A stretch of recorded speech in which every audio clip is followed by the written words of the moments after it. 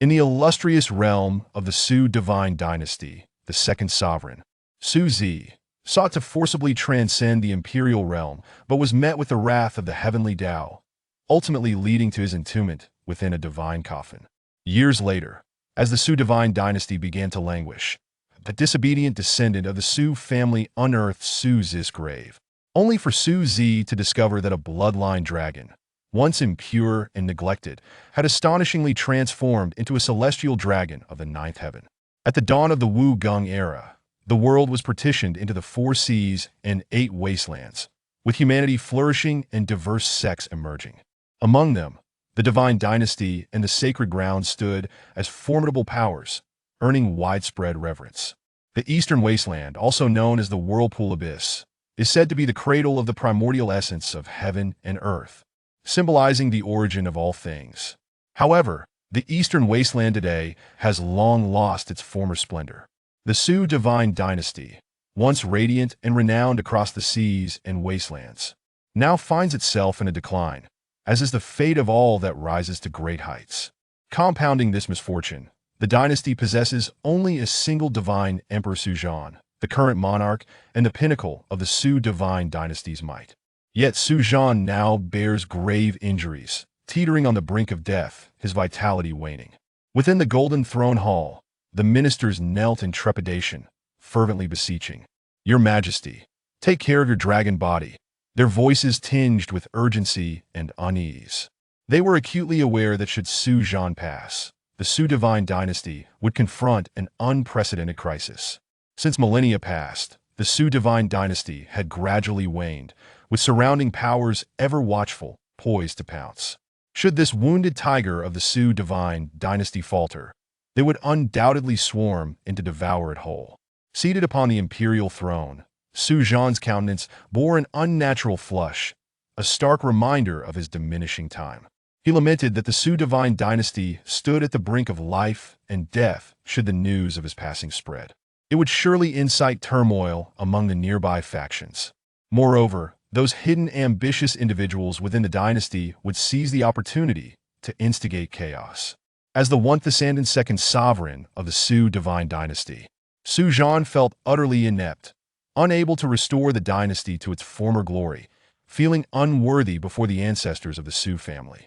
Yet, in response to the ministers' cries, he could only feebly gesture for them to retreat.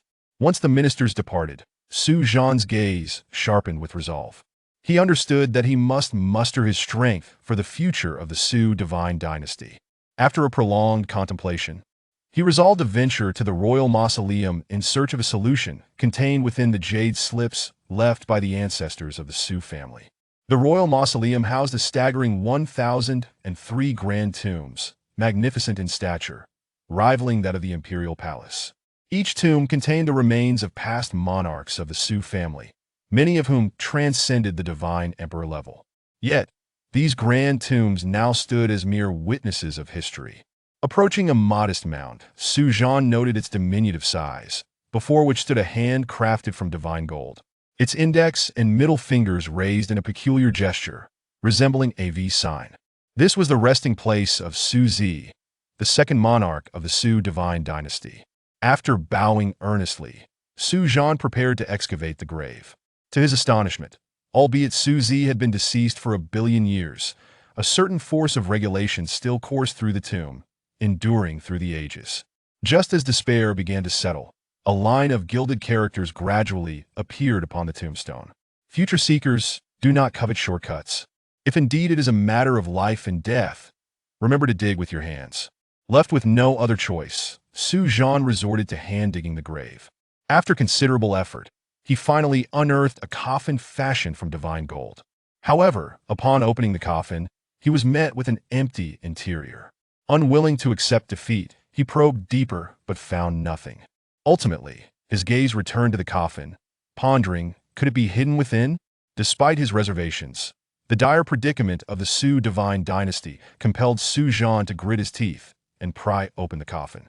Yet, as he beheld the scene within, he was utterly taken aback. The coffin was opened, revealing a remarkably serene corpse within. It was deemed serene because a faint smile lingered on its face. The body appeared youthful, resembling that of a strikingly handsome young man. Strangely, this corpse had remained uncorrupted despite the passage of countless millennia.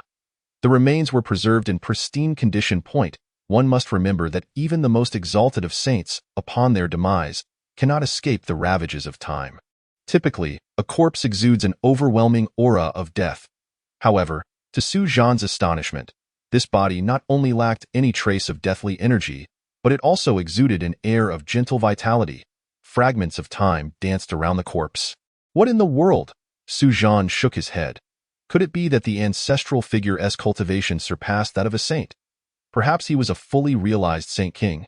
The thought struck Su Zhan, causing him to gasp in disbelief. The passage of time was too extensive. Even the historical tomes chronicling the rulers of the Su dynasty did not detail Su Zi's cultivation. It was known only that he had attempted a forceful breakthrough, ultimately leading to a backlash from the heavens and his untimely demise. The ancestral figure had been wronged. Su Zhan respectfully bowed to the coffin containing Su Zi. Then, he extended his hands to rummage through Su Zi's pockets. Just then, a voice, akin to a dreamlike murmur, echoed, "What the hell? A resurrection?" Su Zhan jumped back in fright, his skin prickling and his scalp tingling. He leapt into the air, utterly terrified. "What year is it?" Su Zi slowly opened his eyes, confusion gleaming within them. "I ask that you, ancestor?" Su Zhan, floating high above, cautiously called out, "Come down and speak." After a brief moment of bewilderment, Su Zi extended his stiff arm and gently waved at Su Zhan. In an instant, Su Zhan felt as though the world was spinning, and the next moment, he found himself standing before Su Zi. Su Zhan was aghast. He was a being of divine emperor status. Yet before his ancestor, he felt utterly powerless. The cultivation of his ancestor in life must have been terrifyingly formidable. Even in resurrection, he exhibited such power. "Ancestor, I am the 1002nd monarch of the Su dynasty. Currently in the 100th epoch of Wu Gong." Su Zhan carefully stated his identity. He believed that even if the ancestor had returned from the dead, he would not harm his descendants. "What? Holy crap!" Su Zi suddenly stood up. "An epoch lasts 1,000,000 years, and I merely took a nap, yet 1,000,000,000 years have passed?" Su Zi's eyes widened in disbelief. By the heavens, he truly had only taken a nap. Back then, he was the second ruler of the Su dynasty, while his elder brother, Su Dao, was solely focused on cultivation, a fool in his own right. Thus, he was crowned. With unparalleled talent, he became the youngest Saint King in less than 1,000 years. Just a step away from attaining the title of emperor. The world believed he was too eager for success, leading to his eventual downfall. Little did they know it was merely a ruse. At the moment he was to attain enlightenment, an ancient divine mountain awakened within him. An endless cascade of myriad rules descended. He knew not how this ancient mountain manifested. From that day forth, Su Zi realized that for every day he slept, his cultivation would grow by a year. Cultivation. Ha! What a joke. At that time, the Su dynasty was thriving. Even in his absence, it would surely have no rivals. He passed the throne to his father and then peacefully lay in his grave. Yet, unbeknownst to him, he had slept for 1,000,000,000 years. "What calamity has befallen my father and brother?" Su Zi stepped out of the coffin and hurriedly inquired. "Are you referring to the founding monarch, Su Qianquan? Our Su family's ancient texts hold scant records, merely a few lines, suggesting this is merely a burial mound, as for the ancestral figure. There are not many details to this moment." Su Zhan confirmed that his ancestor was not a mere resurrection but truly alive. Simultaneously, he felt an overwhelming excitement. This ancestor had lived for 1,000,000,000 years. How powerful must his cultivation be? A Saint King, perhaps even a contemporary emperor. Ah, what a farce it is to sleep for 1,000,000,000 years, Su Zi muttered, his lips twitching. He closed his eyes slightly to gauge his own cultivation. Excellent. I have no idea what realm I am in, for within me lies an entire universe. If, when I was a Saint King, my cultivation resembled a single strand of hair, now it is akin to an expansive cosmic ocean. I have transcended to an unknown realm. Suddenly, without warning, Su Zi slapped Su Zhan on the head, the sound sharp and resounding. "What a fine head, ancestor. Why did you strike me?" Su Zhan asked, perplexed. "You ungrateful descendants. Why did you not awaken me sooner?" Su Zi replied, exasperated. He had merely wished to sleep undisturbed for several thousand, or even 10,000 years, yet upon closing his eyes and reopening them, eons had passed. Ancestor, this is the resting place of our Su family's forebears. Who would dare disturb the graves? Besides, no one knew you were still alive, Su Zhan replied with a wry smile. Had anyone known of the ancestor's existence, it is unlikely he would have had to dig up the grave. It would have been unearthed long ago. You may return for now. I shall seek you out shortly, Suzy sighed, shaking his head. Yes, ancestor, I shall make arrangements to welcome your return, Su Zhan exclaimed, dashing away. The Su dynasty was saved. He no longer had to live in fear. There was no need to feign injury. With the ancestor resurrected, there was no need for pretense. As long as the ancestor was alive, who would dare to rebel? What could they do? The ancestor could extinguish them with a mere gesture. After a deep slumber spanning countless eons, he did not expect to awaken to a world so drastically changed. Stepping out, Suzy stood atop the mausoleum. His gaze ignited with divine radiance as he surveyed the entire cemetery, eye in his eyes. Celestial bodies danced and were born anew. Everything lay bare before his penetrating sight. Indeed, it was merely a burial mound. They were still alive. The divine light in Su Zi's eyes flared as he beheld the myriad rulers of the Su dynasty throughout history. To his astonishment, many of these monarchs were still alive, though their conditions appeared quite peculiar. An ancient forbidden area, perhaps? I shall personally investigate it when the time comes, Suzy murmured, his gaze flickering towards the southernmost reaches of the eastern wilderness. The ancient forbidden area was universally acknowledged as a place of peril. Those who ventured deep within seldom returned alive. Those who emerged from its periphery, however, often transformed from the mediocre into unparalleled prodigies. This tempted countless individuals, and various powerful factions eagerly sent their disciples there, cautioning them to remain on the outskirts and not to delve too deep, lest they lose their lives. Chapter 3. It is time to annihilate the Su dynasty, but even on the periphery, survival was no guarantee. Yet, the major factions willingly accepted the risks, as the peculiar state of the past monarchs compelled Su Zi to uncover the truth behind these events. Thus, he decided to first address the matters of the dynasty. Once those affairs were settled, he would venture into the forbidden area to discern what lay within. Presently, Su Zi sat cross-legged in the void. Before him lay a vast river of time. This river was immensely wide, shrouded in a nebulous mist of chaos, rendering it inscrutable and intangible. Su Zi was unraveling the entanglements of the Su family's fate. The disappearance of so many rulers from the Su family could not have been mere coincidence. The more crucial point was that the entire Su dynasty seemed unaware of it. This was highly abnormal. Was Su Zi's pupils contracted as he whispered, "At that moment," in the ancient forbidden zone in the southernmost reaches of the eastern wilderness? A tremor resonated in the heart of the forbidden area. A colossal vertical eye slowly rose. This eye was immense, exuding a suffocating aura. The moment the eye ascended, the entire eastern wilderness quaked. Good heavens, what is that? A gigantic eyeball. I feel as though my soul is splitting apart. A cultivator's face turned pale in terror. Merely gazing upon it inflicted a terrifying blow to their soul. Such overwhelming pressure. Even those of divine emperor status felt their souls tearing apart at the mere glance. Some divine emperor-level beings trembled in fear. The higher one's cultivation, the stronger the impact on their senses. The realms were delineated as follows: martial apprentice, martial artist, martial warrior, martial master, grand martial master, martial sect leader, martial king, martial emperor, martial sovereign, sovereign, void path, slash my way, escape one, supreme, celestial being, divine king, divine emperor, saint, great saint, saint king, quasi-emperor, great emperor, true immortal, mortal immortal, immortal king, immortal emperor. What sort of existence resides within the ancient forbidden area? A saint, an emperor. Ancient powers stood by, observing. Their deep-rooted foundations allowed them to watch the giant eye from millions of miles away. Even so, they felt as though their eyes might burst from the pressure, in an age where saints and emperors did not emerge. Could there be a contemporary emperor within? An ancient, frail saint murmured to himself, "My lifespan has nearly reached its end. I have little time left. Perhaps I should venture forth to witness the supreme being within. There may yet be a glimmer of hope. Today, The eastern wilderness underwent a monumental change as an ancient saint broke free from confinement, seeking to extend his life. The only way was to enter the forbidden area. He was far too old. His life had long since reached its conclusion. Yet, he remained unwilling to perish, using his formidable power to seal himself away for millions of years. Once he stepped into the world, his vitality would rapidly wane, leaving him with little time to spare. Old Ancestor.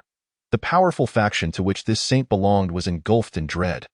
This is their profound foundation and unwavering confidence. In an era where sages remain hidden and emperors do not manifest, a single sage is sufficient to suppress all the not mourn. Those old fellows indeed possess remarkable composure, should the venerable elder depart without return. You may seal the mountain. Do not open it until a sage emerges. The aged sage, having imparted his instructions, turned and tore through the void to depart. Prepare to seal the mountain. Observing the departure of the old sage, the leader of the great powers spoke sternly. He knew that this journey was fraught with peril, nearly a guarantee of death. All the formidable forces across the 4 seas and 8 wastelands were watching. Their gaze was fixed on this old sage, eager to ascertain whether he could succeed. After all, compared to the previous stillness of the forbidden land, today's sudden stirrings could not help but rouse the hearts of those aging old-timers. At this moment, Su Zi sat cross-legged in the void, his eyes locked onto the colossal eye. He understood that this gigantic eye was searching for him, for he had touched upon the threads of causality. Wait for me, I shall seek you out soon, Su Zi murmured softly. Within the ancient forbidden land, what was seen? Who was peering? A hoarse voice echoed from the center of the ancient forbidden land. Sage Emperor, I have seen a person. I wish to trace his location, yet he is clearly there, and yet I cannot sense his presence. He is terrifying, as if he does not exist within this time and space. Another voice responded, We see no one, only the sound is transmitted. Do not concern yourself with him. Su Shanchao's current sovereign is somewhat lacking, having only reached the divine emperor realm until now. We must find a way to help him break through. At the very least, he must attain the sage realm to qualify as a furnace. The cold voice of the sage emperor resonated once more. Understood, sage emperor. It seemed someone was departing. Soon, the bloodline of the Su family must reach the sage realm to awaken. Within their bloodline lies the power of the ancient divine mountain's laws, and now only 1% has gathered. Once it is fully amassed, this sovereign will be invincible. The voice of the sage emperor faded into the distance, eventually vanishing completely. Su Shanchao. Su Zhan recently went out and returned gravely injured. This is a prime opportunity to overthrow the Su Shanchao. In the divine marquise's mansion, Lin Shun Ho Lin Shaoran sat in the main seat, observing the indecisive high-ranking officials around him. Whether Su Zhan's injury is genuine or not remains to be verified. After all, no one knows who inflicted his grievous wounds. What if it is a trap? Nantian Ho Nangong Push spoke with a grave expression. Indeed, this is no jest. Should we fail, we shall never rise again. Dong Yang Ho Sun Ji concurred. We have prepared for so long. Is this not the day we have awaited? Seize the opportunity to strike while he is down. The Su family has ruled for far too long. It is time for a new individual to occupy that position. Even if Su Zhan is at the divine emperor realm, what of it? Do not forget, my Lin family's ancestor still walks the earth, Lin Shaoran declared with unwavering determination. What? Lin Yun is still alive. Was he not said to have perished a millennium ago? The various officials were engulfed in tumultuous waves of astonishment. Lin Yun was the foremost powerhouse of the Lin family, who had attempted to breach the divine emperor realm a millennium ago and failed, resulting in his supposed demise. Yet now, Lin Shaoran claims that Lin Yun still lives? Even if he is not at the divine emperor realm, he is likely a half-step divine emperor. Such tidings indeed instilled a measure of security in them. After all, it appeared that Su Zhan's injuries were quite severe. Yet it remained unknown how much of his combat prowess he could still muster. With a half-step divine emperor in their ranks, their anxiety eased considerably. Aside from Su Zhan, there was another formidable figure to contend with, the war god Mansion's Li family. Someone spoke gravely. The Li family is unwaveringly loyal to the Su family, a lineage of loyalty. Only the Li family in the Su Shanchao is hereditary. The ancestors of the Li family have made significant contributions to the Su Shanchao. Furthermore, the contemporary war god, Li Pejun, has reached the pinnacle of the divine king realm. Unlike other divine kings, Li Pejun's cultivation has been genuinely earned through effort.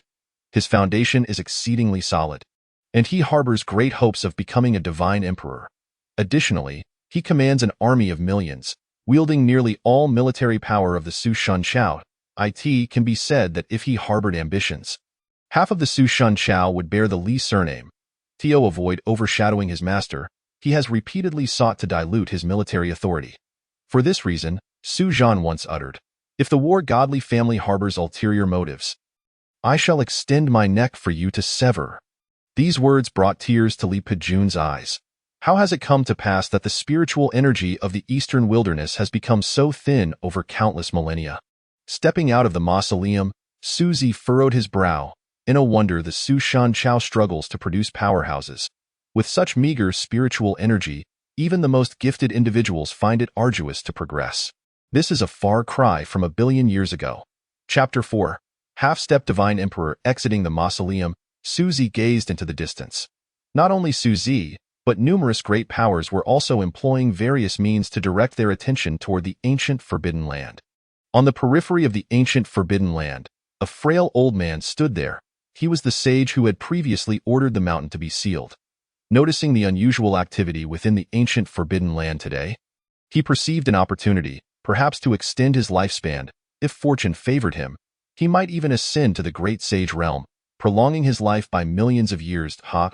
Do you wish to use this old man as a scout? You greedy, fearful old fools! The sage's head hung low, as he naturally sensed several presences around him that were not inferior to his own. These individuals had likely awakened this time with the intention of using him as a vanguard. Boom! An overwhelming aura suddenly erupted from within him. This wrinkled, frail sage radiated a terrifying brilliance. In an instant, the light dissipated, revealing a middle-aged man with flowing black hair. He expended his final drop of essence blood to elevate his state to the utmost. Unless he discovered an opportunity, he was undoubtedly doomed. Either leave or fight. The man looked skyward, his eyes surging with the pressure of a sage. Hee, why should you be enraged, my fellow? We are merely here to observe. With no other intentions, a voice emerged from the void, refusing to depart. You old immortals, since you do not wish to leave, then let us battle, the middle-aged man declared, producing a long spear, rusted and unused for countless years. With the spear in hand, he tore through the void, instantly appearing in the sky, then thrusting downward into the void. Bang! The void erupted with a thunderous roar as it could not withstand the force of that strike. Spurt! Crimson blood dripped from the void. My friend, do you truly wish for mutual destruction? An angry and terrified voice echoed from the void. If you do not wish to perish, then depart. Otherwise, this old man will expend his last drop of blood to compel you to fight with all your might. Accompanying me to death, the middle-aged man spoke fiercely. Apologies for the disturbance. The hidden sages in the void began to withdraw, not out of fear, but concern that their own vitality might wane should they engage, drastically reducing their already limited lifespans. Humph! You think you can simply pluck the fruit? There is no such good fortune. The middle-aged man was no pushover. He would never sacrifice himself to illuminate others. Once the sages here vanished, he cast a glance into the distance, his eyes flickering before he sighed and turned to enter the ancient Forbidden Land. He could not hold out much longer. He possessed a certain treasure that concealed his form. After he entered, the various great powers lost sight of him. Unless they utilized observational imperial artifacts, it would be challenging to locate him. Suz remained unaffected. He could see that as the sage entered the ancient Forbidden Land, he barely crossed into the inner realm before being engulfed by a shroud of black mist, leaving no trace behind. A sage, reduced to mere ants. Esteemed lords, what brings you to the Divine Hall at such a late hour? Outside the Golden Luan Hall, a sharp-voiced old eunuch sat on the white jade steps, drinking wine as he inquired of the three sudden figures. We have come to see the sovereign, Lin Xiaoran replied indifferently. The sovereign is resting. Do not disturb him. Esteemed lords, please return. The old eunuch gestured with open palms, inviting them to leave. Eunuch, that may be so on ordinary days, but considering you are a favored person by the sovereign, do you think we fear you, you filthy eunuch? Nangong Push's eyes glinted with a terrifying coldness, causing the surrounding air to chill. The old eunuch remained unperturbed, offering a nonchalant smile to jest. "My lord, this is the rule set by the sovereign. Please return." The old eunuch raised his pale hand and downed his strong wine in one gulp. "What if we insist on seeing the sovereign? Then this old servant can only use this frail body to obstruct you," the old eunuch replied, still unfazed. "Ha ha ha! Since when did an old eunuch dare to act so brazenly before us?" Sun Ji laughed in exasperation. "Oh, you are Yusha? I had thought you perished." Lin Xiaoran and the others' expressions changed dramatically, not only shocked by Yusha's name, but also by his cultivation level. He was, after all, a half-step divine emperor. This revelation left Lin Xiaoran and his companions bereft of hope. "Wait, Lord Yusha, it's a misunderstanding," Nangong Push shouted loudly. "Now that you've come, do not depart. The sovereign has stated that guests are to be welcomed. If you cannot leave, then do not. You may leave only when those behind you arrive." With a subtle smile, Yucha effortlessly sealed the cultivation of the three individuals. Subsequently, he raised them and they vanished from their original positions. Chapter 5. The Sage of the Age presides, Your Majesty. Outside the side palace, Yucha's voice resonated. "Bring them in," Su Zhan replied nonchalantly. "Your Majesty, you?" Upon entering the room, the expressions of Lin Xiaoran and the others dramatically changed. At this moment, where was the slightest trace of injury on Su Zhan? His hair flowed like a cascade of black silk, exuding an emperor's aura that left the others trembling with awe. "Surprised? Do you know that I have been waiting for you for quite some time?" Su Zhan merely cast a cursory glance at them. "Since you are here, do not leave. Your Majesty, my Lin family has always been loyal to you. As heaven and earth bear witness," Lin Xiaoran immediately proclaimed. "The Nan family has similarly remained unwaveringly loyal to Your Majesty and the Su dynasty, never daring to harbor any treachery over the years." Nangguang Push's face turned pale as he hastily expressed his allegiance. They had never imagined that Su Zhan, in his apparent injury, was merely feigning weakness. Fortunately, their visit today was merely a test of Su Zhan's resolve. And they had not yet committed any acts of rebellion. Lin Xiaoran knelt fervently on the ground, his eyes shimmering with keen intelligence. They had other contingencies within the Lin family, but relying solely on the strength of their few noble houses would likely prove insufficient. A strategic reorganization would be imperative upon their return. Take these individuals and throw them into the Blackwater prison. Release the news that today, an assassin infiltrated the palace. Although I captured him, his injuries were aggravated. And he shall soon perish. Su Zhan commanded Yucha, as Your Majesty attempting to draw out the forces behind these families. Yucha's eyes gleamed with excitement as he promptly accepted the order. Yet, a sense of trepidation lingered in his heart. Controlling a family as significant as the Lin family suggested that their backing was formidable. At the very least, the shadow of a divine emperor loomed behind them. The Lin family's ancestor, Lin Yun, was a half-step divine emperor, a fact that the intelligence network of the Su dynasty had thoroughly investigated. Only the Lin family remained oblivious to the extent of their exposure. Moreover, whether they emerge or not is inconsequential. Prepare the entire palace for festivities. I am to welcome a momentous figure. Su Zhan erupted into hearty laughter. Yucha found himself momentarily stunned. He had followed Su Zhan for many years, but had never witnessed such unrestrained joy from him. Since ascending to power, Su Zhan had always been meticulous, fearing that a single misstep could lead to the ruin of the Su dynasty. This had resulted in the once prominent Su dynasty's first prodigy progressing at a painfully slow rate after his ascension. Surrounding forces had long gazed hungrily at the Su dynasty. Had they not remained oblivious to certain truths, the Su dynasty might have already ceased to exist. You, young man, still have the leisure to indulge in such frivolities? A gust of wind swept through the grand hall, and Su Zi's figure appeared. Your Majesty, be cautious. Yucha's expression changed dramatically, instinctively positioning himself in front of Su Zhan at the mere sight of Su Zi. This individual was not to be trifled with. His depth was unfathomable. Yucha's gaze was fixed intently on Su Zi. Even without the slightest aura emanating from Su Zi, Yucha felt as though he were staring into an abyss that could consume him in an instant. You are quite the loyal one. Su Zi chuckled softly. He then pointed, and a beam of golden light swiftly entered Yucha's body. What? Yucha's entire being trembled. A surge of vibrant life coursed through him. Revitalizing him, he felt the severed part of his body gradually regrowing. even exceeding its original state. The rebirth of severed limbs. This was the art of a sage. Shouldn't you express your gratitude to the ancestor? Su Zhan remarked with a knowing smile. Thank you, sage. Yucha expressed his profound gratitude, immediately kneeling and bowing his head. Having grown up in the divine palace, he had fortuitously become a eunuch. Su Zhan had often remarked that had Yucha not been a eunuch, he could have risen to become the supreme leader of the divine palace. Yucha, receive the decree, Su Zhan declared. Your servant Yucha receives the decree. Yucha hastily knelt before Su Zhan. From this day forth, I appoint you as the supreme leader of the divine palace. The safety of my divine palace is entrusted to you. Su Zhan proclaimed with a smile. Your servant, no, I, the humble one, accept the command. Yucha was overwhelmed with emotion. If you wield this well, it may enhance your foundation and assist you in ascending to the realm of the divine emperor. Su Zi nodded at Yucha, as he could perceive the depths of Yucha's foundation and history. Acknowledging his unwavering loyalty, Su Zi was willing to lend a helping hand.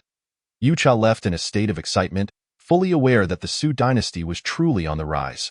With a sage presiding over them, who would dare to act recklessly?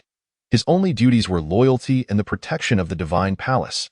Now, tell me in detail how the Su dynasty has come to be in such a state. As Su Zhan rose, Su Zi took the liberty of sitting down and asked, Ancestor, after your time, the Su dynasty experienced a period of glory, even witnessing the emergence of numerous sages. As Lin Shaoran spoke of this. Su Zhan seemed to fall into contemplation. During that era, the Su dynasty flourished, with prodigies emerging one after another. However, for reasons unknown, it appeared that every ruler reached a certain threshold only to perish one after another. Or rather, they vanished without a trace. Chapter 6. The sage monarch Su Zi. Upon hearing this, Su Zi could not help but reflect on everything he had deduced. Was the ancient Forbidden Land targeting the Su dynasty? But why not directly annihilate the Su dynasty and instead capture these rulers?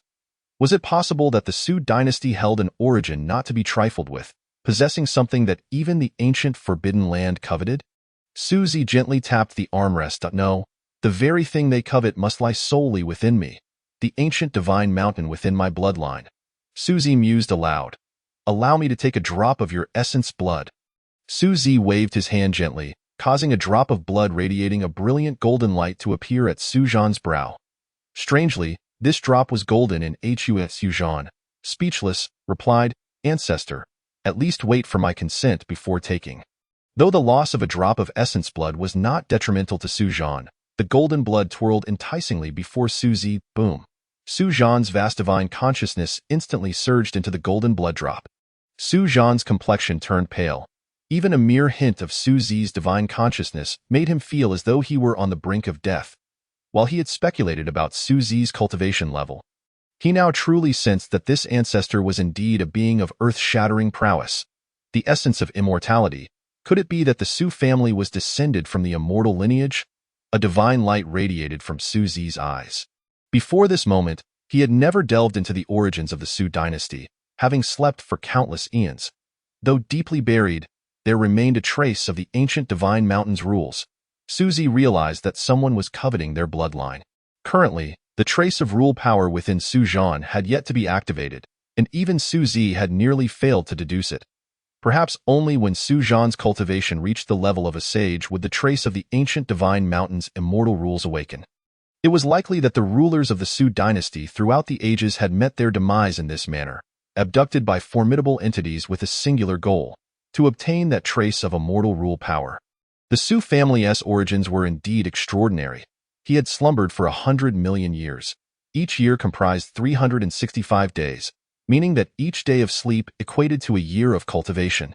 100 million years equated to Su Zi cultivating for 35,600,000,000 years, over 3 billion years. Even a pig would become invincible after such an extended period. Moreover, Su Zi could feel that his lifespan had become limitless. He had truly attained immortality. His cultivation level, each gesture, each word, was imbued with power. There was no need for heavenly techniques or divine spells. Whoosh, after observing, Su Zi pointed at the golden blood, activating the immortal rule power while leaving a trace of the emperor's mark for Su Zhan. Su Zhan's talent was exceptional, yet he had been hindered in his cultivation by the Su dynasty. This emperor's mark could expedite his ascension to the realm of the sage, or even the great sage. With the activation of the immortal rules within him, Su Jian would be able to ascend swiftly in his future cultivation, within mere thousands or even millions of years. While Su Zi possessed the means to elevate Su Jian to a fully fledged sage king in an instant, he refrained from doing so. Such an act would leave Su Jian with no foundation, forever trapped at the emperor level, something Su Zi wished to avoid. Thank you, ancestor.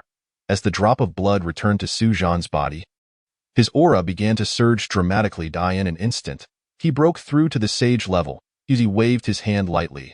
The celestial phenomena that should have manifested upon becoming a sage dissipated before they could fully materialize. Normally, achieving sagehood would bring forth awe-inspiring celestial signs, a return of spiritual energy from the heavens, blooming golden lotuses, and the manifestation of a sage's ethereal form. Yet, at this moment, all remained as tranquil as still water. Su Jian understood his ancestor's intentions. After a moment of joy, he quickly restrained his cultivation. Su Zi nodded subtly in approval. Su Jian had not lost his reason amid the rapid elevation of his cultivation. He stabilized his realm at the early stage of the sage. Enjoy this tranquil time while you can, Su Zi remarked with a smile as he gazed at Su Jian. Although Su Zi's smile felt like a gentle spring breeze to him, Su Jian couldn't shake the chill that coursed through his body. In battles of the same realm, whether it be you or the younger generation of the Su dynasty, I shall remain uninvolved. If you perish, it merely indicates a lack of worth. If you cannot even contend within the same realm, then do not claim to be a descendant of the imperial family of the Su dynasty. Su Zi has already calculated and glimpsed a fragment of the future. However, he is not worried. After all, he has returned. If he were to lose against others of the same realm, he would have nothing to say. Yet, should any old and unyielding beings dare to take action, they must not blame him. After all, he has not taken a life in many years. As the years have passed, it seems the world has nearly forgotten the existence of the holy monarch. The sacred land of Linyuan. Here, magnificent palaces float in the air, and various rare birds and beasts roam freely. It appears resplendent. This moment, the formidable figures of the sacred land of Linyuan have gathered together. I believe that the Su divine dynasty can no longer uphold the reputation of the Eastern Wilderness sacred land. The forces of the Eastern Wilderness are due for a reshuffle. The Lord of Linyuan observed the powerful figures below with an impassive expression and spoke softly. I concur with the Lord's sentiments. What merit or capability does the Su divine dynasty possess? Merely a single divine emperor wishes to dominate a region and stand on equal footing with us. The Grand Elder of the sacred land of Linyuan, Ji Wuhan, readily agreed. He had long harbored disdain for the Su divine dynasty. Chapter 7. Conspiracy of the Sacred Land. I find this notion unsatisfactory. The Su divine dynasty once produced saints. It is known that while saints do not attain immortality, they can easily live for millions of years. One elder pondered before continuing. Who knows if the Su divine dynasty is merely feigning weakness? What if this is a trap? Even if we could seize the Su divine dynasty, our sacred land of Linyuan would suffer severe repercussions. At that moment, the fish and the clam contend, and the fisherman benefits. The second elder of the sacred land of Linyuan shook his head in disagreement. Where have the saints of the Su divine dynasty vanished to? They disappeared without a trace, and there have been no reports of their demise. They vanished at the peak of their power, not a whisper of wind or rustle of grass. Strange indeed. Powerful figures engaged in hushed discussions. Could this be a trap? Their saints are sealed within celestial crystals, awaiting the arrival of a great era. Millions of years have passed without the appearance of a saint from the Su divine dynasty. Either they are dead or have sealed themselves away. What of it? Before our Lord, they are but ants. The Lord of Linyuan remained unfazed. Moreover, the prominent families of the Su divine dynasty are all eyes and ears of our Lord. In all these years, they have never even glimpsed a saint from the Su divine dynasty. Our Lord suspects they currently possess no saints at all. The Lord of Linyuan spoke once more. In summary, the opinions of the powerful figures below were divided, with agreement and disagreement evenly matched. I propose this. Let the sacred land of Linyuan join forces with the misty sacred land, the heavenly sword sect, and the ancient ruined sacred land to approach the Su divine dynasty under the pretext of a competition among the younger generation. To probe their depths, if the Su divine dynasty lacks a saint, then we shall engulf it. the Grand Elder Ji Wuhan proposed. The Grand Elder's words are indeed apt. In recent years, the spiritual energy of the Eastern wilderness has grown increasingly scarce. The Su divine dynasty occupies far too many cultivation resources. We are compelled to ACT. An elder chuckled darkly. If that is the case, then I shall compose a letter and send it to the misty sacred land, the heavenly sword sect, and the ancient ruins sacred land. At that time, the four great forces shall advance towards the Su divine dynasty. The Lord of Linyuan made his decision. The Lord is sagacious. Many elders echoed loudly, "Be why the way. Since it is a competition among the younger generation, it must be fulfilled. Summon all the sacred sons, candidate sacred sons, and sacred maidens of Linyuan." The Lord of Linyuan issued his command. "My lord, it is said that the Su divine dynasty has already encountered a gap in combat power. This time, we shall utterly eliminate their younger generation," Ji Wuhan said with a sly smile. In recent years, the imperial weapons have shown some anomalies, as if a great era is about to arrive. Before this great era comes, we must prepare thoroughly in this lifetime. Our sacred land of Linyuan shall spare no effort to cultivate a true emperor. An emperor. It has been countless epochs since an emperor last appeared. An emperor is sufficient to protect our sacred land of Linyuan for tens of thousands of years. The sacred land of Linyuan shall endure forever. Upon hearing the words of the Lord of Linyuan, everyone raised their voices in fervent agreement. Awaken Ling Jun. In this great era, there must be a place for him. It is time for the world to recognize him. They must understand what true prodigies are. The Lord of Linyuan spoke again. What? Ling Jun?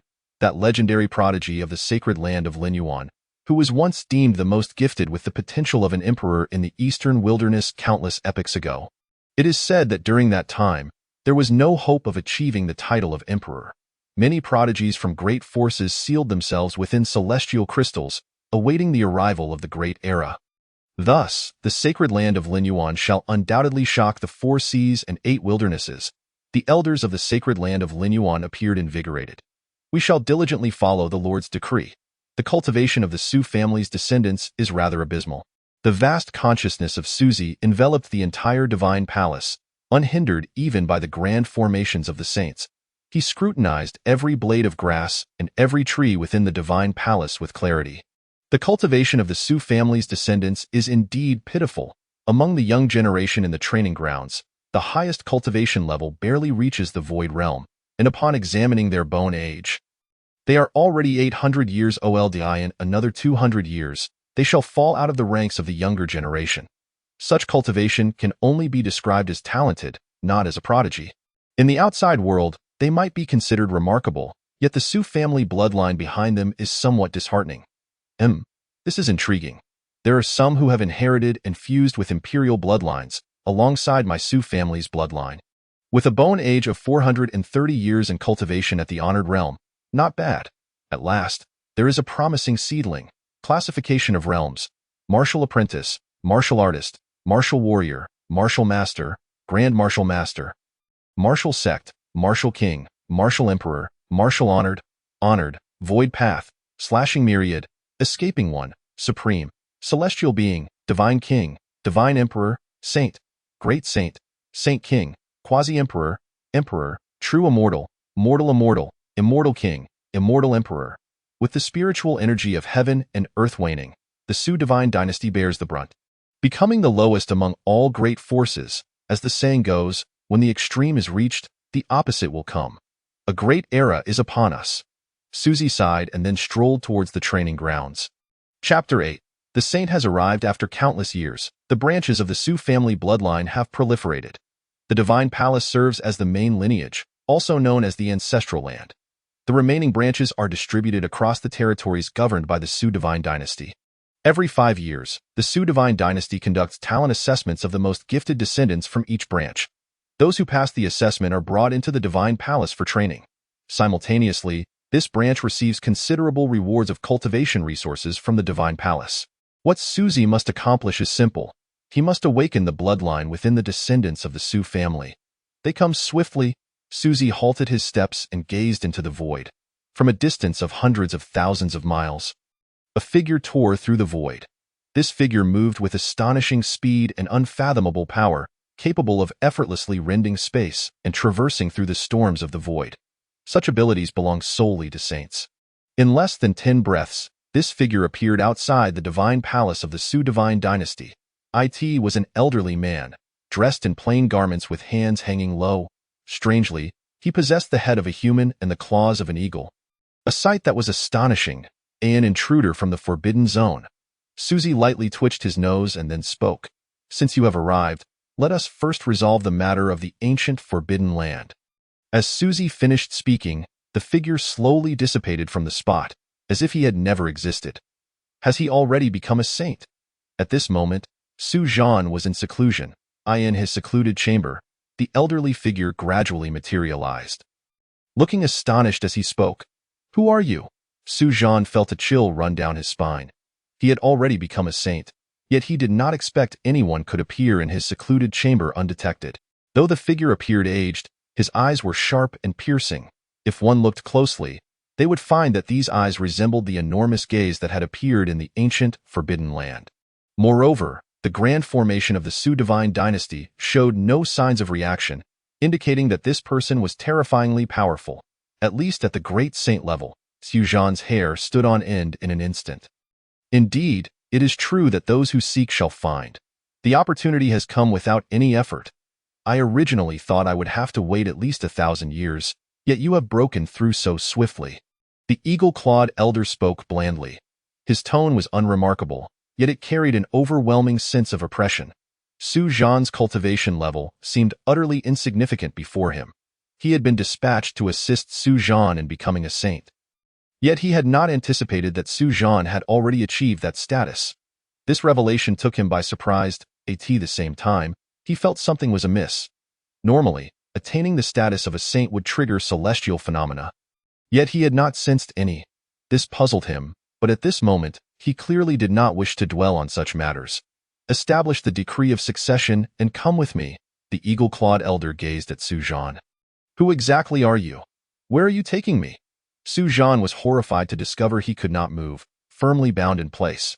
You will know when you arrive. Then you will be able to see your ancestors. The eagle-clawed elder replied coolly. What? Su Zhan's face changed dramatically. He recalled the ancient texts that documented how the ancestors of the Su family vanished without a trace in life and death.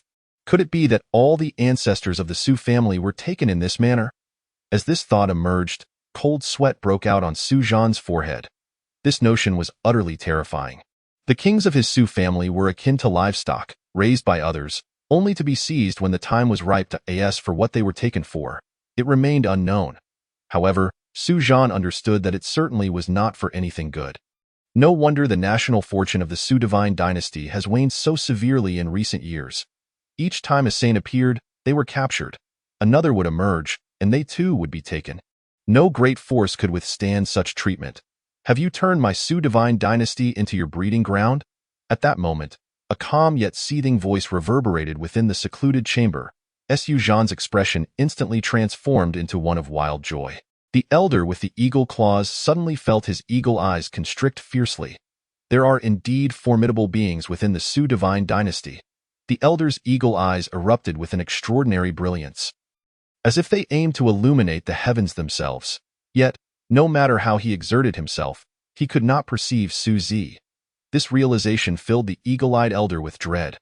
His true form was that of an ancient divine eagle, and his eagle eyes had been cultivated to perfection, capable of illuminating the heavens and piercing through the mists of the world, directly identifying the very essence of all things.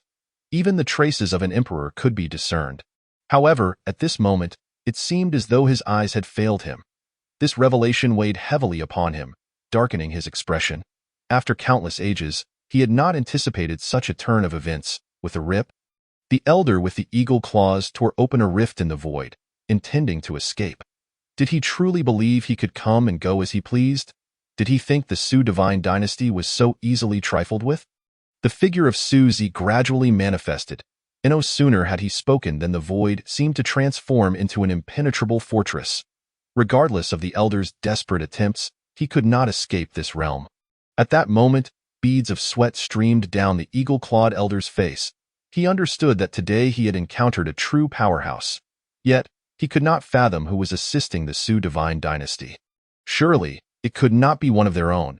He had confidence that no one from the Su divine dynasty could have grown to such formidable heights under their very noses. The only possibility was that the Su divine dynasty had sought external aid. Though their ancient forbidden ground was powerful, there were others that stood alongside them, such as the Taichu Forbidden Ground, the Xingu Forbidden Zone, and the Primordial Forbidden Area. Who might you be? The elder inquired. Forcing himself to maintain composure, I am an Eagle General under the Holy Emperor of the ancient Forbidden Ground.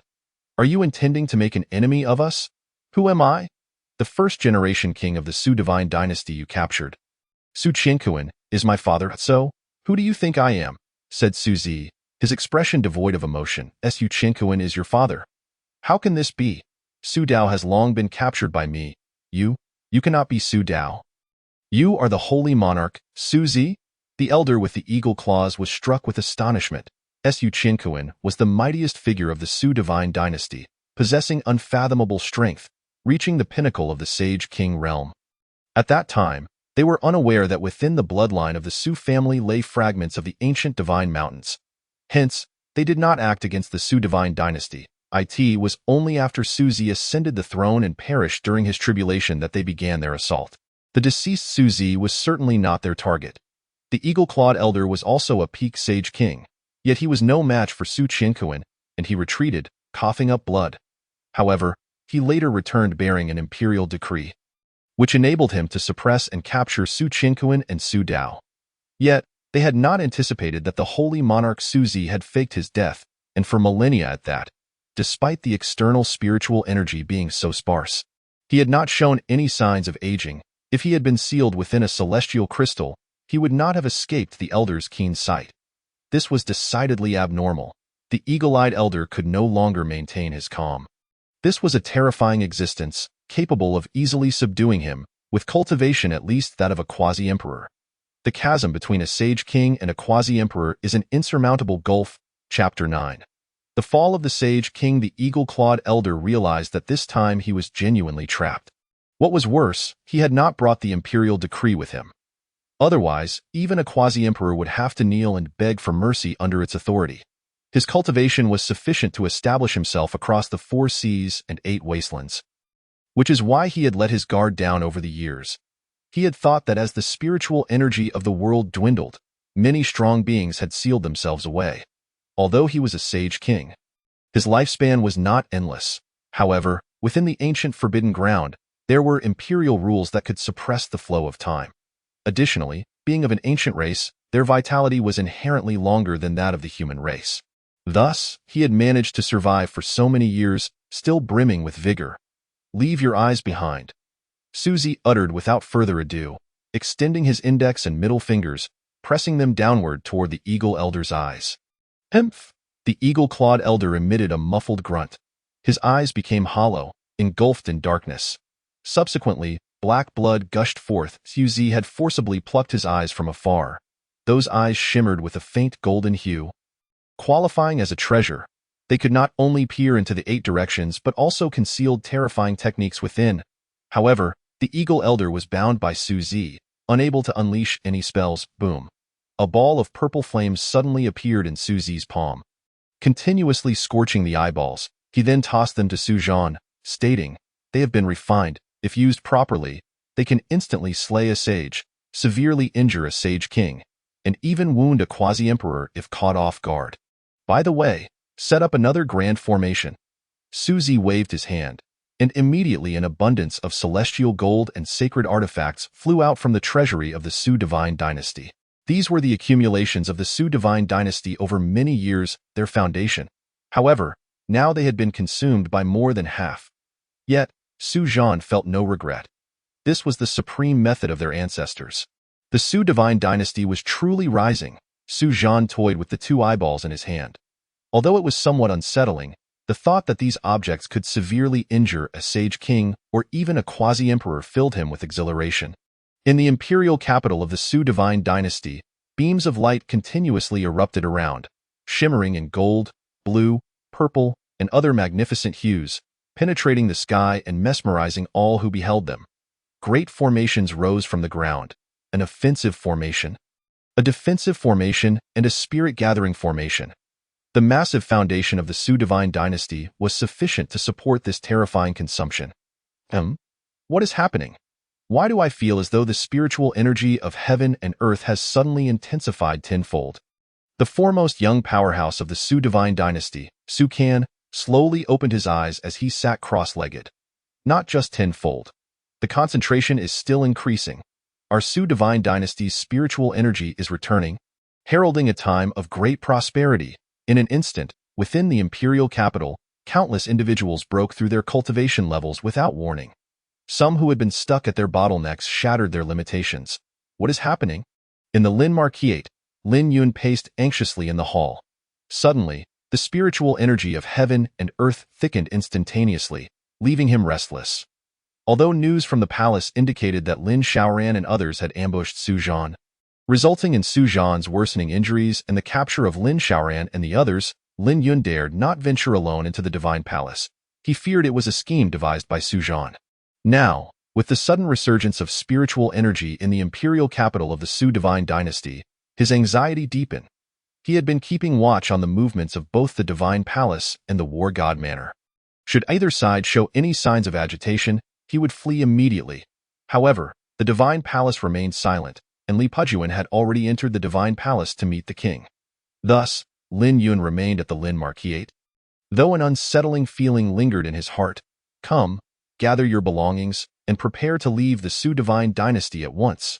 After much contemplation, Lin Yun issued the command. He sensed something was amiss with the Su divine dynasty, which stirred his unease. He directly ordered the evacuation. As for Lin Xiaoran, if he had perished, then so be it. After all, losing one person from the vast Lin family was inconsequential. "Old Marquis, where are you going?"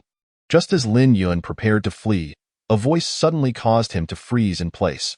However, upon recognizing the speaker, he sighed in relief. It was merely the chief eunuch of the palace, not a cause for alarm. "Do you think your feigned death has gone unnoticed by the divine palace? By the king?" The leader of the Yusha looked at Lin Yun with disdain. "And if they know, do you think I am still at the peak of the God-King realm?" Lin Yun was initially taken aback, but then burst into laughter. Su Zhan had indeed underestimated him. He was unaware that he had already stepped into the half-step divine emperor realm. A mere palace overseer posed no threat to him. Should it have been Li Pujuan, he might have felt a measure of trepidation. "Kill them, and we shall depart." Lin Pujuan pointed at the Yusha, then turned to leave. "Leave? I fear you will not be able to." The Yusha remained unfazed and appeared before Lin Yun in an instant. "You?" Lin Yun was struck with horror. The speed of the Yusha was astonishing, so swift that he could barely react. He quickly realized that this palace overseer was above him in cultivation. Above him? Naturally, it was the divine emperor realm. This revelation left Lin Yun in shock. When had a divine emperor been hidden within the divine palace? And as a eunuch, no less. Despair washed over Lin Yun, and he made no attempt to resist, surrendering instead. He could only hope that the powerful figure from the Lin family's Lin Yuan sacred land would come to his aid. However, it became evident that he had underestimated the Yusha's ruthlessness. He thought that by yielding, he would escape severe punishment. Yet, the grim reality soon proved otherwise. The sound of flesh being torn echoed around him. A sharp pain pierced his very soul, nearly causing Lin Yun to faint. The soul-pulling hook in the Yusha's hand pierced through his scapula. The entire hook was pitch black, exuding a chilling aura that sent shivers down his spine. But this was only the beginning. "You shall also experience my soul-devouring needles. This is the fate that befalls those who betray the king. I shall make you feel this despair while you are fully conscious." In the Yusha's palm appeared two 10-centimeter-long needles, radiating a cold light. Just a glance at these needles made Lin Yun feel as though his soul would be frozen solid. These needles, theoretically, would have no effect even on a god king, let alone a half-step divine emperor. However, Lin Yun was currently imprisoned, unable to utilize any of his powers. Chapter 10. The Sage King, rendered useless. The Yusha flung the two soul-devouring needles towards Lin Yun's head, which then pierced downward. Lin Yun could no longer endure, letting out a pained roar that echoed to the heavens. The needles penetrated his skull, stirring within his brain. The agony was bone-deep. If he had been of a lesser cultivation, he might have died from the pain alone. Yet Lin Yun, being a half-step divine emperor, was not killed outright, but this was precisely what made his suffering all the more excruciating. Life feels like an insurmountable burden, and even the prospect of fainting has become a distant luxury. Grasping the chains of the soul-snatching hook, Yu Sha drags Lin Yun through the bustling streets of the imperial capital. Behind Lin Yun, the members of the Lin family are in a pitiful state, tortured beyond recognition. Severed limbs are commonplace, and several have been reduced to mere human stumps, their mouths wailing incessantly. Each of them is bound by iron chains, dragged along the ground even in their diminished forms, a scene of utter devastation. The streets are teeming with onlookers, all murmuring in hushed tones. What is happening? How wretched these people are, reduced to this state and still shackled by chains. Indeed, they appear to be dressed in official garb. When did those from the palace become so cruel? A cold laugh echoes. It seems the Su dynasty's luck has finally run out. Suddenly, a piercing sound of a sword being drawn reverberates through the air, causing the crowd's ears to ring in an instant. A glimmer of cold light flashes as the man who had mocked the Su dynasty is impaled by a sword, pinned to the ground, unable to utter a single word before his life extinguishes. You are under the protection of the Su dynasty. If you find it unsatisfactory, you are free to leave, Yu Sha proclaims, paying no heed to the lifeless body, instead directing his gaze at the throng of spectators. While relishing the protection afforded by the Su dynasty, he simultaneously denounces it, asserting that even a dog knows its master. These individuals sought rebellion and even dared to attempt regicide. Their crimes are beyond redemption and deserve execution. After delivering his decree, Yu Sha resumes dragging the wailing Lin Yun onward. What? Rebellion? Assassination of the monarch? The crowd shudders at the gravity of the accusations. Such heinous crimes carry immense weight, particularly for cultivators whose long lives mean that even the descendants of those condemned can still be alive after generations, with the rich spiritual energy saturating the imperial capital, which exceeds that of many holy places. How could they possibly sever ties with the Su dynasty? Like the Lin family, the Nangong family and others have been stripped of their homes, with everyone, from the venerable elders to the youngest children, captured. The entire imperial capital is engulfed in shock. The noble houses wield immense power, akin to regional lords, yet 3 of them have been uprooted in one fell swoop. In truth, these families were merely plotting rebellion and had yet to take action. Their leaders had vanished into the divine palace without return, instilling fear in their hearts. The reason they had not fled was that they had not yet initiated their treasonous plans, and thus felt no fear of royal retribution. Yet they forgot that throughout history, those in power have never required evidence or justification to exact vengeance. I shall take control of the formation. I intend to venture into the ancient forbidden land, Su Zi calmly declares as he hands control of the formation to Su Zhan. Ancestor, I've heard that the ancient forbidden land birthed emperors, and it is fraught with peril, Su Zhan quickly responds. Genuinely worried, for even sage kings struggle to survive within its confines. Fear not. It is time to summon the past rulers of the Su dynasty. Su Zi shakes his head, wearing a demeanor of nonchalance.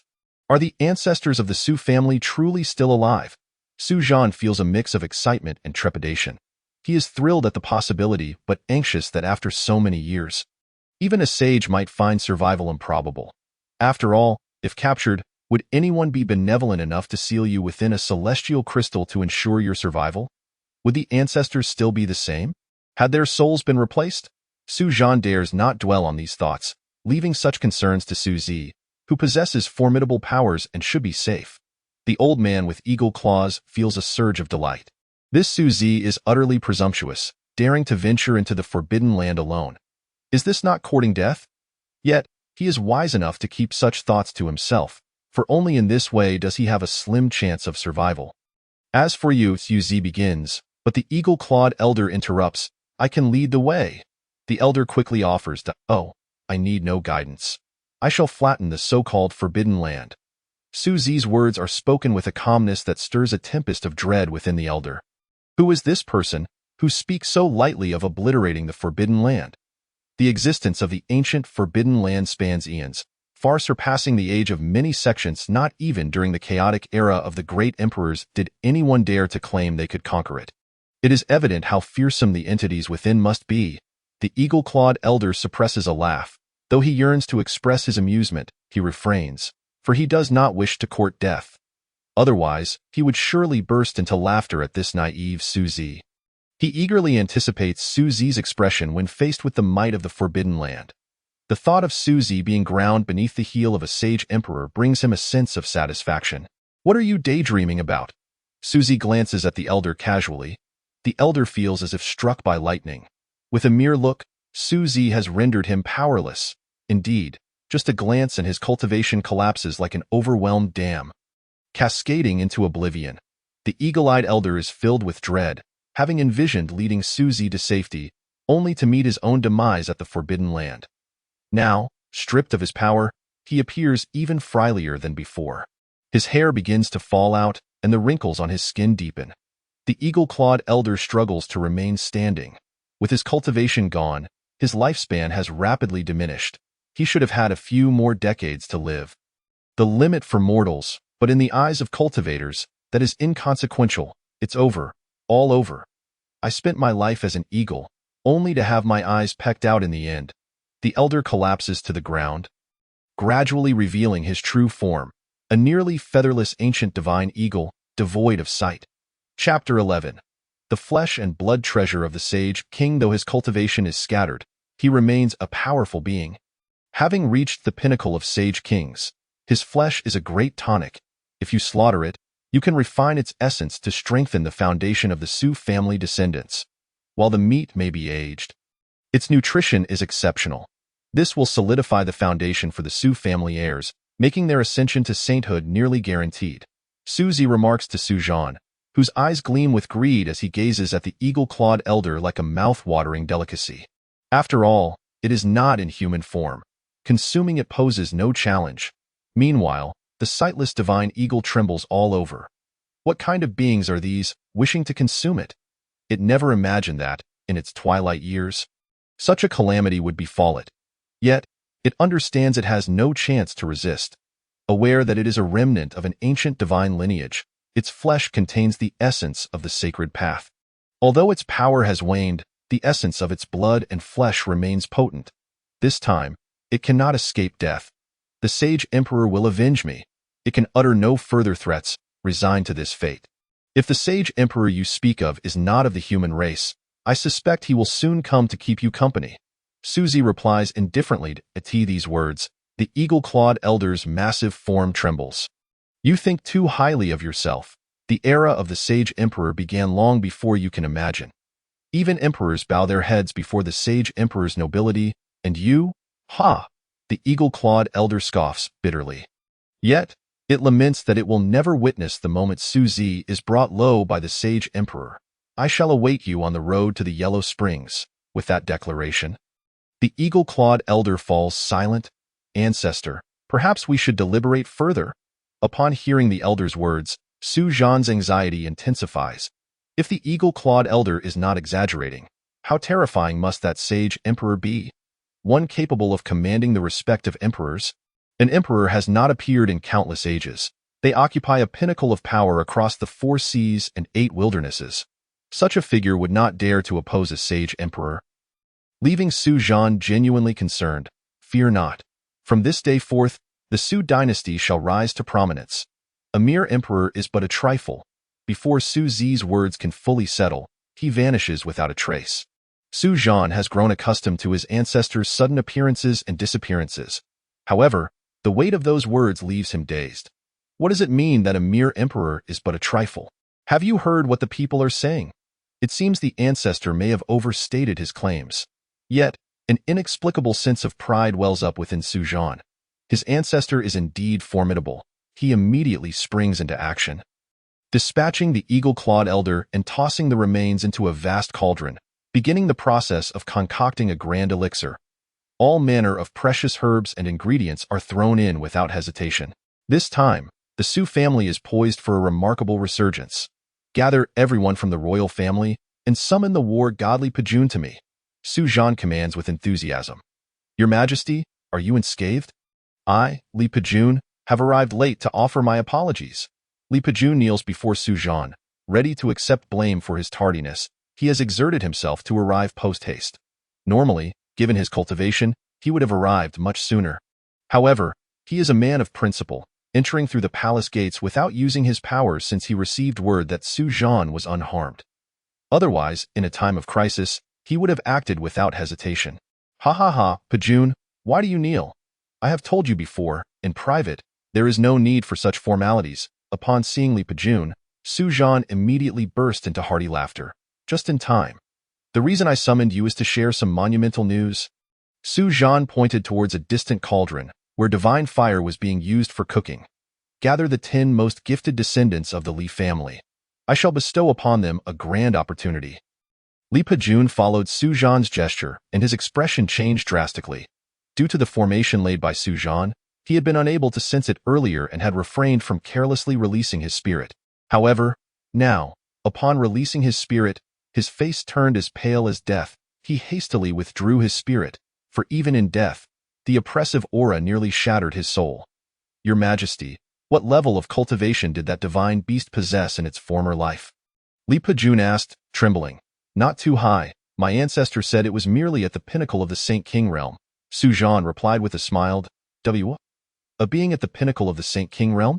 Li Pejun exclaimed, his voice cracking. Calm down. Just look at you. Acting like someone who's never seen the world. Su Zhan scoffed. Li Pejun swallowed hard. Your Majesty, that is indeed a being at the pinnacle of the Saint King realm. He said with a bitter smile, By the way, Your Majesty, what did you mean by ancestor just now? He quickly inquired, realizing that Su Zhan had mentioned the ancestor. He was one of the few who knew the secrets of the divine palace. He understood that in the Su dynasty, Su Zhan was the foremost powerhouse, and the previous king had long since vanished. The ancestor is none other than Su Qianquan, the second son of the founding king of our Su dynasty. Su Zhan replied with a grin. By the way, this Saint King level demon was slain by our ancestor, Su Zi. What? Saint King Su Zi, the one recorded in ancient texts as the youngest saint in history? Li Pejun was astonished. The news he had encountered today was increasingly sensational. Congratulations, Your Majesty. Congratulations to the Su dynasty. Finally, we have our own Saint King. Li Pejun's words were laced with bitterness and resignation. The Su dynasty had been precariously teetering for years, and the hardships it endured were palpable. With a fully realized Saint King in command, the Su dynasty could finally rest easy from the lurking dangers surrounding them. But Your Majesty, such a monumental opportunity must not be accepted by the Li family. Li Pejun protested against summoning the descendants of the Li family into the divine palace to receive the sacred meat's baptism. Such a treasure was far too precious. The Li family was not worthy. Pejun, setting aside our titles of subject and ruler, we are brothers. Moreover, your Li family has remained steadfastly loyal to the Su dynasty since its inception. This is evident to me, and to all the citizens of the Su dynasty, Su Zhan said, patting Li Pejun's shoulder. He paused before continuing, thus, your family deserves this opportunity. I believe 10 slots are too few. Your Majesty, 10 slots are truly too many, too precious. I am deeply grateful. I thank you on behalf of the Li family. Li Pejun, a towering man of 8 feet, was suddenly choked with emotion. For Su Zhan had referred to him as I instead of Your Majesty. Now, make the arrangements. Additionally, summon not only the most talented prodigies of your family, but also the valiant generals who have contributed to the Su dynasty. Su Zhan stated earnestly. The Su family will certainly not neglect those who have been loyal. Li Pejun left with a sense of exhilaration, fully aware that this was an immense opportunity for the Li family. Outside the ancient forbidden grounds, Su Zi stood still. Not only him, but figures from various major factions had also appeared at the periphery. These factions were aware that the old saint, upon entering, had not emerged, and they awaited his return. They hoped he would not succeed in living again, yet at the same time, they desperately wished for his revival. In essence, these individuals were engulfed in contradictions. If the old saint did not emerge, it signified that the forbidden grounds remained perilous and beyond their reach. Conversely, if he successfully exited, it would indicate he had obtained great fortune, allowing him to live anew. This would imply that the ancient forbidden grounds were no longer a place of certain death, but rather teeming with opportunities, where struggling saints from various factions could take chances. It was even possible that formidable existences from ancient lineages, such as great saints and saint kings, might appear to vie for fortunes, leading to the current bustling scene outside the ancient forbidden grounds. Suz's presence did not draw the attention of these individuals. After all, apart from his striking appearance, he seemed devoid of any notable qualities. And the fluctuations of his cultivation were imperceptible. Many who noticed Suzy merely glanced at him before averting their gaze. He has emerged. It is he. He has succeeded. Suddenly, a cultivator in the crowd exclaimed in shock. This declaration stirred a wave of excitement akin to a stone dropping into a tranquil sea, shattering the guard in everyone's hearts. All their eyes turned towards the powerful figure, the old saint who had entered the ancient forbidden grounds, Lin Ran. At this moment, Lin Ran bore no trace of old age. He was clearly at the peak of his powers, with a robust vitality and an astonishing surge in cultivation. Everyone could see that Lin Ran was no longer merely a saint. He had undoubtedly broken through barriers to become a great saint. This revelation ignited envy among many hidden old saints, their eyes burning with desire as their suppressed fervor could no longer be contained. They yearned to enter the ancient forbidden grounds, seeking opportunities to extend their lifespans. Friend, may I ask what lies within the ancient forbidden grounds? The void split open as an emaciated elder clad in a purple-gold robe politely called out to the departing Lin Ran. What lies within? Would you not venture in to discover for yourself? Lin Ran replied indifferently, looking down at the elder with a detached demeanor. Friend, is your demeanor not a bit excessive? The elder's expression darkened considerably as he stared intently at Lin Ran. He was the ancestor of the Purple Sun Holy Land, known as the Purple Sun Saint. The Purple Sun Holy Land had existed for countless years, and rarely did anyone disregard the presence of the Purple Sun Saint, making this moment particularly humiliating for him. Get lost, do not obstruct my path. Lin Ran's aura surged, radiating a sharp intensity. The Purple Sun Saint's face turned ashen, for he had initially believed Lin Ran to be merely a saint. Even if he had gained some opportunities within the Forbidden Grounds, he thought Lin Ran would at most merely extend his lifespan or achieve early-stage great saint cultivation. After all, he was the ancestor of the Purple Sun Holy Land, a bona fide great saint on the verge of breaking through to the third tier. A mere Lin Ran was someone he could easily suppress. Yet now, he found himself utterly intimidated by Lin Ran's overwhelming presence, which pressed down upon him, making it hard to breathe. Though you still think my words were excessive? Lin Ran asked coolly, fixing his gaze on the Purple Sun Elder. No, I dare not. The Purple Sun Saint's eyes glazed over as he lowered his proud head, fully aware that if he uttered even one more disrespectful word, he would face dire consequences. Though it was humiliating, he prioritized his life. After all, he truly wished to survive. He would not dare to venture into the forbidden grounds alone in search of opportunities. Fearing for his life, he believed that as long as he lived, all would be possible. If he were to die, it would be all over. Knowing this, why not leave? Lin Ran's words cut sharply, each syllable etched into the heart of the Purple Sun Saint. The latter's bowed head was filled with humiliation. Had he realized that when Lin Ran entered, he should have acted decisively to eliminate him, he would have done so. However, at that time, he and several other great saints had no intention of intervening. They merely wished to know if this saint could emerge alive. The Purple Sun Saint, filled with humiliation, walked aside, not daring to say another word to Lin Ran.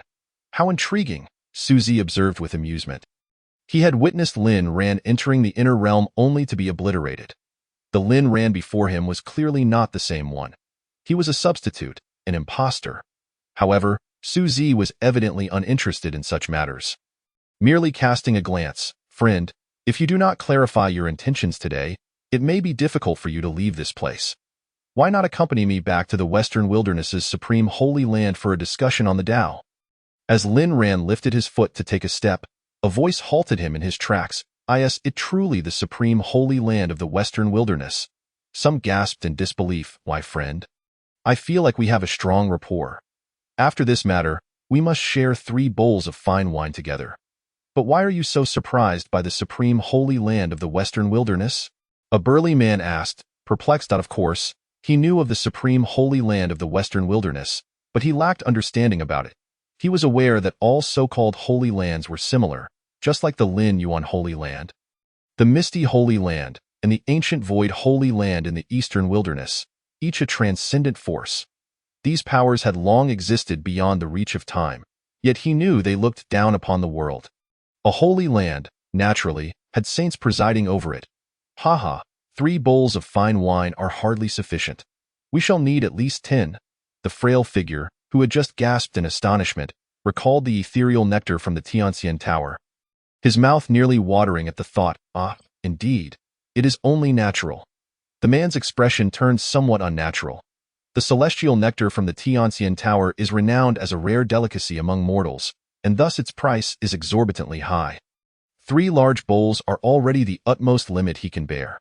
10 bowls would be worth more than his entire being. He had resolved that he would disappear after hearing what was to be said. Setting aside the fact that he was to treat the frail figure, could the latter be entirely blameless? Greed is the original sin in his view. The frail one was on a path to self-destruction. It is said that 2 great emperors once appeared in the sacred land of the West, each having suppressed an era, and thus they rightfully represent the imperial lineage, and the West, who dares to disregard the sacred land?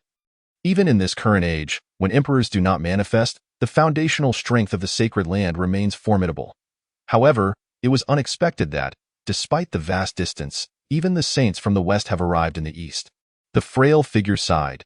He then shook his head and turned to speak to the man behind him, only to be astonished to find the space behind him utterly empty in the distance.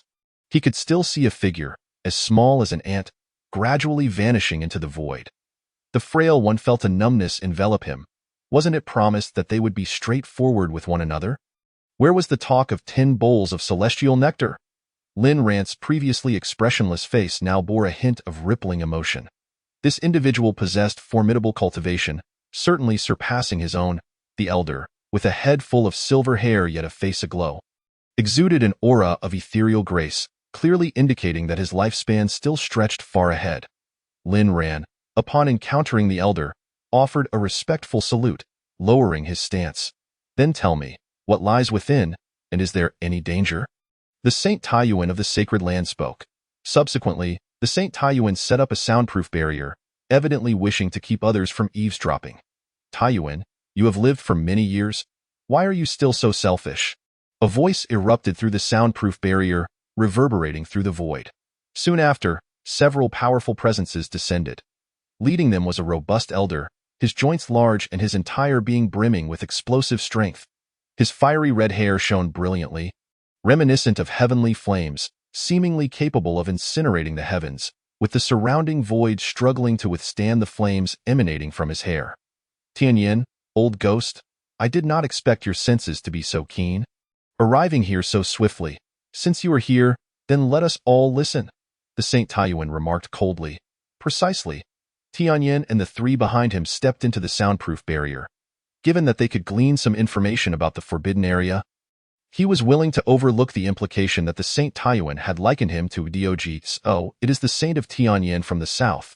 Even he has come, an elder with a formidable countenance murmured, his murky eyes suddenly igniting with light. The Saint of Tianyin, the ancestor of the Emperor Yin's sacred land in the south, had secluded himself for millennia, and now he had emerged. Once, the Emperor Yin who had emerged from the Emperor Yin's sacred land had dazzled half an era. Although he ultimately fell, the Emperor Yin's sacred land should not be underestimated. Many cultivators had gathered around, witnessing several Saint Kings inside, eagerly speculating about what Lin Ran might be saying, their anxiety palpable. Not only them, but hidden elders and great saints also awaited impatiently, yet they found themselves lacking the qualification to participate. After all, those inside were all Saint Kings, and they dared not involve themselves. To venture into the unknown without a means of extending their lifespans would be to court death, which was hardly worth the risk. They could only wait quietly in the void. If these Saint Kings dared to enter the forbidden zone, they too would surely follow, hoping to seize some opportunity. Chapter 14. Cannon fodder, I have conveyed everything that should and should not be said, and now I take my leave, as the anxious crowd awaited. The soundproof barrier dissipated, and Lin Ran clasped his fists toward the Saint of Tianyin and the Saint Taiyuan, ready to depart. You cannot leave just yet, even if what you say is true. I cannot be assured that you will not lead us into peril, the Saint Taiyuan declared, his expression unreadable indeed. You must accompany us back inside. The Saint of Tianyin concurred, nodding. Esteemed elders, you, Lin Ran's expression shifted dramatically. While he was not afraid, he had more pressing matters to attend to. The emperor had entrusted him with a task. To journey to the Su divine dynasty. The eagle I had perished. A powerful being at the pinnacle of the Saint King realm, dying silently in the Su divine dynasty. The emperor had refrained from sending another Saint King to investigate, fearing it would alert the formidable presence within the Su divine dynasty. Thus, he had commandeered Lin Rant's body, disguised as him for the journey. Why speak so much? Just lead the way into the forbidden zone, and we shall not treat you unfairly. After we emerge safely, we will surely allow you to leave and protect your faction. What could be more beneficial? Refuse again, and you shall find yourself on the path to demise. The Saint of Tianyin scoffed. Today, the ancient forbidden area has undergone a transformation, seemingly revealing a tremendous opportunity. We, out of compassion, grant you this chance to enter and seek fortune alongside us. All that you procure may be kept for yourselves. Tianyin soared through the void, addressing the surrounding cultivators. A wave of astonishment rippled through the crowd. The Emperor Yin's sacred land truly exemplified one of the foremost powers in the south. Such a display was indeed grand. Many cultivators voiced their agreement. Fools, do you think they will share any opportunities with you? Surviving to this day is already a stroke of luck for you. Others regarded the Saint of Tianyin and his companions with vigilance. They understood well that there are no free lunches in this world.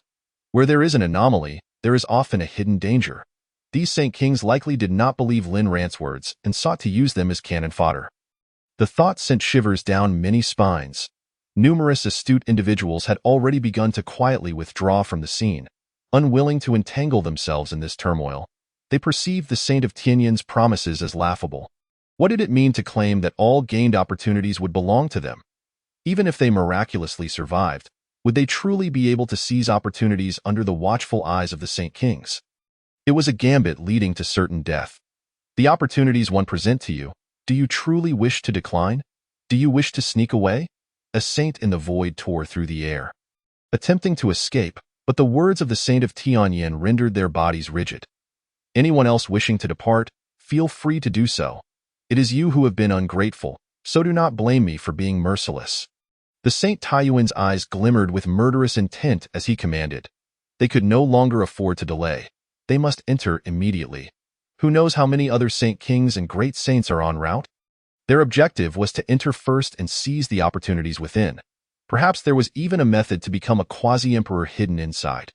Although they were part of great imperial factions, the imperial methods of the sacred lands were not suitable for their cultivation, and they could only advance to the Saint King realm. They could not ascend to become quasi-emperors or emperors. Those who could become emperors were beings who had dazzled an era, undefeated since their inception, triumphing over all peers with apparent ease, even slaying foes beyond their rank as if it were as simple as eating and drinking. They all aspired to advance further, not necessarily to attain the title of emperor, but to become quasi-emperors, nearly invincible in this world. All of you, enter the forbidden area. Tianyin spoke once more, his tone indifferent. Saint of Tianyin, I am an elder of the Eastern Huang sacred land in the north. I have urgent matters at home. My daughter-in-law is about to give birth. I hope you will allow me to leave. An elderly saint, his face adorned with a sycophantic smile, gazed expectantly at the Saint of Tianyin. Although the Eastern Huang sacred land had never produced an emperor, it too was a sacred land, and thus he hoped the Saint of Tianyin might grant him some leniency. So it is an elder from the Eastern Huang sacred land. How amusing! Upon hearing this, the elder from the Eastern Huang sacred land felt a surge of joy, but the next sentence plunged him into despair. What concern is your daughter-in-law giving birth to me? Do you think I would regard the Eastern Huang sacred land with any significance? Since you wish to leave, I shall see you off. The Saint of Tianyin flicked his finger, and in an instant, a minuscule flame shot forth, aimed directly at the elder of the Eastern Huang sacred land.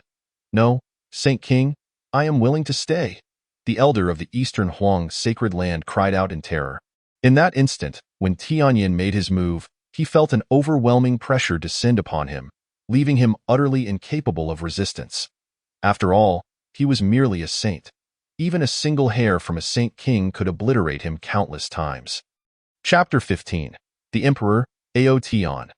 This flame appeared seemingly ordinary, yet only the elder from the Eastern Huang sacred land understood that this seemingly weak flame contained the power to annihilate the heavens and the earth. He could not move, only watch helplessly as he was reduced to nothingness. The process was swift, so rapid that he could not even emit a cry of despair. The surrounding cultivators were utterly horrified. Those who had previously praised the Saint of Tianyin fell silent, their faces pale as they gazed at him in terror. It was only at this moment that they realized how foolish they had been, naively believing that these Saint Kings would bestow opportunities upon them. Now, they understood that they were merely intended to serve as cannon fodder. However, how dare they? Here, the number of cultivators exceeds hundreds of thousands. Disciples from various sacred lands, divine dynasties, and formidable forces gather, including even their successors. While the scattered cultivators might remain indifferent, these major powers would not take kindly to any affront.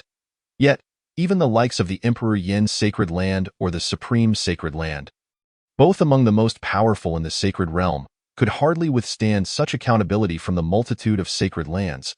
Could they? Are they not afraid? This question echoed in the minds of all present, leaving them utterly perplexed. Could it be that the Emperor Yin's sacred land, the Supreme Sacred Land, along with a few sacred kings from their vicinity, could truly contend against all the sacred lands of the 4 seas and 8 wildernesses?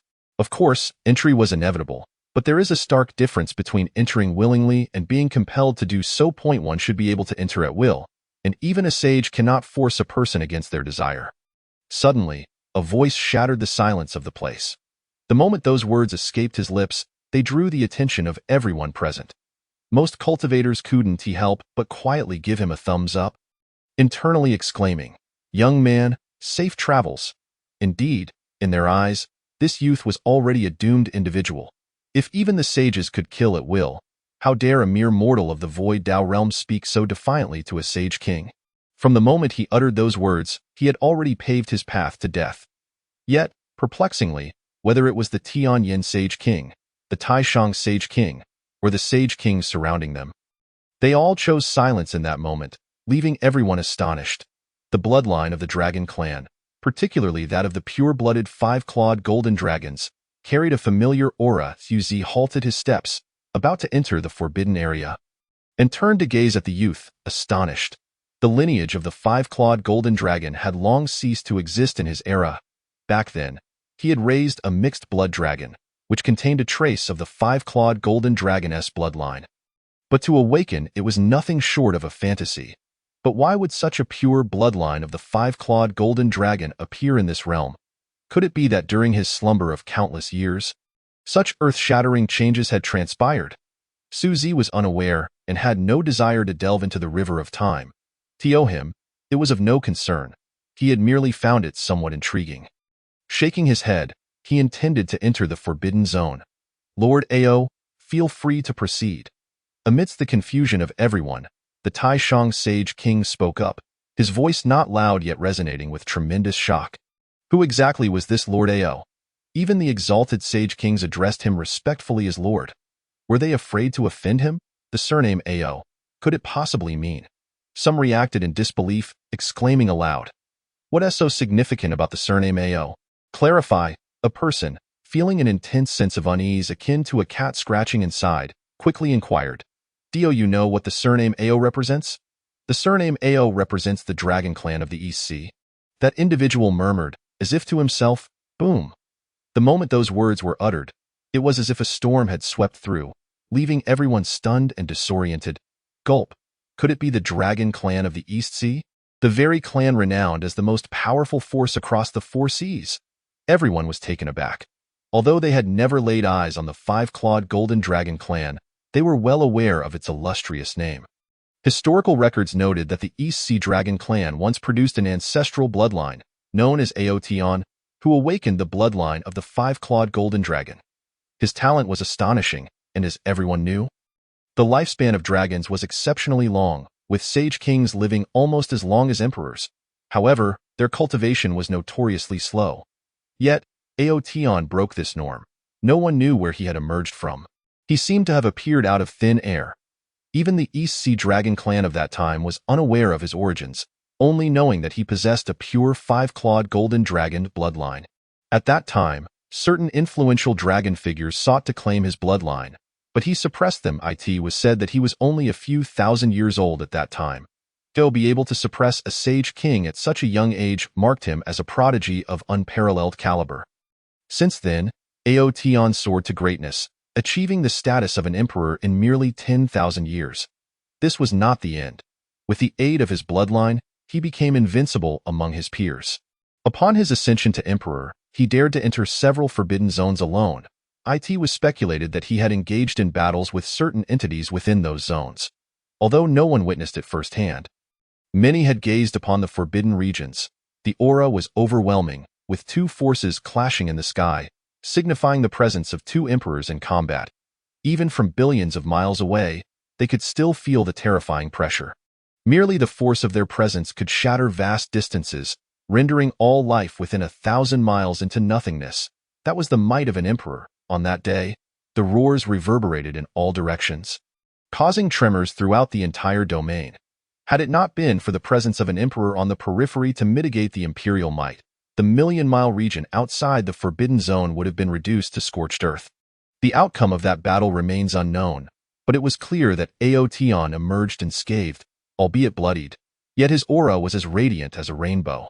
After his departure, furious roars echoed within the Forbidden Zone. Lingering for an extended period, it must be noted that Aotian had merely just entered the Emperor realm. Although there are no strict tiers within the Emperor realm, it is generally accepted that the being within the Forbidden Zone was an existence that had lived for countless years. Logically, they should have easily suppressed Aotian, yet they did not. This realization led many to understand that even as an emperor, Aotian was likely among the most formidable of them all. From that point onward, the East Sea Dragon clan unified the four seas. Even the major powers of the 8 wildernesses dared not provoke the Dragon clan lightly. The renown of the Dragon clan grew by the day. Moreover, as the years passed, following Aotian's ventures into the Forbidden Zones, he had not been seen again. With the passage of 10,000 years, no one knew whether Aotian was still alive. Outside rumors suggested that Aotian had attained enlightenment and passed away, while others claimed he had transcended the Emperor realm, becoming the Heavenly Emperor, master of the 4 seas and 8 wildernesses. With an endless lifespan, no one could ascertain the truth. However, all races became increasingly cautious, unwilling to provoke the Dragon clan. It is well known that the means of an emperor are beyond imagination. Although an emperor's lifespan is limited, who knows? The emperors within the Forbidden Zones have existed for billions of years. From the immortal ancient times to the present, the emperors within those zones had never perished. They possess means to evade death. Numerous emperors have emerged from the 4 seas and 8 wildernesses, yet who can guarantee that these emperors have truly perished or been slain? Take for instance the Taishang Emperor, the forebear of the current Taishang Sage King, and the Yin Emperor of the Yin Sacred Land. Who dares assert they have passed? They have merely vanished, not died. Your surname is Ao. Are you aware of a little mudfish named Aotian? At that moment, Suzy gazed at Aoyi and inquired. Yet, he soon chuckled and shook his head. Aotian has likely long since passed away in the river of time, hasn't he? How could he still be alive? Presumptuous. Who are you to dare utter the name of my Dragon clan's Dragon Emperor? Aoyi's eyes glinted coldly, his entire being radiating a murderous intent. A little mudfish has become an emperor? Truly, the ways of the world are unpredictable. Suzy was momentarily taken aback, then broke into a wry smile. Not merely an emperor, but a heavenly emperor. This little mudfish has indeed found fortune in my presence. Intrigued, Suzy's eyes shimmered with a chaotic brilliance, and in an instant, he discerned the entirety of Aotian's past and present. He was invincible in the world, effortlessly traversing the river of time. Simultaneously, in the depths of the East Sea, within the resplendent Dragon Palace, a pair of immense golden eyes suddenly opened, radiating an indescribable sovereign aura that surged forth in all directions. In but a moment, this overwhelming pressure vanished. Who is it? Could it be An immortal? Aotian murmured to himself as he retracted his aura. His vast consciousness could not detect even the slightest hint of information, while in seclusion. He had suddenly felt a tremor deep within his heart, awakening him. A formidable presence was scrutinizing him from across the river of time, filling him with both astonishment and ire. He was astonished that such an existence had taken note of him, unsure whether it was a blessing or a curse. His anger stemmed from the fact that he had deliberately sought to obscure his existence over the years, yet now found himself targeted. Such a feeling was far from pleasant, for he knew that beyond the heavenly emperor, there existed true immortals, those who could genuinely attain eternal life. In the past, the holy monarch had faced tribulations and suffered grievous injuries, ultimately perishing. Yet, a drop of blood from his heart had inadvertently empowered him. Now, although his bloodline is pure and immaculate, he remained stagnant beyond the heavenly emperor realm. As the tumult faded, the golden eyes gradually dimmed. Replaced by a middle-aged man enveloped in golden light, he donned a robe of the five-clawed golden dragon, exuding an indescribable majesty, especially in his eyes, which reflected the rising and setting of the sun and moon. Terrifying in their intensity, then, in an instant, he vanished like a bubble. He never expected that a mere casual act of spitting blood would end up nurturing him. Truly, it was preposterous. Suzy was utterly speechless. At that time, in the spirit of theatrics, he had simply spat out a mouthful of blood, never imagining it would land upon Aotion, whom he had inadvertently nurtured. Chapter 17. The instant kill of the Sage King. At that time, he was undergoing tribulation above the Su divine dynasty. The casual act of biting his cheek and spitting out blood unexpectedly fell upon Aotion, who was practicing in the crystal-clear waters of the Su divine dynasty. At that moment, Aotion was merely a nascent little demon. Moreover, his bloodline was exceedingly mixed, making it incredibly difficult for Suzy to refine it.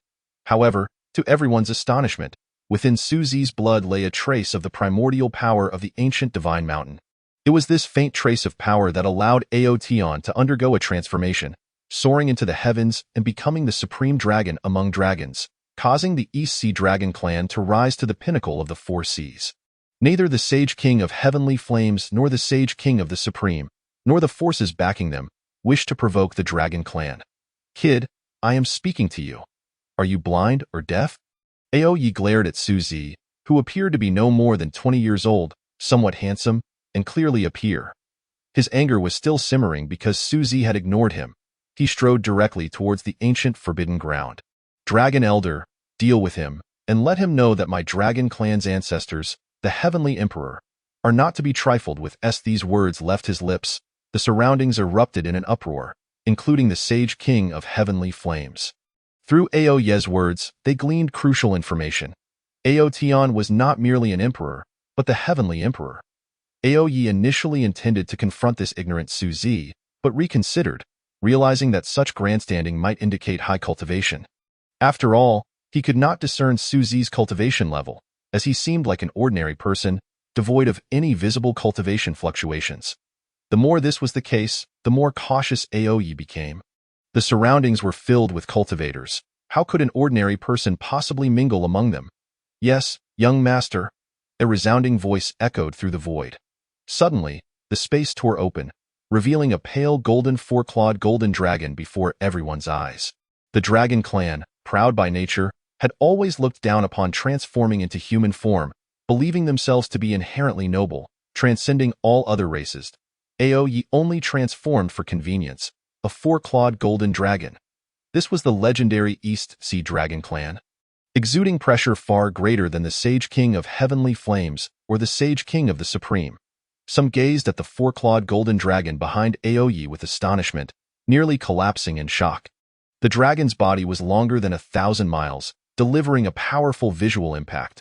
The depth of the Dragon clan was indeed something we could only aspire to. Even their protectors were at the peak of the Sage King level. The apprehension in the eyes of the Sage Kings of Heavenly Flames and the Supreme was palpable. With a head like a camel, antlers like a deer, eyes like a rabbit, ears like an ox, a neck like a snake, a belly like a clam, scales like a carp, claws like an eagle, and paws like a tiger, this dragon had 81 scales on its back, embodying the ultimate numbers of 99. Its roar resonated like a great bell, with whiskers by its mouth and reverse scales beneath its throat.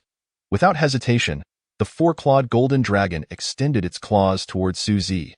The gazes directed at Suzy were filled with disdain, relief, fear, terror, and even sympathy. To provoke the Dragon clan could cost one their life, let alone the fact that Aoye was the prince of the Dragon clan. a status that allowed him to walk freely across the 4 seas and 8 wildernesses. Simultaneously, they believed Su Zi had lost his mind. Even the Sage King had pointed out Aoye's identity, yet he still dared to provoke him. Was this not akin to inviting disaster upon oneself? Su Zi appeared minuscule before the enormous dragon claw, like a mere grain of sand held in the hand of a giant, pathetically small. Just as the dragon claw was about to grasp Su Zi, the 4-clawed golden dragon let out a resounding roar. In an instant, to everyone's incredulous gaze, it shrank down to the size of a worm and fell to the ground. Everything happened too swiftly for anyone to comprehend what had transpired. The once towering 4-clawed golden dragon had transformed into a miniature golden dragon, leaving everyone dumbfounded. Aoye looked as if he had seen a ghost, astonished that a Sage King had been reduced to his original form in an instant. They could all see that the current 4-clawed golden dragon was exceedingly weak, on the brink of death. The pupils of the Sage Kings of Heavenly Flames and the Supreme contracted sharply. Fear etched on their faces. They knew that the two of them were merely at the initial stage of the Sage King, while the Dragon Clan's Sage King was at its peak. Yet now, this powerful Sage King was barely clinging to life, ready to perish at any moment. More terrifyingly, no one had seen who had done this. While many suspected Su Zi, he had merely stood there quietly, never having made a move, not even his sleeves fluttering. This left many in doubt. I cannot see through him. Is it possible that he possesses no cultivation at all? The Sage King of Heavenly Flames attempted to use his fiery gaze to discern Su Zi's cultivation. But he could not perceive nor sense it this moment. Su Zi appeared as an ordinary mortal, prompting the Sage King of Heavenly Flames to suppress the urge to probe further into his reality. Chapter 18. The death of Aoye. However, the Sage King of Heavenly Flames did not dare to act recklessly. Dragon Elder. Aoye's expression changed drastically as he appeared beside the Dragon Elder. Who dares to oppose my Dragon Clan? Are you not brave enough to reveal your true form? Aoye glared at the surrounding void, his voice fierce yet trembling. He did not believe Su Zi had acted and thus disregarded him. The lack of response only deepened his grim demeanor. Today had indeed been a heavy loss, with the Sage King Protector rendered useless. This was a significant blow to their Dragon Clan. Scurrying vermin, forever dwelling in the shadows. Aoye continued to curse. Although his protector was gone, he felt no fear of any hidden power daring to strike against him, for he still possessed a life-saving talisman. This emboldened him. He now sought to provoke the hidden assailant into revealing themselves, even if they were a quasi-emperor. Truly tiresome and oblivious to your own mortality. Su Zi extended his pinky finger to his ear. Expressing irritation, with a flick of his pinky, the object he had just retrieved from his ear pierced through the space and appeared before Aoye's head. IDSU, hiding. Aoye was initially startled but soon donned a nonchalant expression. The only existence capable of silently and swiftly eliminating a Sage King was a quasi-emperor. As for why it was not an emperor, the emperors of the 4 seas and 8 wildernesses had not made an appearance for a long time. It was simply impossible for it to be an emperor. I have... Puff. Aoye had yet to finish his sentence when the object pierced through a barrier and directly penetrated his head, coming to a permanent halt in his mind. His eyes glazed over, and his soul extinguished in an instant. A miniature golden 5-clawed dragon appeared on the ground, but it was already lifeless. Just as Aoye was about to mention that he had the protection of a quasi-emperor's divine sense, he died before he could finish his thought. The barrier was a protective talisman left by a quasi-emperor. Even a quasi-emperor of the same rank could not easily break it. Yet, it was utterly powerless against Su Zi. As if it were non-existent. Aoye is dead? Someone in the vicinity muttered in shock. Hiss! What a disaster!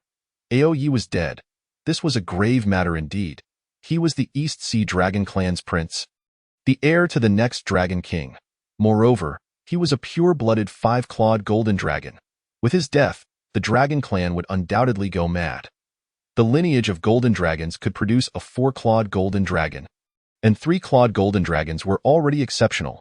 A 5-clawed golden dragon was of supreme rank. Even the East Sea Dragon Clan had only given birth to 3 or 4 5-clawed golden dragons over the years. With one gone, the entire Dragon Clan would be in uproar. As for Su Zi, everyone regarded him as if he were a corpse. The the Dragon Clan would undoubtedly send terrifying beings to exact revenge.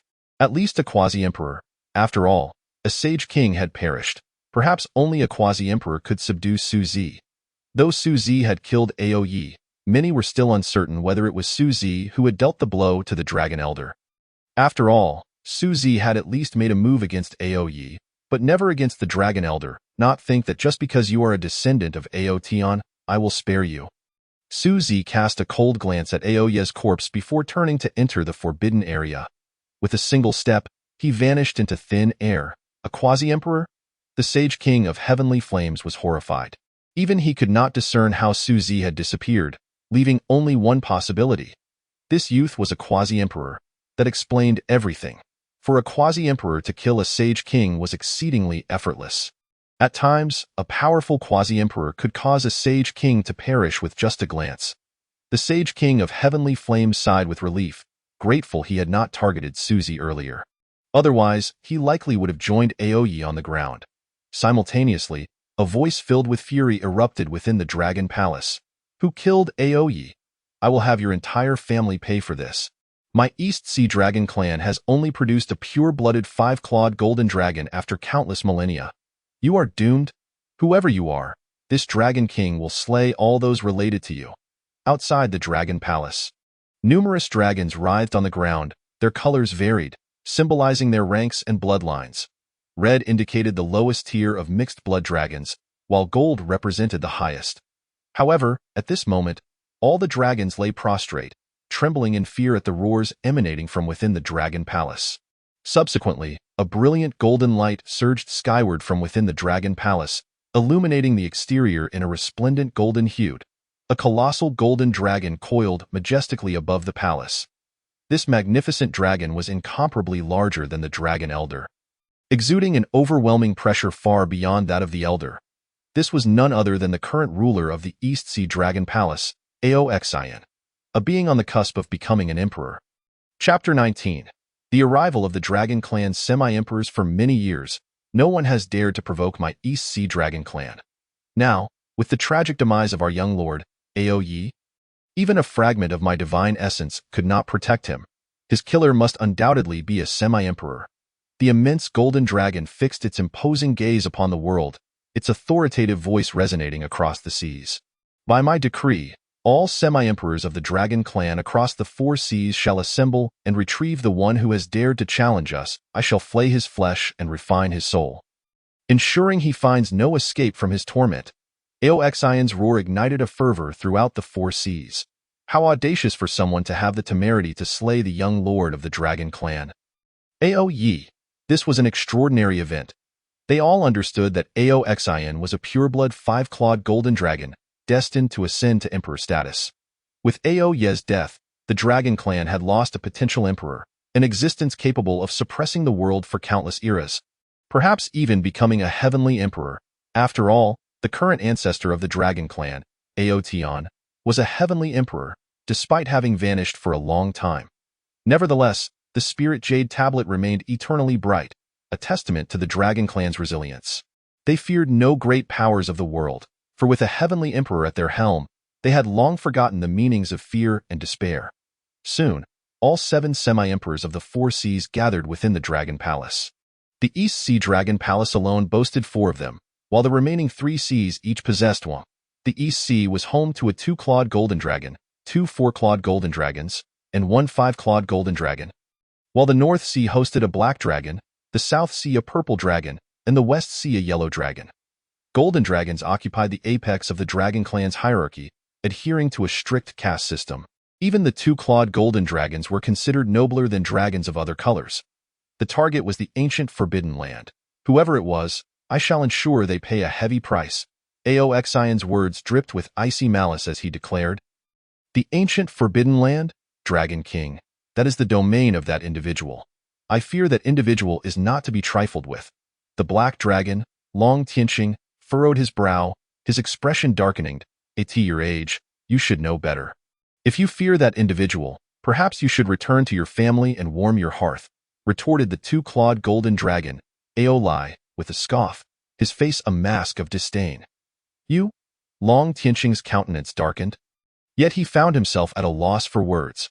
Although Aolai's bloodline was impure, merely a two-clawed golden dragon, his rise to semi-emperor status was a stroke of luck.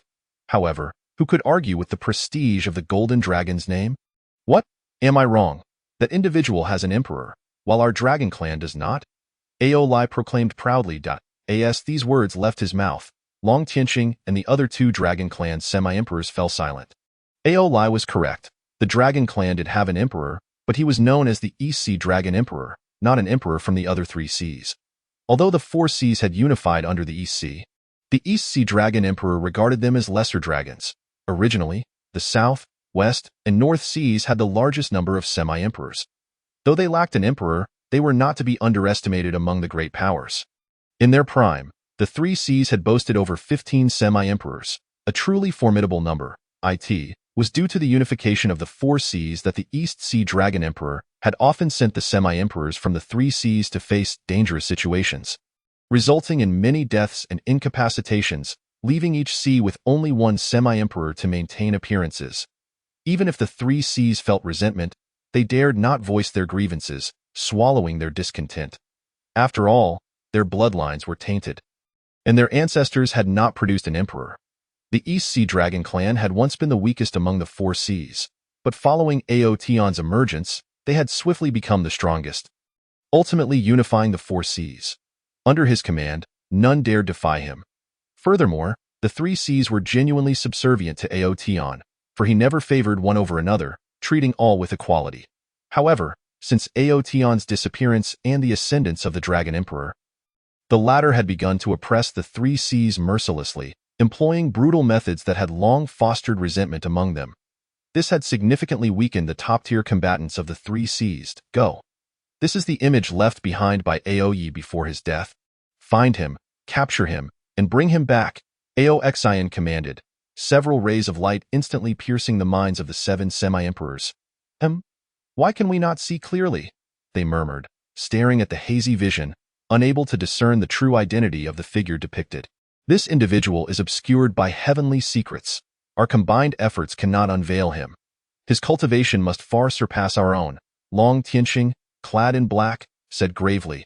Upon hearing this, the purple dragon and yellow dragon semi-emperors nodded solemnly. Ha! Merely a small trick. Since we know it is the ancient Forbidden Land, is that not fortuitous? There are many who witnessed the rampage of the one who killed our young lord. We can simply capture a few to ascertain his identity. Aolai scoffed. Chapter 20.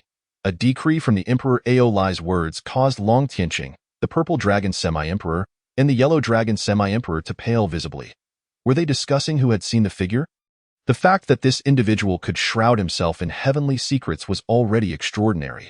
What level of cultivation must he possess to elude even their insights? This person was undoubtedly a master of profound arts. Potentially even an emperor. Such thoughts weighed heavily on Long Tianqing, the purple dragon, and the yellow dragon. They could not fathom the reasoning behind Aolai's comments. Could it be that even the golden dragon lineage harbored individuals of lesser intellect? Indeed, Aolai, having become a semi-emperor through sheer luck, was truly a fool. Were it not for the fact that the individual was from the East Sea lineage, Long Tianqing would have been tempted to eliminate him. He even began to wonder if this Dragon King sought to eliminate the remaining three semi-emperors. As for the other three semi-emperors beside Aolai, they maintained an air of aloofness, seemingly regarding conversations with Long Tianqing, the purple dragon, and the yellow dragon as beneath them. The black dragon longed to strike Aolai, to teach him the meaning of cruelty. The East Sea Dragon clan was indeed powerful, but they were merely five-clawed golden dragons. The dragon clans of the three seas had birthed numerous semi-emperors in less than 10,000 years, while the East Sea had produced only 5. The most formidable among them was the current ruler of the Dragon Palace. The black dragon believed he was no weaker than him. After all, among the many semi-emperors, the 3 of them had survived, which was no small feat. With heavenly secrets obscuring this individual, he should not be underestimated. I shall grant you all a decree from the emperor to aid you, the Dragon King declared. Upon hearing this, Long Tianqing lowered his head, his eyes glinting with a fierce resolve. He seemed to glimpse a path forward for the North Sea Dragon clan. If successful, they might no longer need to live in subservience. Failure, however, would mean extinction, the ancient Forbidden Land. Su Zi had vanished, yet those outside the Forbidden Land appeared as though they had lost their wits. They stood frozen in place, including the Holy Kings. It was not that they were unwilling to leave. Rather, they were paralyzed by fear. With a member of the dragon clan slain, they knew the dragons would come in full force. If they dared to leave and the dragons arrived seeking vengeance, they would bear the brunt of their fury. It was wiser to wait here, to share what they knew in the hopes of survival. This contradiction plagued them.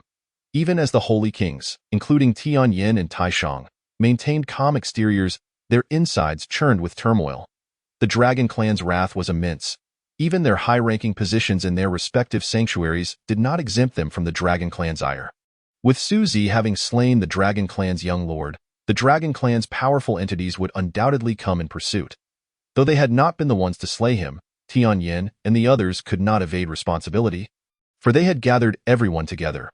Had it not been for this, Aoyi would not have stepped forward to flaunt his superiority, and Su Zi would never have dared to liken the dragon clan's supreme ancestor, Aotian, to a mere worm. Thus, they had a share of the blame, albeit a small one, yet who could say whether the dragon clan, in their fury, would not seek vengeance upon them as well? The Holy Kings were left uncertain, leading them to seek assistance from their respective factions. They hoped that a semi-emperor from their own ranks would come to their rescue. After all, a semi-emperor was a lofty being. It was unlikely they would personally intervene for the likes of them. A mere decree would be a monumental gift. Yet they had misjudged the situation. The semi-emperors from their factions were not merely coming. They had prepared an abundance of precious materials to express their apologies. Offending the dragon clan was a grave matter. This individual deserves death for ensnaring us in this vortex. Now even self-preservation is a challenge, let alone seeking opportunities. The Taishang Holy King muttered through clenched teeth. Hush, tread carefully.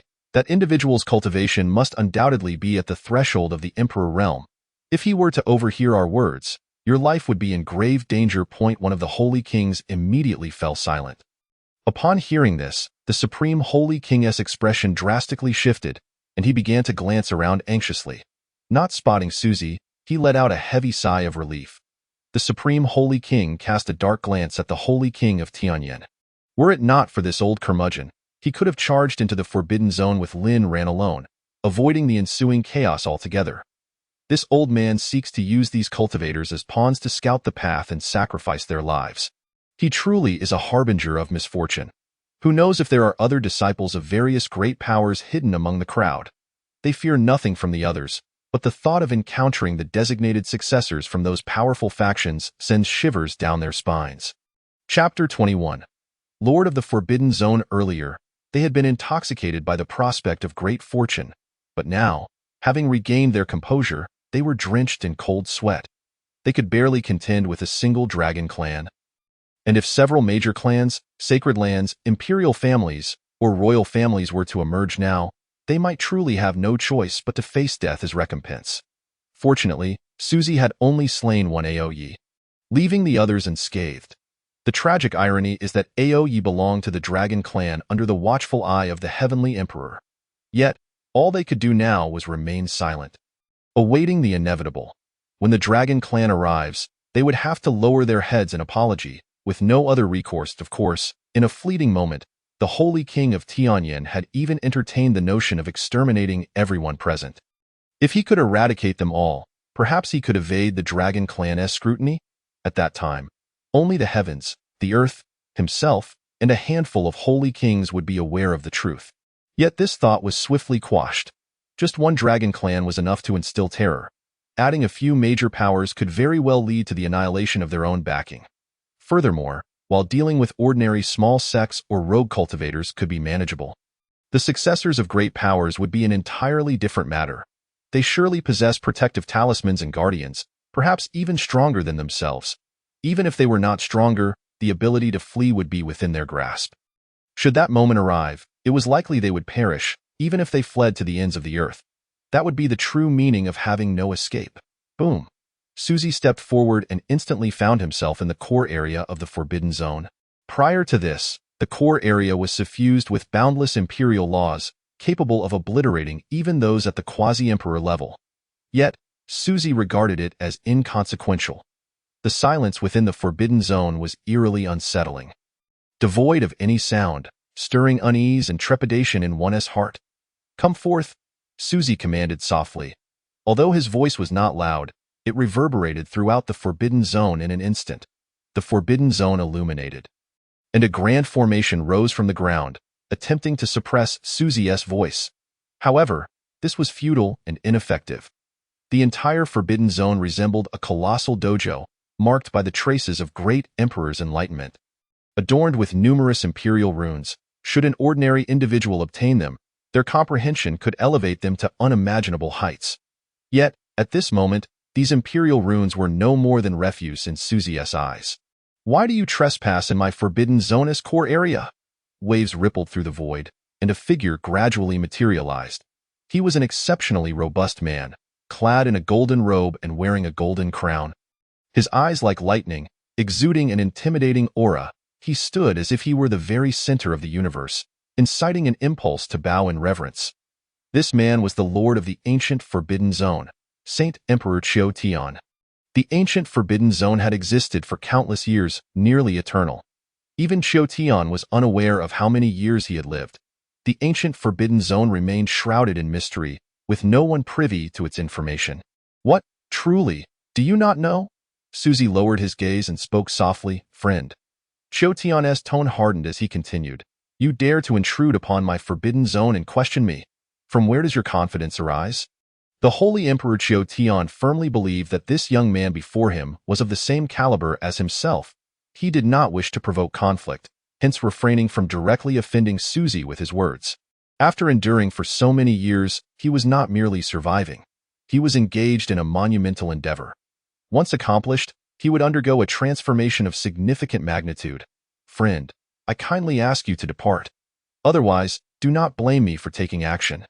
The Holy Emperor directly dismissed him. "Do you truly wish for me to leave?" Susie regarded Qiu Tian with a bemused smile. A surge of secretive power emanated from him, the lord of the Forbidden Zone.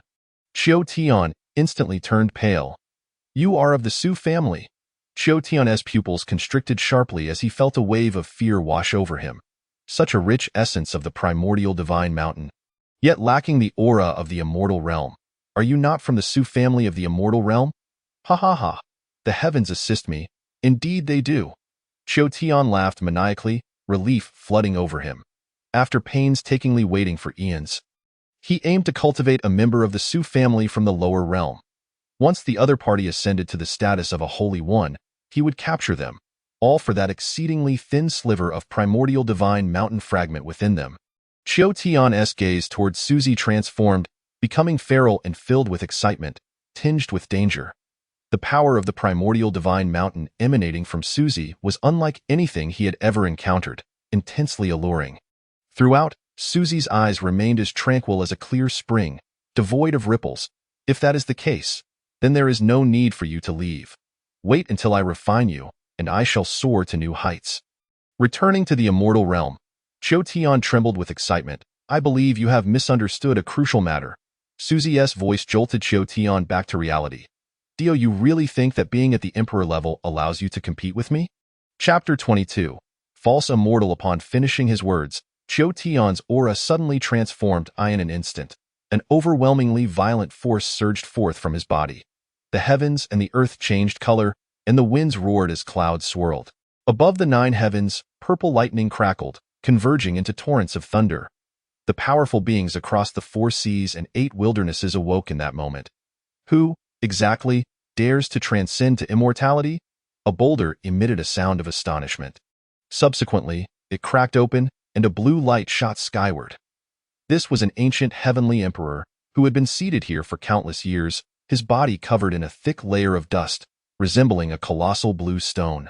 He had remained in meditation for years to comprehend a sliver of profound truth, hoping to ascend to immortality, but had never grasped its essence. Now awakened by this wisp of immortal energy, he looked astonished.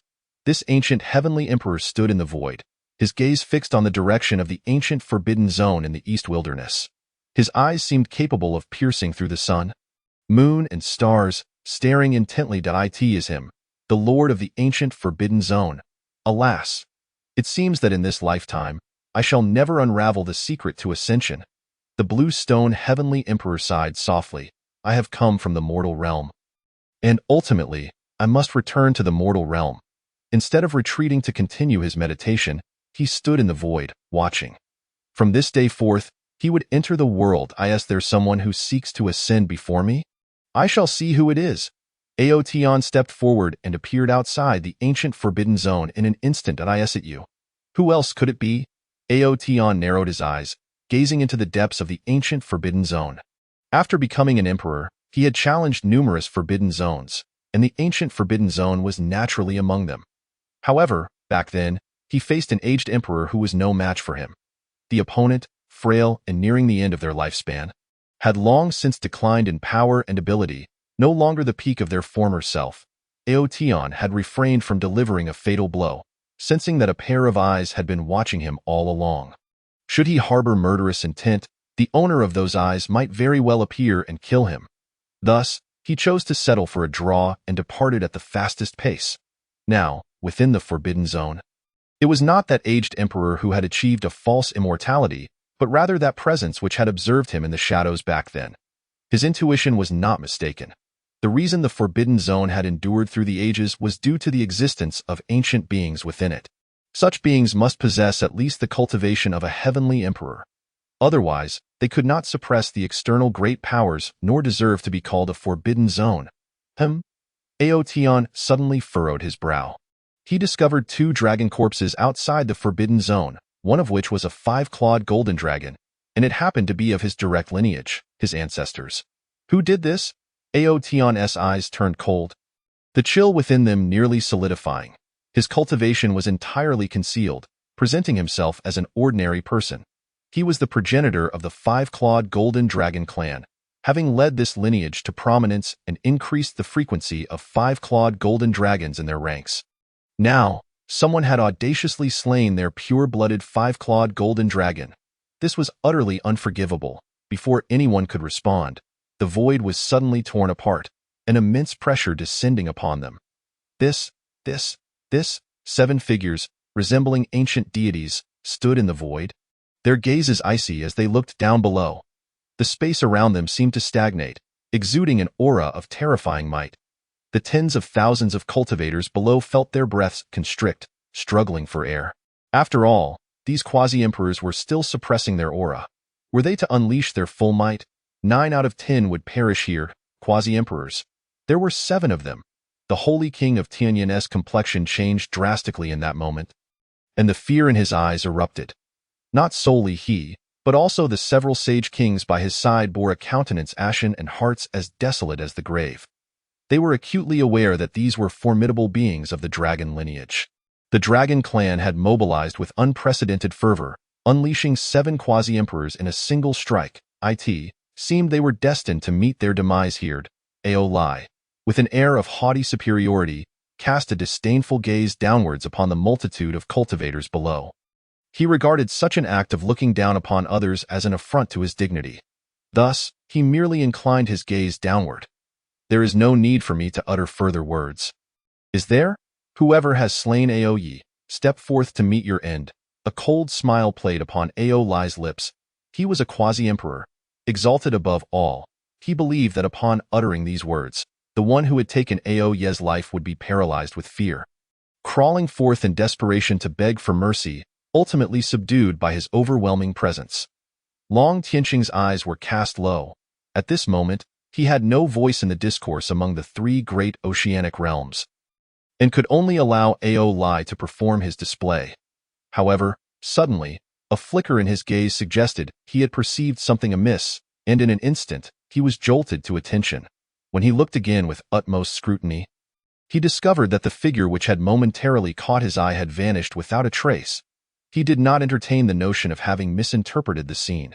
That silhouette unmistakably belonged to Aotion, the celestial emperor who had long been absent. Chapter 23. The humiliation of Aotion. He could not have been mistaken. That figure was indeed Aotion. The 3 great oceanic realms all revered the statue of Aotion. The image of that figure was indelibly etched into his memory. Long Tianqing fell into contemplation. What could have brought Aotion to this place? Could it truly be that a mere Aoyi was significant enough to summon forth this celestial emperor, who had not graced the world with his presence for hundreds of thousands of years? No, even if Aoyi were of great import, it could not be enough to warrant the personal appearance of the celestial emperor. Long Tianqing's once restless heart plummeted into the abyss at this moment.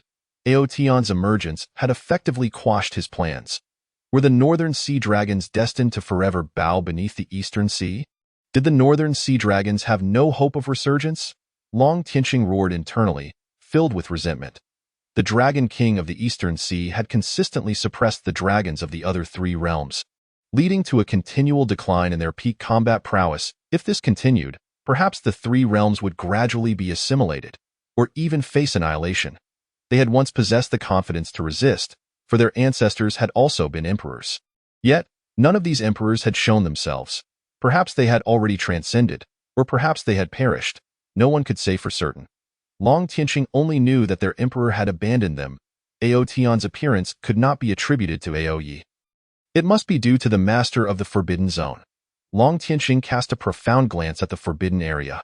Their group had not detected any abnormalities within the Forbidden Zone. Yet the fleeting pressure they had felt had instilled them with a profound sense of dread. That was a pressure only an emperor could exert, far beyond the capacity of mere quasi-emperors. Fortunately, it had come swiftly and departed just as quickly. I am invincible in this world. What do you possess to challenge me? Qiu Tian suppressed his semi-divine might, gazing at the young man before him. Ah, I recognize you now. You are that saint who once sought to ascend to the imperial realm but was met with backlash and fell into a state of stasis, are you not? How unexpected that you feigned death to evade the initial grand hunt. Even after all this time, should you have attained the status of celestial emperor, today you shall obediently offer your blood to me. Once I absorb and refine your precious blood, from this moment forth, the celestial emperor shall be the starting point for me. Even if I ascend to the immortal realm, I shall have the confidence to contend for that supreme position. Qiu Tian's eyes gleamed with fervor, as if he intended to set the very heavens ablaze. He had awaited this day for far too long. According to his original timeline, he would have needed to wait billions of years to gather the fragments of the ancient divine mountain. Yet now, Su Zi had delivered himself to his doorstep, leaving him without reason to refuse. Which emperor has achieved false immortality? It was you, the one who lurked in the shadows back then. Ao Tian appeared behind Su Zi, arms crossed, hovering in the air as he gazed at Qiu Tian. Due to Su Zi facing away from him, Ao Tian did not glimpse Su Zi's visage. He had little recollection of him, save for the fact that he had once been the spirit companion of the sovereign of the Su Divine dynasty. After ascending to emperor, he had even contemplated erasing the Su Divine dynasty entirely, thereby ensuring that no one would know he had once been Su Zi's spirit companion. Ultimately, he refrained, not out of lingering affection, but because he had suddenly sensed something. A single drop of blood from Su Zi contained a trace of celestial essence, capable of cleansing all impurities, with bloodlines transforming directly into that of a five-clawed golden dragon. How terrifying must Su Zi have been, if even the tribulation of an emperor could be easily traversed. Could Su Zi not manage the same? He recalled the scene of Su Zi undergoing his tribulation. Though far more formidable than the tribulation he had faced, Su Zi had seemed utterly unfazed, not sustaining even a single tear in his robes. Yet, it was the final bolt of heavenly tribulation that had struck Su Zi down to the brink of death. Impossible. This was the conclusion Ao Tian arrived at. It suggested that Su Zi had been scheming something. He knew not what it was, but he had refrained from disturbing the Su Divine dynasty all these years. He feared that Su Zi might still be alive. For the Su Zi of yore was the youngest sage king in history. His terrifying talent instilled fear. One could say that his contemporaries could not even compare, and even many ancient monsters, after a lifetime of cultivation, could not match the few hundred years of Su Zi's effort. Yet, throughout these years, Su Zi had remained utterly silent. Ao Tian himself had also been lying in wait. He was a celestial emperor, a being revered by myriad races, the sovereign of the Dragon Clan. How could he return to Su Zi's side and continue as a spirit companion? The experience of once being a spirit companion to Su Zi was a source of shame throughout his life. Now, he felt it was time to put an end to this disgrace. With the matters of the ancient Forbidden Zone concluded, He would make his way to the Su divine dynasty. Now a celestial emperor. He was determined to discover whether Su Zi was alive or dead. You little mudfish dare not cower, yet still come to my forbidden zone. Qiu Tian thought back to the critical moment of his own seclusion, realizing that a mere finger could have crushed him, and wondered how he had the audacity to rampage in the forbidden zone. The moment Qiu Tian laid eyes on Ao Tian, memories surged forth, and he wore a derisive expression. You, seeking death? Upon hearing the term little mudfish, Ao Tian's countenance darkened tremendously, for this was his taboo. Once, Su Zi had referred to him in such a manner, marking a lifelong humiliation. Chapter 24. Does Ao Tian seek to kill Su Zi? Once, he had been the spirit companion of Su Zi, and thus he had been the little mudfish. But now, he was the exalted celestial emperor. The title of little mudfish was a disgrace he would not tolerate, not even from his former master, Su Zi. This was his bottom line. Boom. Ao Tian unleashed his full might, the weight of the celestial emperor crashing down like a tempest in all directions. In that very moment, all within the 4 seas and 8 desolations sensed this horrifying pressure. This was the might of an emperor. Had an emperor truly awakened? No, even the imperial artifact of my holy land is lamenting. This is not merely an emperor, but the celestial emperor. The emergence of a celestial emperor signaled the arrival of a great era. Ancient beings broke free from their seals within the celestial source. Faces filled with astonishment. Almost simultaneously, the celestial emperor Qingshi appeared at the periphery of the ancient forbidden land, countering Ao Tian's overwhelming pressure. The might of an emperor was sufficient to instill panic across the eastern wilderness, with some weaker cultivators being crushed outright by this pressure, let alone that of a celestial emperor, Ao Tian, the dragon emperor. Here in the ancient forbidden land, does he intend to confront the master of the forbidden zone? The celestial emperor Qingshi stepped deeper into the forbidden zone, eager to observe. Little mudfish, withdraw your oppressive aura. Just as Ao Tian was poised to engage Qiu Tian in battle, a voice almost brought him to his knees. Ao Tian gazed incredulously at the figure before him, the expression on his face fluctuating between disbelief and recognition.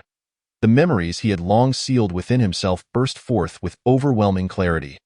The figure now before him gradually overlapped with one from his past. Sage. Ao Tian's voice was hoarse, yet carried an undeniable incredulity. You are not dead. You truly live. Ao Tian felt his words tremble.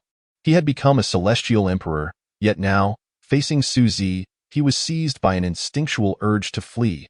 You little mudfish are still alive. How could I possibly perish? Su Zi slowly turned, his gaze bland and devoid of emotion. Boom! The moment Su Zi faced him, Ao Tian felt a deafening roar within his mind, as if it would render him unconscious. The face from his memories merged with that of the person before him. This individual was none other than the sage Su Zi. How are you still alive?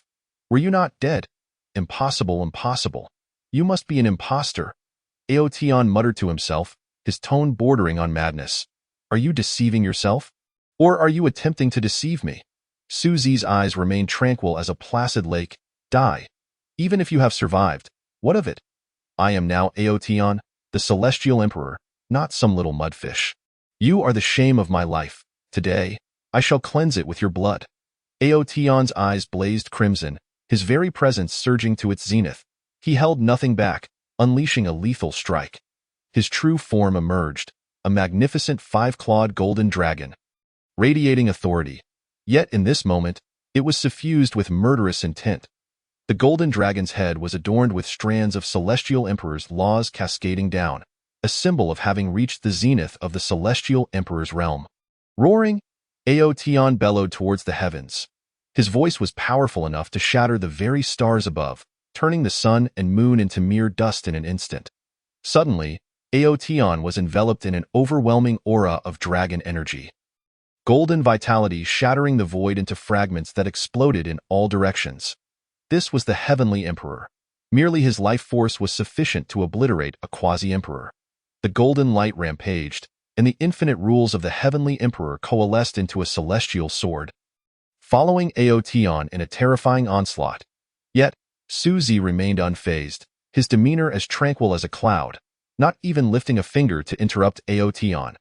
observing Su Zi's immobility in the face of Ao Tian's assault. Qiu Tian contemplated intervening to rescue him. After all, Su Zi was his lifeline for ascending to the celestial realm. He could not afford any mishaps. Just as Ao Tian's attack was about to reach Su Zi, he finally made his move. However, it was merely the extension of a single finger.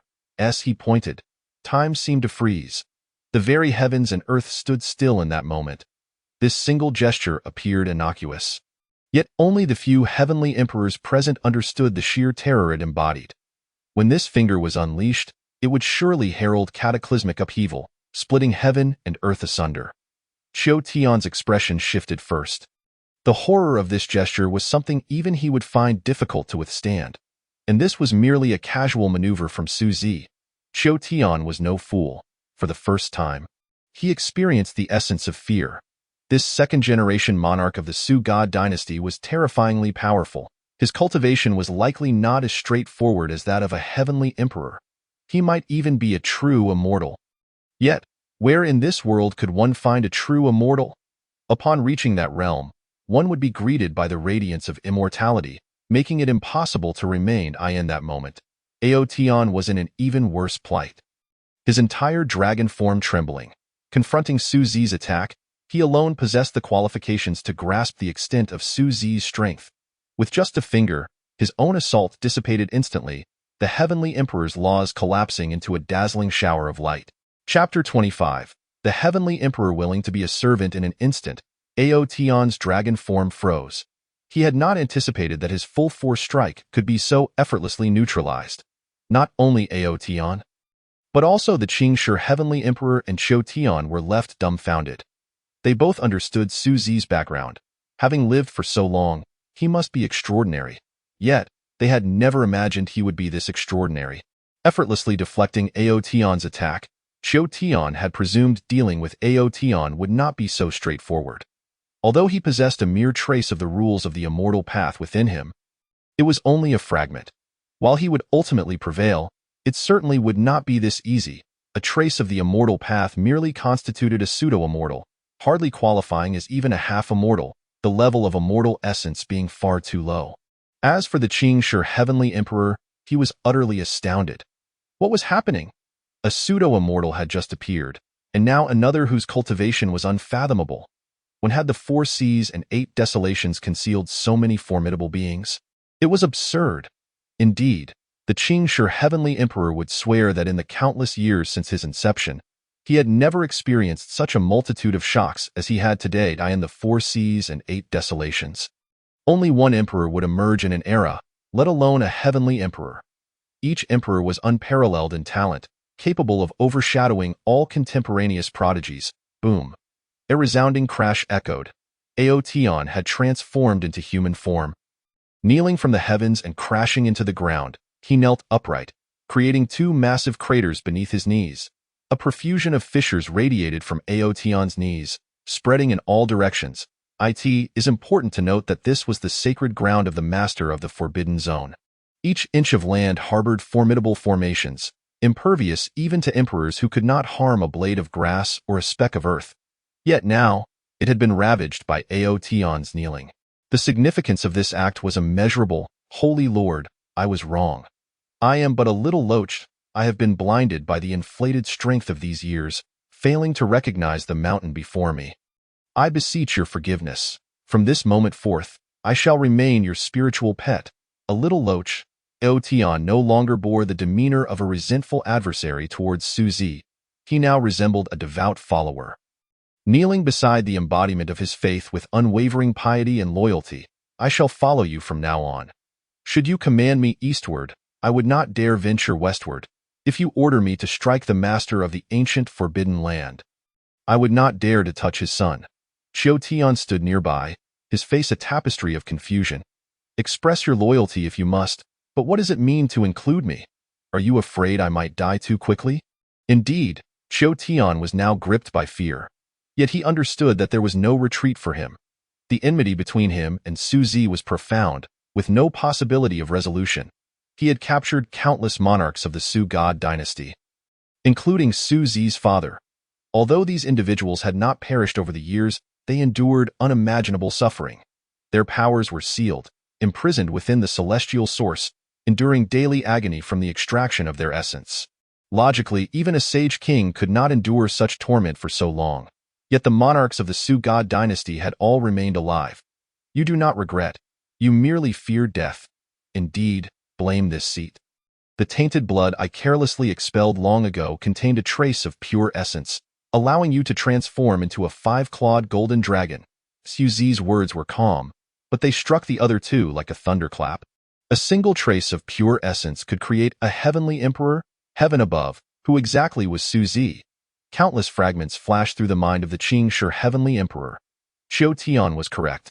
The blood within Su Zi could directly elevate him to celestial heights, with true immortality merely being the starting point. His future achievements were boundless. Therefore, you should return to the essence of a little loach. No, please. I truly understand my error. I am willing to dedicate my life to serving you as a master, and I would gladly offer my soul imprint to serve you for eternity. Please, do not strip away my cultivation. Upon hearing Su Zi's words, Ao Tian immediately cried out in desperation.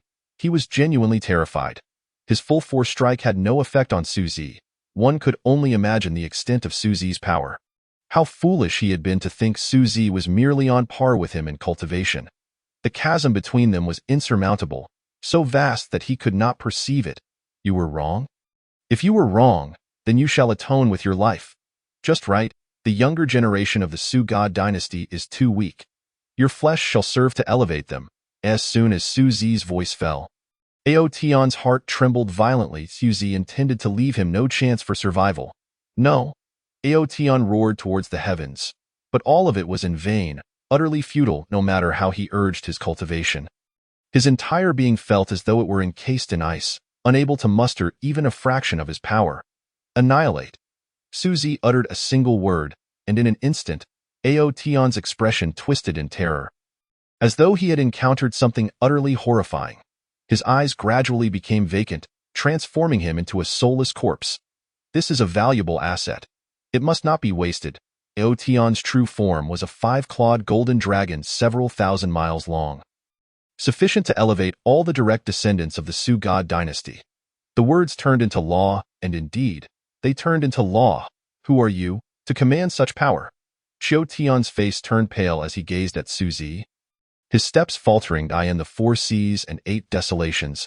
People always believed that an emperor could command reality, but Qiu Tian knew full well that not only emperors, but even heavenly emperors could not wield such power. They merely influenced a fragment of this realm's will, yet were lauded as if they commanded reality. Qiu Tian was acutely aware that even true immortals could not command reality. Now, he was consumed by an overwhelming dread and panic towards Su Zi. Boom! Without warning, a tremendous sound erupted. Both Su Zi and Qiu Tian turned their gazes toward the source of the noise, where they beheld the Qing Shi heavenly emperor kneeling rigidly upon the ground. Su Zi regarded the Qing Shi heavenly emperor with a puzzled expression, for the direction in which the Qing Shi heavenly emperor knelt was precisely where he stood. Young one, Qing Shi, pays homage to the immortal. I humbly beseech the immortal to accept me as a servant, to attend to your every need. The Qing Shi emperor knelt deeply, pressing his forehead to the ground as he spoke loudly. You, of all ages, dare to call yourself young before me?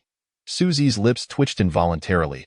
He could tell at a glance that Qing Shi was many years his senior. Rest assured, immortal, I am certainly not of Ao Tian's ilk. I am willing to offer my soul, to serve you for all eternity. When the Qing Shi heavenly emperor uttered these words, his expression was earnest and resolute. No need. I have no interest in your soul. Chapter 26. The 10 Ancient Fiends. Qiu Niu before me, you hold no secrets or unspoken thoughts that can escape my notice. I find myself in need of a menial servant. You appear sufficiently clever. So I shall keep you by my side. Su Zi's gaze was piercing, as if he could see through the entirety of the Qing Shi heavenly emperor's life. This man was inherently virtuous. Having never committed heinous acts throughout his existence, dedicating his life to the pursuit of cultivation. Thank you, immortal. The Qing Shi emperor expressed his gratitude with deep reverence. Meanwhile, Qiu Tian was filled with conflicting emotions. If becoming Su Zi's servant meant he would not perish, he would gladly accept. Yet, it was evident he lacked the qualifications for such an opportunity. Our Su family's lineage possesses a trace of the ancient divine mountain's mark upon reaching the Sage Realm. And you covet that very mark, seeking to harm my Su family. Thus, not only must you die, but you must die a most painful death. Yu Zi turned to address Qiu Tian, who stood not far from him. Speaking softly at that moment, Qiu Tian exhibited none of the might characteristic of a pseudo-immortal. He trembled uncontrollably. Wait! You cannot kill me. I know the secrets of the Su family. If you spare me, I shall reveal everything. Even after the passage of so many years, the successive monarchs of the Su family remain alive, never having met their demise. Of course, I am not to be underestimated. Are you not at all curious? Although the Heavenly Emperor enjoys an extended lifespan, it is certainly not eternal life. Yet I have endured from ancient times to the present, outlasting countless emperors and heavenly emperors, and my vitality remains remarkably enduring. Qiu Tian is genuinely terrified of death. Upon sensing Su Zi's intent to take action against him, he immediately divulged some secrets in a desperate bid for survival. Are you curious? Perhaps, but I have no need to know. For everything in this world cannot escape my gaze. Should I wish to uncover the truth, I need only stand at the river's end of time to observe. Su Zi spoke with an air of dominance. Convinced of his own prowess, impossible. The river of time is beyond the reach of even the immortal kings. They can only linger temporarily. Furthermore, should a red dust immortal attempt to observe or alter the river of time, they would surely suffer catastrophic repercussions, or even meet their demise. Qiu Tian gazed at Su Zi in disbelief, unable to fathom that Su Zi possessed such cultivation. He understood that the laws governing this realm would never permit a state of being above the Heavenly Emperor to exist. Reaching such heights would result in being forcibly transcended. Previously, he had believed Su Zi's realm to be merely that of a half-immortal, perhaps only a step away from true immortality. Yet, he was taken aback by Su Zi's audacious claims of traversing the river of time at will and observing its end. What a jest! Qiu Tian's lengthy discourse was aimed at capturing Su Zi's attention, hoping to convince him of his worth, that he might spare his life. He sought to convey that his knowledge of such matters hinted at a formidable background. All this talk, merely a desperate attempt to survive. However, do you know? You, a mere pawn, are truly insignificant in my eyes, even if you are one of the 10 ancient fiends. Qiu. Su Zi shook his head gently and said, What? The sound reverberated in Qiu Tian's mind, leaving him momentarily stunned. He had never disclosed his identity as Qiu to anyone, save for his offspring within the Forbidden Zone. Moreover, since descending to the lower realm, he had never revealed his true form. Those who had encountered him in the Forbidden Zone all believed him to be of the human race. Yet now, he was laid bare before Su Zi's keen insight. You are strong, I concede. But now that you have discerned my identity, you must understand that you cannot provoke the ancient 10 fiends, even though I am a pawn. After the initial shock, Qiu Tian forced himself to regain composure and shouted at Su Zi. He had intended to use this revelation as a trump card to ensure his survival, yet he found himself utterly exposed before Su Zi. The ancient Qiu clan, as legend has it, is one of the descendants of the ancestral dragon, having gradually formed its own lineage, standing alongside the ancient dragon clan. The ancient dragon clan is itself regarded as one of the 10 fiends, and the Qiu clan forced its way into that esteemed company through sheer strength. As for the 5-clawed golden dragon clan, they are considered among the most elite in the 4 seas and 8 wastelands. Yet they pale in comparison to Qiu. Each of the ancient 10 fiends bears a fearsome reputation, with ancestors who have attained the rank of a mortal king. I have already stated, you, a mere pawn, possess no value whatsoever. Yu Zi's words rendered Qiu Tian's countenance exceedingly grim. Indeed, he was a discarded offspring of the Qiu clan. Otherwise, he would not have been cast aside in this desolate lower realm. His bloodline was impure, with impurities constituting 90%, leading even the Qiu clan to forsake him. However, he was still the biological son of the current clan leader. Despite being a hybrid and scorned, he remained a son nonetheless. If he were to perish, Su Zi could not expect to remain unscathed. Having spoken too much, you shall not die easily. The monarchs of my Su family have endured your torment for ages, and you shall suffer for as long. Whoosh! As soon as Su Zi's words fell, a beam of light shot forth from his fingertips, striking Qiu Tian. Qiu Tian found himself incapable of resistance. the mightiest of the 4 seas and 8 wastelands. A heavenly emperor was rendered utterly powerless, forced to watch helplessly. No. I am the son of Chiao Kuan.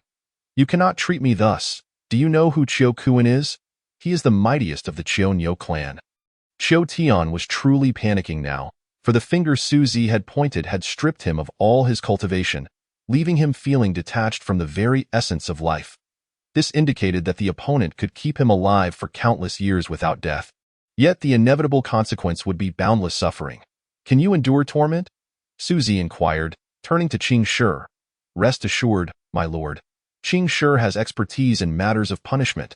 I once acquired a tome detailing methods of torment, and my proficiency is quite commendable. Qing Shi nodded vigorously. Good.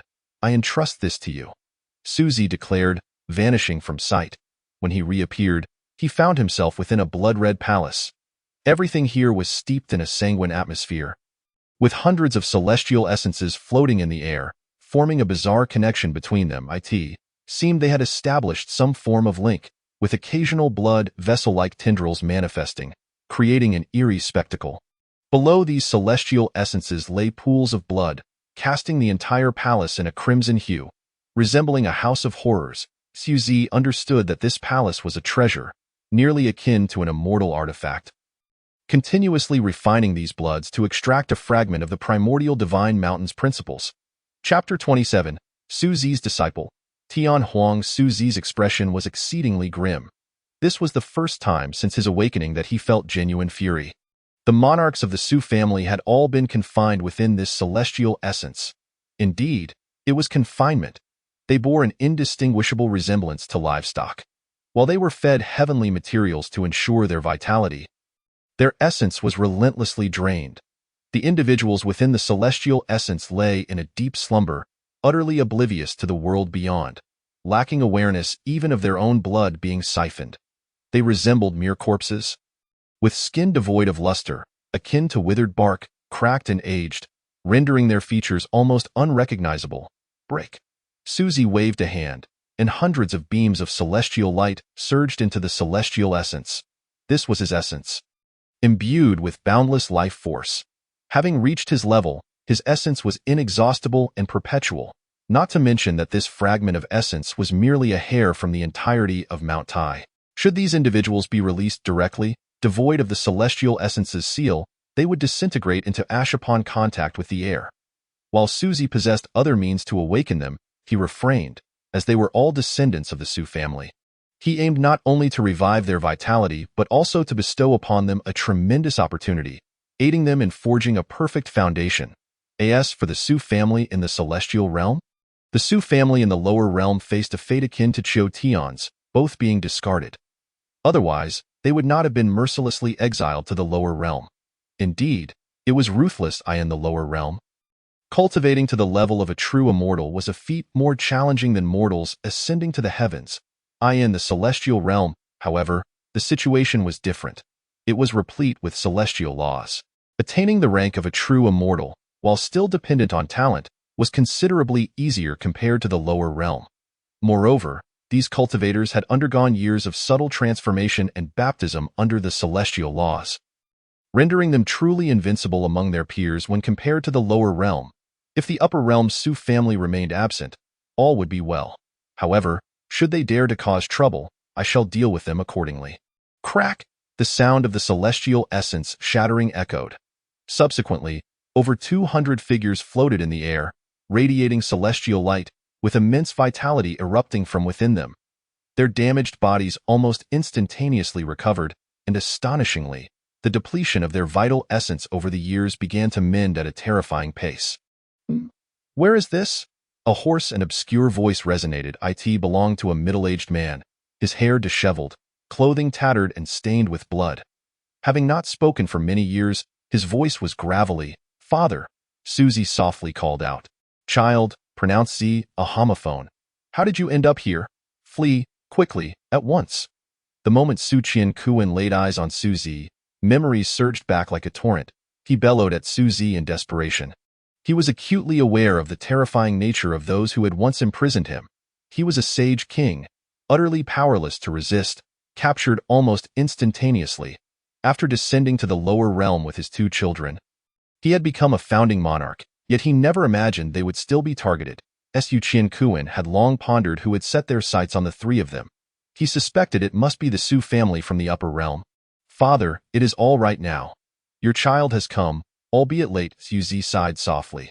"From this day forth, the forbidden zone shall cease to exist. Even a worm shall be cleaved in 2.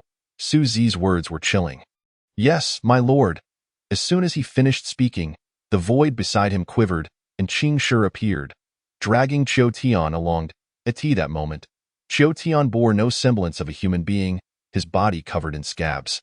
He had been subjected to Qing Shi's torment for quite some time. He was once a heavenly emperor, possessing immense physical strength, yet now he resembled a stray dog, not only having his soul scorched by imperial fire, but also subjected to the tortures of mortals' inventions, such as the 3 cuts and 6 holes, deep frying, and being torn apart by horses. Su Qiankuan, initially poised to speak, was rendered speechless upon seeing the state of his captor. That was a heavenly emperor. Indeed, now, lying on the ground like a lifeless dog, Su Qiankuan had always believed that Qiu Tian was at the level of an emperor. "Who dared to act recklessly in my forbidden zone?" A voice akin to a thunderclap erupted in the ears of the crowd. Following that, the oppressive aura of the emperor surged forth with overwhelming force. An elderly man, with hair and beard as white as snow, strolled through the void. However, before he could display his might, he stumbled and fell from the air. This was not the doing of Su Zi or Qing Shi. It was his own fright that caused him to falter. What had he seen? His father, Qiu Tian, was lying on the ground, twitching like a lifeless dog. In that instant, Qiu Ren felt as if his entire world had collapsed in an instant. Qiu Tian was his very sky. Having aged considerably, with little time left to live, and weakened after a battle with Ao Tian, had it not been for Qiu Tian sealing him, he might have already succumbed to death. Now, his father, the towering man who once vowed to become a celestial king and return to his clan to avenge past grievances, was reduced to such a pitiable state. His worldview shattered. One must understand. The celestial emperor was an absolute powerhouse in this realm, often regarded as the pinnacle of strength in the lower realms. Now, he was being pressed against the ground. Initially sensing something amiss, he had broken free from his seal in the celestial source. Yet, this scene utterly devastated him. "Release us, and I shall reveal to you a shocking secret." Qiu Tian, witnessing his own son descend, weakly cried out, "Do you remember your disciple, Tian Huang?" Seeing Su Zi's expressionless face, Qiu Tian gritted his teeth and spoke.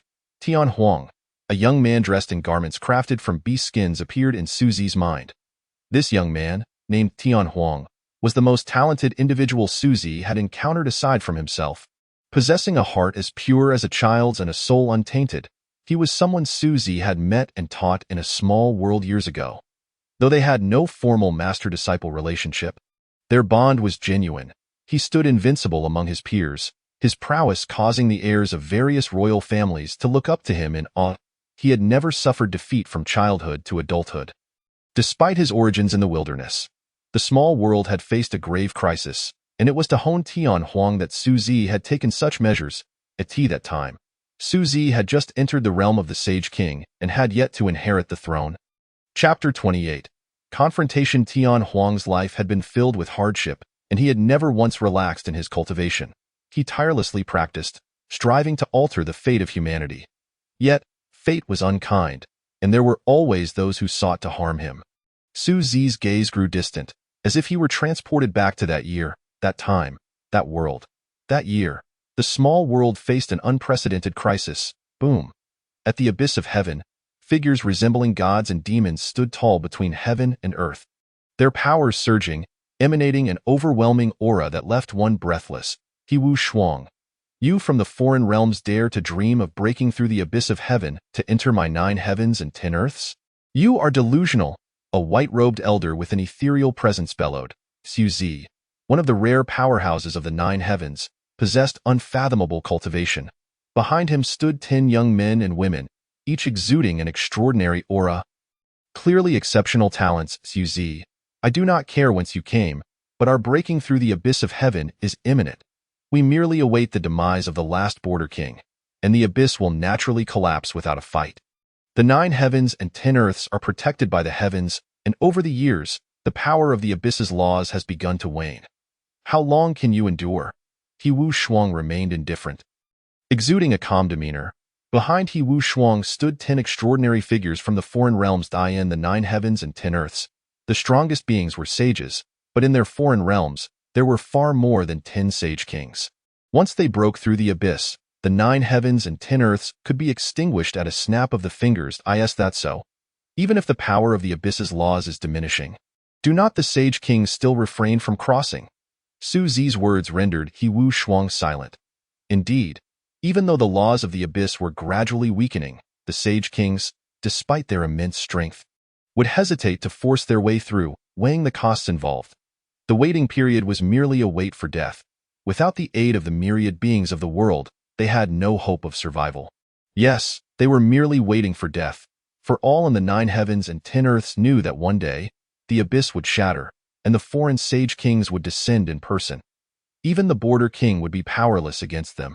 The existence of the border king merely maintained the abyss's might, but the day would come when the laws of the abyss would fade, leaving the imperial pass unguarded and defenseless. This last remaining border king could only sustain the abyss for 500 more years.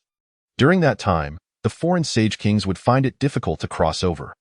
Even if a sage king wished to come now, the price would be beyond their means to bear, no matter how powerful he was. The cost was simply too great. Otherwise, the sage kings would have long since shattered the abyss. 500 years is but a fleeting moment. We can afford to wait, Su Zi. You should consider whether you will leave alive today. A young man seated in the void behind He Wu Shuang spoke with indifference. As he spoke, the 9 foreign prodigies beside him fell silent. This young man donned a purple robe, his demeanor cold and austere. With every breath, he resonated with the heavens, exuding an awe-inspiring presence. Presumptuous. How dare you speak of Su Wang in such a manner? A young man with an imposing aura behind Su Zi chastised. This individual was a prodigy of the Tiandao Academy within the 9 heavens, named Hou Yu, already at the level of a celestial god, immensely powerful. The hierarchy of cultivation is as follows: martial apprentice, martial artist, martial warrior, martial master, grand martial master, martial sect leader, martial king, martial emperor, martial venerable, venerable, void Dao, /1, escape 1, supreme, celestial god, divine king, divine emperor, sage, great sage, sage king, quasi-emperor, great emperor, true immortal, mortal immortal, celestial king, celestial emperor, boom. The youth behind He Wu Shuang unleashed a brilliant beam of light from his eyes, aimed at Hou Yu. This gaze was imbued with destructive power, capable of determining life and death with a mere glance. In an instant, Hou Yu's expression changed drastically. He sensed the overwhelming aura of annihilation within that gaze. He was forcibly locked on, unable to escape. Cold sweat drenched Hou Yu's brow as terror filled his face. For the first time since he began his journey, he felt utterly powerless against an opponent of equal standing. This individual was simply insurmountable. Hou Yu channeled all his power, yet was still pierced through, spitting out a mouthful of blood. Had it not been for Su Zi gently waving his hand to shield him, he would have undoubtedly perished. Su Zi feigned a grave expression, while the prodigies of the 9 heavens and 10 earths behind him looked on in shock. Alas, they were still too hasty. The foundation of the 9 heavens and 10 earths was still lacking. Su Zi had initially wished to refrain from intervening, but upon seeing a promising pupil in danger, he felt compelled to act. He had only been in the small world for a few decades, yet had risen to the position of head of the Tiandao Academy. You all should take note. This individual is named Mo Tianxia, the direct descendant of a sage king, and is heralded as the most promising candidate to become a sage in the future. Upon hearing Su Zi's words, Hou Yu and the others' pupils constricted violently. The direct descendant of a sage king. Such an identity was undoubtedly dazzling in any context. Furthermore, the potential to become a sage was enough to astonish the world. Today, let us set aside all else. Let the 2 realms compete in martial prowess. If you win, we will retreat. If we win, you shall surrender 2 broken imperial artifacts from your possession. He Wu Shuang's expression remained unchanged as he regarded Su Zi. This void lay within the abyss, where beings below the sage level were unaffected by the rules of the abyss. This competition was proposed by the foreign realms, with the 9 heavens and 10 earths gambling for 500 years of peace at the Imperial Pass. Should the 9 heavens and 10 earths lose, the foreign kings would collectively breach the Imperial Pass. Chapter 29. Ominous origins behold clearly. The one opposite you is the most representative figure among the foreign prodigies. He is not merely a descendant of a sage king. He embodies the youth of the foreign realms. Tianxia, the direct descendant of a sage king, was said to have caused a stir upon his birth. Shrouded in ominous black mist, these seemingly unremarkable black mists, however, were the harbingers of doom. Wherever the black mist traveled, all life perished. Even the celestial gods could not withstand its encroachment, losing their sentience and descending into darkness. Upon hearing Su Zi's words, the prodigies of the 9 heavens and 10 earths shuddered in fear. This was not merely a sage king's descendant. His innate power was already fearsome, and now there seemed to be many mysteries surrounding him. These mysteries rendered Mo Tianxia even more unfathomable, instilling a chilling dread. The sage king's cultivation transcended the ancient heavens, wherein every word and deed was a manifestation of the Tao. A sage king's power was so profound that uttering his true name could invoke his divine presence. Just the identity of being a sage king's descendant was sufficient to make Mo Tianxia a figure of reverence. Observing the fear etched on the faces of his own prodigies, Su Zi furrowed his brow. The 9 heavens and 10 earths were already weak, with a foundation inferior to that of the foreign realms. His intentions were merely to inspire a sense of shame and courage, to encourage them to strive forward. However, it seemed that this had counterproductive effects. Had it not been for his desire to train Tian Huang, he would have longed to eliminate these foreign beings, especially the likes of He Wu Shuang and He Wudi, whose names were utterly pretentious. He Wu Shuang's expression remained impassive. Did they truly need 2 dilapidated imperial artifacts? No, 2 mere broken imperial artifacts were hardly worthy of Mo Tianxia personally overseeing this matter. Their intention is to suppress the extraordinary talents of the 9 heavens and 10 earths, plunging them into despair, and allowing the realms to witness what constitutes an insurmountable chasm. They seek to instill fear, compelling them to endure 500 years of endless terror, awaiting the arrival of foreign invaders. Death itself is not terrifying. Rather, it is the knowledge of its impending arrival and the agonizing wait for it that instills dread. 500 years is ample time for us to evolve into a realm previously deemed unattainable. By then, what will mere sages amount to? A young man behind Su Zi spoke softly, his voice not loud yet invigorating. This young man possessed a handsome and resolute visage, with eyes that seemed to embody the cycle of the sun and moon and the transformation of the universe, profound beyond measure. The previously despondent countenance of the exceptional beings of 9 heavens and 10 earths suddenly brightened. While others may falter, this young man possesses the potential to thrive. He is the acknowledged disciple of Su Zi. Though they have never formally referred to each other as master and disciple, their bond is even closer than that. It is important to note that this young man possesses astonishing talents that have left an indelible mark on this era, carving out a path uniquely his own. Such a figure is indeed a prodigy of unparalleled merit, as long as he does not fall. His ascension to the realm of sages, or even emperors, is a certainty. Yet, it is rather absurd that such a prodigy faces relentless suppression from the myriad forces within 9 heavens and 10 earths, even to the point of extermination. Were it not for Su Zi being one of the mightiest entities within 9 heavens and 10 earths, this youth would surely have been buried beneath towering grass. Kun-yi, you shall engage in battle, Mo Tianxia calmly declared while seated in the void. Yes, Kun-yi respectfully clasped his hands and appeared within the abyss. The space was filled with the overwhelming force of laws. Yet it posed no threat to those beneath the sage realm. I am Kun-yi. Who dares to face death? Kun-yi's expression was haughty as he regarded the talents of 9 heavens and 10 earths with scornful jest. As if they were mere chickens and dogs, easily extinguished at his whim. I shall fight you. A thunderous roar erupted as Hou Yu brandished a silver-white spear, aiming it at Kun-yi on the battlefield of the abyss. I, Hou Yu, shall seize. Hou Yu's imposing presence surged as he addressed Kun-yi, yet before he could finish, Kun-yi interrupted him. Your name is unworthy of my knowledge, Kun-yi remarked with a hint of derision. His disdain evident. You? Hou Yu's complexion darkened, flushing with anger. Prepare to die. Hou Yu suppressed his rage, having previously been forced to cough blood from a mere glance from Mo Tianxia. a humiliation he could not bear. Now, being belittled by an unknown individual from a foreign realm, he felt another wave of blood rise within him. After all, he was a renowned prodigy within 9 heavens and 10 earths. He struck first, the silver spear piercing through the void, appearing before Kuan Yi as if it were a ghost. Kuan Yi's expression remained unchanged, his mockery intensifying. Is this what the talents of 9 heavens and 10 earths amount to? Just as the silver spear was about to pierce Kuan Yi's head, an unexpected occurrence transpired. The void before Kuan Yi began to writhe, and the spear that should have pierced him strangely reappeared before Hou Yu's own head. Hou Yu's face changed drastically. Chapter 30. The Void Royal Clan. Hou Yu attempted to withdraw, but the moment was too brief. He could not reclaim the spear in time. He was too familiar with it. Once unleashed, it was difficult to retract. He could not fathom how his spear had suddenly reappeared before him.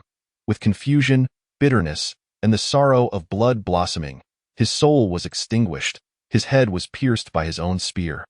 He perished at his own hands. The technique of void transference is a secret art of the Kuan clan.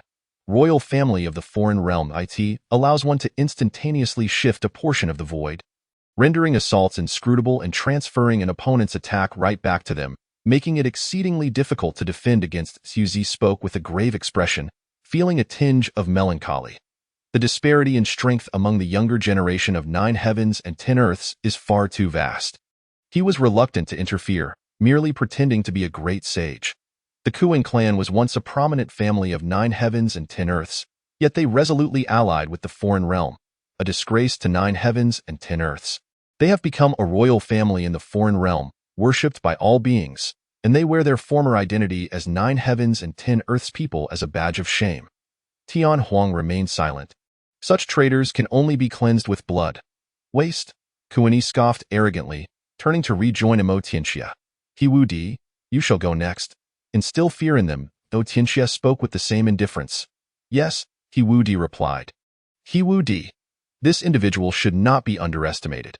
He is the progeny of the great sage He Wu Shuang and one of the leading figures among the young generation of the foreign realm. Possessing extraordinary talent. It is astonishing that such a prodigy follows Emo Tianxia's orders without complaint. Clearly, a reassessment of Emo Tianxia's capabilities is in order. Tian Huang's expression grew serious. He Wu Di, true to his name, has never known defeat since birth, achieving invincibility along his path. He is renowned in the foreign realm, revered by countless prodigies. It is remarkable that such an arrogant individual willingly submits to Emo Tianxia's command, which is simply unbelievable.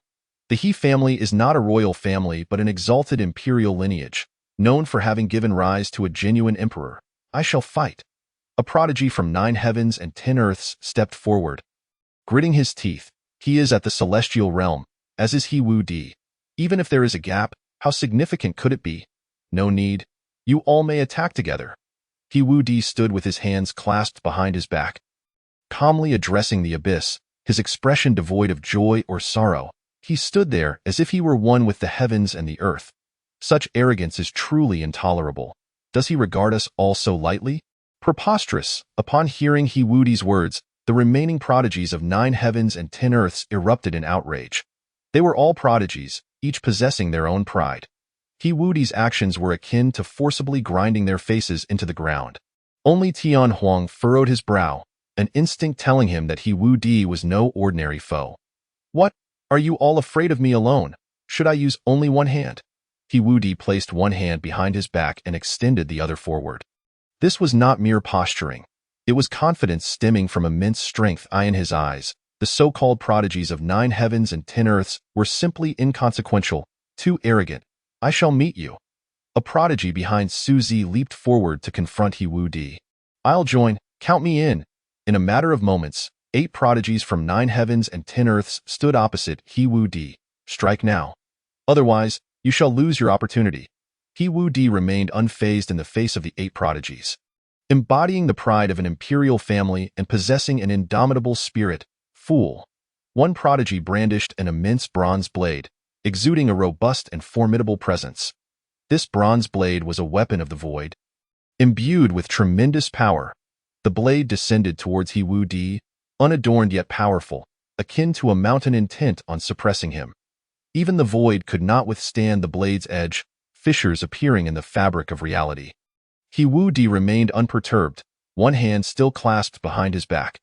Just as the blade was about to cleave his head, he made his move, executing no extraneous motions, from within his flowing robes. A hand resembling white jade emerged, reaching out to grasp the bronze blade. "You seek death," the prodigy howled in fury. He Wu Di dared to confront a weapon of the void with his bare hands. How could he, merely at the celestial realm, presume to do so? The prodigy believed He Wu Di was simply underestimating him, so he channeled all his power, unleashing a terrifying intent within the blade, rendering it even more formidable. This strike was meant to make the contemptuous He Wu Di pay dearly. Clang. Contrary to expectations, He Wu Di was not decapitated. Instead, a jarring clash of metal resounded. He Wu Di's hand firmly grasped the bronze blade, his fingers aglow as immense power coursed through his palm. Chapter 31. The substitution. He intended to extinguish the bronze blade. The void twisted, and cracks began to appear on the blade's surface, causing the prodigies of 9 heavens and 10 earths to change their expressions drastically. Was He Wu Di truly at the celestial realm? To extinguish a weapon of the void with his bare hands was an unfathomable feat. Retreat. Witnessing He Wu Di's ability to nullify his weapon, the prodigy's face paled with terror as he relinquished the blade, hastily attempting to flee. "You shall not escape." He Wu Di's fingers aligned to pierce through the void. Drip, drip. The prodigy stood frozen, his eyes vacant as he gazed at He Wu Di. His skull was pierced by 2 fingers, his essence fracturing and subsequently exploding. His body disintegrated into dust. What? The remaining 7 prodigies' faces shifted in horror. Their cultivation was on par with that of the deceased, and even if they were strong, their power was not formidable enough. Such prowess faltered under a single strike from He Wu Di, sending chills down their spines. "Come back. You are no match for him." Tian Huang stepped forward, ready to take action. "Return.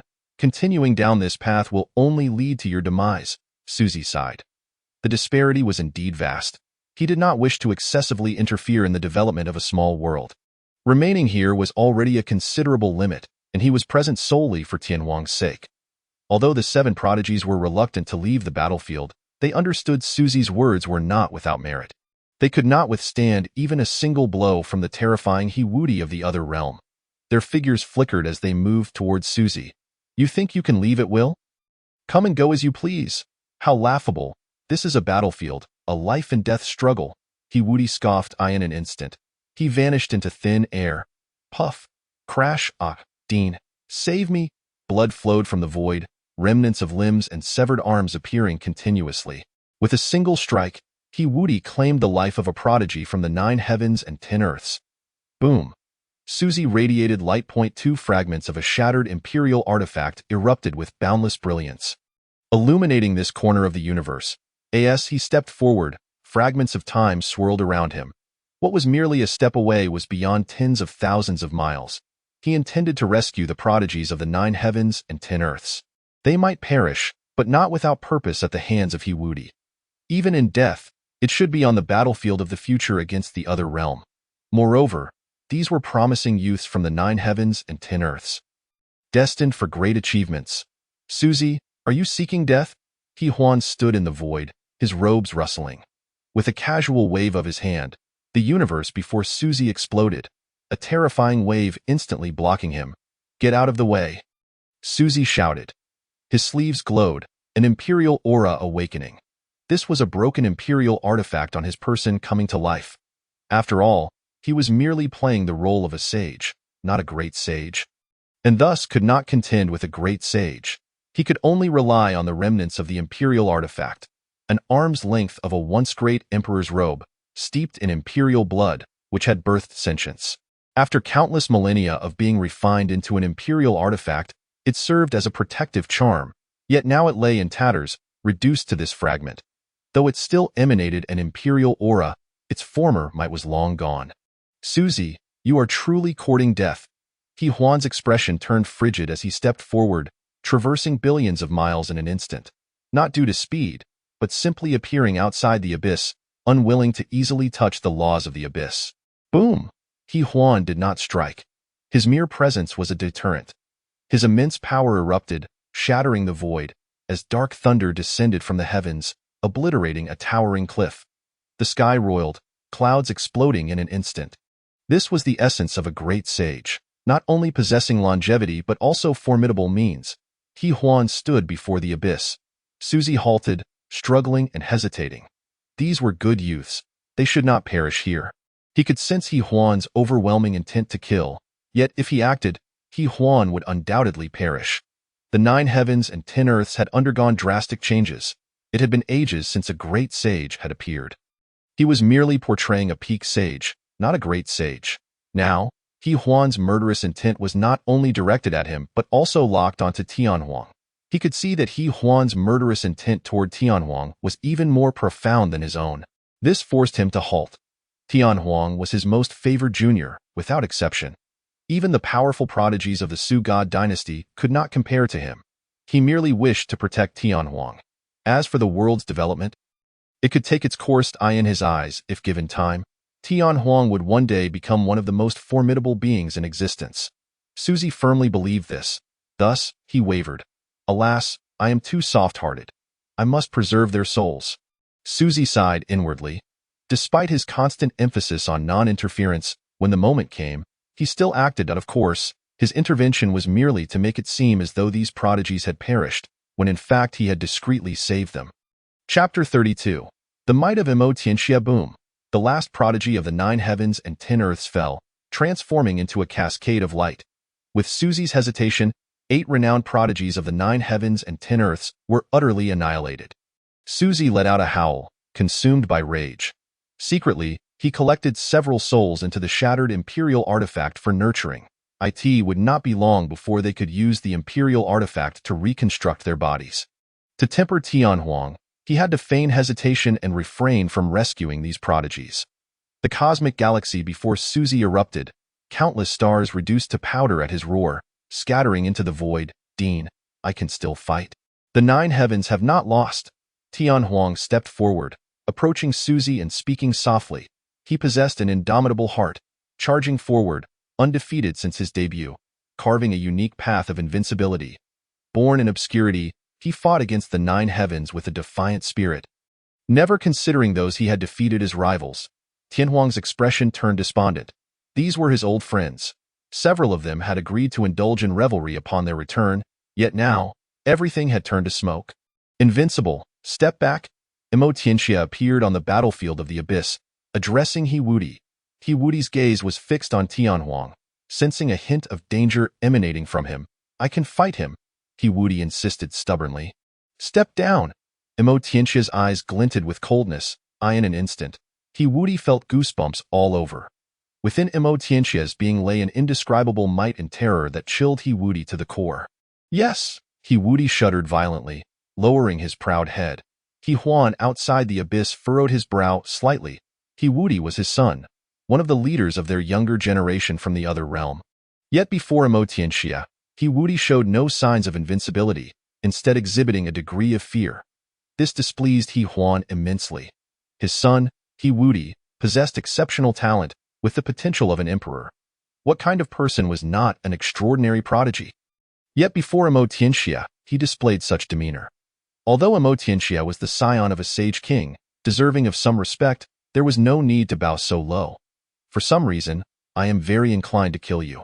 Your blood should be quite exquisite, Imo Tianxia said softly, gazing at Tianhuang. Is that so? I feel the same. I truly wish to snap your neck, Tianhuang replied. Tianhuang felt his blood boiling, alive with energy. The man before him was undoubtedly the strongest of his realm he had encountered since his debut. If he could eliminate him, it would surely strike fear into the many extraordinary prodigies of the other realm, making them wary of the 9 heavens and 10 earths. Should he manage to eliminate the opponent now, the 9 heavens and 10 earths might be spared a formidable enemy in the future. Return. Tianhuang advanced towards the abyss battlefield, but as he took a step, he was halted by Suzy, the new dean. Dean! Tianhuang looked at Suzy in confusion. It seems their goal today is you, Suzy responded. Some of your deeds have apparently been discovered by them. They wish to eliminate you swiftly. Even now, should you triumph, you cannot kill Imo Tianxia. He has the backing of a great sage. He Huan would never allow you to be slain. Otherwise, the wrath of the Sage King would be beyond what he Huan could endure. If you go, it will be a dead end. If you stay, I can ensure 100 years of peace for your cultivation. Upon hearing Suzi's words, Tian Huang fell silent. If he stepped out, he would either be killed by Imo Tianxia or face He Huan's wrath. Disregarding the laws of the abyss to eradicate him, he was still too weak. Sound the border. Imo Tianxia, noticing Tian Huang being restrained by Suzi, commanded, boom, boom, boom. From the direction of the other realm, thick smoke billowed as a powerful black tide surged forth. Simultaneously, the heavens trembled, with 10 or so powerful auras soaring into the sky, illuminating the world like great suns. Boundless sage pressure enveloped them. The resplendent sages, akin to blazing suns, radiated such pressure that even a mere touch would shatter Tian Huang, who could scarcely withstand such might. Fortunately, Suzi was there to shield him from the overwhelming force. Suzi's expression turned grave. Were the sages of the other realm intent on forcing a conflict with the 9 heavens and 10 earths? He wondered how many valiant souls from the 9 heavens and 10 earths would perish on the battlefield this time. At the same time, he observed Imo Tianxia. This avian figure held a significant standing, capable of commanding the sages from the other realm to battle. No one dared defy him. Everyone complied. Suzi felt an intense urge to reveal his strength and eliminate him, but after some contemplation, he refrained. As he sought to push Tian Huang's potential, Imo Tianxia's expression grew cold. Since Tian Huang would not engage, he would compel him to accede. It was known that the 9 heavens and 10 earths still harbored many who had allied with the other realm. The role of these individuals is to relentlessly hunt down the most dazzling prodigies across the realms, creating rifts in the fabric of existence. Chapter 33. The Great Sage of Another Domain. Suzi gazed at Imo Tianxia, his eyes brimming with murderous intent. If this man is not eradicated, the realms may never know peace again. For he understands that individuals like Imo Tianxia are the most troublesome. They will stop at nothing to achieve their aims, refusing to relent until their objectives are met. In this moment, he yearns to dispose of Imo Tianxia swiftly. However, he refrains from intervening, as the son of a sage king, and his only offspring to boot. Despite possessing a plethora of life-preserving talismans, Suzi knows that should he take action, even the sage king would face bitter regret. Suddenly, the heavens and earth began to tremble. Resonating with some powerful presence, the principles of the universe rejoiced and celebrated. Tian Huang's expression changed dramatically. Several formidable auras, so potent they instilled dread, flickered at the horizon. They seemed to exist from time immemorial, coeval with the cosmos itself, each exuding an aura capable of rending the heavens and earth. Their faces obscured, they appeared shrouded in darkness, surrounded by yawning voids that cleaved the space before them. So many great sages from another realm. What could they possibly be plotting? At this moment, atop the city walls of the border, several sages appeared, shouting in disbelief. Do they intend to forcibly cross the abyss? Are they not afraid of backlash? One sage questioned incredulously. Who knows if the Border King will take action this time? A voice murmured from the crowd. The Border King. It has been hundreds of years since he last acted. It is uncertain if he still exists, someone sighed. Regardless, it appears that the forces from the other realm are formidable. Everyone, prepare for battle. An elderly sage declared, his presence commanding, death, to death. Countless voices echoed resolutely. This is the battle to defend our homeland. We shall not regret even in death. Do you believe yourselves worthy? A mocking voice pierced through the air. Instantly, all soldiers on the wall turned to face the source of the sound. It was an elderly woman with a mane of silver hair. She stooped, leaning on a golden serpent-headed scepter, her frail form resembling a candle flickering in the wind, on the verge of extinguishing. Yet, upon recognizing her, the soldiers fell silent. For this woman had devoted her life to the border, her achievements monumental. She had the right to speak to any of them here. Alas! Regardless, prepare for battle, my friends. All beings of the 9 heavens and 10 realms place their hopes upon us. I implore you, let us not falter. The Snake Empress said solemnly, bowing deeply to all the soldiers. Boom. All soldiers felt a jolt of reverence. This was a sage of high stature, and today she bowed before them. A bittersweet pang spread through their hearts. They understood that this time, the 9 heavens and 10 realms were likely to face a brutal war. Yet they were unafraid. willing to fight for the mountains and rivers behind them, for their families. They were prepared for battle. Hearing the words of the Snake Empress, all sages exchanged glances, their spirits ignited. The Snake Empress was indeed a venerable sage. Her every word and action could galvanize the troops, lifting their morale immensely. If the great sages were determined to assault, the borders would be in peril. A young man peered towards the direction of the other realm, conveying his thoughts to all the sages. Even if they suffer backlash, even if they perish in the process, it shall only be after all sages of the 9 heavens and 10 realms have fallen. At that point, the 9 heavens and 10 realms will be lost, reduced to mere breeding grounds for the other realm. The youth, known as Yu-E, appeared young and handsome, his eyes harboring the weight of ages. Yet in truth, he was ancient, having endured countless tribulations, reborn as a youth. Though youthful, his cultivation was unfathomable. It was said that he was merely a step away from touching the realm of the great sage. A being of the same era as the Snake Empress. Will those from that place truly not appear? A sage questioned, unwilling to accept reality. Why, Yu Shang, you possess imperial blood. You are often well informed. What do you think? Will they appear? Do you believe they truly care about the lives of the 9 heavens and 10 realms? Or do you still cling to hope in others? Are you entrusting your lives to outsiders? Have you aged to the point of folly? The Snake Empress harshly slammed her golden serpent-headed scepter against the void, her voice laced with anger.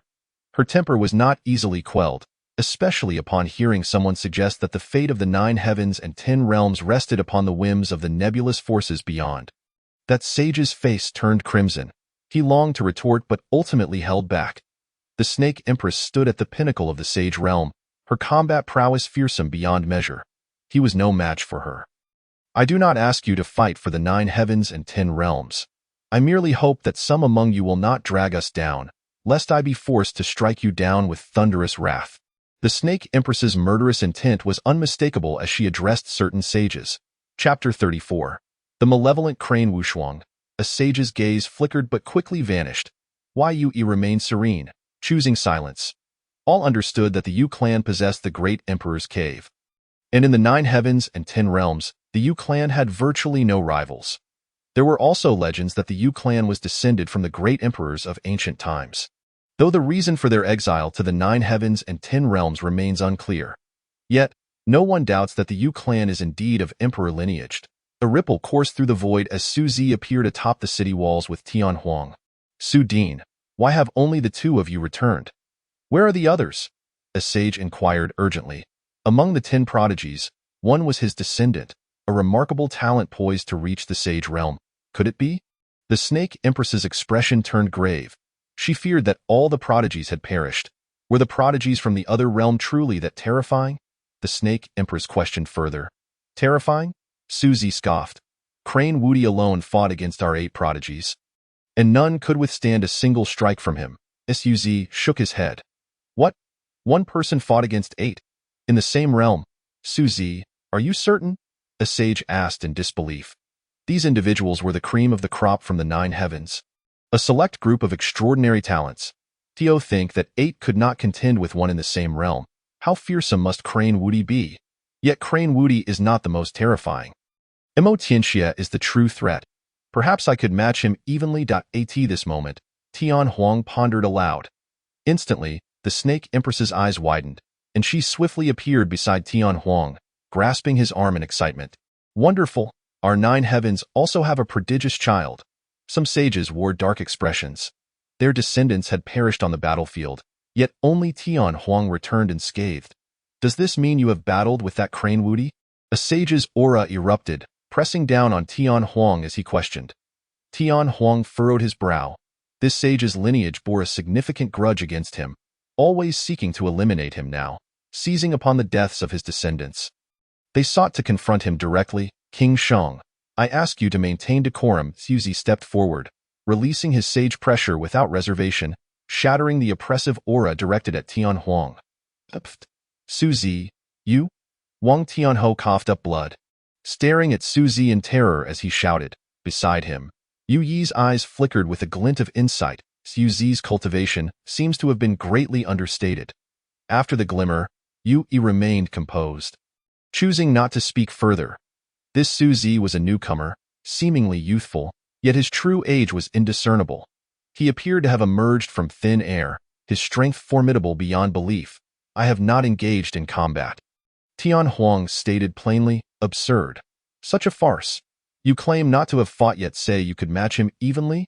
Wang Tianhou laughed uproariously, believing Su Zi had sheltered Tian Huang, Su Zi, as fellow prodigies of the 9 heavens and 10 realms. Why do you only protect Tian Huang? Do you not consider the other prodigies worthy of your protection? If you wished to intervene, surely you could have saved them. Why did you not? Wang Tianhou's fury erupted. He not only spoke of his family's descendant, but also implicated others, eager to see if Su Zi would dare to stand against 3 great sages alone. Indeed, among the 9 fallen prodigies, 3 were of sage lineage. He did not believe Su Zi would have the audacity to confront the might of 3 great sages.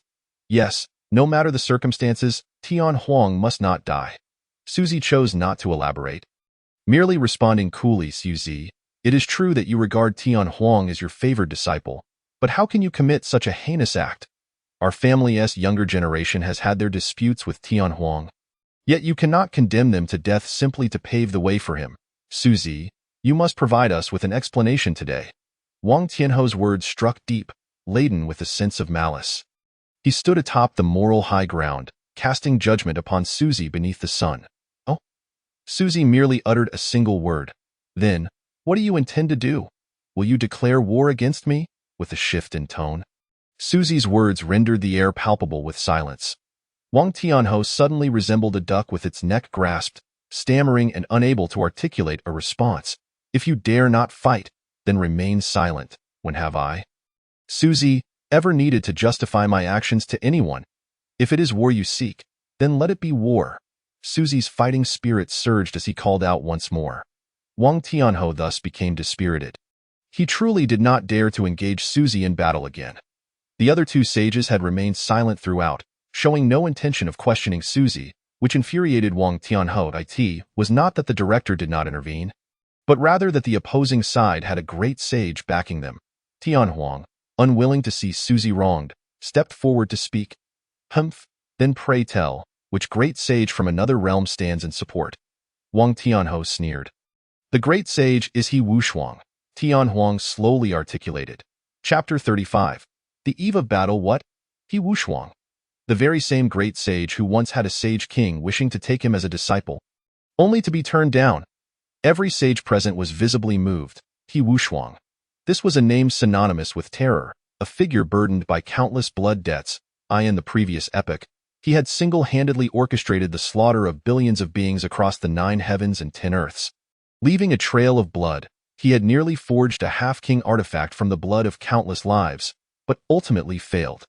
Though he did not succeed, the power of that dread weapon was such that even among great sages, it was unparalleled, capable of suppressing the majority of their artifacts. It was indeed He Wushuang.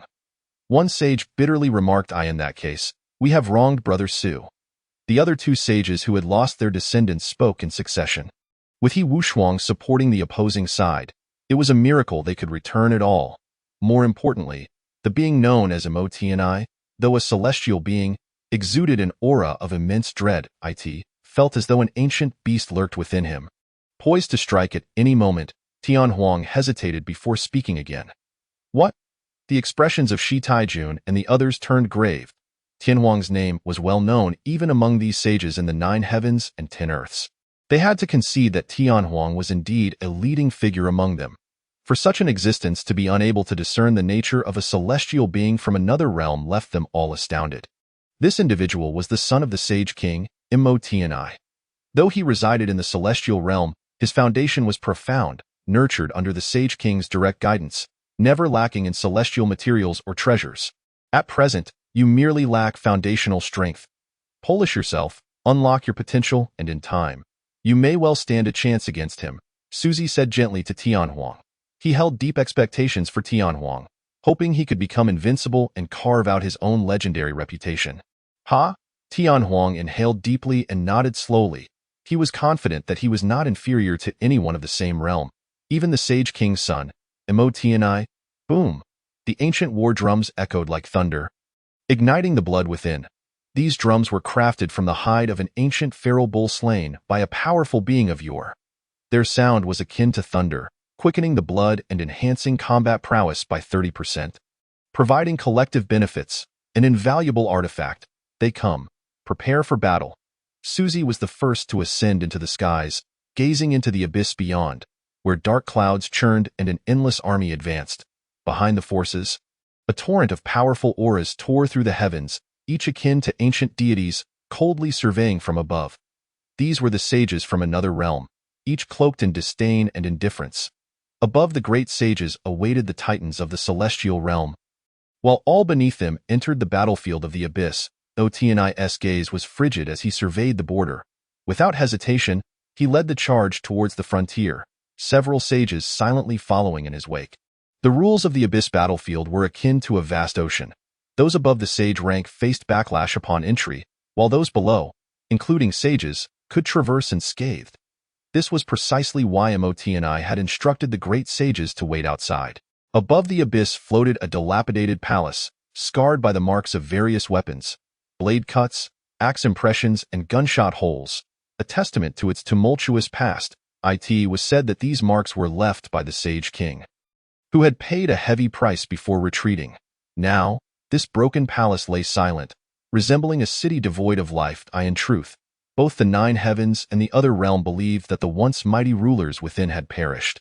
Yet, no one dared to attack, wary of the palace that had caused even the sage king to withdraw. Thus, the army from the other realm did not even glance at the crumbling palace, heading straight for the border walls. Observing would yield no benefit. Did you not claim that my 9 heavens and 10 earths would send our champions to spar with the champions of the other realm? And in return, you would grant us centuries of peace? Wang Tianho's voice trembled as he questioned loudly. This incursion from the other realm was unprecedented in scale, a sight unseen for centuries. Even as a sage, he felt a chill of fear. The sparring in the abyss is tainted. One of your own fled without fighting, disregarding the rules. Today, we shall declare war. Since you choose to flout the rules, let blood serve as recompense. Imotini's face flashed with mockery. Who are you? How dare you speak when sages are present? Begone. A member of Wang's family reprimanded Imotini loudly. Chapter 36. Surrender Tianhuang to avert war. He is none other than Imotini. Tianhuang said casually. What? The members of Wang's family, a strong figure of the first realm, stumbled back in shock, their faces betraying astonishment and dread. They were aware that he was indeed a formidable being. Despite the unlikelihood of reaching the sage realm in this lifetime, he was still the strongest beneath the sages. To be frightened by a mere celestial youth was a source of ridicule for many. Imotini, our 9 heavens and 10 earths boast vast resources and countless prodigies. If you wish to spar, we can send more champions to contest with the champions of the other realm. However, you must withdraw your troops, Wang Tianho stated upon hearing Imotini's bizarre rationale for attacking the borders of the 9 heavens and 10 earths. What does it matter to lose a few prodigies? As long as the other realm withdraws, fool, Wang Sage, what are you doing? Are you using the prodigies of my 9 heavens and 10 earths as bargaining chips? Shi Taijun exclaimed in exasperation. Yet, Wang Sage's words did hold some water. Another sage interjected, I concur. More sages voiced their agreement. Among the 10 sages at the border of the 9 heavens and 10 earths, nearly half now supported the proposition. Yue and the other 3 sages remained silent, neither endorsing nor opposing. Only Shi Taijun and Suzy stood against Iti. In truth, it need not be so complicated. At this moment, Imotini, hovering in the void, addressed the 10 sages on the border. Simply surrender Tianhuang. And I, Imotini, can guarantee 500 years of peace at the borders. Upon hearing Imotini's proposition, the eyes of Wang Tianho and the other 5 sages ignited with a brilliant light. This was the pivotal moment. Can your words be trusted?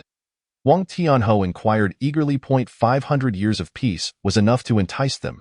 As for what might transpire after 500 years, who could say? Impossible, Suzy declared resolutely. Suzy, do you not consider the welfare of the 9 heavens and 10 earths? 500 years could change much. After that, reinforcements from the 4 seas and 8 realms may arrive, allowing us to weather any storm. A sage spoke directly. Otinia's conditions stirred their hearts. Although Tianhuang was remarkable, A prodigy yet to mature was merely a bargaining chip. Whoever dares to touch him, I shall slay. Suzy brandished a half-finished imperial artifact, his dark hair billowing, the aura of a peak sage radiating unmistakably. Friend. Perhaps it would be best to acquiesce. Yue, who had remained silent until now, spoke softly. Yue, do you intend to obstruct me as well? Suzy's entire being surged with power, his eyes gleaming with divine light, suggesting he might act at any moment. Friend, there is no need for 500 years. I can assure you that all dilemmas will resolve themselves by then. Yue spoke calmly. He bore a youthful visage, yet none present dared to underestimate him. Yue, I know your clan possesses a so-called imperial cave with formidable resources, but I, Suzy, remain unafraid. Suzy did not invoke the backing of the Heavenly Dao Academy, but chose to stand firm against the Yu clan on his OWNIS. That's so? Friend, one must tread carefully. The easy path often leads to downfall, Yue muttered to himself, shaking his head in pity for Suzy. He knew only fragments of Suzy's past, but over the years, Suzy had concealed himself too well. They had yet to discern from where Suzy had emerged, as if he had materialized from thin air, devoid of any discernible background. How disgraceful to demand the surrender of our 9 heavens and 10 earths prodigy in exchange for peace. Utterly revolting. Shi Taijuan's face contorted with indignation, her anger palpable as she aligned herself with Suzy. To sacrifice the prodigy of the 9 heavens and 10 earths in exchange for 500 years of peace at the border is a feat beyond their capabilities. If war is to be waged, then let it be so. At the same time, both Suzy and Madame Shi deeply comprehend that the foreign lands do not seek to annihilate Tianhuang. Rather, they place greater value on its potential and wish to assimilate it. It is utterly ridiculous that the saints from their side would willingly hand over such a treasure. Suzy is further convinced that he shall not act hastily, for these individuals are truly beyond salvation. Even if they were to expend all their resources, a few hundred years would suffice for Tianhuang to evolve to a point that would instill fear in the foreign lands. Yet these people are short-sighted, unable to discern the gravity of the situation. Suzy feels compelled to undergo an epiphany, to directly ascend to the status of a saint king, and then take Tianhuang away. However, for now, he must first stimulate Tianhuang's potential. Observing their tense standoff, Imo Tianxia finds amusement in the unfolding drama. He does not rush. Instead, he relishes the spectacle. Suzy and Madame Shi are not mistaken. Imo Tianxia does not wish to slay Tianhuang, but rather desires to recruit him as a subordinate. Leave Suzy to me, says Yue. Two of us will restrain Madame Shi, while the other 2 will escort Tianhuang away. Tianhuang lets out a soft sigh. In the face of absolute strength, he feels utterly insignificant. He is akin to an object, his life no longer under his own consent, but in the hands of others. He despises this feeling. Boom. Yue? How dare you? Suzy erupts, seemingly holding nothing back. His right arm radiates with light, a trace of imperial pressure awakening within him, and a beam of celestial light strikes down towards Yue. Yue's expression grows grave as he gazes at the plain yet potent celestial light descending upon him. He understands that Suzy is exerting his full strength, aiming for a decisive blow to protect Tianhuang. The immortal points the way. Yue's chest glows, a small, bloodied segment of a finger emerging from it. Upon its appearance, everyone feels an overwhelming imperial pressure, as if it could collapse the very fabric of space. Merely a fragment of a finger, yet it emanates such terror. This finger belongs to an emperor. A remnant of an emperor's power. Chapter 37. The mighty Yu clan, although it is just a bloodied fragment of a finger, it bears the terrifying pressure of an emperor. Though no longer at its peak, it can still suppress a saint. The chasm between saints and emperors has been insurmountable since time immemorial. Just this fragment of a finger is enough to make the saints bow their heads, with those lacking in foundation being covered in cracks, on the verge of shattering. This is still the result of Yue not deliberately targeting them. Otherwise, they would have exploded the moment the finger appeared. Suzy, with his flowing black hair and piercing gaze, senses the opportunity for enlightenment has arrived. If one is to perform, one must do so in full measure. This fragment of a finger was obtained by Yue from the lair of the Yu clan's emperor. Nurtured within him, continually infused with his own blood, hoping to preserve its imperial essence for a critical moment, when it could serve as an unparalleled weapon. Indeed, it is in a realm devoid of great saints. A fragment of an emperor's finger is an undeniably fearsome weapon, capable of toppling nearly any formidable opponent within the 9 heavens and 10 earths. Unfortunately for him, he faces Suzy, a saint king hailing from the 4 seas and 8 wildernesses, and the youngest among them. This is a broken artifact left behind by your once great emperor during his campaigns against the foreign lands. Even as a broken artifact, using it against someone like you would tarnish the emperor's name. Suzy soothes the fragmented emperor's artifact, the tattered sleeve trembling as if yearning to come to life. He can sense the emotions of this broken artifact, intense unwillingness, as if questioning whether what its master fought to protect was truly this sort of individual. None among the onlookers pay heed to Suzy's words. You 9 heavens and 10 earths, come, let me see what kind of foundation the legendary descendants of the emperor possess.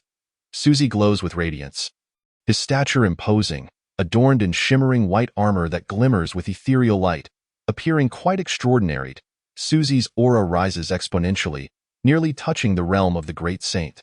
Yet he halts just shy of that threshold. Even so, this causes King Tianhou and the other saints to change countenance. They dare not act against Tianhuang. At the very least, they must wait until Yue has subdued Suzy before they can dare to intervene. Otherwise, in his current state, Suzy could effortlessly slay them, despite their saintly status. The disparity between saints is vast. They are acutely aware that supreme figures like Suzy are exceedingly rare, even within the entirety of the 9 heavens and 10 earths. Friend, are you truly prepared to fight to the death? Yue inquires, his brow furrowed as he gazes at Suzy. He merely wished to obstruct Suzy, not engage in a life-or-death struggle. Yet at this moment, Suzy has erupted, intent on bloodshed. Fight to the death? Yue, do you believe yourself worthy? Suzy's response is infused with dominance. Perhaps only the true Saint King behind you would have the right to utter such words. And even then, it would be a mere right, arrogant. Yue's youthful face is tinged with anger. Despite his youthful appearance, he possesses an age that is quite alarming, ranking among the eldest of the saints present. His youthful visage is a result of his cultivation of certain imperial laws, which have rendered him youthful in appearance as he seeks to defy fate and break through the great saint realm.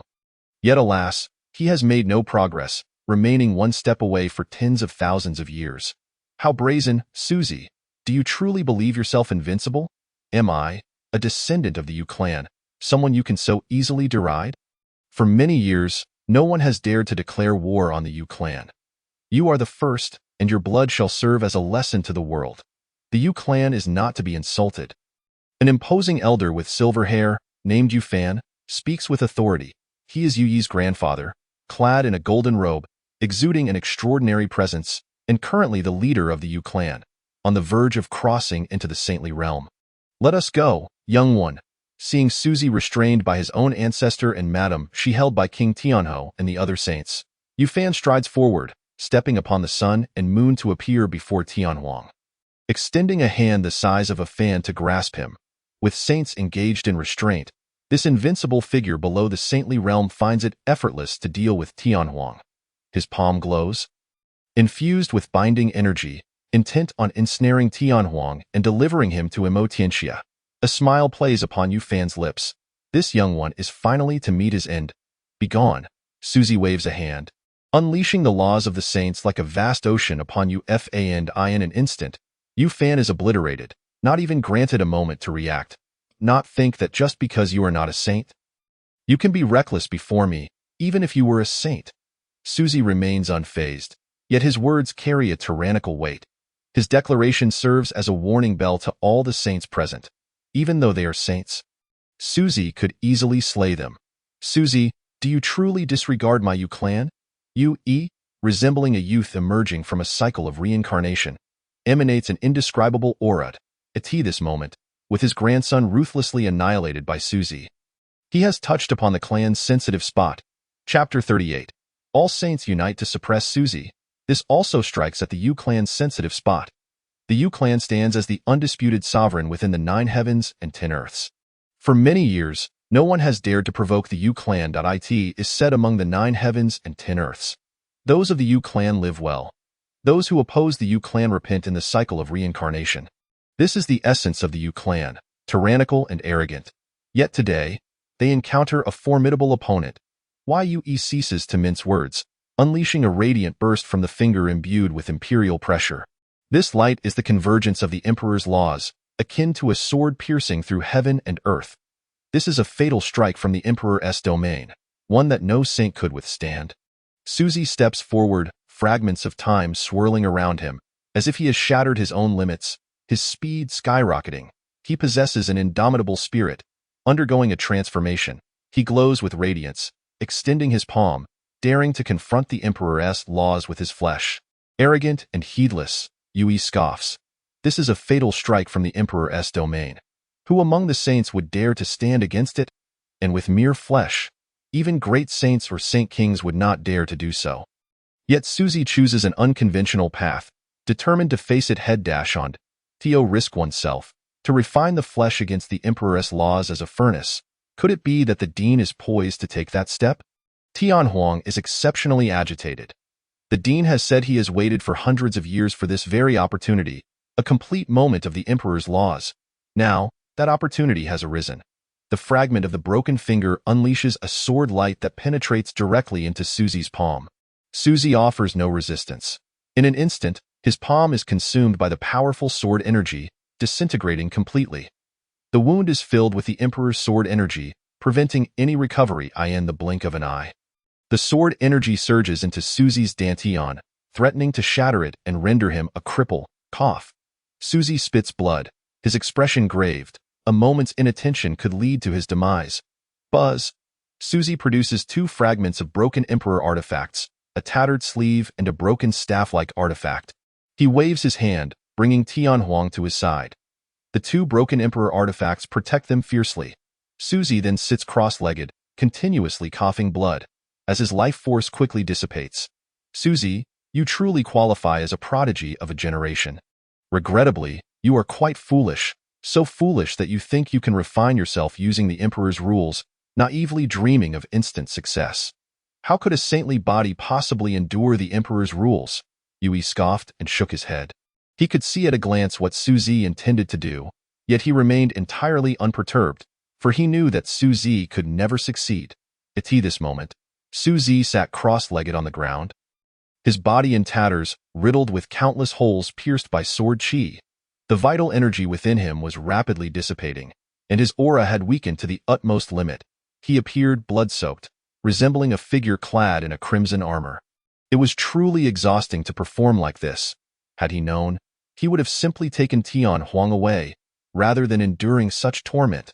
On the surface, Suzy's aura was faint, yet inwardly, he was fervently ridiculing the situation. His death was inevitable. While his energy waned to its nadir, he could not fully control the broken Emperor's artifact. He had to open it and extract Tianhuang. Upon finishing his words, Yue was the first to take action. This marked his first genuine engagement. The saintly laws within him surged like a celestial river, his aura surprisingly rivaling that of Suzy, standing at the pinnacle of saintly power. Action. Two saints remained to restrain Lady Shi, while the remaining saints all joined in, seizing the moment when Suzy could not entirely control the damaged Emperor's artifact, aiming to forcibly break it open and retrieve Tianhuang first. Several saints joined forces, with no reservations whatsoever, their momentum terrifying, exuding an aura of invincibility. Everyone beneath the city wall was left dumbfounded. What did this mean? Why were their own saints the first to engage in combat? However, as Imo Tianxia spoke, they suddenly understood. Surrender Tianhuang, and there would be no war at the border for 500 years. This proposition stirred many hearts, yet it also placed others in a dilemma. Tianhuang, undoubtedly a prodigy, had once shone brilliantly on this battlefield, achieving great feats. He had even slain the young prodigies of foreign royal and imperial families, boasting astonishing accomplishments. Yet now, to surrender such an individual was something many were unwilling to accept. Of course, there were those who secretly snickered. These individuals harbored grievances against Tianhuang and were naturally delighted, almost wishing to laugh uproariously and sing in celebration. Stop! Tianhuang rose to his feet. Gazing at the frenzied assault of the saints, he stepped forth from the protective circle. Suzy was in a critical moment. If these saints were allowed to continue their onslaught, while the broken Emperor's artifact might not be shattered, it would exhaust its power at that point. Su Zi would be in grave danger. Now, he had to buy time for Su Zi. This was the only thing he could do for his esteemed teacher. Upon seeing Tian Huang emerge, all the saints indeed halted their attacks. To them, Su Zi was doomed. Continuing the fight held little significance. Master, Tian Huang called softly. This was the first time he addressed Su Zi as his master. He then resolutely turned to Imo Tianxia. Is it true that there will be no war for 500 years? Naturally, Imo Tianxia nodded. Chapter 39. A living king. Very well, they need not escort me. I shall go myself, Tian Huang declared, stepping down from the city wall. He possessed his pride. He was a descendant of the border king, with an indomitable spirit. He had walked step by step to this day, undefeated thus far, having vanquished countless formidable foes and risen from the desolate depths of the mountains. Now, he boasted remarkable military achievements, having bested more than a dozen descendants of foreign royal and imperial families. His talent was extraordinary, having fought bloodily for the realms of heaven and earth. Yet, even so, those so-called human saints standing on the city wall were willing to hand him over to the enemy. Tian Huang knew that once he entered the foreign realm, he would face dire consequences. Farewell, Border King. Tian Huang bowed to the heavens. Above the abyss, a palace floated, the first line of defense guarding the border. Primarily tasked with warding off the great saints and saint kings from the foreign realm to prevent their incursion into the abyss, boom. The floating palace seemed to wail, to tremble, as if enraged by the injustice facing Tian Huang. Could it be that there were still living beings within the palace? Were they still guarding this place? A saint voiced his doubts.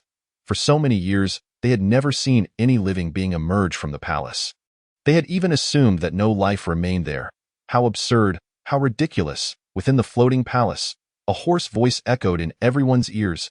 It was an unpleasant sound, somewhat obscure, as if someone who had not spoken for many years was suddenly breaking their silence. Was that a living border king? Someone from the border exclaimed in disbelief. Even the 8 saints restraining Su Zi and Lady, she felt a chill run down their spines. There was, in fact, a king still alive. Regardless of your power struggles behind me, or your unjust labeling of my clan as a cursed lineage, you should never have placed my clan's unparalleled prodigy in a position of peril. As he spoke, the palace above the abyss began to tremble violently, as if suppressing some overwhelming emotion. The living border king still lived. Lady Shi, the saint, trembled and exclaimed loudly. The border still had a border king. What was a border king? A being of tremendous military merit and overwhelming strength. It turned out that the border king had been aware of everything occurring at the border, yet was simply too preoccupied to intervene. He was even aware that the descendants of the border king had been unjustly condemned as a cursed lineage, yet he did not repay malice with malice. They could discern right from wrong. And moreover, they needed to remain stationed here to prevent the great saints and saint kings from the foreign realm from invading the abyss. However, now, these pampered saints repeatedly challenged their limits, inciting the wrath of the border king. They guarded the lives of all beings across the heavens and earth, yet their progeny were being continuously oppressed and even exiled. Now, the illustrious prodigy of the Arid clan was to be sent to the foreign realm. Forced to submit? The border king would not allow it. If they could not protect their own descendants, what was the meaning of their guardianship here? Yes, they were the first line of defense for myriad races. But the most brilliant offspring of the Arid clan was to be sent to the foreign realm to negotiate peace. The border king still lived. They had not perished. They had quietly guarded the border all along. A cultivator shouted loudly, "Indeed, they are still alive." Yui stood atop the city wall, his gaze fixed upon the colossal palace, a strange light flickering in his eyes. Simultaneously, an ominous feeling began to spread within his heart. The border king, a sealed existence, was not to be underestimated. It was rumored that the border king's cultivation might be at the Saint King level. And even if he were not a Saint King, he would undoubtedly possess peak combat power at the Great Saint level. Such a presence made Yui feel somewhat apprehensive. They had long believed that the border king had ceased to exist. Otherwise, why had he never appeared in all these years? Even when they suppressed the Arid clan, the border king did not show himself. This led some individuals in the 9 heavens to become increasingly active, continually distorting certain facts while oppressing the Arid clan. After tens of thousands of years, They had successfully suppressed the Arid clan to the point where they could only survive in the desolate depths. However, no one had anticipated that even in such a harsh environment, a figure like Tian Huang would emerge, and he did so with an invincible demeanor. Not even the younger generation of their saint families could rival him, which made some begin to feel restless. Hand over Tian Huang in exchange for 500 years of peace at the border. After 500 years, the people from that place will emerge, and all crises will resolve themselves. Although Yui felt some trepidation standing on the city wall, he still spoke with righteous fervor. This could not help but make him feel uneasy.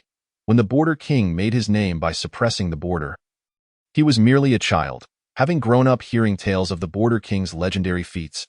Yui asserted that surrendering Tian Huang was not his intention, but rather a means to ensure 500 years of peace at the border, placing himself on a moral high ground, pointing fingers as it were. Yet the Border King paid no heed to Yui Tian Huang, son of the Arid clan, as long as you do not wish for it.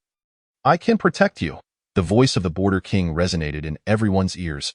Upon hearing this, Lady Xi's wrinkled face suddenly lit up with joy. The Border King intended to protect Tian Huang, which was indeed good news. However, the expressions of Yui and the other saints changed dramatically. Chapter 40. In the desolate realm, I have safeguarded the Border King. I am aware that Tian Huang is your kin. Yet you must contemplate carefully. Is it worth exchanging Tian Huang for 500 years of stability? How many formidable talents and exceptional individuals could my realm preserve over this span of 5 centuries? Wang Tianhou spoke once more, his words unmistakably clear. Go protect Tian Huang implies that the Border King is utterly indifferent to the lives of the cultivators at the border, a blatant coercion directed at him. It would be wise for you to remain silent while I speak. Boom! The Border King declared, simultaneously unleashing a colossal hand from within the palace, aimed directly at Wang Tianhou upon the city walls. Border King, do you dare? Wang Tianhou, enraged, realized that the Border King was not merely threatening him. His strike was imbued with an overt insult, an open palm. Wang Tianhou roared in fury, aware that he could not underestimate the Border King's prowess. In his hand appeared a golden tortoise shell, a relic of a sage renowned for its extraordinary defensive capabilities. The shell expanded dramatically in response to the wind, radiating myriad golden rays, enveloping Wang Tianhou in a protective aura, suggesting an impenetrable barrier. However, it seemed as though the Border King anticipated the outcome of his strike and chose to disregard it. Shatter it for me. Wang Tianhou unleashed his sage-level cultivation, for he sensed that failing to do so could cost him his life. Even with the tortoise shell, he could not withstand the impending blow. A chill ran through him, for this strike was merely a casual flick of the Border King's hand. The onlookers were struck with terror. Was this the might of a sage?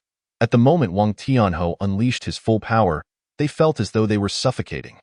The brilliance emanating from him was akin to a resplendent sun, and the pressure of a sage was such that even the slightest contact would shatter them. Fortunately, a sage nearby managed to absorb the overwhelming pressure. Smack, bang. Even at full strength, the moment Wang Tianhou's shield met the palm, his expression transformed drastically, for the golden tortoise shell disintegrated upon contact.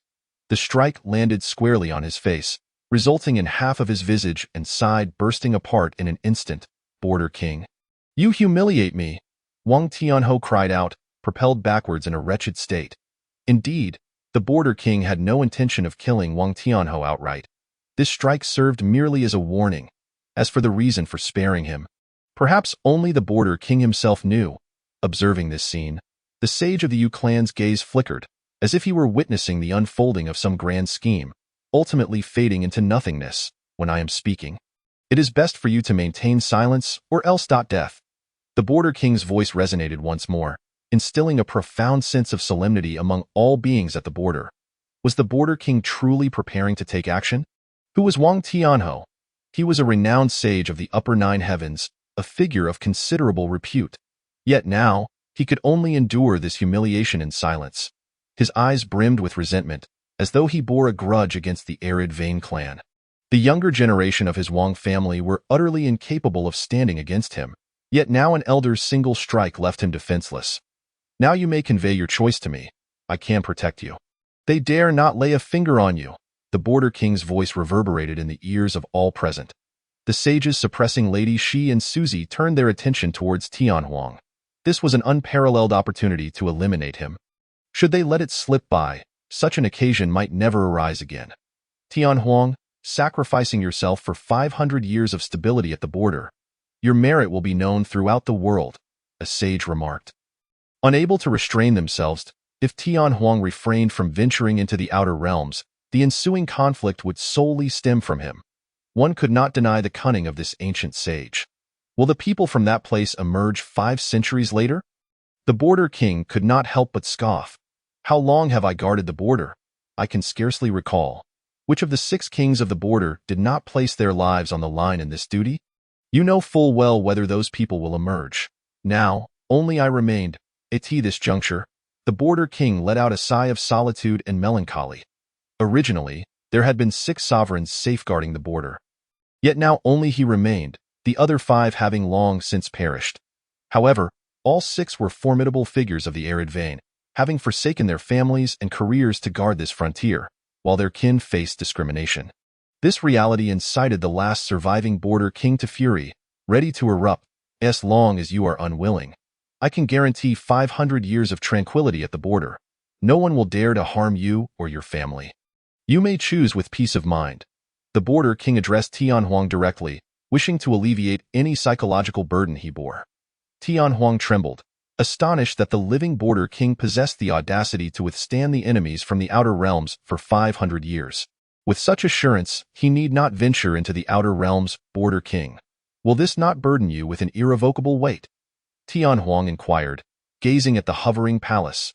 Foolish child, when the 6 kings of the arid vein came here, none intended to leave alive. Now, some have dared to extend their hands towards the unrivaled prodigies of my clan. If I remain silent, they might truly believe my clan has fallen. Child, my presence here is my mission, a promise to the 5 fallen border kings. You are still young. You need not bear this weight if you cannot even protect your own kin. Even if you become an everlasting powerhouse, your heart will tremble at the thought of losing them. The border king imparted, wishing to dissuade Tianhuang from taking that step. They awaited death at the forefront, while their lineage faced relentless oppression from behind. Was such a thing fathomable? Indeed, they were merely biding their time. For they understood that the heavenly abyss would eventually shatter.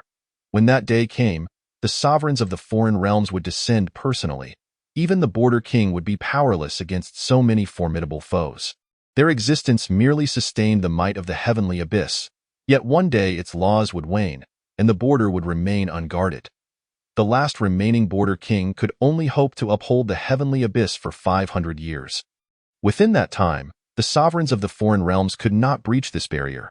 Even if the sovereigns sought to cross now, the cost would be more than they could bear, even for a sage. Such a price was exceedingly steep. Otherwise, the sovereigns would have shattered the heavenly abyss long ago. The fact that they had not yet done so indicated that even the sovereigns were reluctant to tread lightly upon that cost. Tianhuang felt a weight in his heart. The border kings were resolutely prepared to guard this place, having sacrificed so much for the 9 heavens and 10 earths. Yet how had the 9 heavens and 10 earths ultimately treated them? Coldly oppressing the descendants of their lineage, causing the arid vein to decline continuously. The cost of so-called strength was the loss of kin.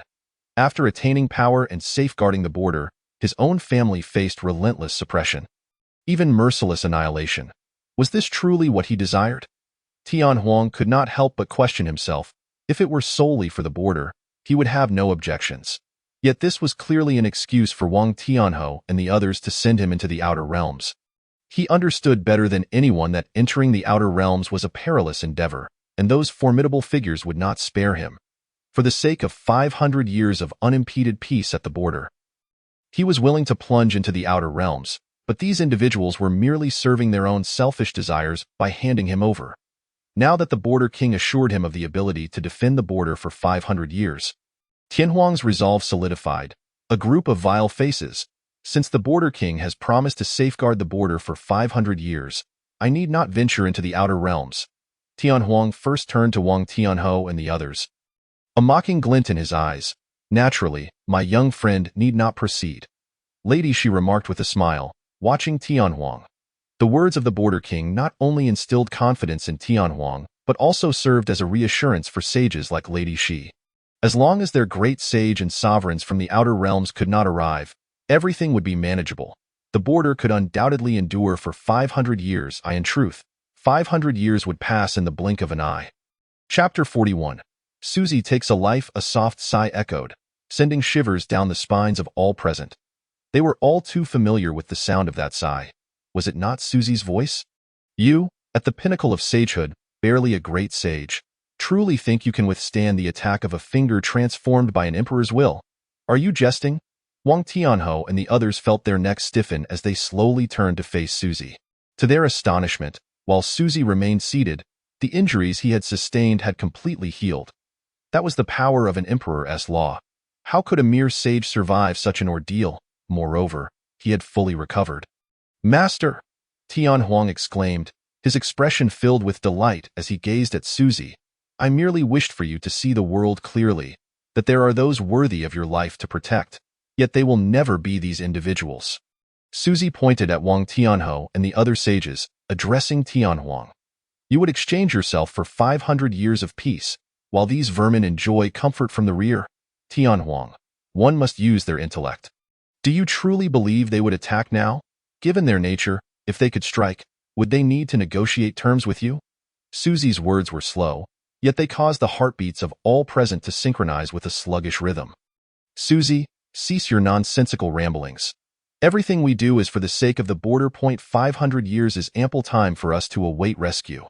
Wang Tianhou retorted directly. "You, who are so fearful of death, fail to contemplate how to break the deadlock, yet you cast your hopes elsewhere? Truly hopeless." Susie shook his head, gazing upon him as one would regard a corpse. "Is your statement not a tad excessive? My friend, since the Border King has proclaimed he can safeguard the border for 5 centuries, there is no need to venture into foreign lands." Yui spoke in a tone fraught with uncertainty. He longed to maintain his previous composure, yet found himself unable to do so, as he realized he could not fathom Susie. This Susie had truly succeeded in transforming through the Emperor's laws. His essence as profound as the ocean, with no end in sight. All the saints stood in a daze. Such manipulation is even possible, especially Yui, who was eager to test this newfound power. For Susie's success lay before his very eyes. "Tian Huang, you may choose to remain here. I assure you that for 500 years, none shall dare to harm you. Should any of the same realm attempt otherwise, I shall not intervene, but if some ancient, disrespectful being dares to challenge me, I will not hesitate to annihilate their entire lineage." Susie's voice was soft yet imbued with unparalleled dominance. Upon hearing this, the faces of the saints all changed dramatically. They understood that Susie had undergone a transformation, yet the specifics of his realm eluded them. At the very least, he was of the great sage level. "Susie, what do you mean by this?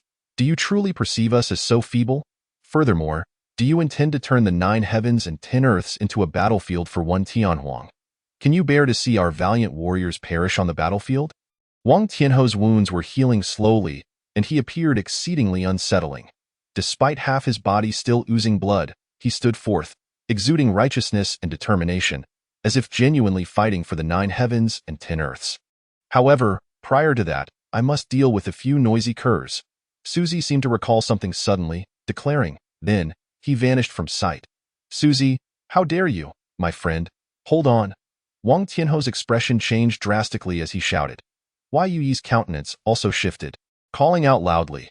Wang Tianhou and the saints were, strictly speaking, on the same side as him. Now that Wang Tianhou was in distress, he ought to step forward in defense. Otherwise, the other saints would grow suspicious and refuse to support him.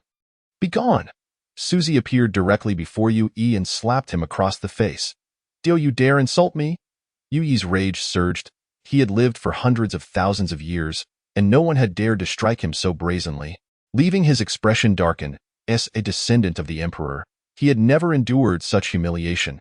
Yet, as he summoned his full powers, Susie's hand had already imprinted upon his youthful visage. Yui was taken aback.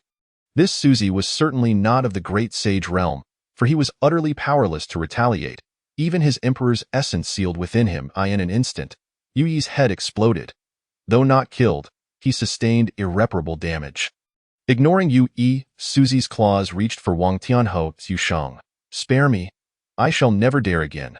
Witnessing Yu Yi's dire state, Wang Tianho's expression shifted, and he hastily pleaded for mercy. It was said that Yu Yi was a descendant of the emperor, brimming with life-saving talismans, yet Suzy had crushed his head to smithereens. Though his head would gradually heal, it had been injured at its source, making future cultivation nearly impossible. Thus, Wang Tianho truly felt fear. He was easily ensnared in Suzy's grasp, pleading desperately for Suzy to grant him a reprieve. Only at this moment did he comprehend the true magnitude of Suzy's power. Enough with the noise. Boom! Suzy's palm radiated with power, and Wang Tianho was reduced to nothing but ashes. Hiss! Everyone gasped in shock. They knew Suzy had broken through and transformed, yet none anticipated such overwhelming strength. Even saints were effortlessly slain at his hands. Tian Huang was elated. The director had indeed succeeded. As for the rest, I shall leave you to your fates. When you grow stronger, you may handle it yourselves. Suzy disregarded the other saints and turned to Tian Huang. Those who had previously opposed Tian Huang fell silent. One could now challenge Suzy, for his words were his edicts. You may choose to stay in the 9 heavens and 10 earths, or venture to the 4 seas and 8 wastelands. Suzy dropped yet another bombshell. The 4 seas and 8 wastelands were perceived by them as akin to the celestial realms, a level above their own world, teeming with formidable beings and saints. Su, Senior Su, may I inquire how one might reach the 4 seas and 8 wastelands? A saint mustered the courage to ask. When your cultivation reaches the requisite level, you shall naturally know, Suzy replied. His face betraying no emotion, he awaited Tian Huang's response. Suzy, the 4 seas and 8 wastelands are our last hope. What gives you the right to withhold this information from us? At this moment, Yui spoke again. His head had not yet fully healed, appearing gruesome and bloodied. Yet he stepped forth once more, intent on casting Suzy as the antagonist in everyone's eyes. He refused to believe that Suzy would dare to slay them all. Chapter 42. Emperor Yu of the Yu clan, Yu Fan. What gives the people of the 4 seas and 8 wastelands the right to assist you? Suzy inquired with curiosity. What gives us the right? Simply that my ancestor, the emperor of the Yu clan, was once a formidable figure in the 4 seas and 8 wastelands. Yui proclaimed with pride. Is your clan's emperor a certain fellow named Yu Fan? Suzy asked, intrigued. Because they share the same surname, he felt compelled to inquire. Ha, indeed. My clan's emperor is the venerable Yu Fan. Suzy, it is not too late to admit your mistake.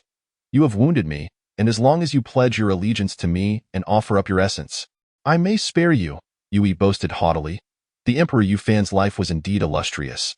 How did you, a fool of a descendant, come to be? Suzy instantly lost interest in conversing with Yu Yi. What might have led him to spare Yu Yi's life out of respect for Emperor Yu Fan was now cast aside. Emperor Yu Fan had once ventured alone into the Forbidden Zone, seeking to eradicate it for the sake of humanity's peace, only to be besieged and ambushed by multiple emperors, ultimately perishing within the Forbidden Domain. Suzy, how dare you? Is the name of my ancestor one you can utter so casually? Moreover, how do you know the true name of our Emperor Yu? Yui shouted at Suzy. He became increasingly convinced that Suzy might indeed hail from the 4 seas and 8 wastelands. Suzy had emerged a century ago, suppressing many powerful beings, yet they had never uncovered his origins. Now, only Suzy's emergence from the 4 seas and 8 wastelands could explain it. Not far away, Emotianxia, flanked by several saints, furrowed his brow in growing concern. What transpired? Initially, these individuals had appeared terrified, ready to deliver Tian Huang. Now they were discussing matters concerning emperors. I warn you, if you do not hand over Tian Huang, we shall turn the border into a river of blood today. He Wu Di coldly declared at Emotianxia's behest. I find it most irritating when others chatter while I speak. You, a mere junior. Are you so ignorant of basic etiquette? Tian Huang, go and show him what politeness means, Suzy instructed Tian Huang. Yes, master. Tian Huang bowed respectfully to Suzy, addressing him as master rather than director, to which Suzy made no objection. Without hesitation, Tian Huang approached He Wu Di. In the absence of a Saint King, his master was more than capable of safeguarding him, and Tian Huang felt confident in this. Humph! A saint behind Emotianxia scoffed coldly. Instantly, the heavens and earth shifted, and the pressure of the saint descended upon Tianhuang. Though you dare to scheme before me? It seems you seek death. Suzy narrowed his eyes, extending a finger that pierced through the void. Appearing before the saint behind Imo Tianxia in an instant, impossible. The saint's eyes widened in disbelief. Yet no one offered him clarification, for in the next moment, his head was pierced through, his soul extinguished. Boom! The saint's blood splattered upon the ground, forming a terrifying crater, the aura of slaughter soaring to the heavens. Imo Tianxia's expression transformed completely. When had Suzy become so effortlessly adept at slaying saints? Su Deshang, I advise you to refrain from self-sabotage. Imo Tianxia, concerned that Suzy might recklessly charge at him, noted that there were no great saints nearby. All the great saints were outside the Tianyuan, leaving him with only a handful of saints. If Suzy insisted on attacking him, he might find himself in peril, albeit only slightly. What are you, but a mere trifle? Even your father would bow and cower before me. Suzy regarded all with disdain, authoritative and domineering. Having undergone the refinement of the emperor's finger, he had now reached the threshold of the quasi-emperor realm. Upon returning to the 4 seas and 8 wastelands, he would immediately transcend. Moreover, the awakening of the ancient divine mountain within him made him eager to return and rest. Do not be arrogant. You are but a great saint. There are far more than 10 great saints beyond our realm. Even saint kings are not in short supply. Imo Tianxia replied cryptically. He sought to intimidate Suzy, hoping to instill caution. Humph! Suzy remained silent, instead sweeping his sleeve, causing the heavens and earth to part as if torn asunder. Imo Tianxia and his companions were instantly transported thousands of miles away, leaving only the indifferent Hewudi behind. This was the battlefield delineated by Suzy for Tianhuang and Hewudi. He intended to use this opportunity to temper Tianhuang, as he held high hopes for him and naturally wished for him to become one of the most formidable beings in the world. Suzy, Imo Tianxia's face darkened as he growled in a low voice. As the direct descendant of the Sage King, he was also the leader of the younger generation from the foreign realms. A king among his peers, even the great sages from other domains treated him with utmost respect. Never had anyone dared to disregard him so brazenly. Is my name something you can utter? I initially planned to leave you for my disciple, yet you are so ungrateful. Let me teach you what respect truly means. From tens of thousands of miles away, Suzy struck out with a palm. Suzy, do you think that just because you have become a great sage, you are invincible? Let me tell you, your perspective is limited, and you will never ascend to the realm of the Sage King in this lifetime. Imo Tianxia's black hair billowed as if moved by an unseen wind, his voice deep and resonant. No one had ever dared to slap him in the face throughout his life. Now, a newly ascended great sage had the audacity to do so? This was not merely an affront to him. It was an insult to his father, the mightiest Sage King of the foreign realms. Boom! Imo Tianxia's body exploded with resplendent light, piercing the heavens. An overwhelming aura suddenly descended, and a colossal ethereal figure appeared behind Imo Tianxia. Sage King, Imo Dao. Sages across the 9 heavens and 10 earths cried out in terror. There was no mistaking it. Imo Dao's power was truly formidable. Having held the title of Sage King for many years, he could suppress other Sage Kings, rendering them unable to raise their heads in his presence. The mere imprint of a Sage King's soul could cause the countenance of all sages across the realms to change drastically. Even those like Yu Yi, whose ancestors had once produced an emperor, trembled in fear before a Sage King. It was a disgrace to their lineage. Who dares to touch my direct descendant? The ethereal figure of the Sage King behind Imo Tianxia spoke, its voice reverberating through the entire border. Slap! The figure was instantly shattered by Suzy's palm. Not even a ripple created in its wake. Imo Tianxia's expression changed dramatically. It was the first time in many years he experienced a sensation called fear. Under Imo Dao's protection, who would have dared to disrespect him? Even great sages had to treat him with courtesy. Slap! Ultimately, that palm landed on Imo Tianxia's face, producing a resounding crack, yet it did not inflict any fatal injury. Chapter 43. The Sage King's desire to enter the abyss. Imo Tianxia felt the humiliation inflicted by Suzy. Yet he could only look up to the heavens in impotent rage. Knowing full well that this was Suzy's deliberate provocation. No matter, I will kill him, Hewudi declared confidently, standing within the battlefield crafted by Suzy. Boom! Dare to harm my son, and even if the abyss stands in my way, I shall extract your soul and refine your essence, casting you into eternal darkness. From the direction of the foreign realms came a terrifying wave of energy, followed by Imo Dao's cold and fearsome voice. It's over now. Imo Dao has emerged from seclusion. What you just witnessed was the manifestation of his law. Now, let us see how you will extricate yourself from this, Yui exclaimed, tauntingly. You are nothing but a waste. A waste has no right to live. Suzy suddenly turned around, his eyes flaring with divine light as he conjured two substantial beams of light directed at Yui. This strike would be lethal even to a sage king. No, Suzy, you dare. You actually dare to kill me? Yui exclaimed in disbelief, only to be vaporized on the spot. Bang. The members of the Yu clan behind you were left in stunned silence.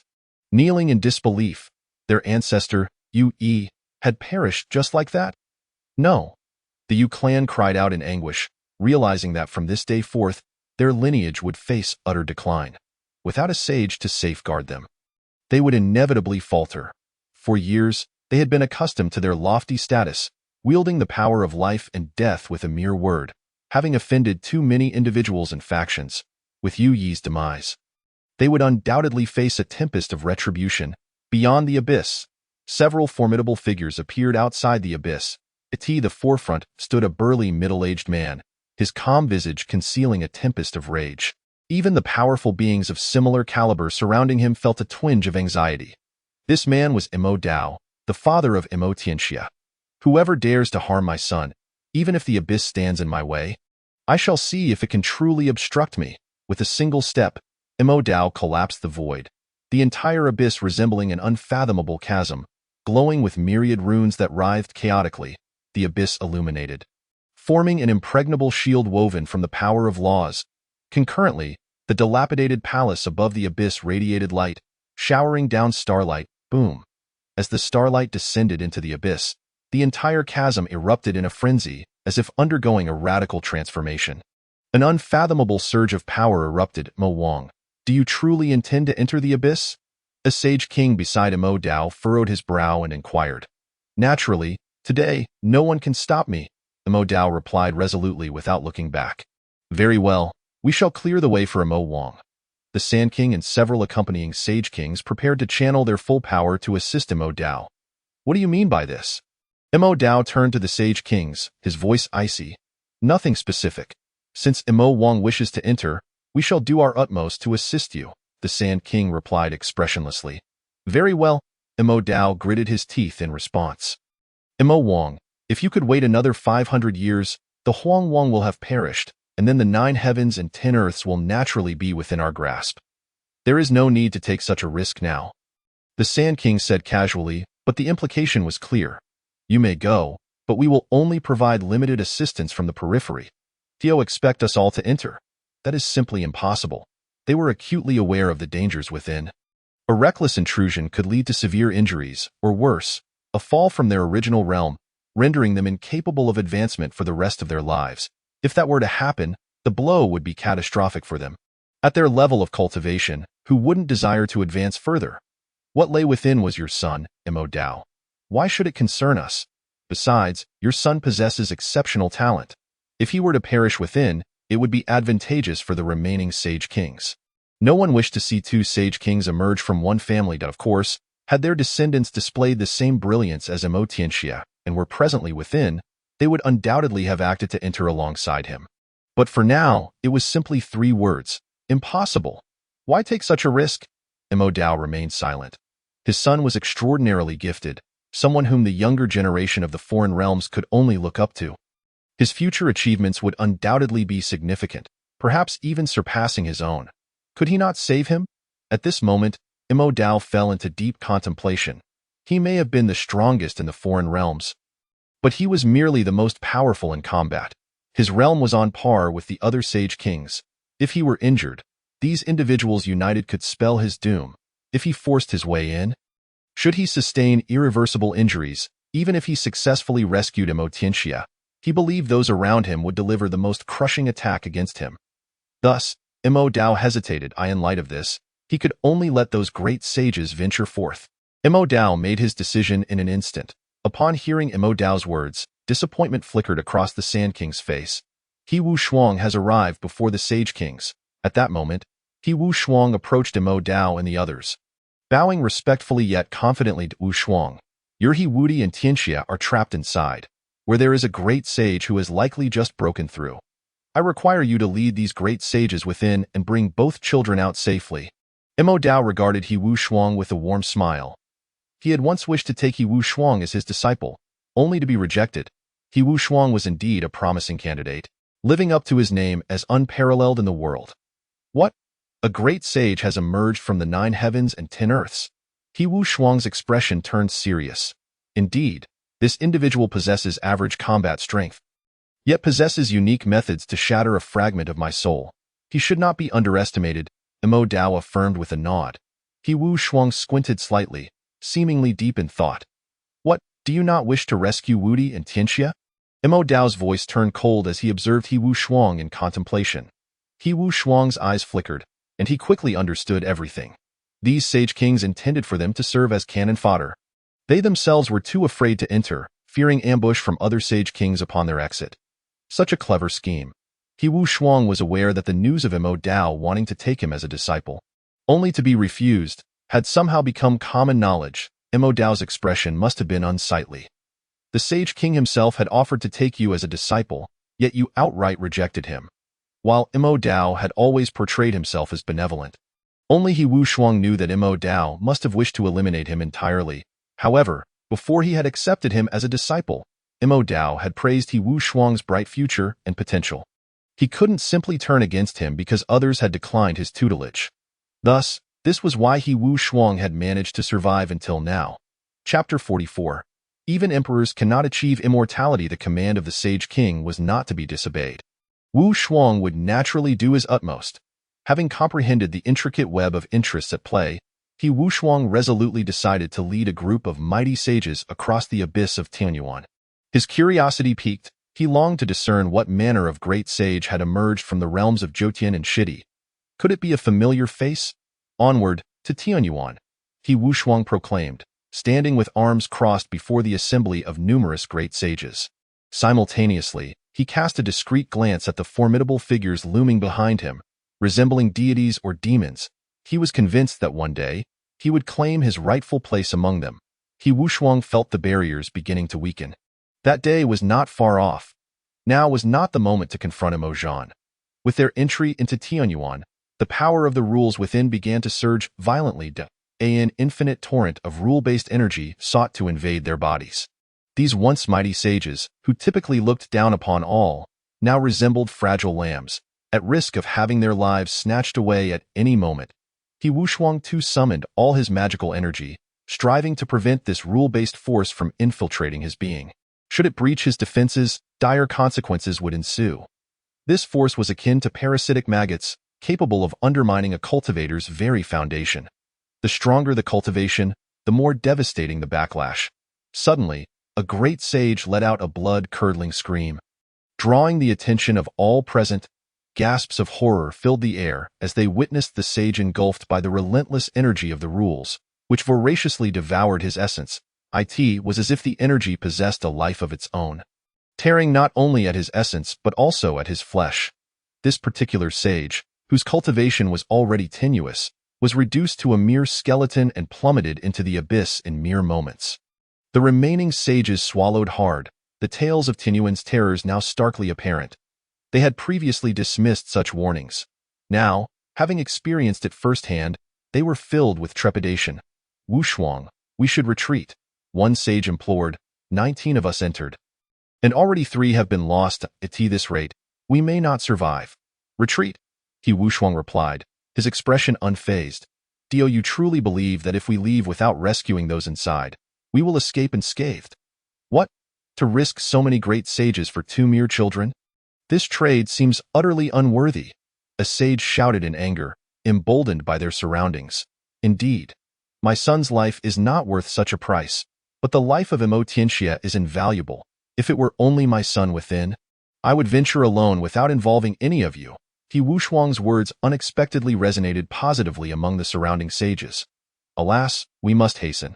Should anything happen to Mo Tianxia, all of us present will face dire consequences. He Wu Shuang instilled a sense of urgency in the sages.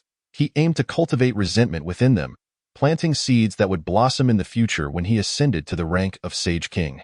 At that juncture, he would need merely to raise a hand, and these sages would flock to him. Yet, to evoke gratitude, he must first offer them assistance. With a flourish, Qi Wuxuang revealed a blood-red cauldron in the palm of his hand, bubbling with fresh blood, exuding an overwhelming aura of malevolence. Anyone who inhaled its scent felt a suffocating dread. The great sages present were all struck by anxiety. Qi Wuxuang truly lives up to his title as the foremost sage in the realm. Who can rival him when the soul-refining cauldron is unveiled? One sage remarked, struggling to withstand the oppressive aura. This cauldron, infamous for having claimed millions of lives across the realms, was a bona fide instrument of doom.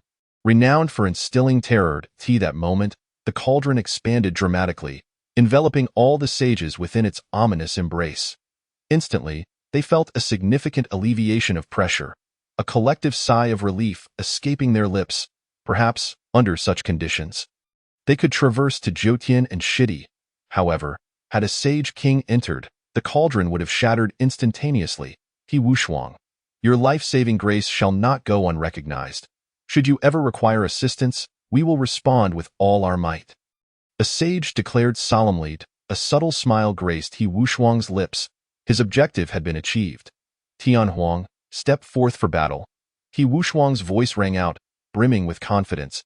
He believed himself nearly invincible against his peers, bolstered by the true invincibility of Imo Tianxia above him. Once, Qi Wuxuang had indeed been unmatched until he encountered the prodigious Imo Tianxia, who had humbled him in battle. Yet today, should he triumph over or even vanquish Tianhuang, he would restore his fractured resolve and challenge Imo Tianxia once more, aspiring to claim the title of the preeminent youth of his generation. Without uttering a word, Tianhuang advanced directly into the fray. Today, we shall determine a victor, Qi Wuxuang bellowed, charging headlong at Tianhuang. Their exchange was devoid of any preliminary testing. They launched directly into lethal strikes. Qi Wuxuang's hand radiated with an enigmatic energy, rendering it indestructible. Meanwhile, Tianhuang's fist shimmered with golden luminescence, exuding a razor-sharp brilliance. The clash of palm against fist reverberated with a thunderous roar, resonating painfully in the ears of onlookers. Gradually, Qi Wuxuang's expression grew grave. Although he specialized in physical cultivation, rendering his body nearly unbreakable, he found himself unable to land a blow on Tianhuang. It was imperative to note that he had mastered the sage-level techniques to great effect. Yet, Tianhuang surpassed his expectations by a considerable margin. Tianhuang was equally astonished. He had long believed that a fortified body could traverse the heavens and achieve true eternity. With an exceptionally rare talent, he had forged a unique path, one that encompassed both physical cultivation and the unlocking of one's potential. He firmly believed that once the human body's potential was fully realized, ascension to immortality was inevitable, a truth imparted to him by Suzy. In the realms of Zhoutian and Shidi, the pinnacle of cultivation was merely the Emperor's realm, which did not grant eternal life. With a surge of vitality, Tianhuang's golden essence shot skyward like a dragon breaking free from the sea, an awe-inspiring spectacle.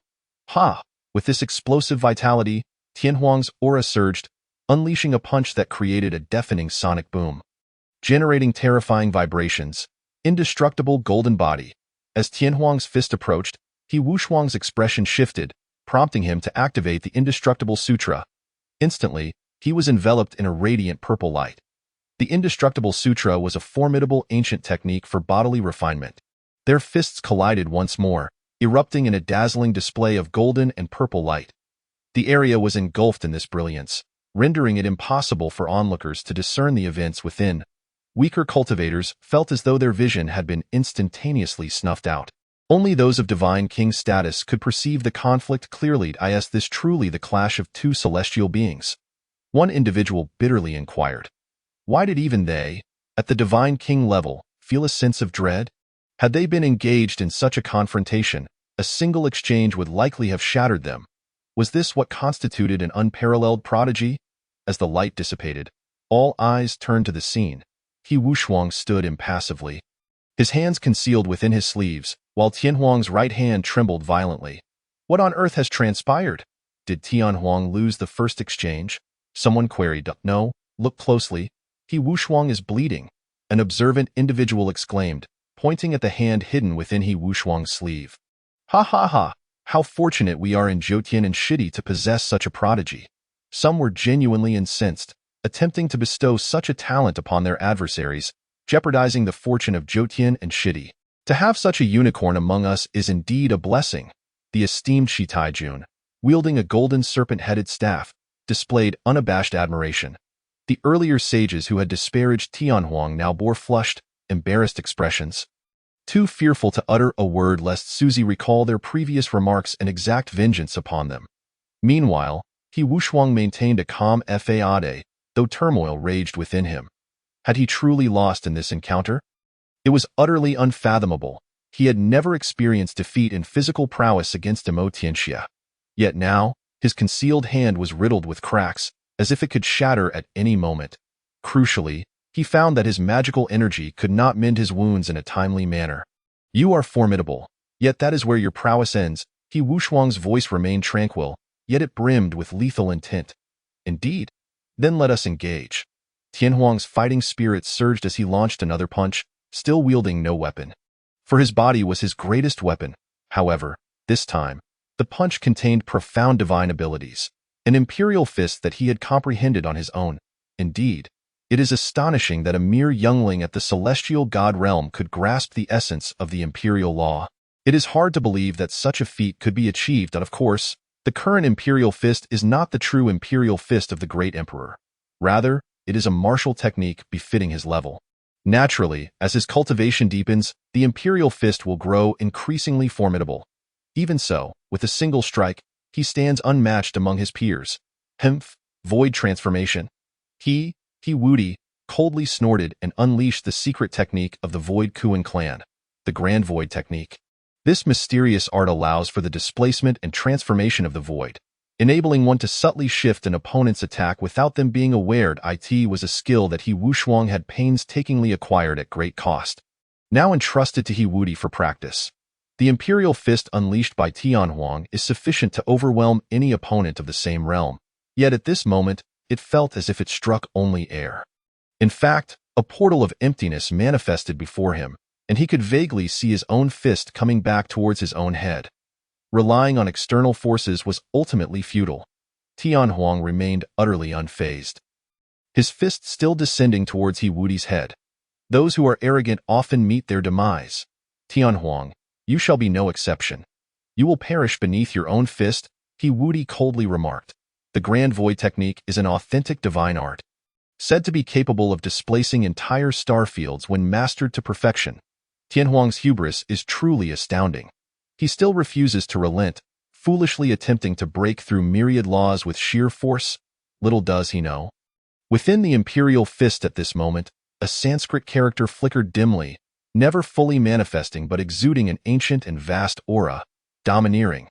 Is he attempting to inscribe the ancient imperial scriptures onto his body, merging them into his own laws and paths? How terrifying would that be? Pop! The void emitted a faint sound as Tianhuang's glowing fist shattered the Grand Void Technique. A moment later, it struck directly at He Wudi's forehead. He Wudi's complexion changed drastically. This was utterly unexpected. He had trained in the Grand Void Technique more proficiently than any heir of the Kuan clan. Yet now, he faced defeat. The price of failure was his life. Halt! At that moment, a thunderous roar erupted from Tianyuan. 13 radiant figures, shining like the sun, emerged at the horizon. With a single shout from He Wushuang, sound waves surged towards Tianhuang. Begone! Suzy coldly scoffed, and all sound waves vanished without a trace. The moment that hope flickered on He Wudi's face, it turned ashen. Pift! Tianhuang's fist obliterated his body, leaving no trace of He Wudi behind. This was not how things were supposed to unfold. He Wudi had many trump cards yet to be revealed, but his arrogance led him to believe that the Grand Void Technique would not be enough to kill Tianhuang, thinking it merely a matter of delay. Thus, he had not taken any defensive measures. Who would have imagined that Tianhuang could so easily break through the Grand Void Technique? He had no time to react, and He Wudi's death was shockingly abrupt, as the leading figure of the younger generation. He had yet to display many of his powerful abilities before meeting his end. He fell victim to his own hubris. Why, son? The 13 great saints descended in unison, led by He Wushuang. His eyes were bloodshot, and his breathing was rapid. His only legitimate son had perished right before his eyes. I shall have you all buried alongside him. The entire 9 heavens and 10 earths shall perish. He Wushuang roared skyward. It is over. We are doomed. The entire 9 heavens and 10 earths are finished. All great saints. Despair filled the eyes of many. It is all your fault, Suzy, had it not been for you. How could the 9 heavens and 10 earths have encountered so many great saints forcing their way through Tianyuan? You are the scourge of the 9 heavens and 10 earths. Suzy, you truly deserve death. A saint howled with resentment. Silence. Would these great saints from foreign realms not have entered if it weren't for Su Desheng? How could the 9 heavens and 10 earths be plagued with such useless saints? The nearby Shi Taijun looked at them with scorn. A group of worthless fools daring to question me? Suzy merely replied with indifference. Then, to everyone's disbelief, those saints who had just spoken exploded spontaneously. Turning to ashes. Chapter 46. Refining heaven, refining earth, refining oneself. At this moment, both the people of the 9 heavens and 10 earths and the dozen or so great saints from foreign lands were left in a state of shock. Is this a joke? When did the 9 heavens and 10 earths produce such a formidable being? They were all great saints, yet none could match Suzy's casual demeanor, capable of vanquishing a group of saints with a mere glance. At this moment, He Wushuang was consumed by rage, his blood-red eyes fixed upon Tianhuang, a torrent of murderous intent pouring forth. Bang! Suzy snapped his fingers, and Tianhuang felt the scenery around him whirl violently. When he regained his senses, he found himself standing behind Suzy. Wushuang, great saint, quickly take us away. Upon seeing He Wushuang's arrival, Imo Tianxia finally revealed a hint of joy. Yet, he was soon taken aback. He Wushuang turned to Imo Tianxia. But his gaze held no warmth. Imo Tianxia keenly sensed the murderous intent flickering deep within He Wushuang's blood-red eyes, plunging his mood into despair. His greatest trump card was the Saint King's Phantom, capable of vanquishing ordinary great saints. However, against a top-tier great saint like He Wushuang, it would likely only inflict injury. Moreover, his strongest card had already been dismantled by Suzy. He now felt like a lamb awaiting slaughter. On one side stood the 9 heavens and 10 earths, and on the other, He Wushuang. Imo Tianxia sensed that both sides wished to eliminate him. His situation was dire, exceedingly so. Why are you still waiting? Matters of the 9 heavens and 10 earths can be discussed later. We must leave at once. Imo Tianxia's gaze swept past He Wushuang's blood-red eyes towards the 12 great saints behind him. He showed no courtesy towards these saints. The great saints exchanged glances, uncertain of what actions to take. They were utterly stunned. Upon arrival, they witnessed a mighty being from the 9 heavens and 10 earths effortlessly obliterating several saints with a mere glance. Leaving them paralyzed with fear, they could only turn their attention to He Wushuang, seeking guidance on what to do. The young master of the Imo clan, Imo Tianxia, has fallen in battle in the 9 heavens and 10 earths. We must seek vengeance for him. He Wushuang retracted his gaze from Imo Tianxia and slowly uttered a few chilling words. Hiss! All the great saints gasped in shock. He Wushuang was audacious beyond measure to speak thus. He intended to directly eliminate Imo Tianxia, then inform Imo now that Imo Tianxia was slain by the people of the 9 heavens and 10 earths. Imo now would undoubtedly rush into Tianyuan, causing a bloodbath in the 9 heavens and 10 earths, perhaps even leading to genocide. He Wushuang, you are bold. How dare you boom? Before a nearby great saint could finish speaking, He Wushuang unexpectedly struck, tearing the man's body apart and crushing his essence. All the great saints from foreign lands were stunned by He Wushuang's ruthlessness. He Wushuang truly was the foremost figure beneath the Saint King realm. Even in a sneak attack, he swiftly stripped his opponent of their essence, reducing them to a mere mortal plummeting from a height of 10,000 meters. Imo Tianxia's eyelids twitched. The situation had spiraled out of control. He had not anticipated that He Wushuang would seek to bury him alongside He Wudi's death. He Wushuang had gone mad. He Wushuang, think carefully. If you harm me, my father will not spare you. Today's events cannot remain hidden. Sooner or later, my father will learn of your involvement. Imo Tianxia steadied himself and called out to He Wushuang. And you all, you should know my father's influence. He is the strongest in the foreign realm. If he learns that you were involved, no one will be able to save you.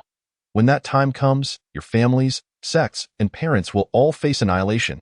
Imo Tianxia shouted alongside the great saints behind He Wushuang. Indeed, upon hearing Mo Tianxia's words, the great saints all hesitated, some even contemplating fleeing. They truly did not dare to get involved in this turmoil. On one side stood the 9 heavens and 10 earths. Long considered weak, yet this seemingly feeble place had birthed a terrifying existence. On the other side stood the son of their native Saint King, and now someone wished to eliminate him. This made them uneasy. If anyone leaves, do not blame me, He Wushuang, for not warning you Mo Tianxia cannot return. If you leave, you will only meet death. He Wushuang's cold words caused those great saints wavering to halt in their tracks. Nonsense! What are you afraid of? He Wushuang is strong, but can he surpass all of you great saints combined? I assure you, if you can escape, I will have my father accept you as disciples. Mo Tianxia growled through gritted teeth. Matters of life and death urged him to desperation. Indeed, upon hearing this, some great saints' eyes lit up. Initially swayed by He Wushuang, they now considered Mo Tianxia's words enticing. Whoosh, with a swish, 8 great saints appeared beside Mo Tianxia, surrounding him protectively. It was clear they had made their decision. To ensure Mo Tianxia's exit from Tunyuan. Haha, He Wushuang, you are finished. No one can save you this time. Once I escape, not only you but the entire He clan will face annihilation. In the beginning, my father sought to take you as his disciple, yet you refused, thus undermining his dignity. From that moment forth, I resolved to take your proud son as my attendant. Did you not foresee this? He now resembles a dog, wagging its tail in desperate supplication before me. Mo Tianxia spoke each word with precision, each one striking at the heart. He Wushuang maintained an impassive expression, yet Su Zi detected a subtle clue. He Wushuang's aura was exceedingly unstable, as if on the verge of a forced breakthrough. Indeed, He Wushuang is a promising talent, albeit not one of our own. Initially, I had intended to wait until his foundation was sufficiently solid before he made his breakthrough. At that time, I would undoubtedly ascend to become the King of Saints. Alas, it is still a matter of slight insufficiency. Today, all of you must perish. All of you. A flicker of hesitation crossed He Wushuang's eyes before he erupted with power. Boom. The soul-refining cauldron appeared, and a torrent of resentment surged skyward. He Wushuang audaciously leapt into the cauldron. Is he truly attempting to refine himself? What a ruthless individual, refining heaven, earth, and even himself. Should he succeed, he may not be the strongest among the kings of saints, but he would undoubtedly be among the strongest, Su Zi observed with keen interest. Master, isn't he risking his own life by doing this? Tian Huang inquired, somewhat perplexed. Indeed, should he fail, both he and the cauldron would transform into a malevolent artifact imbued with consciousness. And anyone who later wields this cauldron could be assimilated, becoming a heartless demon. There is even the possibility of being possessed. However, if successful, his cultivation would experience a qualitative leap, allowing him to contend with the mightiest among the realm of kings of saints. Rather than remaining at the initial stage, Su Zi explained slowly. You must understand this clearly. Such methods cannot be employed henceforth. Once this matter is resolved, I shall depart, and it is time for you to choose your path. Chapter 47. Slay Mo Tianxia, the Oath of Loyalty. Upon hearing Su Zi's words, Tian Huang felt a chill in his heart. Is master truly preparing to leave? He had long known that Su Zi was not of this world. Such a formidable being would not be unrecorded in the annals of the 9 heavens and 10 earths. Tian Huang had speculated that Su Zi might hail from the 4 seas and 8 wastelands. He realized that his master was quite young, hardly older than himself. Beings of such caliber would undoubtedly be renowned across the 4 seas and 8 wastelands. Master, I still wish to remain here. I have many friends and family here, and I must fight alongside them. After much hesitation, Tian Huang solemnly spoke to Su Zi. Very well, you have your own path to tread, and I am pleased before I leave. I shall grant you a life-saving talisman. In a critical moment, it may save your life. Su Zi gently placed his palm upon Tian Huang's head. In that instant, Tian Huang felt something flash by and vanish within his soul. He understood that this was the life-saving charm bestowed upon him by his master. Once your cultivation is sufficient, you may venture to the eastern wasteland of the 4 seas and 8 wastelands to seek me. Simply inquire for Su Shenchao Su Zi, and someone will surely guide you. For now, I will assist you in resolving these troubles. My expectations of you are not high. Attain sainthood within 80 years. An emperorship within 500. Should you fail to achieve this, I shall consider you no longer my disciple. Suzy spoke softly, gazing at Tian Huang. Tian Huang felt an immense weight of pressure. Ancient texts state that no one can become an emperor before reaching 1,000 years of age. This has been an unyielding rule throughout history. Since ancient times, no one has broken this boundary, save perhaps for the unparalleled prodigies of the 4 seas and 8 wastelands. The fact that Suzy set this time frame indicates that someone has succeeded before. For instance, Suzy himself. When he was born, celestial beings descended upon cranes to congratulate him, and scriptures from celestial emperors appeared out of thin AI art. By the time Suzy reached 100 years of age, he had already attained the pinnacle of the great sage. Now, at just under 200 years, he was on the verge of the emperor realm, ready to directly challenge the emperor's domain upon his return to the 4 seas and 8 wastelands. For him, cultivation held no constraints. He would naturally break through once his strength reached the requisite level. Suddenly, the entire world seemed to tremble, followed by a surge of malevolent energy rising to the heavens. From the soul-refining cauldron, wails echoed, instilling a deep sense of dread. These were the countless souls, bereft of consciousness, who had perished at the hands of He Wu Shuang, driven by primal fear. An overwhelming force drew them all into the cauldron, which then cracked open with a multitude of fissures. In an instant, a blood-red figure emerged, towering amidst the heavens and earth, resembling a deity or demon. His body was covered in a myriad of blood scabs. Evoking a visceral sense of terror, a formidable pressure descended in an instant. What level of cultivation is this? Could it be that he has truly entered the fabled realm of the King of Saints? How could this be? When did it become so simple to attain the King of Saints? This is disastrous. The 9 heavens and 10 earths are utterly doomed. The strongest among us are merely saints. And even with Suzy the great sage, we are no match for a King of Saints. Tianyuan is fated to perish. The higher the opponent's cultivation, the greater the cost. He Wu Shuang chose to break through only after entering Tianyuan, rendering it powerless against him. Yet, upon his return, he too will suffer the backlash of Tianyuan. Are you out of your mind? He has arrived. How could he leave? If he returns, he must endure the power of Tianyuan. But here, he can effortlessly dominate the 9 heavens and 10 earths. Now, how do you choose? He Wu Shuang regarded the group of great sages surrounding Imo Tianxia with a cold gaze, mocking them. Swoosh! A great sage positioned behind Imo Tianxia moved with astonishing speed, catching everyone off guard. In an instant, he seized Imo Tianxia, binding him in his grasp. Wu Shuang Saint King, you are well aware of my intentions. I feigned submission, only to catch him unawares and deliver him to you. Wu Desheng proclaimed with a fawning expression towards He Wu Shuang. The other great sages wore expressions akin to having seen a ghost. How could such shamelessness exist in the world? Meanwhile, they were filled with regret for not having acted first to seize Imo Tianxia themselves. Their frustration was palpable, now that He Wu Shuang had ascended to the ranks of the kings of saints. Standing alongside Imo Tianxia and others, perhaps with He Wu Shuang's protection, they would not face difficulties from Imo Tianxia. Yet, why should they return?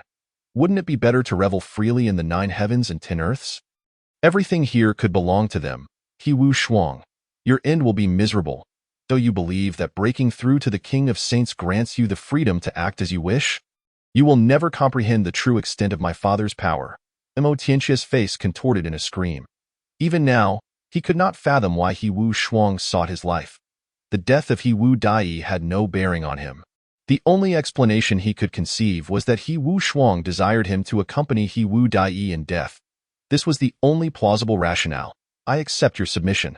Kill Imo Tianxia, and then join me in slaughtering the 9 heavens and 10 earths to avenge my son, Wu Di.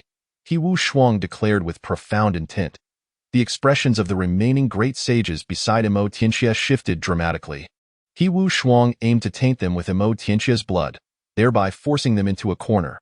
If they did not act, they would face immediate execution. Kill? Wu Desheng gritted his teeth and plunged a blade into Imo Tianxia's abdomen, piercing straight through. However, he did not intend to kill him outright. What nonsense! We share this burden together. It is impossible for him to kill Imo Tianxia while the others merely watch. After all, this was merely an oath of loyalty. Another great sage, expressionless, smashed half of Imo Tianxia's body into ruin. Aya! Emotientia howled at the heavens, never imagining he would endure such treatment. Once, he was the absolute pinnacle of the young generation from the alien realms, destined for greatness. Now, all of it had been abruptly cut short. The third great sage further shattered his essence. Emotientia's death was excruciatingly tragic. The great sages, who had once treated him with kindness, had now turned against him, each delivering a fatal blow. The grandeur of his past was met with the starkness of his demise. At the moment of Emotientia's passing, a reaction stirred within Emo Nuo, who felt an immense grief. His heart bleeding, he yearned to recklessly charge into Team Yuan, but failure would bring devastating repercussions. Should a king of saints intervene, his fate would be perilous. Just moments ago, he had sensed a powerful fluctuation of a king of saints emanating from the 9 heavens and 10 earths. This was the signal of a recent breakthrough, possibly He Wu Shuang, or perhaps a newly emerged powerhouse from the 9 heavens and 10 earths. He needed to bide his time, to endure for 500 years. Once that time had passed, he would unleash his wrath upon the entirety of the 9 heavens and 10 earths. Onu cast a grim glance at the kings of saints beside him, then coldly snorted as he departed towards the alien realm. Chapter 48. Waiting for death is the most terrifying. He understood that these old fellows had surely sensed the king of saints' fluctuations from the 9 heavens and 10 earths. He must enter seclusion, to close himself off completely if possible. He would strive to break through to the emperor realm. At that point, none of these kings of saints would escape. The 9 heavens and 10 earths must flow with rivers of blood. Kill, He Wu Shuang commanded, charging forth to confront Su Zi. He aimed to slay Tianhuang first, and then vanquish Su Zi. He would never forget that Tianhuang was the one who had taken his son's life. This vendetta must be avenged. Otherwise, what was the point of his ascension? The soul refining cauldron was his foundation, and he had originally intended to undergo a thorough metamorphosis, which would have required several hundred years. Now, that process had been hastened, leaving his foundation too weak. Otherwise, one would have to wait several centuries for the soul refining cauldron to completely absorb and refine the essence and blood of billions. And when it comes time for him to refine himself, he might just seize the opportunity to directly break through to the quasi-emperor realm. This is a one-time enhancement, usable only once. Moreover, utilizing it prematurely carries a significant drawback. One would forever remain stagnant, never able to progress beyond the Saint King realm in this lifetime. All of this is the consequence of Tianhuang and Su Zi's actions. Were it not for Tianhuang slaying his legitimate son, and were it not for Su Zi's formidable cultivation, he would not have resorted to deploying his foundational resources. Tio forcibly elevate his realm. Go to hell. Heavenly Peerless unleashed a lethal strike from the outset, intending to crush Su Zi into the ground with a single blow. The moment he acted, a fierce wind howled, transforming the skies into a blood-red tempest, unleashing towering waves of crimson and emanating a nauseating stench of blood. Moreover, these sanguine waves possessed formidable corrosive properties, leaving a trail of scattered bones in their wake. With a puff, Su Zi's cheeks ballooned as he forcefully exhaled. Whoosh, whoosh, whoosh. In an instant, the heavens shattered and the earth quaked, sending sand and rocks flying. Everyone felt as though the entire abyss was being swept away by this gale. The crowd was struck with terror. What sort of cultivation was this? Merely a breath was sufficient to drive the abyss far off. Especially for the several Saint Kings standing outside the abyss, who had initially lamented their failure to ensnare Imobu, now found themselves in a jovial conversation. Suddenly, a sinister wind surged forth from the abyss. At first, they paid no heed, dismissing it as merely a demonic breeze. What was so alarming about that? Wind blows in the world every day. It was merely a matter of strength. Yet, their expressions soon changed. For in the next moment, the abyss enveloped all the Saint Kings. The sound of flesh dissolving echoed. As soon as they made contact with the power of the abyss's rules, their bodies began to disintegrate, losing a significant portion of their flesh. The Saint Kings, realizing the peril, exerted all their might to shroud themselves in powerful spells. Fortunately, they were only at the periphery of the abyss. Had they been at its center, even a moment's delay in reaction would have led to their annihilation. This time, they profoundly felt the might of the abyss. How could the abyss move? Was it expanding, or was it advancing towards us? Regardless, it was decidedly unfriendly. One Saint King, with a grim countenance, remarked, Just that brief contact with the abyss inflicted such grievous harm. If we wish to pass through, we may have to pay a steep price. Moreover, the wounds inflicted by the abyss are notoriously difficult to heal. Even this fleeting contact will require hundreds of years for recovery. Meanwhile, Heavenly Peerless stood frozen in shock. Maintaining his diving posture, he stared blankly at Suzy. Not just him, but the great saints from other realms were also left dumbfounded in their minds. Only one question echoed. Who am I? Where am I? What am I supposed to do? You are not a Saint King. From where do you originate? Heavenly Peerless gazed at Suzy, his face a mask of disbelief. I have never claimed to be a Saint King, Suzy openly admitted. How wrong you are, from the very beginning. So, it turns out you have been concealing an existence that transcends the Saint King realm. Heavenly Peerless laughed maniacally. All his schemes had turned into a farce, once considered unparalleled, as he had manipulated countless Saint Kings and mighty beings from other realms. He had meticulously planned everything, even preparing to slaughter and seize control of the 9 heavens and 10 earths. Yet, unexpectedly, an entity surpassing the Saint King realm emerged within those very lands. This variable was monumental, so much so that Heavenly Peerless felt utterly deflated. Forget about vengeance. Abandon all hope for it in this lifetime. Suzy declared, ready to take action, but was halted by Tianhuang. Master, I implore you to spare their lives. They bear the blood debts of the 9 heavens and 10 earths. Please grant me the opportunity to personally claim their heads from the other realm in the future, Tianhuang said with utmost seriousness. The blood debts these individuals carried were far too numerous, especially someone like Heavenly Peerless, who had slaughtered billions of souls. To die in such a manner would be a mercy for him. Very well, you may leave. You have 3 breaths to exit the abyss, or you shall remain here forever. Suzy coldly addressed Heavenly Peerless and his companions. In his eyes, they were incapable of stirring any significant turmoil. Yet they could serve as stepping stones for Tianhuang. This was Tianhuang's own request. Even if he were to fail in the future, Suzy would not intervene. Despairing great saints suddenly ignited with the spark of survival. Ripping open space to flee, they dared not linger, fearing a change of heart from their adversary, each straining every fiber of their being to escape. Heavenly Peerless turned pale, casting a lingering glance at Tianhuang before disappearing without a backward glance. He understood that from this moment forth, their roles had reversed. They were no longer the invaders but had become the victims. After all, a formidable presence now loomed over the 9 heavens and 10 earths. Furthermore, he would soon find himself plagued by insomnia. Death was not terrifying, but the waiting for death's arrival was.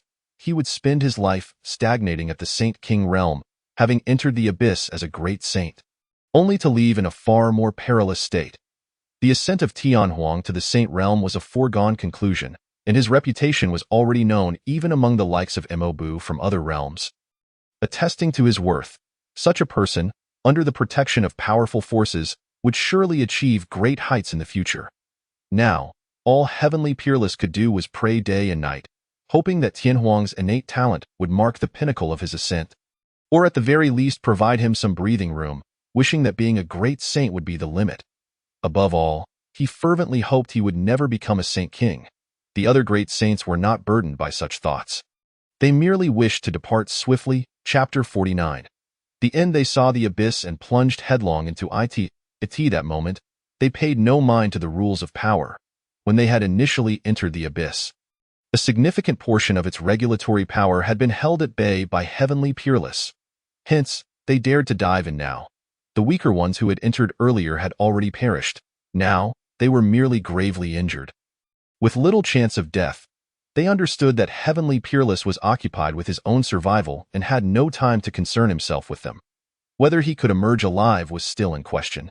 In truth, as they suspected, Heavenly Peerless faced considerable hardship within. The soul refining cauldron had utterly shattered, failing to evolve into a Saint King artifact, leaving him to rely solely on the indestructible heavenly art to endure. They emerged? Did Heavenly Peerless truly break through to the Saint King realm? The Sand King sensed the fluctuations from the abyss and immediately returned to its edge, staring intently. Could it be? That fluctuation cannot be mistaken. It is undoubtedly Heavenly Peerless aura. I knew Heavenly Peerless possessed great talent, but I didn't expect him to achieve the Saint King position so swiftly, and no wonder that old fool Imobu wished to take him as a disciple. Had that happened, the Imo clan would now have 2 Saint Kings. Heavenly Peerless was still quite young. Achieving the Saint King realm at such an age suggested he might ascend even further in the future. Should we consider forging an alliance with him? I believe that is unnecessary. Is a newly ascended Saint King truly stronger than us veterans? Forge an alliance? Chicken King, you are regressing. I concur with Kuan King. Why bother forging ties with him? A talent that has not yet matured cannot be called a true genius. If we are to befriend him, he must first survive to that point.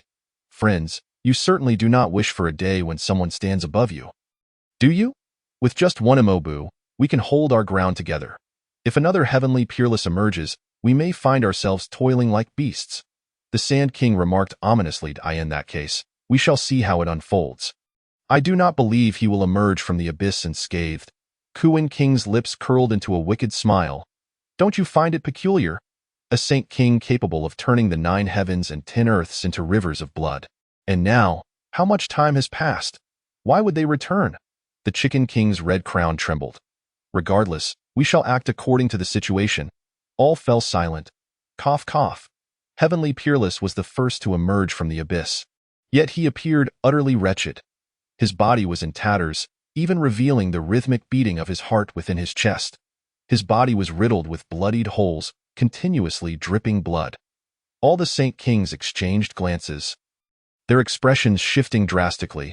They could clearly sense that Heavenly Peerless was in a precarious state. Though gravely injured, his momentum was formidable. At that moment, he resembled a wounded wolf, eyes filled with bloodlust and murderous intent. His once pitch-black hair had turned ashen. This transformation extinguished the murderous intent that had ignited in the hearts of the other Saint Kings. Do not provoke me. Let us coexist peacefully. Otherwise, even in death, I shall take a few of you with me. Do not doubt my strength. Heavenly Peerless' bloodshot eyes scanned the surrounding Saint Kings, his voice eerily calm yet brimming with malice. Seeing that none of those present had any intention of attacking, Heavenly Peerless vanished in a flash, leaving the Saint Kings exchanging bewildered glances. They truly dared not engage him. Though he appeared severely wounded, he had not suffered any damage to his essence. Even in his dying moments, he could still drag a couple down with him. Sigh. The Chicken King sighed heavily. Brother Chicken, what troubles you? Kuan King inquired curiously. Such a failure. Here we are, a multitude of us, frightened by a newly ascended Saint King. Truly a disgrace. The Chicken King shook his head and remarked, Indeed. It feels as if we have been reduced to the status of dogs. With a resounding slap, the Chicken King swiftly struck the Kuan King, who protested, Hey, what was that for? The Kuan King, his temper flaring, retorted, Who the hell has been reduced to the status of a dog? It is we who have become like chickens. I belong to the Divine Chicken Clan. The Chicken King countered. The days ahead will be arduous, with 2 individuals looming over us. Just thinking about it is disheartening, sighed the Sand King. In the past, when we had Imo Nuwa, we could still unite against them. But with the addition of He Wushuang, life will truly be difficult. Speaking of which, he has already become a Sage King. Why did he not remain in the 9 heavens and 10 earths? Who among them could rival him? Furthermore, why did he not bring Imo Tianxia back with him? Did he fall into captivity? The Chicken King pondered seriously. Why think so much? We already emerged, and we can simply inquire, replied the Kuan King, gesturing towards the direction of Tianyuan. No sooner had he spoken than several tattered figures tumbled down from the edge of Tianyuan. 3 great sages, their vitality thoroughly depleted, nearly stripped of their essence, revealed that after today, their realms would undoubtedly plummet, and at an alarming rate. Subsequently, the Chicken King and the other Sage Kings learned the entirety of the events from their lips. In a wonder, He Wushuang's hair has turned gray. I thought it was a trendy hairstyle, but it turns out he lost his son, causing his blood to surge with grief. This is disastrous. The 9 heavens and 10 earths have seemingly given rise to a potential quasi-emperor level figure? That is utterly terrifying. The Kuan King's delicate countenance shifted. Oh no, what do you mean by a potential quasi-emperor? The Chicken King remained unfazed. That is precisely what it entails. A quasi-emperor. One breath could sweep Tianyuan away. How powerful must he be? And yet, we are still engaging in conversation. We should flee at once. In the next instant, the Chicken King was shaking in trepidation. Flee? Where can we run? The foreign realms are limited. Can we escape the search of a quasi-emperor? Do you truly believe that a quasi-emperor would spare us? Our hands are stained with the blood of the cultivators from the 9 heavens and 10 earths. The Sand King exclaimed, raising his trembling hands in alarm. A quasi-emperor is no trivial matter. They are genuine powerhouses, the invincible beings beneath the great emperor. Let alone the great emperor. How many years has it been since a quasi-emperor has appeared? We, these sage kings, have long sought advancement but have made no progress. Yet, we understand that before a quasi-emperor, we are merely slightly larger than ants, often referred to as big ants, barely surpassing mere insects. Indeed, our hands are stained with the blood of the 9 heavens and 10 earths. Naturally, we cannot escape retribution. However, I have been in seclusion and have not killed any cultivators from the 9 heavens and 10 earths. The Chicken King exclaimed excitedly, slapping his palms together. Ha! Your kin, those roosters, are the main forces of my foreign army. Their sheer numbers have soaked in considerable blood. The Kuan King retorted with a cold laugh. What? I shall return and purge my ranks, the Chicken King fumed. He intended to capture all his kin who had blood on their hands and send them to the borders for atonement. Their fate, whether spared or slain, would be determined by the cultivators of the 9 heavens and 10 earths. Kuan King, Sand King, all the sage kings, thought they could not help but agree that this was indeed a splendid idea. After all, from this day forth, the foreign realms would descend into chaos. Unbeknownst to Su Zi, or perhaps indifferent to it, he first imbued Tianyuan with a will that would persist for 500 years, ensuring the 9 heavens and 10 earths would remain untroubled during that period. After 500 years, this will would return to its essence, and the fate of the 9 heavens and 10 earths would be of no concern to him. Everything he did was not for the 9 heavens and 10 earths, but solely for Tianhuang. Right? Here, take this. Su Zi suddenly recalled the remnants of the imperial artifact from the Heavenly Tao Academy still in his possession. With a flick of his hand, he presented the 2 broken imperial artifacts to Tianhuang. Tianhuang received them with the utmost seriousness. For Su Zi, it was of little significance, but for Tianhuang, it held profound meaning. These were remnants of imperial artifacts left behind by the fallen emperors of the 9 heavens and 10 earths, bearing special significance for him and the entire realm. The Heavenly Tao Academy shall be yours to inherit, Su Zi declared nonchalantly to Tianhuang. Once your cultivation reaches the requisite level, you shall naturally discover the path to where your master resides. In the realm you refer to as the 4 seas and 8 wastelands. Upon finishing his words, Su Zi waved his hand, and an ancient bronze gate, radiating a verdant light, materialized before everyone. It exuded an aura of antiquity, as if it belonged to a time long past. Upon witnessing the appearance of this gate, many individuals found their breaths quickening. From the other side of the gate, an overwhelming surge of spiritual energy rushed toward them, the richness of which left all in a wis that the legendary 4 seas and 8 wastelands. Such astonishing spiritual energy. Heavens, I see a dragon. Aren't dragons extinct? How can there be a dragon? Someone exclaimed in astonishment. They spotted a yellowish-brown dragon behind the bronze gate. Little mudfish, follow me from now on. Su Zi waved his hand, utilizing his mystical powers to draw Aotion into his sleeve. Su Zi then took a step forward, vanishing beyond the bronze gate, which gradually began to close. He actually captured a dragon with such ease. Someone murmured in disbelief. That is one of the 10 ancient fiends, a being of immense ferocity. Steeped in legend, one can only see it in ancient texts within the 9 heavens and 10 earths. We bid you farewell, my lord, exclaimed Snake Taijun, bowing deeply with her golden snake-headed staff. Suddenly, a beam of light pierced the void, enveloping Snake Taijun. What is this? Snake Taijun rejoiced, realizing that Su Zi had bestowed upon her a tremendous fortune. This was a divine skill known as the Undying Heavenly Art, akin to the one he Wushuang cultivated. If she wielded it adeptly, she might advance further, perhaps even challenge the Sage Kings in the future. Although Su Zi did not explicitly instruct them to look after Tianhuang at that moment, Snake Taijun was resolute in her intention to protect him at all costs. Tianhuang's gaze was steadfast. He resolved to train diligently, refine himself, and strive for a breakthrough. Once he resolved the matters here, he would depart to seek his master. Su Zi had already paved the way for him. If he could not walk it, he would not deserve to be his disciple. Moreover, he believed that no one in the current 9 heavens and 10 earths would dare lay a hand on him. Su Zi, regaining his focus, coldly regarded Qiu Tian. Nothing in this world escapes my keen gaze. You need not inform me. Su Zi had no intention of letting Qiu Tian off the hook. He intended for Qiu Tian to slowly perish in suffering and despair. As for Tian Huang, after all these years, unless he had succumbed to the ravages of time, he should now be a figure of great renown. Tian Huang had his own path to traverse. Su Zi would not impose a specific cultivation route upon him or anyone else, be it Tian Huang, Ao Tian, or any other disciples. Whether they acknowledged him or not was of little consequence. After all, if even Ao Tian had transformed into a twisted dragon, what fate awaited the others? Su Zi remained oblivious and disinterested, for if he truly wished to know, he could simply peer into the river of time. The outcome would be acceptable if favorable.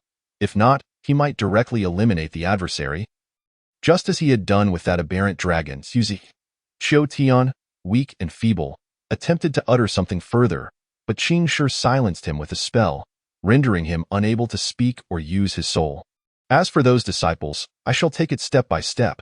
Should the day come when I feel inclined, I may check on them. If I encounter a wayward disciple and am in a foul mood, I shall consider it a cleansing of my ranks. Su Zi mused. Su Zi absorbed all the former monarchs of the Su divine dynasty into his internal world. His essence was immensely powerful. And for the time being, these sages, great sages, and sage kings would be unable to recover. They needed to fully digest this strand of essence, allowing them to replenish their previous deficiencies and even undergo a transformative change in their innate talents. Meanwhile, in the Su divine dynasty, the atmosphere was bustling with activity. How many years had it been since there had been such a lively scene? Ha! They are certainly courting death. Su Zhan sat high upon the throne, coldly observing the luminous spectacle in the sky, his words icy. Had he not unearthed Su Zi, he might have genuinely felt anxious. However, at present, Su Zhan felt no fear. Even in Su Zi's absence, he was entirely unperturbed. With the grand formations laid down by his ancestor, he was equipped with offensive and defensive measures. Although the extent of their power was uncertain, he assumed they would wreak havoc below the Sage King level. The formations would take care of the chaos while he handled the rest. Furthermore, with Su Zi's assistance, he had refined the eyeballs of an elder with hawk-like precision. An extraordinary weapon. In summary, Su Zhan was utterly unfazed. Ha ha ha, the saintly land of Lin Yuan arrives, accompanied by the younger generation of Lin Yuan, to pay their respects to the Su divine dynasty.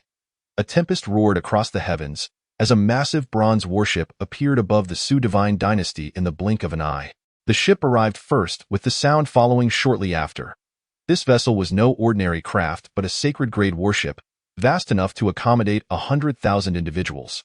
At the edge of the warship stood several figures with their hands clasped behind their backs, each adorned in the robes of the Linyuan sect, gazing down imperiously at the imperial capital of the Su God dynasty below.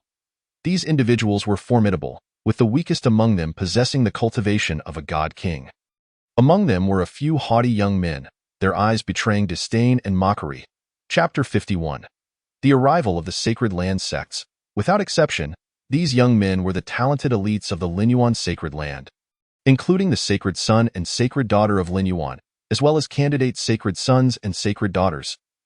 Linyuan Sacred Lord, you and your sect have arrived with remarkable speed. A cluster of purple mist drifted towards the imperial capital from the west. Upon closer inspection, it revealed itself to be a mass of purple clouds, upon which a few individuals sat in groups, leisurely brewing tea and discussing profound truths. Who is that? It is the mysterious Mist Sacred Lord. It has been many years, and I trust you are well. The Linyuan Sacred Lord exclaimed with a hearty laugh. Indeed, it has been several millennia since we last parted. During this reunion, we must indulge in 3 grand toasts. The mysterious Mist Sacred Lord replied with a smile. Have the two of you already struck up a conversation? A massive flying dragon approached the imperial capital from the east.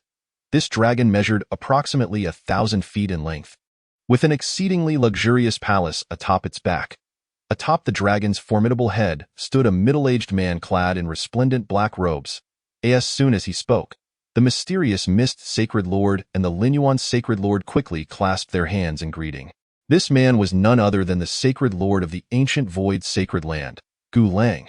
His cultivation was not only exceptional, but his heart was as ruthless as his reputation. It was said that a quasi-emperor still resided within the ancient Void Sacred Land. Even the mysterious Mist and Linyuan sects were wary of provoking this individual. The ancient Void Sacred Land was indeed affluent, employing a saint-level dragon as its steed. Even the Linyuan Sacred Lord felt a twinge of envy. Previously, they had contemplated capturing a dragon from the East Sea Dragon clan to serve as a mount, which would have certainly commanded respect. However, since the emergence of Aotion, no one dared to confront the Dragon Clan. Especially after Aotion unified the Four Seas, the Dragon Clan's renown grew even more formidable. Who would dare to provoke them? While this dragon was not a true dragon of lineage, its status as a saint was undeniable. Such a being could easily command a significant power, yet it was being used as a mere mount. It is well known that hybrid blood dragons rarely achieve the saint level. This particular dragon must have encountered extraordinary fortune to become a sacred dragon.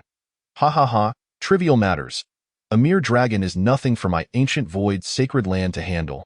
Gu Lang, the Sacred Lord of the ancient Void, shook his head dismissively, though the pride etched upon his face was unmistakable.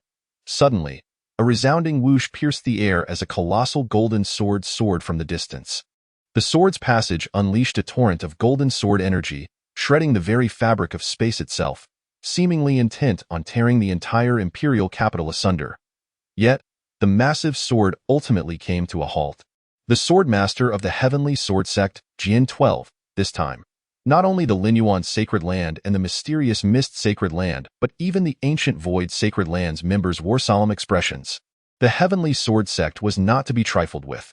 Every one of their sect masters was a being of extraordinary caliber, and the number of disciples in the heavenly sword sect never exceeded 1,000.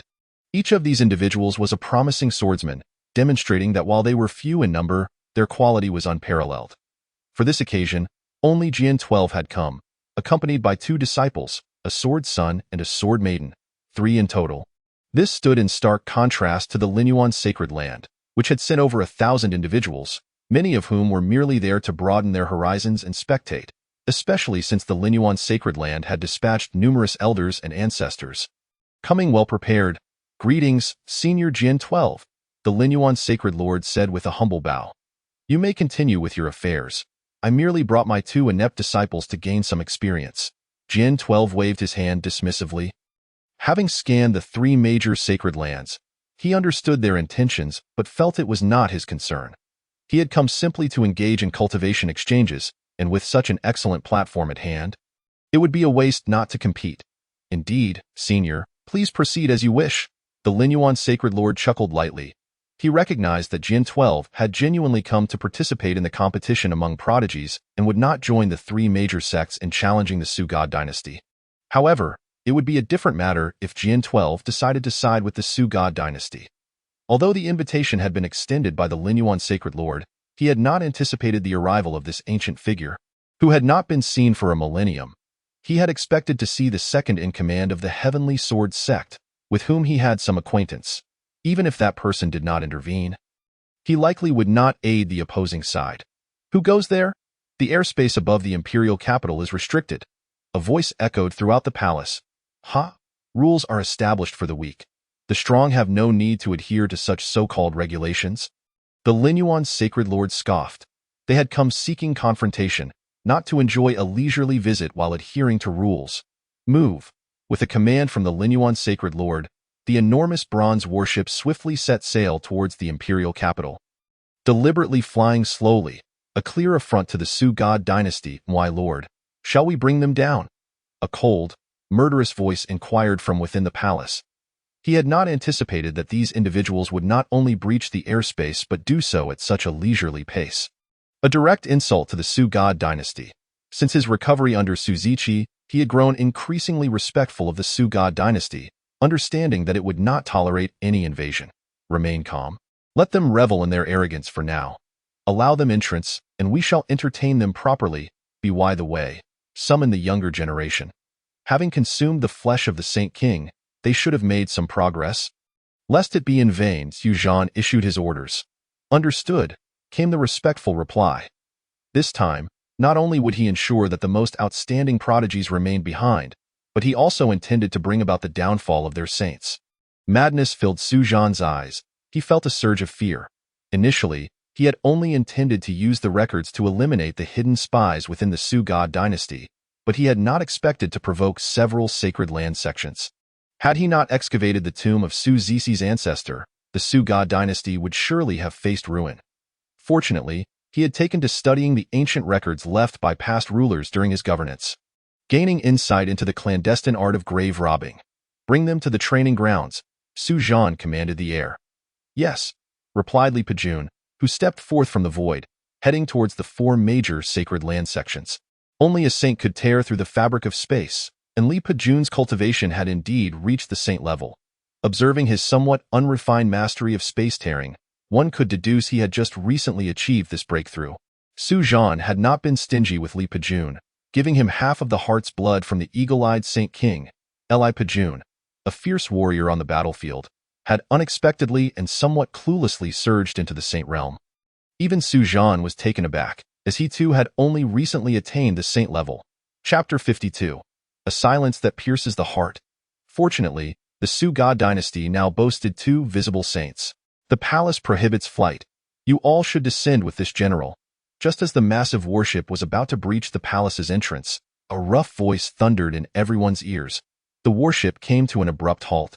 A saint, the Linyuan sacred lord, standing at the bow of the warship, regarded Li Pejun, who had just emerged from the rift in space, his eyes gleaming with danger. Descend. Almost instantly, the Linyuan sacred lord ordered the warship to land.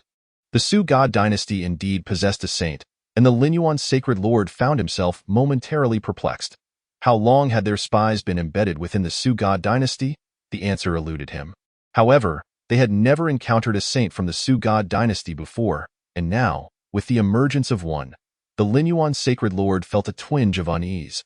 Subsequently, the members of the mysterious Mist Sacred Land also descended. Refraining from clashing with Li Pejun now was not the time. They needed to ascertain the depth of the Su God dynasty's foundation first. Today, I shall fly into the palace.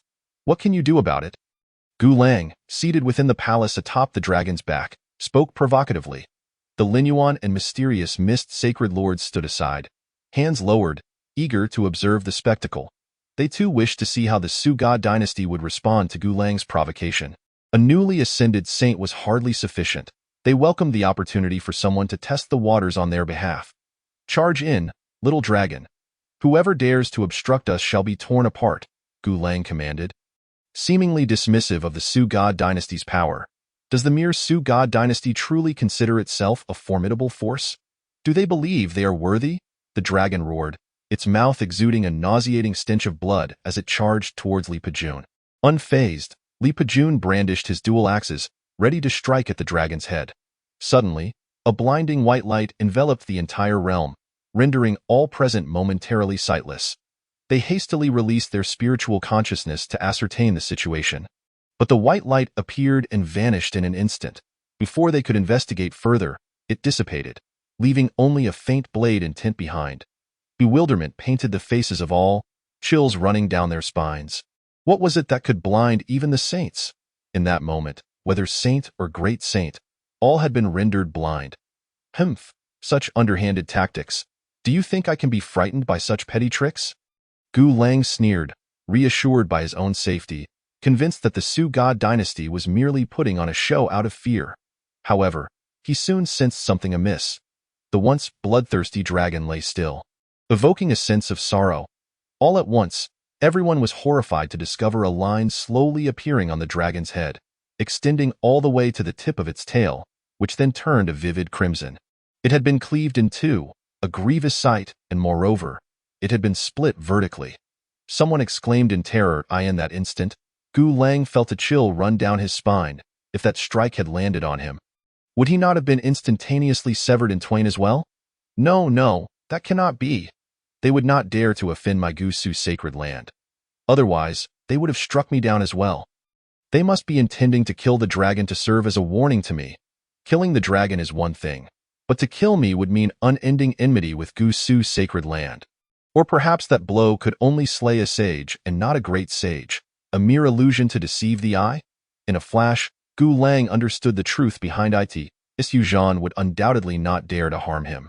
The next moment, Gu Su's pride surged once more. Die in truth. Not just Gu Lang.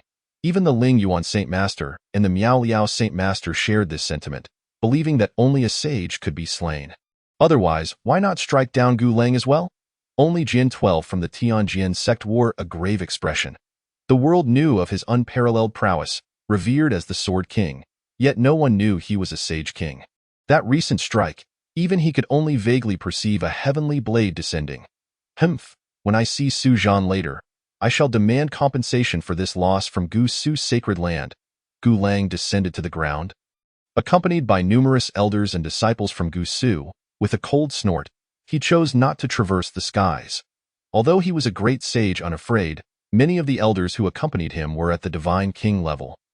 And some were sages. These individuals were fearful. How exhilarating, truly exhilarating. The ancestral master is indeed worthy of his title. The array he set up can effortlessly slay sages. I long to test its full power. Su Zhan sat at the highest position in the martial arts arena, unable to contain his excitement. The ancestral master had ventured into the forbidden zone. He wondered how things fared there. Moments ago, several terrifying auras erupted from the forbidden zone. Were they those of the emperors? He pondered if the ancestral master was in any danger. Su Zhan glanced toward the forbidden zone, unable to suppress his worry. Although the ancestral master had dismissed the emperors as rubbish, just as he withdrew his gaze, he saw Su Zi standing before him, startling him so much that he nearly leaped out of the ozone layer. Ancestral master, could you please refrain from appearing and disappearing like a ghost? It's quite frightening. Despite his complaints, Su Zhan's movements were swift as he stood up to invite Su Zi to take a seat. So, ancestral master, do my ancestors from the Su family still live? Su Zhan's words were somewhat rushed. However, before he could finish, Su Zi interrupted him. A total of 208 monarchs from the Su dynasty have been taken away. And they are all alive. Fear not, they are safe and have been settled in the divine palace.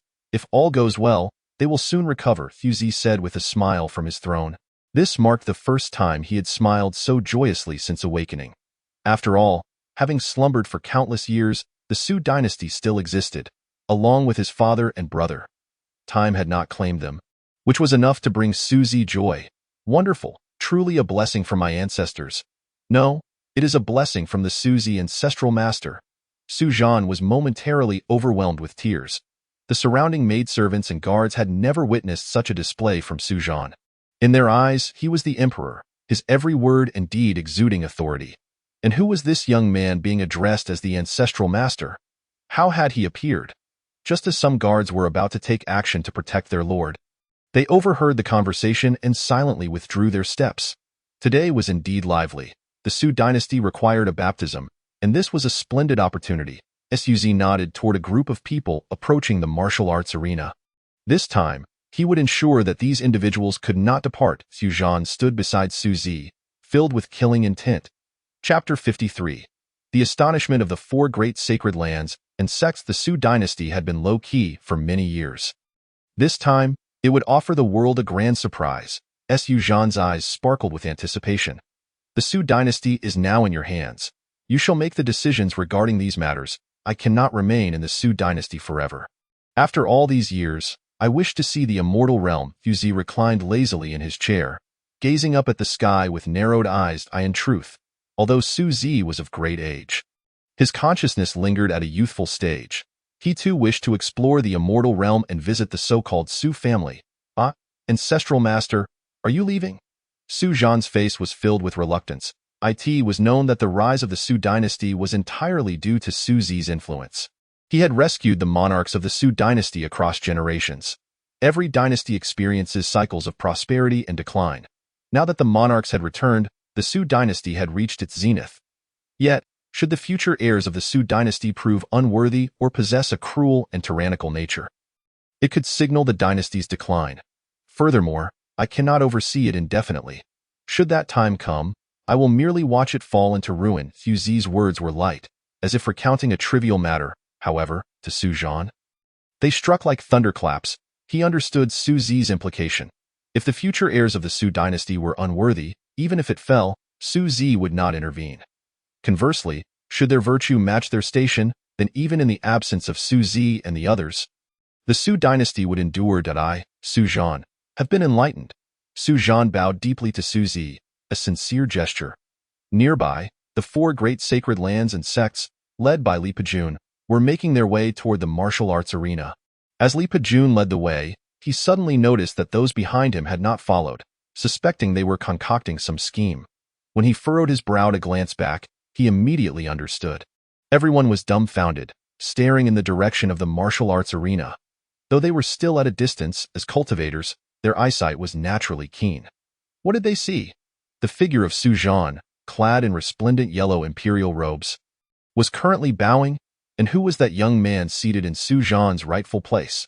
A monarch of the divine dynasty bowing to a youth, seemingly with great respect. Were they witnessing a ghost in broad daylight? A sense of foreboding crept into everyone's hearts. Had they not checked the auspicious calendar before venturing out today? First, an inexplicable blade had descended, slaying the dragon, and now this bizarre scene unfolded? The Su dynasty was truly uncanny. Particularly, the Ling Yuan Saint Master, Gu Su Saint Master, and Miao Liao Saint Master felt their steps grow heavy. In that moment, they experienced an absurd sensation of being lambs entering a tiger's den. Ah, esteemed guests, it appears you have arrived uninvited, wishing to engage in a contest of strength with my Su dynasty. Su Zhan spoke flippantly to the four great sacred lands. We have come to pay our respects to the monarch of the Su dynasty. Their hearts were heavy with doubt, and they dared not confront the Su dynasty, adopting a lowly posture instead. What they witnessed today was truly unfathomable. We naturally wish to foster goodwill with the Su dynasty, whose history is profound and rich. We would never seek enmity, the Ling Yuan Saint Master said with a smile, albeit slightly forced. They had initially sought trouble with the Su dynasty, yet now they were unable to discern its true strength. To arrive uninvited yet wish to forge a bond with my Su dynasty?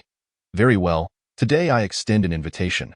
Both the younger and older generations may challenge, to determine superiority and settle matters of life and death. Su Zhan smiled, yet to the Ling Yuan Saint Master and others, it resembled the grin of a demon. A chill surged within them. What was Su Zhan planning? Did he intend to keep them all within the Su dynasty? The Su dynasty possessed such depth and confidence. They were, after all, the pinnacle of sacred land sects. Could the Su dynasty dare to challenge them? They found this hard to believe. In that case, I, the Ling Yuan sacred land. Except, the elder of the Ling Yuan sacred land, Ji Wu Hin, stepped forward with a slight smile. He had just seen his own Saint Master gesturing frantically at him. He had thought his master wanted him to agree, and so he stepped forward, and as soon as the words left his mouth, the Ling Yuan Saint Master's expression changed. I told you not to agree. Did you not notice that today the Su dynasty is a bit off? Even Su Zhan has reached the sage level, the Ling Yuan Saint Master screamed inwardly. Usually, this elder Ji Wu Hin was quite astute. So why was he so foolish today? The Ling Yuan Saint Master found it incomprehensible. Little did he know, Ji Wu Hin had long coveted the Su dynasty, a force bearing the title of a dynasty, yet, lacking its strength, would undoubtedly have enviable cultivation resources. Ji Wu Hin had been eyeing it for quite some time. Although the earlier scene had startled him, his Saint Master had no fear. So why should he? Excellent, truly excellent. Su Zhan laughed heartily. Esteemed guests, please take your seats. Su Zhan instructed the guards to bring over wooden benches for everyone to sit on. The eyes of all present twitched violently. Could you not perform your act more thoroughly? What was this absurdity of a single-legged wooden bench? Moreover, why was it a broken bench with only one leg? Su Zhan's actions only heightened the unease of the four great sacred lands and sections. What are you doing? Is today a trap, or what? You don't even pretend to act anymore. How audacious, Su Zhan. How dare you make me sit on such a chair as the Holy Lord? This is nothing short of an insult to the dignity of our Holy Lord. Ji Wu Hin's fury ignited upon seeing the one-legged wooden stool. As he pointed at Su Zhan and reprimanded him, kneel. Li Pejun snorted coldly. The power of the saint descended upon Ji Wu Hin. Ji Wu Hin's expression changed drastically, and he instantly fell to his knees, crushed under the overwhelming pressure of the saint, struggling even to move a finger. Do you dare show disrespect to the monarch? What are you, Li Pejun glared at Ji Wuhan with murderous intent. Holy Lord, save me! Ji Wuhan's face turned pale. He was merely at the peak of the Divine King realm, and now he felt as if he might burst under the saint's suppression, as an elder of the Lin Yuan Holy Land. A reprimand would suffice. Must it be to the point of extermination?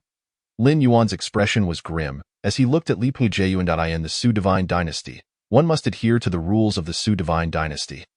Previously, regarding the matter of the imperial capital, we did not hold it against you. Yet now you dare to overstep? Li Pejun bellowed without retreat. Humph! When did the life and death of an elder of Lin Yuan Holy Land require the judgment of the Su Divine Dynasty? Chapter 54. I admit my voice was a bit loud just then. An elderly figure strolled in slowly through the AI yard. As his words fell, the pressure on Ji Wuhan dissipated. We pay our respects to the Grand Elder. The members of Lin Yuan Holy Land immediately rose and bowed respectfully. You, Holy Lord, truly lack any spirit. When your own people are bullied, you do not dare to utter a word. The elder ignored Li Pejun and began to admonish the Lin Yuan Holy Lord as if no one else were present. What the Grand Elder said is indeed correct. The Lin Yuan Holy Lord quickly interjected. And you lot, at your age, are you so afraid of death? Watching others bully the people of Lin Yuan Holy Land? The Grand Elder pointed at several old fellows within the Lin Yuan faction and berated them without reservation. The crowd quickly agreed. I never expected even you, old ghost, to come out of retirement. The Grand Elder looked at Jian 12 with surprise. I never thought you, old immortal, would still be alive, Jian 12 replied, his expression as indifferent as ever. Oh, you all take me, the Su Divine Dynasty, for a group of nobodies? Chatting here as if it were your own backyard? Susie yawned and inquired with curiosity. The world is vast. I can chat wherever I please. What's it to the Su Divine Dynasty? Just like the Su Divine Dynasty, I come and go as I wish, Lin Fei sneered at Suzy. TSK, you can go wherever you want. So impressive. Why don't you go have a chat with the Lord of the Forbidden Zone? Su Zhan mocked, clicking his tongue dismissively. Lin Fei was momentarily speechless. That was something he could never say. The Forbidden Zone was a place he would never dare to enter. Young lad, beware, for words can bring calamity. Lin Fei spoke with a hint of profundity. Ancestor, he truly deserves a good beating. Let us strike him down, Su Zhan exclaimed excitedly from the side. Eye in his eyes, Lin Fei had already walked the path to his demise. Ancestor? Everyone's expression changed, and they all turned to look at Suzy. Suz was actually the ancestor of the Su Divine Dynasty. They had been speculating about who Suzy was, someone who could make Su Zhan obediently stand aside. Now everything made sense. He was indeed the ancestor of the Su Divine Dynasty. Typically, those with the title ancestor were not to be trifled with. May I inquire which generation of monarch you are from the Su Divine Dynasty? I acknowledge that my previous words may have been a bit loud. I hope you will be lenient, S1 ages. One tends to boast and show off. Lin Fei immediately bowed respectfully to Suzy. Seriousness written across his face. You wouldn't know even if I told you. Why ask such pointless questions? Su Zhan rebuffed with an air of superiority. Lin Fei felt somewhat stifled. However, at this moment, he did not dare to retaliate, for he was shocked to discover that he could not see through this young man. Perhaps he was merely a mortal, or perhaps his cultivation far surpassed his own. Lin Fei certainly preferred the latter, for who would allow a mere mortal to sit above them? Forget it. Let us begin the competition. With this statement, the members of the four great Holy Land sects were once again taken aback. How many times had they been astonished today? It was too much to count. Regardless, they were stunned by Suzy's words. Did the Su Divine Dynasty still have ancient monsters waking from slumber? What Suzy referred to as itchy hands was definitely not the younger generation of the Su Divine Dynasty. They were somewhat aware of what the younger generation looked like. Excluding the youth, the remaining members could only be the ancient immortals of the Su Divine Dynasty. The mere thought that the Su Divine Dynasty still had ancient immortals awakening sent chills down their spines. Did the Su Divine Dynasty truly intend to wipe them all out? Did they dare to declare war against the four great Holy Land sects? Everyone was filled with uncertainty. Only the young disciples under them wore eager expressions, wanting to engage the younger generation of the Su Divine Dynasty in battle. They aimed to use the younger generation of the Su Divine Dynasty as a sharpening stone, as a stepping stone. Let us begin. Suzy waved his hand. Yes, ancestor. Su Zhan gestured grandly, and immediately, the young talents of the Su divine dynasty appeared in droves. Not bad average. Su Zi nodded. Before his departure, the most powerful among them was Su Can, who was at the Void Dao realm and aged 800 years. The hierarchy of realms is as follows: martial apprentice, martial artist, martial warrior, martial master, great martial master, martial sect, martial king, martial emperor, martial venerable, void Dao. Slash me, escape one, supreme, celestial god, divine king, divine emperor, saint, great saint, saint king, quasi-emperor, great emperor, true immortal, mortal immortal, immortal king, immortal emperor. In the outside world, he would be considered a genius, but within the Su divine dynasty, he was merely of above-average talent. His disciple, Tian Huang, had reached the divine king realm before the age of 500 and was on the verge of breaking through to divine emperor. A comparison of talent would quickly reveal who was superior and who was inferior. Moreover, upon returning from the 4 seas and 8 desolations, Su Zi had traveled through many renowned mountains and rivers, accepting several disciples, all of whom possessed extraordinary talents. Almost all had reached the divine emperor realm before the age of 500. Had he not appeared, the Su divine dynasty would have faced a critical shortage of talents. The strong were not exceptionally strong, while the weak were exceedingly weak. If this continued, the Su divine dynasty would gradually face its own demise. Now, after consuming the flesh and blood of the Saint King, their cultivation had indeed surged, and Su Can now stood at the supreme realm. What surprised Su Zi slightly was that the little fellow with the imperial bloodline and Su family heritage was actually hiding his cultivation. It was noteworthy that previously, when Su Zi observed, he was not as powerful as Su Can. Yet now he had surpassed Su Can's realm. He was young, and his foundation was remarkably solid. Su Zi nodded. With this little one in the Su divine dynasty, they could prolong their existence for hundreds of thousands of years. However, Su Zi had no intention of taking on disciples, as he desired to savor life in the coming endless years. Perhaps he would take on disciples in the future, but certainly not now at the very least. He needed to ascertain how many unruly disciples he currently had before making a decision. After so many years apart, perhaps some had forgotten they still had a master. Now, after countless years, the time he spent teaching them was almost negligible compared to the vast expanse of time that had passed. Forgetting was entirely normal. Su Zi held no expectations whatsoever. Is that the strongest among the younger generation of the Su divine dynasty, Su Can? As soon as the younger generation of the Su divine dynasty appeared, someone inquired curiously about the leader. They were indeed perplexed. Over the years, the various Holy Land sects had sent their heirs to walk the world, leaving quite a reputation, yet the Su divine dynasty had none. Not a single one. Eventually, a well-meaning individual managed to gather information about the younger generation of the Su divine dynasty. The strongest among them was Su Can, at the Void Dao realm. The Void Dao realm was indeed laughable, as the Su divine dynasty had no one capable of upholding its reputation. In contrast, the heirs of the other major forces had the weakest cultivations at the Escape One realm, with many even at the Supreme realm. However, now these individuals could no longer laugh, for they sensed the overwhelming wave of power emanating from Su Can, unmistakably at the Supreme realm. Moreover, the younger generation of the Su divine dynasty behind him exuded impressive cultivation fluctuations. Chapter 55 Arrogance of Su Can. The young talents of the 4 great Holy Land sects all wore solemn expressions. They truly did not expect the Su divine dynasty to conceal its strength so deeply. Wasn't it said that the highest cultivation among them was merely the Void Dao realm? The turbulent supreme aura emanating from Su Can was impossible to conceal. This was because Su Can had just broken through to the supreme realm and had yet to master the subtleties of his power. Amidst the crowd, Su Fan stood like an ordinary person, utterly lacking presence, as if he were invisible to this moment. Su Can was undeniably imposing, radiating a powerful aura as he surveyed the surroundings, casting sidelong glances at the young talents of the 4 great Holy Land sections. Su Can bows before the monarch. Su Can slowly approached Su Zhan, slightly bending at the waist, his tone lacking in reverence. In the Su divine dynasty, as long as one is of the direct bloodline, they are qualified to inherit the future throne. Su Can believed himself to be the strongest among all direct descendants. Even before his recent elevation in cultivation, he was the strongest among the Su family. Now that he had ascended 2 major realms, he was naturally brimming with confidence. The throne of the Su divine dynasty in the future was destined for him alone. What an insolent fool. Can you not see our Su family's ancestor is present? How dare you not pay your respects first? Su Zhan's expression darkened as he scolded. This Su Can was becoming increasingly arrogant.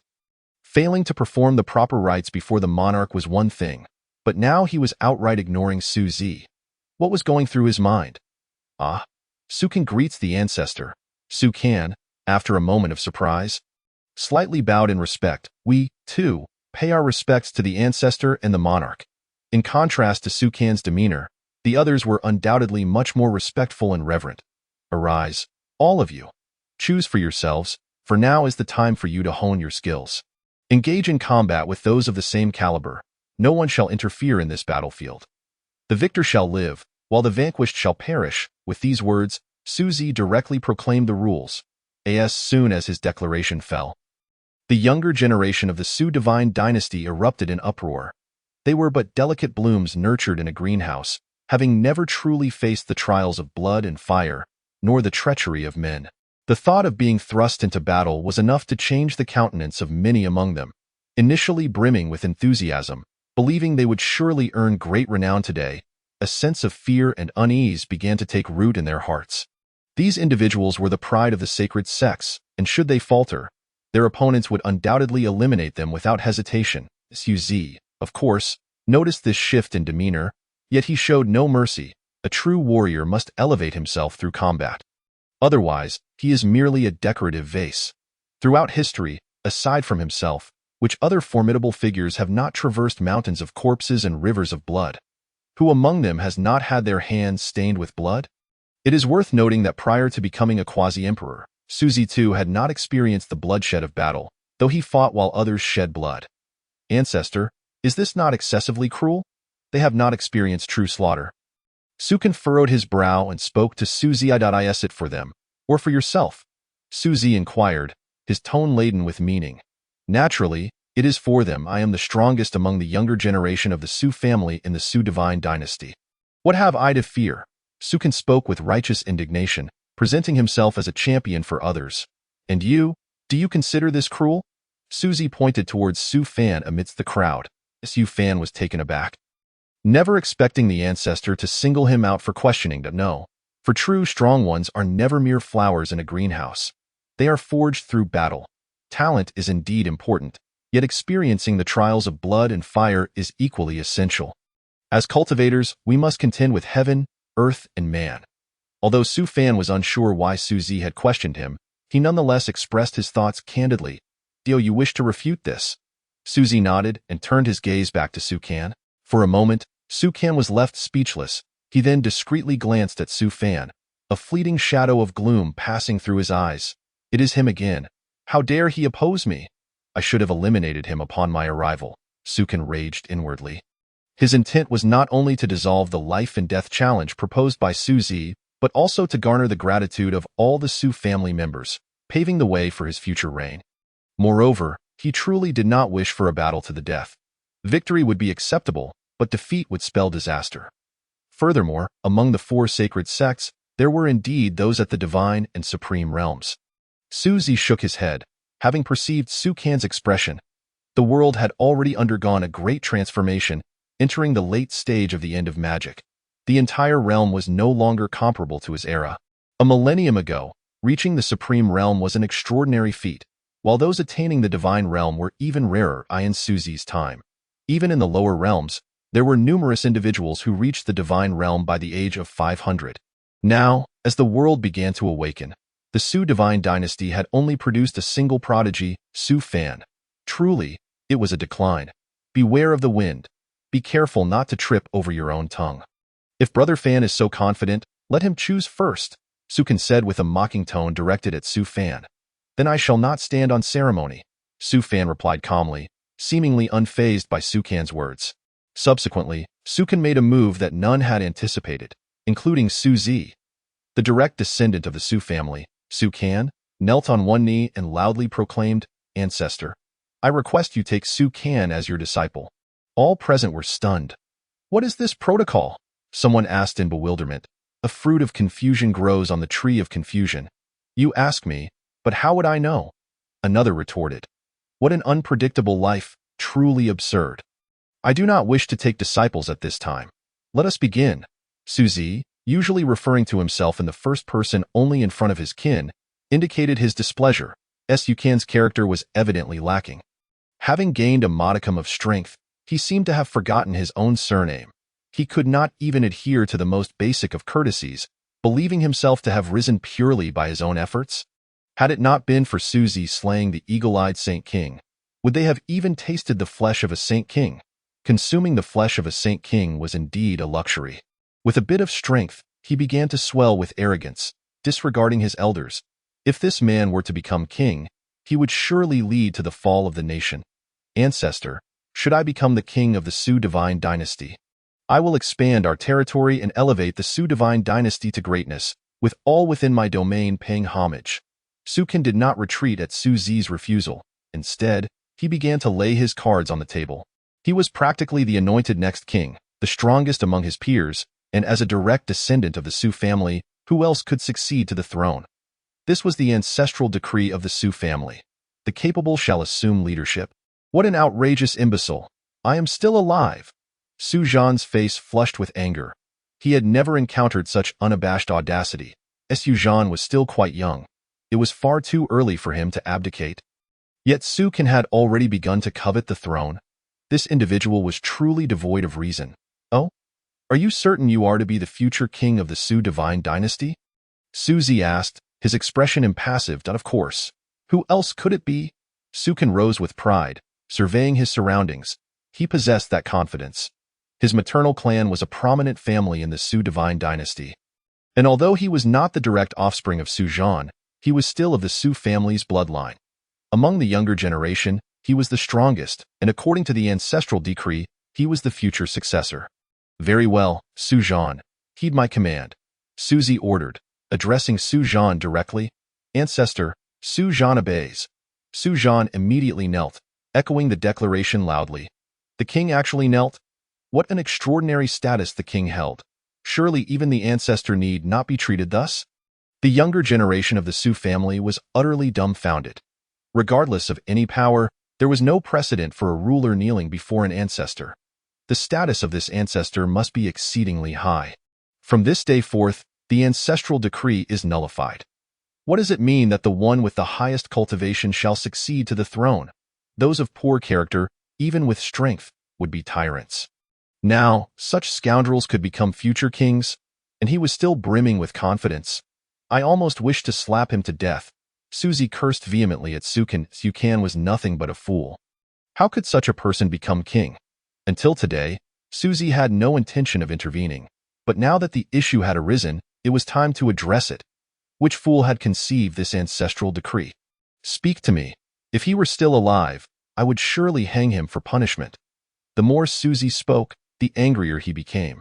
It was indeed a miracle that the Su divine dynasty had come this far. Ah, you need not search. He was certainly not captured. He has long since passed, Su Zhan asserted with certainty. Meanwhile, Su Kan stood there, eyes glazed, lost in a daze. He had not expected that with a single word from Suzy. His dreams of kingship would be shattered. He was to be the future king. This was a consensus among nearly all now. With his dreams dashed, Su Kan was on the verge of madness. Ha ha ha, do you truly think yourself significant enough to nullify the edict of the former king? Do you believe you are a person of consequence? Do you know who my maternal clan is? The Li family of the imperial capital. Do you know Li Pejun? He is my uncle. My blood uncle. Without the Li family waging wars externally, contributing to the Su divine dynasty, how could the Su divine dynasty have enjoyed such peace for so long? Do you know how long the Li family has existed? Nearly as long as the Su divine dynasty itself. You say nullify, and you think it can simply be done? Have you consulted the Li family? Have you asked my father? At this moment, Su Kan laughed maniacally. Tears streaming down his face from laughter. He mocked Suzy's ignorance. The Li family of the imperial capital was indeed a family of war gods, a stabilizing force for the Su divine dynasty. How had he survived to adulthood? Call for Li Pejun to come to me, and also summon Su Du Dao. Su Zhan transmitted his voice, filled with overwhelming resentment. This was the first time he had witnessed Su Zi in such a fury. If he did not receive an explanation, he would feel unsettled himself die in no time. Li Pejun and Su Dudao arrived at the training ground. Upon learning the context of the situation, Li Pejun was infuriated. What nonsense! From this day forth, my Li family has no further relations with you. If my sister does not agree, she too shall leave the Li family. Li Pejun erupted in anger. No one in the family dared to speak for the Li family, a family of war gods. How could an outsider dare to leverage the Li family against the king and the venerable ancestor? This was sheer folly. Could one who was deemed an ancestor not possess earth-shattering prowess? I earnestly beseech my esteemed ancestor to spare him a life, considering he is a descendant of the Su family. Su Dodao let out a deep sigh and slowly knelt down. He was, after all, a leisurely prince, reluctant to engage in these disputes. Yet, his son harbored ambitions that soared higher than the heavens, yet lacked the abilities to match such aspirations. Leading to this predicament, very well, he could choose an opponent of equal standing for a duel. If he won, he could live, but if he lost, he would perish. Su Zhan nodded in agreement. This, Su Dodao wished to utter more. But upon seeing the icy countenance of Su Zhan, he ultimately swallowed his words. Though he was Su Zhan's elder brother, he was well aware of Su Zhan's character. I have observed you glance at me no less than a dozen times since your arrival. Your lips poised to speak yet holding back. What is it that you wish to convey? Su Zi turned to Li Pejun, frowning as he inquired. I am at fault. Having offended you, I merely sought to confirm whether you are indeed the esteemed ancestor Su Zi. Li Pejun immediately prostrated himself on the ground, panic evident in his voice. What? Su Zi, Su Zi, Su Zi, the holy monarch Su Zi, the second monarch of the Su Shin dynasty? The very same Su Zi who once dazzled an entire era? It is said that the defeated generals under Su Zi became emperors themselves, and those who might rival him were destined for the same fate. Yet, those whom Su Zi regarded as rivals were nearly non-existent. He was indeed the holy monarch Su Zi, a figure indelibly etched in ancient texts, and the youngest sage king in history, unmatched throughout the ages. Even now, tales of his exploits continue to be sung. Was it not said that he had perished? Pa! He transcended the emperor's tribulation and ascended. At this revelation, it was as if we had struck a titanium alloy steel plate. Upon learning Su Zi's name, the elders and lords of the four great sacred lands all changed countenance. Having lived so long, what might Su Zi's cultivation be? Still at the sage king level. That seems nearly impossible. An emperor? A celestial emperor? Uncertain, but it must be at least an emperor. What? Is there someone impersonating me? Su Zi jested, addressing Li Pejun. Of course, I would not dare. It is simply that my ancestor from the Li family established a family vow, accompanied by a bloodline curse, binding the Li family to serve the Su Shin dynasty faithfully throughout their lives. Should there be any treachery, their Dao heart shall shatter. Chapter 57. Su Zi, am I not as pleasing to the eye as your cultivation? This curse is embedded within the bloodline. Although Su Kin possesses Li family blood, he is predominantly of the Su lineage, rendering it ineffective against him. Li Pejun revealed this hidden truth. Su Zi, with a single gesture, pulled Li Pejun to his side. He then placed his palm upon his forehead. Indeed, it is a form of curse, capable of persisting through generations. Su Zi instantly sensed the cursed energy flowing through Li Pejun's bloodline.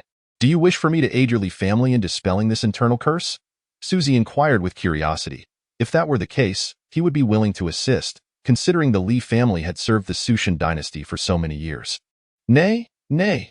Li Pejun hastily shook his head. Why Li family holds unwavering loyalty to the Su Shin dynasty, not merely out of fear of the curse, but because every monarch has regarded my Li family as kin. How could we be so ungrateful? The resolute tone of Li Pejun was devoid of pretense. It is precisely because your Li family has been steadfast in your loyalty to the Su Shin dynasty that I offer you an opportunity, a chance for your descendants to rise to greatness. Su Zi spoke with a smile. No need, Li Pejun stated without hesitation. Given the events surrounding Su Can today, it is better for my Li family to maintain the bloodline curse. He understood well the implications behind Su Zi's words. The flesh of a sage king would be a tremendous boon for the younger generations of the Li family, refining their bodies and solidifying their foundations for the future. Thank you, Su Zi. Li Pejun exclaimed, bowing deeply. Surely, there is more you wish to discuss. Suzy observed the evasive gaze of Li Pejun and continued. Indeed, there is another matter. Li Pejun clenched his teeth. His face flushed, as if struggling to articulate what weighed on his mind. Speak boldly. Suzy's encouragement bolstered Li Pejun's courage. It is a message passed down from our ancestor, Li Linglong. Li Pejun's complexion was crimson, veins standing out on his neck. Our ancestor instructed that if anyone from future generations were to encounter Suzy again, they must convey these words. Suzy, I know you are not dead. Suzy, am I not as pleasing to the eye as your cultivation? Upon finishing, Li Pejun nearly collapsed from the weight of his confession. The words from their ancestor, after all these years, still carried a sense of embarrassment. Moreover, this phrase was a closely guarded secret, one that each family head was required to memorize perfectly, forming a crucial part of the succession ceremony. Silence. An eerie stillness enveloped the room. Ha ha ha. My apologies, esteemed ancestor. It was unintentional. I simply couldn't contain myself. Ah ha ha. Su Zhan was the first to break the awkwardness, laughing so hard his stomach hurt. Ahem. Suzy rarely displayed such a flustered expression. The image of that breathtakingly beautiful face, stunning beyond compare, flooded his mind. I can share a piece of good news, as well as a piece of bad news. Which would you prefer to hear first? Suzy contemplated before addressing Li Pejun. Let us begin with the good news. Li Pejun's demeanor shifted to one of seriousness, confident that Suzy would not speak frivolously. The good news is that your ancestor, Li Linglong, is still among the living and possesses remarkable cultivation. Suzy stated with a smile. What? Li Pejun instantly sprang to his feet, disbelief etched across his face. Are you serious? My ancestor, Li Linglong, is truly alive. His body trembled with excitement. But if she is alive, why has she never returned? Has she forgotten our Li family? His expression fell. If she is indeed alive, what must her cultivation be? Surely it rivals that of Suzy himself. After all, our family records indicate that Li Linglong's talent was unparalleled. If she possesses such formidable prowess, why has she not come to visit? Could it be that she is trapped in some forbidden realm? If that is the case, our Li family would spare no effort to rescue her. Li Pejun contemplated a possibility with conviction. Do not dwell on it. She is not in this realm at all. Suzy, perceiving Li Pejun's despondence, shook his head. Not in this realm? Then where could she be? Li Pejun's expression was one of bewilderment. To them, the vastness of the 4 seas and 8 desolations was incomprehensible, a realm so immense that even the most devoted cultivator might spend a lifetime traversing it. As for the upper realms, only those at the pinnacle of the power hierarchy possessed any knowledge of them. Not in this realm. Could it be the celestial realm? The leaders of the major forces, including Lin Yuan the Holy Master, were suddenly stricken with astonishment. How could a mere Su Shan dynasty harbor such hidden talents? They had previously regarded it as easily manipulable, but now it seemed that even the ancestors of this small family were formidable beings beyond their comprehension. They had truly acted foolishly to conspire against the Su Shan dynasty. Now, they could only take it one step at a time. This also explains why the bloodline power within you has not diminished. The stronger Li Linglong's cultivation, the more potent the curse within the bloodline becomes. But of course, there are advantages as well. When you reach the sage realm, certain innate bloodline abilities will awaken within you. A fortuitous gain. You should have already awakened your bloodline powers, correct? Suzy had initially sensed the inheritance within the bloodline, prompting his inquiry. Li Linglong's cultivation must be extraordinarily formidable. Otherwise, the curse she had planted would have faded over time. Yet, the Li family's curse had only grown more entrenched, signifying that the one who cast it had not perished but remained in the world, as long as no one surpasses her in cultivation. This curse shall remain unbroken. When I first broke through, I was engulfed by an overwhelming aura of malevolence. The scent of blood was so thick that I instantly grasped the true essence of slaughter, granting me unimaginable power on the battlefield. Li Pejun recounted, reflecting on his experience. Indeed, Li Linglong was once known as the demoness who slaughtered millions of cultivators, mastering the path of destruction in the future. The awakening of your Li family's bloodline will largely be tied to the path of slaughter, using death as a testament to your path. However, know that to become an emperor, you must forge your own unique path. Suzy earnestly advised. He believed that with the understanding of slaughter's true essence, Li Pejun had a genuine opportunity to attain the status of emperor.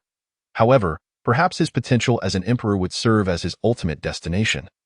And it was only due to his consumption of Sage King flesh that he had this chance to ascend to the Sage realm, comprehend the essence of slaughter, and gain the qualifications of an emperor. Chapter 58. Life and Death Battle in consideration of Li Linglong. Su Zi directly imparted a fragment of the true path of slaughter from the 3,000 Great Avenues to Li Pejun.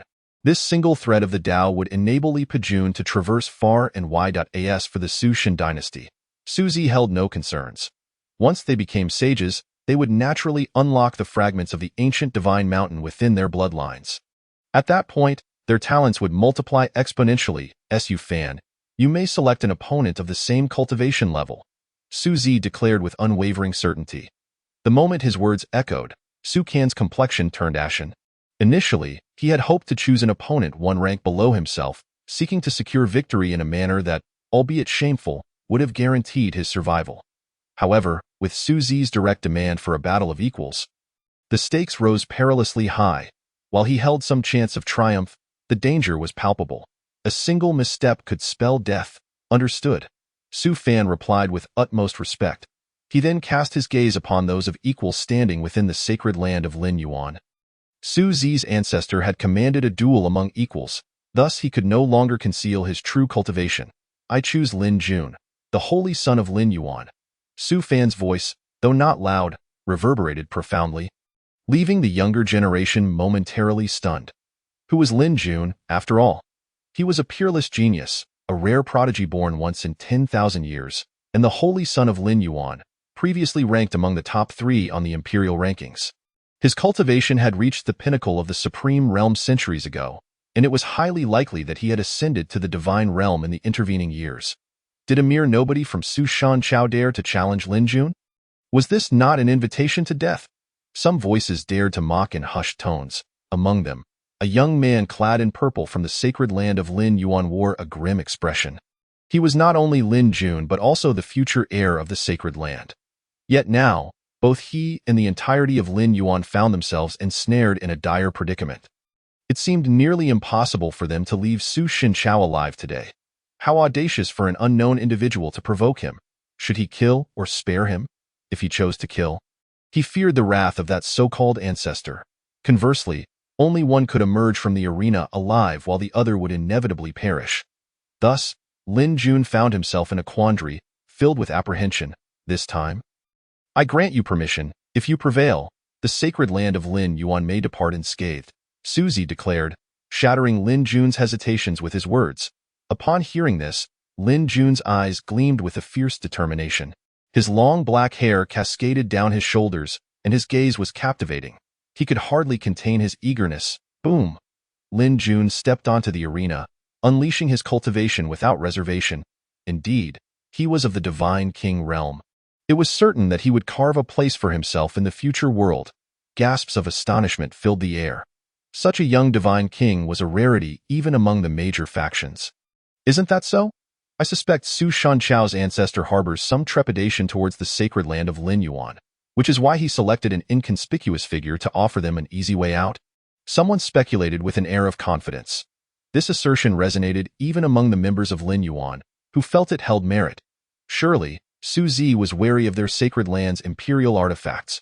However, in the next instant, they were compelled to discard their assumptions, for Su Fan, stepping onto the stage, unveiled a cultivation level that was also of the divine realm.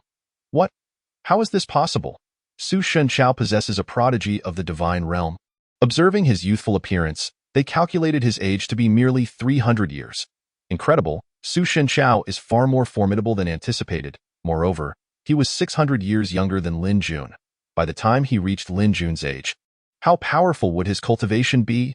Gasps of disbelief echoed through the crowd. How foolish were their earlier claims? Would Su Zi truly fear an imperial artifact of the sacred land? It was evident that he had long been aware of Su Fan's true cultivation. The higher-ups from the 4 major sacred lands wore grim expressions, for even they had failed to discern Su Fan's realm. This young man undoubtedly possessed a hidden cultivation artifact of considerable quality. Likely at least a saint-level item. The expression of the Lord of Lin Yuan darkened. What was once a near-certain victory had now become a 50-50 chance. How deeply had Su Fan concealed his true abilities? Su Can's heart raced with desperation. Today was meant to be his stage for glory, yet he found himself overshadowed in the crowd, rendered unworthy of mention. Whether he would even survive to leave the arena remained uncertain. If only his cultivation matched Su Fan's, he would surely be the brightest star today. Curse you, Su Fan. You must perish. Kill him. Kill him. The murderous intent surged within Su Can even with hidden cultivation. Su Fan held no advantage. He had immersed himself in the divine realm for years and was on the verge of breaking through to become a divine king. Lin Jun's expression remained devoid of emotion.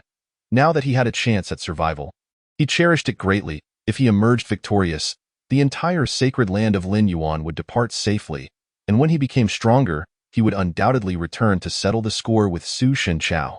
Enough with the chatter. Let actions speak, Su Fan declared, raising his hand to summon a bronze spear, its surface marred by rust, resembling a mere mundane weapon. Charge, Su Fan bellowed, thrusting the spear forward like a dragon. Aiming it directly at Lin Jiyuan. It's the instant of his strike. The winds roared and the heavens trembled, the sound of the sonic boom causing the ears of those with weaker cultivation to bleed, rendering them momentarily deaf. Lin Jun's expression turned grave. Su Fan was undeniably a formidable adversary. He had underestimated him. Suppressing his earlier disdain, Lin Jun formed seals with his hands, summoning a layer of shimmering golden light that enveloped his entire being. It radiated an aura of sanctity and distinction. Indeed, when Su Fan's spear met the golden barrier, it struggled to penetrate, as if a cow were to enter a quagmire. Humph! Few can breach my divine domain at this level, and you shall not succeed. Lin Jun's countenance was cold, his words laced with arrogance. Among the elite of the same rank, few could stand against him. Is that so? Su Fan replied, his demeanor as calm as a still pond. Then, a brilliant light erupted from the bronze spear in his grasp. Su Fan began to exert his strength, and the once rusty spear shone with a dazzling brilliance, suddenly collapsing into a singularity, as this black hole materialized. It drew in all surrounding light, creating an alternating cycle of illumination and darkness. A colossal Taiji diagram emerged, one side radiating extreme yang and the other extreme yin, exuding an aura of profound mystery. At that moment, the spear pierced through Lin Jun's defenses. Lin Jun instinctively raised his arms to shield his chest, but the spear thrust through his arm. Lin Jun's face contorted in a grimace of pain. Had he not reacted swiftly, the spear would have impaled him entirely. I have slumbered for epochs, born only for this era. I am the child of the epoch, Lin Jun howled at the heavens, his power surging forth as he forcefully dislodged the spear embedded in his arm. His expression was wild, as if he had descended into madness. Since his emergence, Su Fan was the first of equal rank to inflict such grievous harm upon him.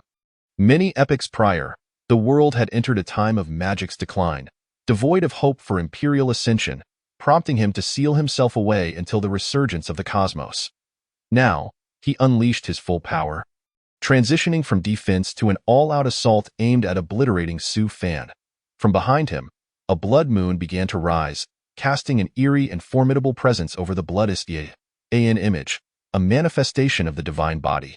Lin Jun possesses the divine body, someone exclaimed in shock. The divine body, an existence rare among billions, could suppress peers and even contend across realms. What kind of divine body is he? Ha ha ha, Lin Jun shall be the next lord of the sacred land of Lin Yuan. The one with the blood moon body, the grand elder of Lin Yuan chuckled with pride. What? He possesses the blood moon body, ranked 96th on the divine body rankings. This physique once shone brilliantly in ancient times. A formidable lineage. Those with extensive knowledge gasped in astonishment. Possessing any divine body from the rankings granted one the qualification to attain the Tao. Barring unforeseen circumstances, ascension to the Emperor's realm was virtually assured. Should Lin Jun not falter, the sacred land of Lin Yuan would likely witness the rise of an emperor in the contemporary world, ensuring its eternal prosperity for millennia. It's the moment the blood moon emerged. A terrifying pressure enveloped Lin Jun. Blood moon slash. You shall perish beneath this strike, leaving no regrets. This is my strongest attack. Those who have witnessed it have all perished, and you shall not be the exception. Lin Jun declared, unleashing a half-moon of blood towards Su Fan, akin to a blade cleaving the heavens, intent on bisecting the entirety of Su Shanchao. Though you believe you are the sole possessor of a divine body? A divine body merely qualifies one for emperorship, while I possess the undying emperor body, a ticket to ascend to the emperor's realm. Su Fan's eyes sparkled with radiant light, and suddenly an inexplicable rhythm coursed through his being. What? An emperor body? And a hint of imperial might? How is this possible? Someone gasped in horror. Indeed, Su Fan was born of imperial lineage combined with the bloodline of the Su family, having long activated his trace of imperial might. Though it was but a sliver, it instilled fear within others, especially in Lin Jun. As the blood moon slash merely brushed against Su Fan's form, it dissipated like snow meeting molten iron. His divine body was entirely suppressed, rendering him incapable of leveraging its advantages. Now it is my turn, Su Fan proclaimed, stepping forth as the heavens trembled with a resounding echo.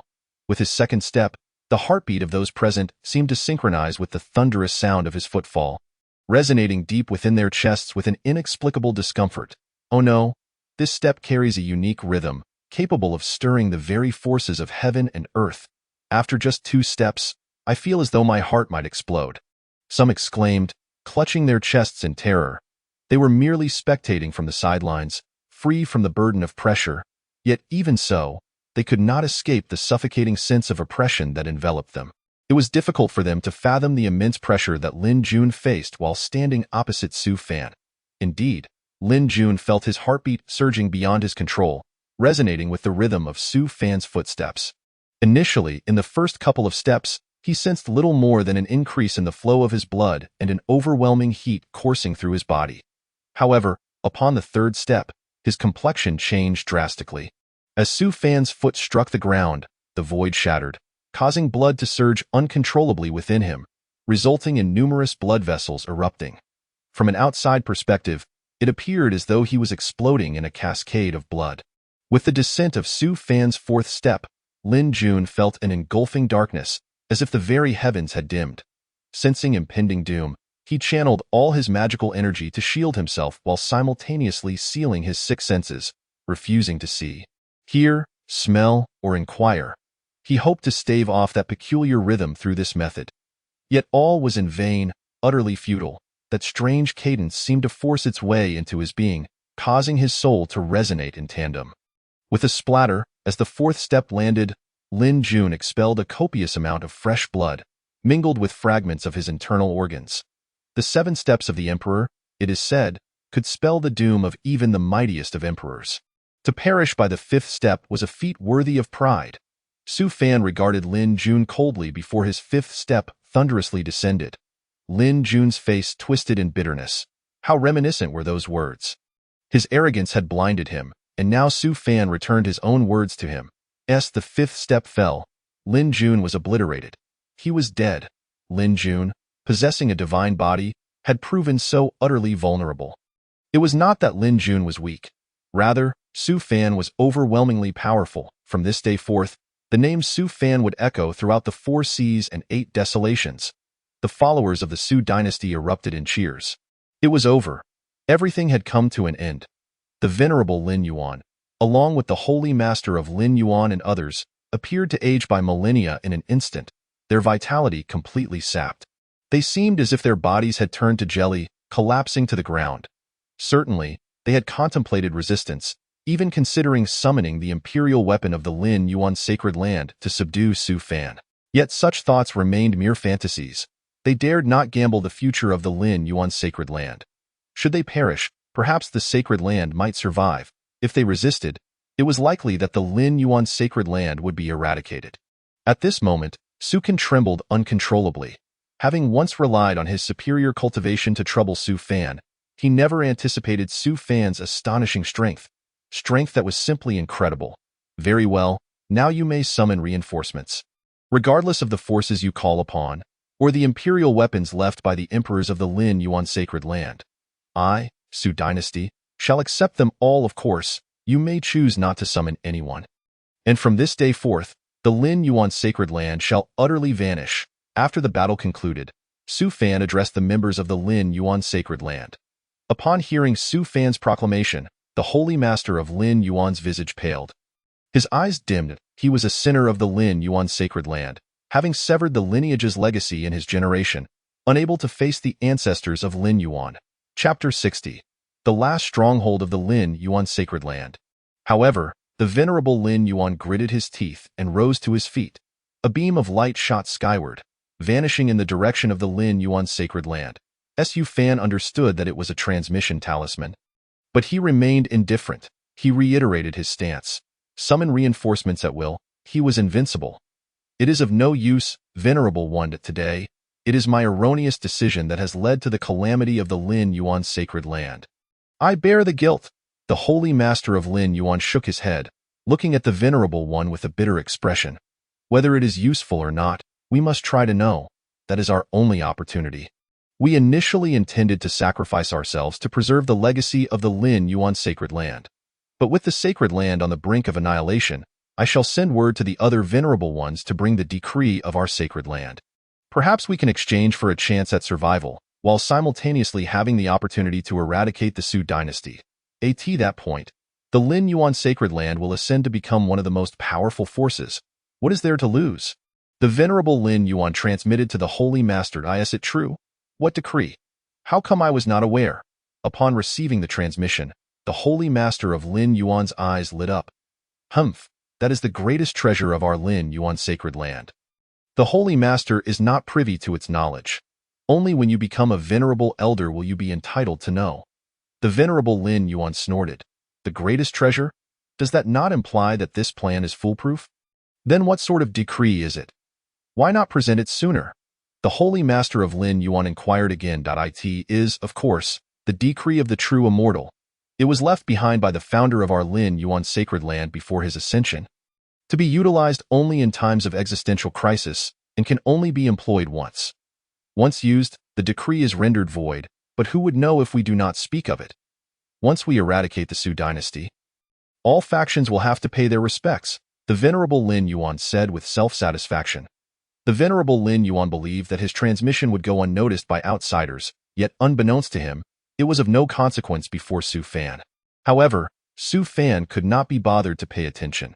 A distortion rippled through the void behind Su Fan, and Qing Shi appeared, standing respectfully behind him. In his grasp was a tortured figure, the former prisoner Tian. Not that Tian was ever human. He belonged to the ancient Xiongnu clan. One of the 10 fearsome beasts. It was said that Xiongnu was a descendant of the dragon ancestor. But due to their appearance, they were cast out of the dragon lineage, forming their own tribe. Even so, the Xiongnu clan's status as one of the 10 fearsome beasts speaks volumes of their standing. Bang! The venerable Lin Yuan, just having risen, collapsed to the ground once more at the sight of Qing Shi. This time, it was out of fear. He was so frightened that he even wet himself. Not just him, all members of the 4 great sacred land sects fell prostrate. Why apologies? I forgot to conceal my aura, Qing Shi said with a sheepish smile, before retracting his and Tian's presence. For such insignificant beings, it sufficed to confine them within a small world for slow torment. There was no need to parade them about. After all, he was also of the Xiongnu clan. If one day his father wished to inquire about his whereabouts, that would spell trouble. Su Fan looked at Qing Shi with a mix of exasperation and amusement. Qing Shi understood the rationale and promptly tossed Tian into the small world. Sword 12, the leader of the Heavenly Sword Sect, stared in disbelief at Qing Shi, recognizing his identity. Sword 12 of the Heavenly Sword Sect, pay my respects to Emperor Qing Shi. Sword 12 knelt with his 2 disciples. The Heavenly Sword Sect? A name long forgotten. I was a friend of your Sword Emperor, but alas, he could not advance further and succumbed to the passage of time. Qing Shi shook his head with regret. My Heavenly Sword Sect bears no animosity towards the Su dynasty. Our visit was merely for the sake of friendly exchange.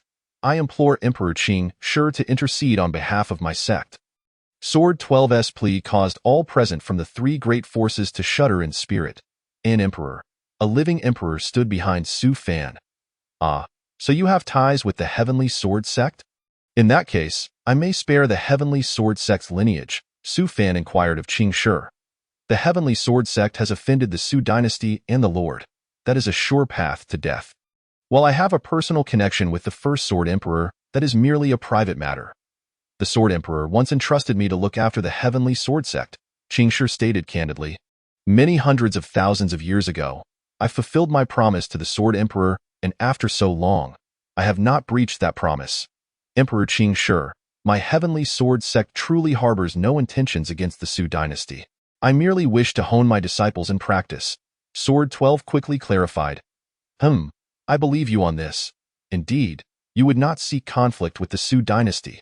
Su Fan nodded, acknowledging Sword 12's words. Thank you, esteemed elder. Thank you, esteemed elder. Sword 12 hurriedly bowed in gratitude. Thankfully, the Heavenly Sword Sect would not face annihilation. Do not be hasty in your thanks. I must ask you, since there is no hostility, why did you not adhere to the regulations of my Su dynasty? The skies above the imperial capital are forbidden for flight. Su Fan's demeanor, previously jovial, darkened sharply as he thundered. What, not willing to speak? Is it not because you deem the Su dynasty weak and thus disregard our rules? Do you not believe in your hearts that the Su dynasty dares not act against you? Su Fan's words, though not loud, reverberated in Sword 12's mind, leaving him dazed. Indeed, Su Fan's assertion rang true. He had not regarded the Su dynasty with any seriousness. Why would he then adhere to its rules? He merely looked down upon the Su dynasty, yet did not wish to become adversaries. Little did he know that it was the strong who held the power of discourse. When they failed to adhere to the rules, they have already become enemies of the Su divine dynasty. I shall grant your Tianjin sect an opportunity to confront Su Can in battle at the same realm. Should Su Can emerge victorious, your Tianjin sect shall be annihilated. Should he perish, your sect shall survive. Suzy gazed at Jin 12 and proclaimed, No, that is insufficient. Jin 12 has indeed been rather arrogant, neglecting the protocols of the Su divine dynasty. Jin 12 offers his apologies. With a swift motion, a beam of sword light erupted from Jin 12's fingertip, severing his own right arm. Chapter 61. Jin Zi was taken aback. Jin 12, though his visage paled, displayed no other emotion. What a ruthless individual, to sever his own arm under the sacred king's decree, rendering it irreparable unless he ascends to the emperor realm. Otherwise, he is doomed to a life of futility. The Qing Shi emperor nodded in agreement. Jin 12 possesses the charisma of the former sword emperor. With such audacity, his future achievements will undoubtedly be remarkable. Moreover, he has sacrificed his dominant sword hand, significantly diminishing his combat prowess. Why decree remains unchanged. Should Su Can win, you perish. Should you win, he dies. Suzy's expression remained unyielding. He understood that the opposition merely sought to survive. The Piaomiao sacred land and the Gusu sacred land offered no reaction, even mocking Jin 12 in their hearts. Why admit fault so early? Have they not seen that the Lin Yuan sacred land is already seeking reinforcements? If the aid from Lin Yuan sacred land can overturn the Su divine dynasty, why acknowledge any mistake or engage in self-mutilation? Truly foolish. Qing Yuan, the hope of my Tianjin sect rests upon you. Jin 12, his complexion ashen, addressed the young man behind him, who bore a sword on his back. Yes, master, your disciple shall endeavor with utmost diligence, Jin Zi replied earnestly. Simultaneously, he regarded Su Can with a gaze filled with solemnity and gravity. The unassuming Su Fan's explosive power compelled him to take this opponent seriously. Thus, one can only imagine the formidable strength of Su Can, who is hailed as the strongest among the younger generation of the Su divine dynasty. He knew not what lay ahead, but for the sake of the Tianjin sect, he was willing to fight. Even if it led to death, he would have no regrets. Jin Zi, Lu Qing Yuan of Tianjin sect, seeks counsel from Su Can of the Su divine dynasty. Lu Qing Yuan stepped onto the arena and saluted Su Can. Su Can's countenance quivered. He never anticipated facing off against the sword disciple of the Tianjin sect. That sect, on par with the sacred lands, traditionally had only one sword disciple, with no alternatives. Was it not said that he would choose a young contender of the same realm to battle? How did it transform into a direct challenge? Although both he and Lu Qing Yuan stood at the same supreme realm, Lu Qing Yuan had previously fought and decapitated a celestial being at the supreme level. A feat undeniably astonishing. Su Can felt no courage to engage in combat with him. Ancestor, I was wrong. I was arrogant and ignorant of the rules, thus offending you. Instead of stepping onto the arena, Su Can knelt before Su Zi, He simply lacked the courage to face Lu Qingyuan in a life-or-death struggle. You have no choice in this matter. Whatever the ancestor decrees shall be. Rebellious child, do you not hurry up and engage in battle? There may still be a glimmer of hope. Su Dudao admonished sternly from the side. Su Dudao dared not harbor resentment towards Su Zi or Su Zhan. He understood that Su Can had brought this upon himself. Had he not been so ambitious, the throne would undoubtedly have belonged to him. After all, someone of Su Fan's caliber would hardly care for a throne. His aspirations lay in the path of cultivation, aiming for the elusive emperor or even the celestial emperor, or higher still with age. Su Dudao had seen through such matters. Yet, Su Can, in his hubris, believed himself the anointed future monarch, thus acted with great arrogance. He could not be dissuaded, nor could Su Can be reformed. Today is but a consequence of past actions.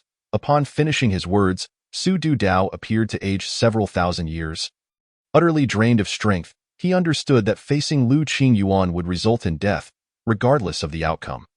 The main account was rendered useless. All that remained was to cultivate a secondary identity. Lu Qingyuan, as the sword disciple of the Tianjin sect, possessed a natural sword body, inherently attuned to the sword. Once he achieved the unity of man and sword, he would be close to attaining sainthood. Very well, Su Can gritted his teeth, his animosity towards Su Zi, Su Zhan, and his father Su Dudao reaching its zenith. He vowed that if he survived this encounter, he would leave the Su divine dynasty and, in the future, return to reclaim all that was rightfully his. What were Su Zi and Su Zhan to him but trembling beneath his feet? Fueled by rage, he ascended to the arena, intent on converting his hatred into strength to vanquish Lu Qingyuan. Let us cease this mutual probing. I take offense. Lu Qingyuan, witnessing Su Can ascend to the platform, promptly drew a 3-foot azure blade from the sword box upon his back, proclaiming with gravity, I wield a sword capable of severing heaven and earth. The first sword shall cleave the heavens. Lu Qingyuan's opening move was his renowned technique, the first sword to slice the heavens. The azure blade in his hand unleashed a tempest of sword light, as if the celestial river itself cascaded down, transforming into an infinite sword intent directed at Su Can. The overwhelming sword intent seemed to rend the very fabric of reality, striking terror into all who beheld it. No, I concede. Su Can's eyes widened in terror, seeking to surrender, but before he could utter the words, he was cleaved in twain by the strike. The edges of the wound were as smooth as polished glass. Even his innards displayed such precision, before a torrent of blood erupted forth, marking his irrevocable demise. Lu Qingyuan stood bewildered. Was this Su Can not of the same realm as himself? Why was he so pitifully weak? He had prepared for a fierce battle, even the possibility of death, yet this was the outcome. He had presumed Su Can, hailed as the strongest among the younger generation of the Su divine dynasty, though perhaps not as powerful as Su Fan, would not be so feeble. Yet, he could not withstand Lu Qingyuan's first strike, and there were still several techniques left unexecuted. In that moment, Lu Qingyuan was engulfed in confusion. The Tianjin sect may yet survive. Their legacy can endure. Su Zi spoke calmly. Thank you for your great kindness, esteemed elder. Jin 12, accompanied by Lu Qingyuan and another disciple, bowed respectfully. Buzz! The void trembled violently, as a multitude of figures began to tear through space. The intensity of the disturbance was palpable to all present. The Grand Elder of the Lin Yuan sacred land wore an expression of delight. Was it possible that their elders had finally arrived? At last, the moment had come. However, his expression soon morphed into one of horror. Not just him, but all gazes were fixated in astonishment upon the sky beyond Su Zi. Saints, each possessing at least the power of a saint, when had so many emerged? The sheer number seemed to surpass the combined might of all great forces across the 4 seas and 8 desolations. This is terrifying. The depth of the Su divine dynasty's foundation is truly astonishing. Is this the Su divine dynasty we sought to conquer?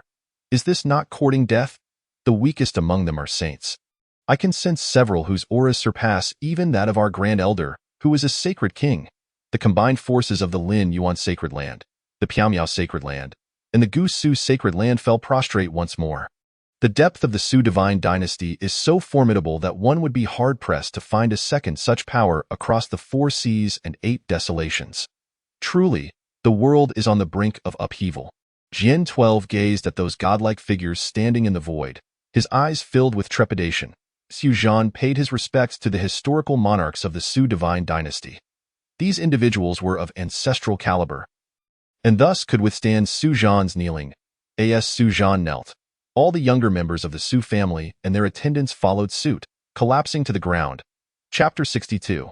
Not even Jesus can save you. As I have said, being captured back then turned out to be a blessing in disguise. Otherwise, among so many of us, only a few have fared decently to this day. The one at the forefront? Su Qiankuan spoke with a complex expression. I pay my respects to ancestor Su Zi. The multitude of saints, great saints, and sacred kings behind Su Qiankuan all shouted respectfully. This statement held merit.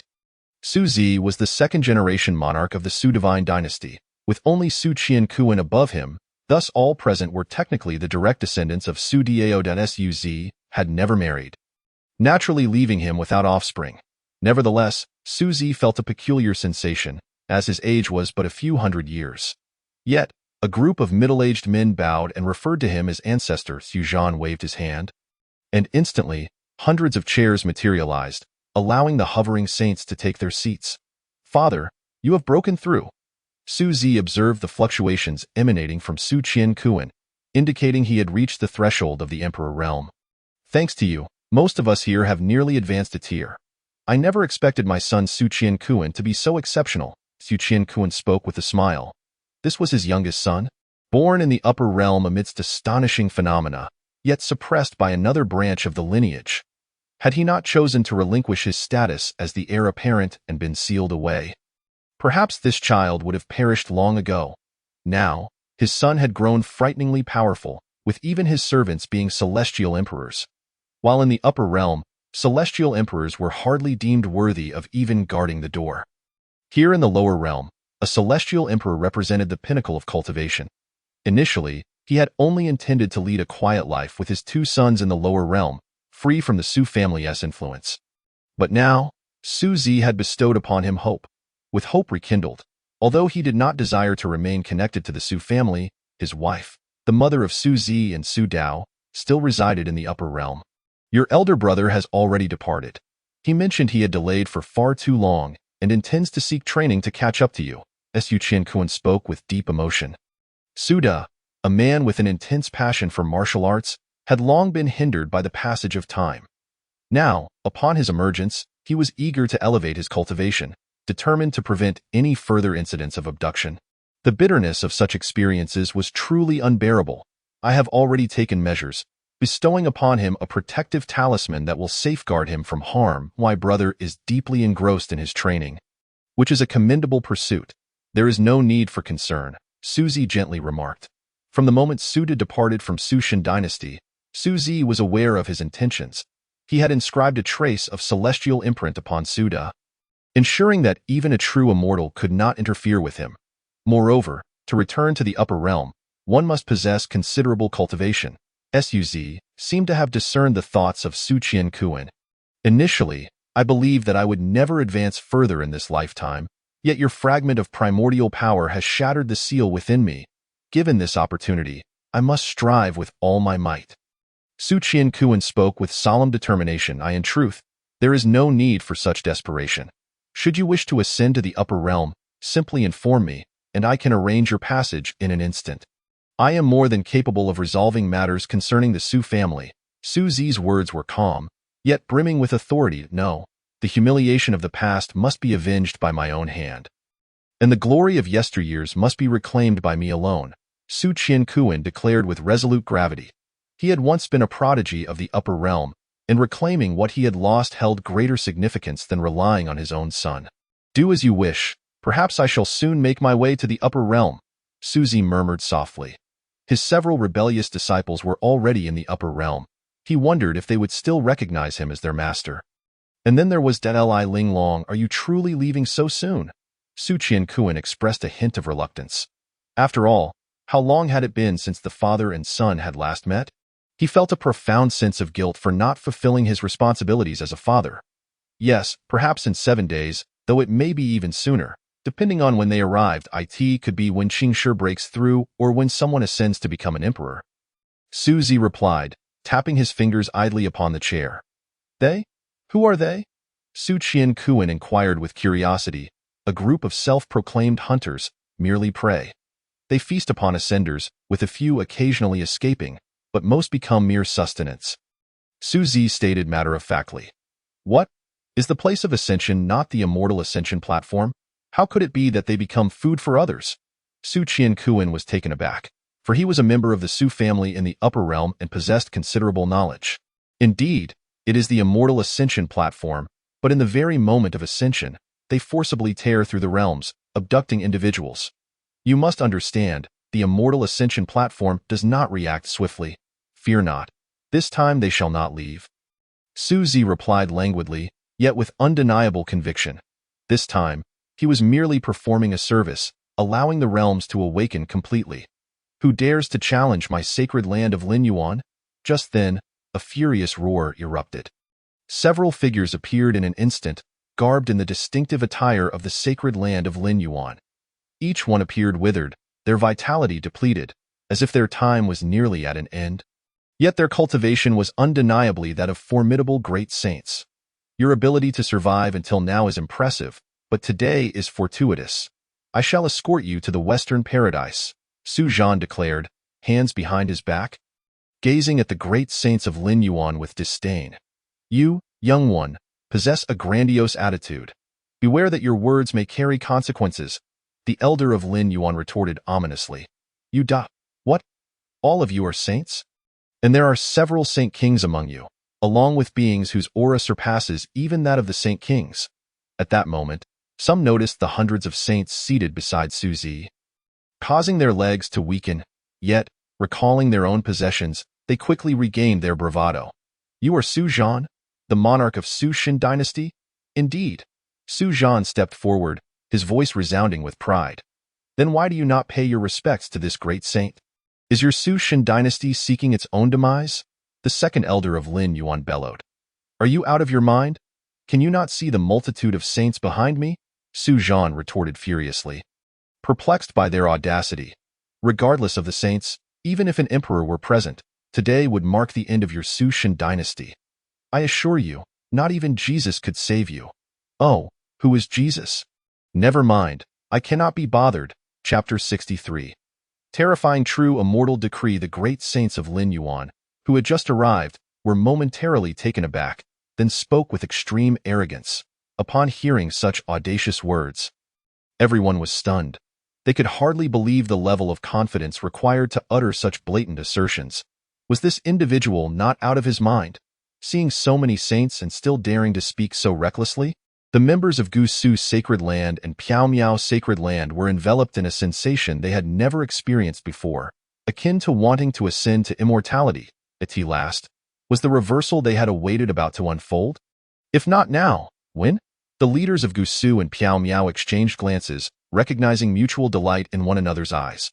The elder of Lin Yuan, displaying such confidence, must possess substantial backing, perhaps even rivaling that of the Heavenly Emperor. After all, behind Su Zi stood a veritable Heavenly Emperor, the renowned Qingshi Heavenly Emperor. The Su Shin dynasty had brought forth despair and suffering, indiscriminately slaughtering sacred beasts protecting their lineage.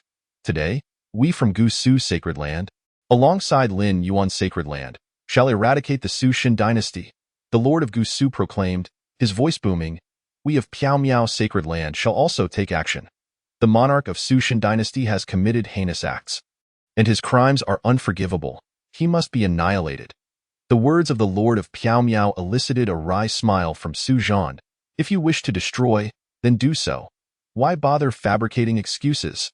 If you seek justification, at least make it plausible. The leaders of Gusu and Piao Miao, recognizing the gravity of the situation, understood that since their thoughts aligned with those of the sacred land of Lin Yuan, they should unite to eliminate the Su Shin dynasty. The grand elder of Lin Yuan, brimming with confidence, stepped forward with a smile. What you say is indeed true. Previously, the Lord of Lin Yuan sent word to us, and we have already forged an unbreakable enmity with the Su Shin dynasty. Now, with their inhumane actions, they are deserving of collective retribution. The Lord of Gusu smiled faintly, exuding righteous indignation. I appreciate your shamelessness. If you wish to ally with us of Lin Yuan Sacred Land, You are not yet worthy, though you think we will engage in battle without shedding blood? I shall make it clear. If you wish to survive, you must demonstrate sufficient sincerity. Merely echoing a few words will not suffice to sway us. Does the old man appear foolish to you? Just as the lords of Gusu and Piao Miao reveled in their triumph. The Grand Elder of Lin Yuan's tone shifted, cold and resolute. Their intentions were clear. They sought to extract significant contributions from both factions. Otherwise, should the Lin Yuan sacred land choose to withdraw, both factions would suffer dire consequences.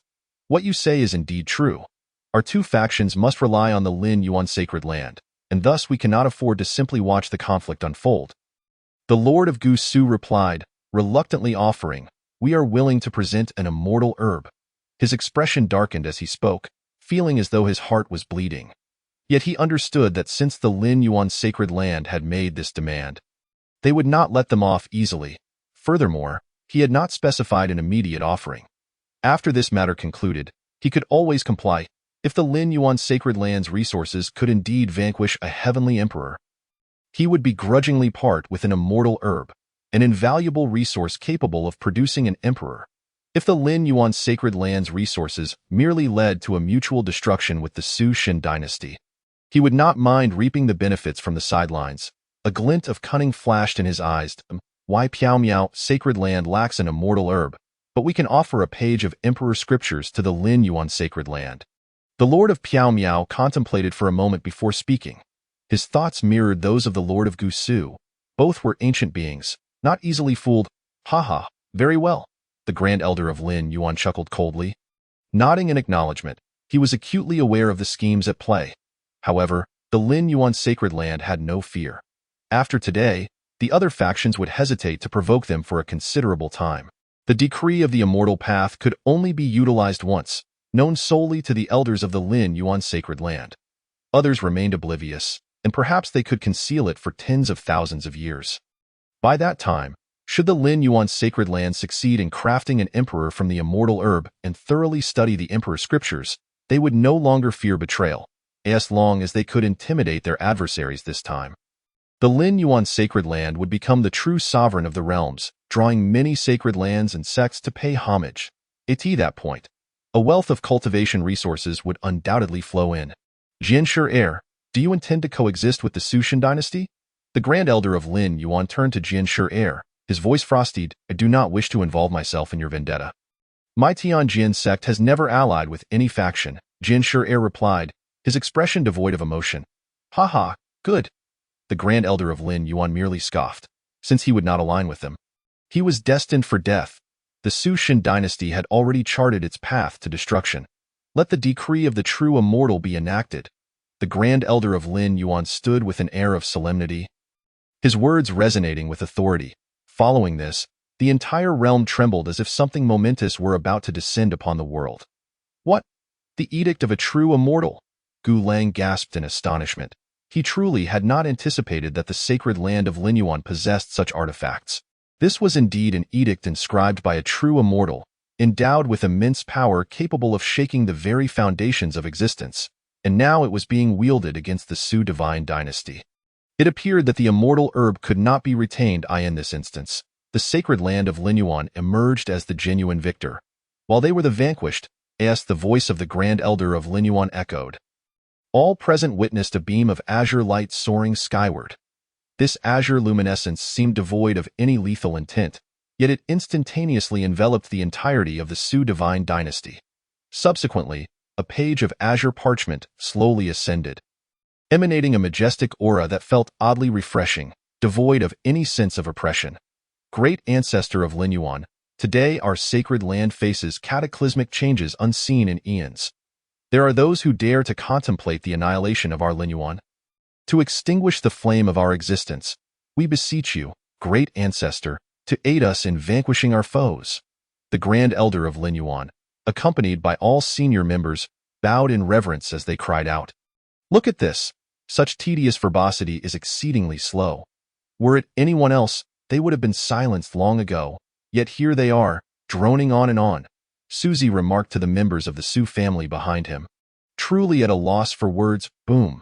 In an instant, the azure parchment transformed, and the oppressive aura of the immortal decree descended upon the imperial capital of the Su divine dynasty. However, everyone within the capital, regardless of their cultivation level, felt no pressure capable of toppling the celestial emperor. What is happening? The Grand Elder of Linyuan gazed uncertainly at the parchment hovering silently above. Why, despite activating the edict of the true immortal, did these individuals remain unfazed? Not only Su Zi and his companions, but even he himself could not sense the slightest trace of the immortal's aura. This left the Grand Elder in a state of alarm. Great Elder, could it be that the passage of time has caused the essence of the immortal decree to wither, rendering it impotent? The sovereign of Linyuan anxiously inquired through thought transmission. At this moment, all eyes were fixed upon them. Impossible. How could the essence of a true immortal's decree diminish? Absolutely inconceivable. The Su divine dynasty harbors secrets, the Grand Elder of Linyuan concluded after scanning the surroundings. In that case, we shall forcibly summon the edict of the true immortal, the Grand Elder proclaimed, then sliced his palm, causing blood to coalesce into a crimson thread that surged towards the immortal decree. Witnessing this, the other members of the sacred land of Linyuan followed suit, cutting their palms and channeling their blood into the immortal decree. As the parchment absorbed their blood, it instantly turned a deep crimson, radiating an overwhelming crimson light that stained the heavens. Streams of bloodlight burst forth from the parchment, exuding a unique, tragic beauty that stirred the hearts and minds of all who beheld it. The blood-red radiance enveloped the entire imperial capital, appearing from a distance as a massive blood cocoon. Who dares to extinguish my Linyuan's lineage? A voice resounded in the ears of all present. The crimson parchment trembled violently, as if something terrifying were about to emerge from within. In that moment, not just the Su divine dynasty, but the entire realm quaked in fear at this terrifying surge of power. Chapter 64. The command to roll suppresses the edict of the true immortal behind the bloodlight. The aura of the immortal manifested, with boundless celestial light permeating the air, evoking a desire to ascend to the heavens. Then, a colossal phantom appeared above the parchment. This phantom was so immense that it nearly obscured the sun. Although merely a phantom, the overwhelming pressure it exuded rendered everyone present, save for the members of the Su divine dynasty, gasping for breath. Their magical energies stagnated, completely immobilized. This was suppression, a suppression from a higher dimension. In the presence of this celestial domain, they were but ants, ensnared in a quagmire, entirely at the mercy of their executioners. We pay homage to our ancestor. All members of the sacred land of Linyuan bowed in reverence. What year is this? The colossal celestial phantom inquired. It is the dawn of the Wuging era. Your era has long passed over 100 epochs, the sovereign of Linyuan replied respectfully. Time passes swiftly. My will has persisted in this realm for so many years. Who dares to extinguish my Linyuan's lineage? The immense celestial phantom's eyes flickered with a glimmer of nostalgia before it spoke. It is the Su divine dynasty. We implore you, ancestor, to eradicate the Su divine dynasty. The Grand Elder of Linyuan eagerly interjected, his sole desire being the complete annihilation of the Su divine dynasty. If the Su divine dynasty were not eradicated today, it would surely become a grave threat in the future. Consider this. Other sacred lands may possess 1 or 2 saints, and those are often diminished by age and nearing demise. Yet the Su divine dynasty, we currently behold 7 or 8 saints, with 2 or 3 even displaying an aura surpassing that of a saint, likely on the cusp of becoming emperors.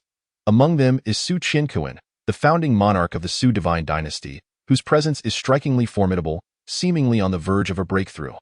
Most critically, these individuals exude vibrant life force, clearly in their prime, with ample lifespans ahead. Who knows how many potential emperors may arise from the Su divine dynasty in the future? How astonishing that the Su divine dynasty still persists after all this time. I once believed that upon the demise of the most gifted Su Zi, the Su divine dynasty would not endure for long. Yet, shockingly, it has thrived over the years. Su Zi was indeed powerful. Even I was not his match. Yet, ultimately, heaven's jealousy claimed the talents of such a prodigy, and he could not withstand the trials of the imperial tribulation. Yet his disciples have succeeded in overcoming their tribulations. The colossal celestial phantom's eyes first reflected confusion, then mockery as it spoke. Tell me, is there a possibility Just a possibility that he faked his death. A smile graced Su Zi's lips as he inquired, "Is it truly impossible?" "Absolutely impossible. Su Zi's talent is unparalleled. Had he faked his death, he would have ascended to the celestial realm long ago. Yet he has never appeared there. How could you utter such a foolish question?" "You." The colossal celestial phantom turned to gaze at Su Zi as if he were a fool, but before it could articulate further, it suddenly froze in disbelief. "Su, you are still alive." "Indeed, you are alive." "No, you cannot be Su Zi. You merely resemble him. You must be his direct descendant." The colossal celestial phantom expressed doubt, its eyes shimmering with excitement. The uncertainty stemmed from disbelief in Su Zi's survival, while the exhilaration arose from the thought that it could not defeat Su Zi but might triumph over his progeny, which would still be an accomplishment, wouldn't it? After all, Su Zi had once thoroughly bested it, becoming its inner demon, nearly causing it to falter during its own tribulation. "Ji Lin Yuan, it seems your vision remains as lacking as it was in the past, still as wretched," Su Zi remarked with a hint of derision. Boom! The celestial phantom felt as if struck by lightning. Such a familiar address, such a familiar tone. What was this feeling? No, it was not nostalgia. It was fury, boundless rage. "Su Zi, you are still alive. You truly are alive. Ha ha ha. I never imagined that one day you would perish at my hands." The celestial phantom laughed maniacally, for it could now dispel the inner demon of its main body. Once Su Zi was eliminated, this fragment of will could return to its original form, and without the inner demon, it might even break through its current limitations. It remained oblivious to the current state of its main body. After today, the 4 seas and 8 wildernesses shall no longer know the Su divine dynasty. Su Zi, you perished eons ago. Now you shall die once more. A chill permeated Ji Lin Yuan's voice, growing increasingly frigid with each utterance. With each word spoken, the intent to kill solidified further. Finally, an overwhelming intent to kill cascaded forth, revealing the psychological scars Su Zi had inflicted upon him. This murderous intent descended like a tempest. All present felt as though they were suffocating, merely from being in its proximity. At that moment, Su Zi stood at the eye of the storm, seemingly unperturbed, even in the face of a fragment of a true immortal's will. A mere fragment of will dares to release murderous intent? Begone. Su Zi's voice remained calm before he uttered the single word, begone. Chapter 65. The true immortals will softens and seeks mercy. The word begone manifested as a resplendent golden character, hurtling towards the phantom of Ji Lin Yuan. The word erupted with boundless golden light, dispersing all murderous intent. "Su Zi, you dare to insult me." A fragment of Ji Lin Yuan's will was infuriated. How could Su Zi insult him with a mere word? No, wait. Words manifest as reality. How is it that you command such power? What is your level of cultivation? The bloodlight unleashed by the fragment of Ji Lin Yuan's will crashed against the golden word begone, yet it failed to budge it even slightly, igniting a sense of terror within him. How could Su Zi's cultivation be so formidable? This is the realm of 4 seas and 8 wildernesses. One must ascend to immortality to be rejected by the will of this land, rendering it impossible to remain here for long. This is precisely why true immortals do not exist in this realm. Even formidable beings like the red dust immortal dare not descend lightly. In the realm of existence, heed this well, for you must return to your original form. Today, the words you have spoken shall be etched into my memory. Should you harbor intentions to annihilate my Su divine dynasty, let us see whether your true form possesses the capability to do so. When I eventually ascend to the celestial realm, rest assured, I shall seek you out for a reckoning. Su Zi chose not to extinguish this fragment of will, but rather to compel it to convey a message to the true essence of Ji Lin Yuan. To eliminate it now would serve no purpose. The true torment lies in allowing it to languish in anticipation of its demise. After all, while death may not be inherently terrifying, the knowledge of one's impending death, and the agonizing wait for it, can drive a soul to madness. Su Zi, we share no profound enmity. When will this cycle of vengeance cease? Considering we are contemporaries, could you perhaps grant me mercy? Ji Lin Yuan was genuinely struck by fear. Su Zi was astonishingly formidable, a fact he had not anticipated. Moreover, he dared not speculate on the true extent of Su Zi's cultivation. For though the 4 seas and 8 wastelands may remain oblivious, he had distinctly felt the oppressive will of this world at the moment of his ascension. He'll linger, even a heartbeat longer would result in his immediate annihilation. He could not comprehend why the will of this world was so powerful, especially since he had become an immortal, having achieved eternal life. If the world's will was so formidable, why could it not foster beings surpassing the heavenly emperor? He was bewildered and confounded. What he knew for certain was that a true immortal could not remain in this realm for even a breath unless they had just recently broken through, in which case they would be granted a fleeting moment to prepare for ascension. How did he know this? Because his own essence had once attempted it. After attaining immortality, it was only natural to seek grandeur, to return to the mortal realm and be revered by all. Indeed, if cultivation were not for the sake of grandeur, if it were not to reveal one's divine prowess, it would be devoid of meaning. Yet, upon breaching the barriers of the world, he sensed an ominous gaze upon him, sending chills down his spine. He was certain that should he remain in the 4 seas and 8 wastelands for more than a fleeting moment, he would be instantaneously crushed. Thus, he left behind a decree of the true immortal, warning future generations against its use unless faced with the annihilation of their clan. In his current state, he was but a fragment of will, his cultivation no more than a mere fraction of that of a true immortal. Otherwise, the world's will would have obliterated him long ago. But Suzy was different. His very words wielded the power of the law, transcending even the realm of true immortals. Yet why had Suzy remained in this realm for such an extended period? Why did the will of this world not intervene? The only explanation was that Suzy's cultivation had surpassed the control of this realm's will, meaning, quite simply, that the world's will dared not interfere. What did this mean? Had the ancestral figure just uttered words of supplication? Ji Linyuan, the esteemed elder, gazed around at the inhabitants of the Linyuan sacred land, utterly bewildered. No, surely not. It must be my ears playing tricks on me. How could someone as powerful as the ancestral figure, an ascendant, deign to plead for mercy? It was laughable. Ji Linyuan shook his head vigorously, dismissing the notion as a figment of his imagination. Yet, upon witnessing the expressions of sheer horror on the faces of those around him, he realized that he was not mistaken. It was indeed true. He could not fathom why, before even engaging in combat, the venerable ancestor of his own sacred land had already begun to grovel. Was it merely due to Suzy's dismissive remark? They had felt no substantial force. After all, Suzy, in your magnanimity, perhaps you could let me off as though I were not but a fleeting thought. Ji Linyuan's voice trembled, his gaze flickering, as he dared not meet the eyes of the shocked onlookers from the Linyuan sacred land. Having reached such a pinnacle of cultivation, his true essence had attained genuine immortality and perpetual existence. Naturally, he did not wish for death. After years of arduous practice, was it not for the sake of longevity? Now that he had finally achieved it, and at such great cost, he could not fathom relinquishing it for the sake of the Linyuan sacred land. It was inconceivable. As the saying goes, one must prioritize oneself. For if not, one invites their own destruction. Ancestral figure, you. The many elders and disciples of the Linyuan sacred land stood in disbelief, rendered speechless. Chapter 66. The Linyuan sacred land is finished. Depart. This time, Suzy showed no mercy. Issuing a command with a voice that resonated with authority, in response, the blood-red parchment disintegrated into dust under Suzy's rebuke, and the colossal phantom vanished in reluctant submission. Bang! Ji Linyuan and the others fell to their knees.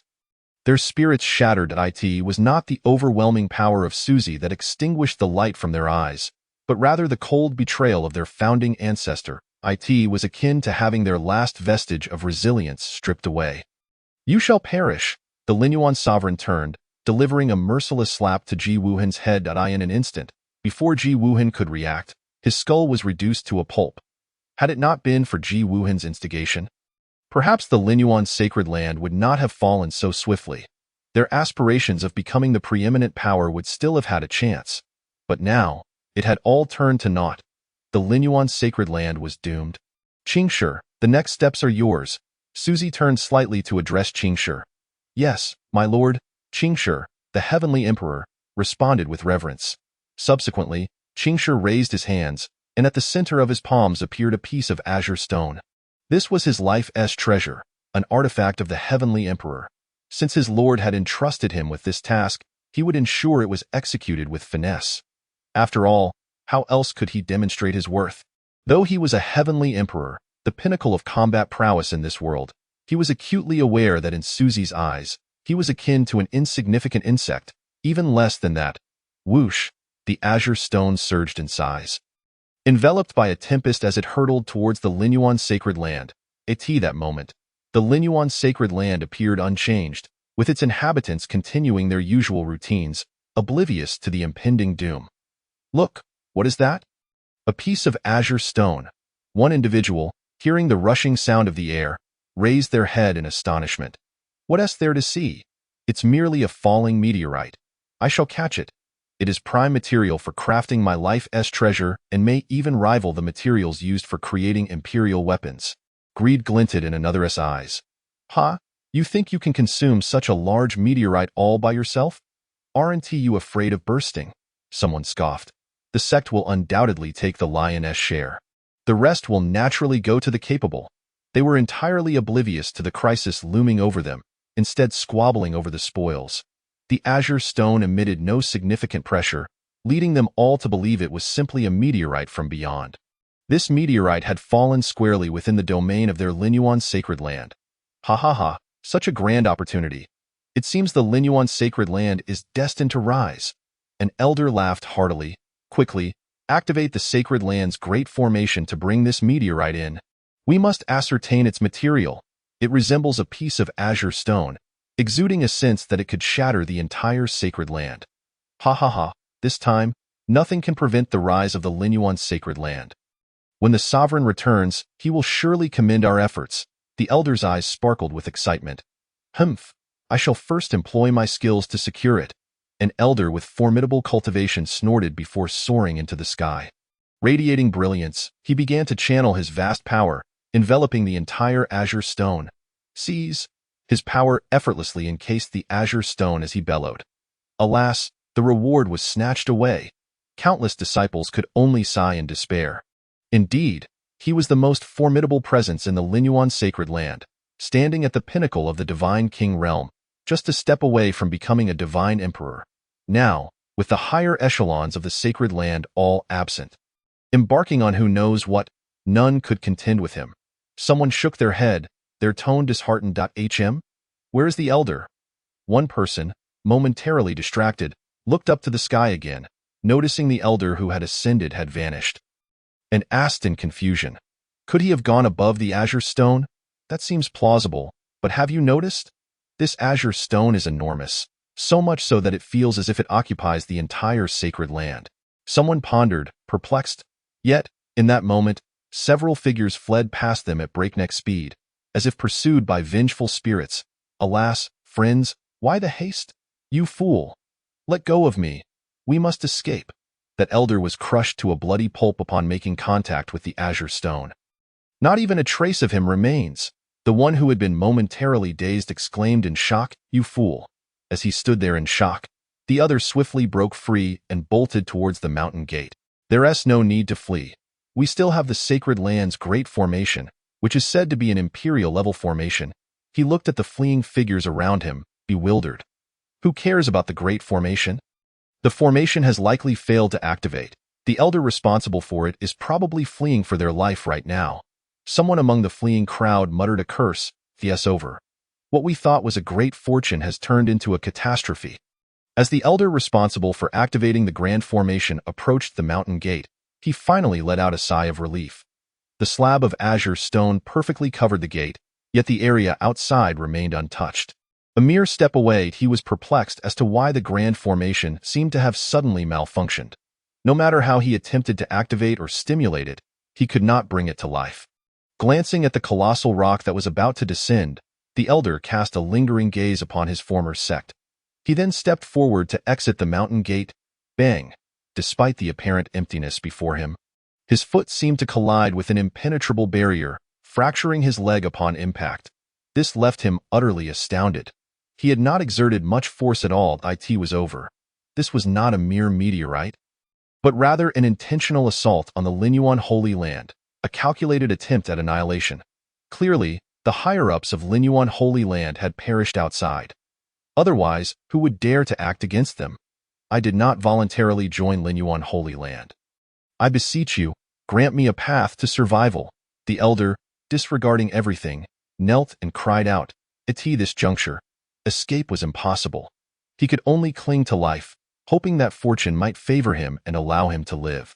What if he was not a senseless killer? After all, grievances have their roots, and debts have their owners. He was merely a steward of the formation. I am but a newly initiated disciple, scarcely 2 days in, and I never truly wished to join Linyuan Holy Land. Thank you, Senior, for your rescue. Someone cried out, kneeling and shedding a few tears. Shameless. Another muttered, unable to contain himself, and soon joined in, kneeling and shouting, Senior, please see clearly. I am merely a captive servant of Linyuan Holy Land. I loathe them intensely. I implore you, save me. Under the looming threat of death, they sought to sever their ties with Linyuan Holy Land by any means necessary. When life is at stake, all one desires is to survive. What fault lies with them? Yet, in response, the Azure Stone's descent quickened. As it plummeted rapidly, they began to understand the elders' feelings of oppression, pain, and breathlessness. Only upon drawing near did they realize the intensity of this crushing force. The entire Linyuan Holy Land was firmly ensnared by the Azure Stone, with even the surrounding void sealed off by its runes, forbidding entry or exit.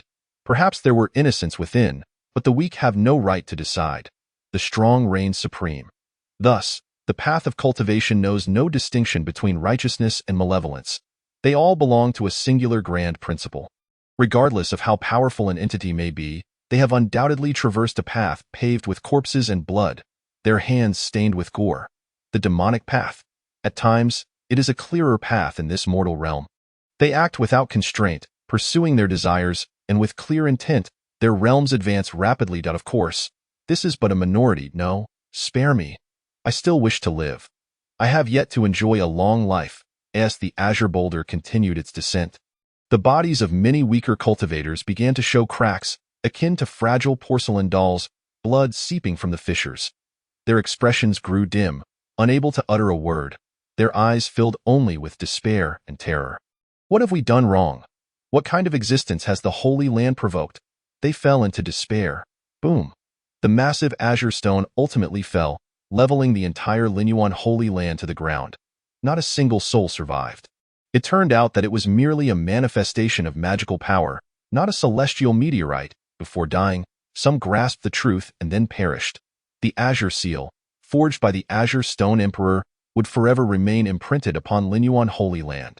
According to future emperors, the might of the Azure Emperor's seal was so formidable that even after the passage of time, its power had hardly diminished.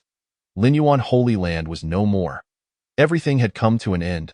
The high-ranking members of Linyuan Holy Land, utilizing their heavenly sight, witnessed their sect being suppressed by the Azure Stone Emperor, with none escaping. Perhaps some remained outside, undergoing training, but from this day forth, they could no longer claim to be of Linyuan Holy Land. The lineage of Linyuan Holy Land had been utterly severed. What other tricks do you have? Bring them forth.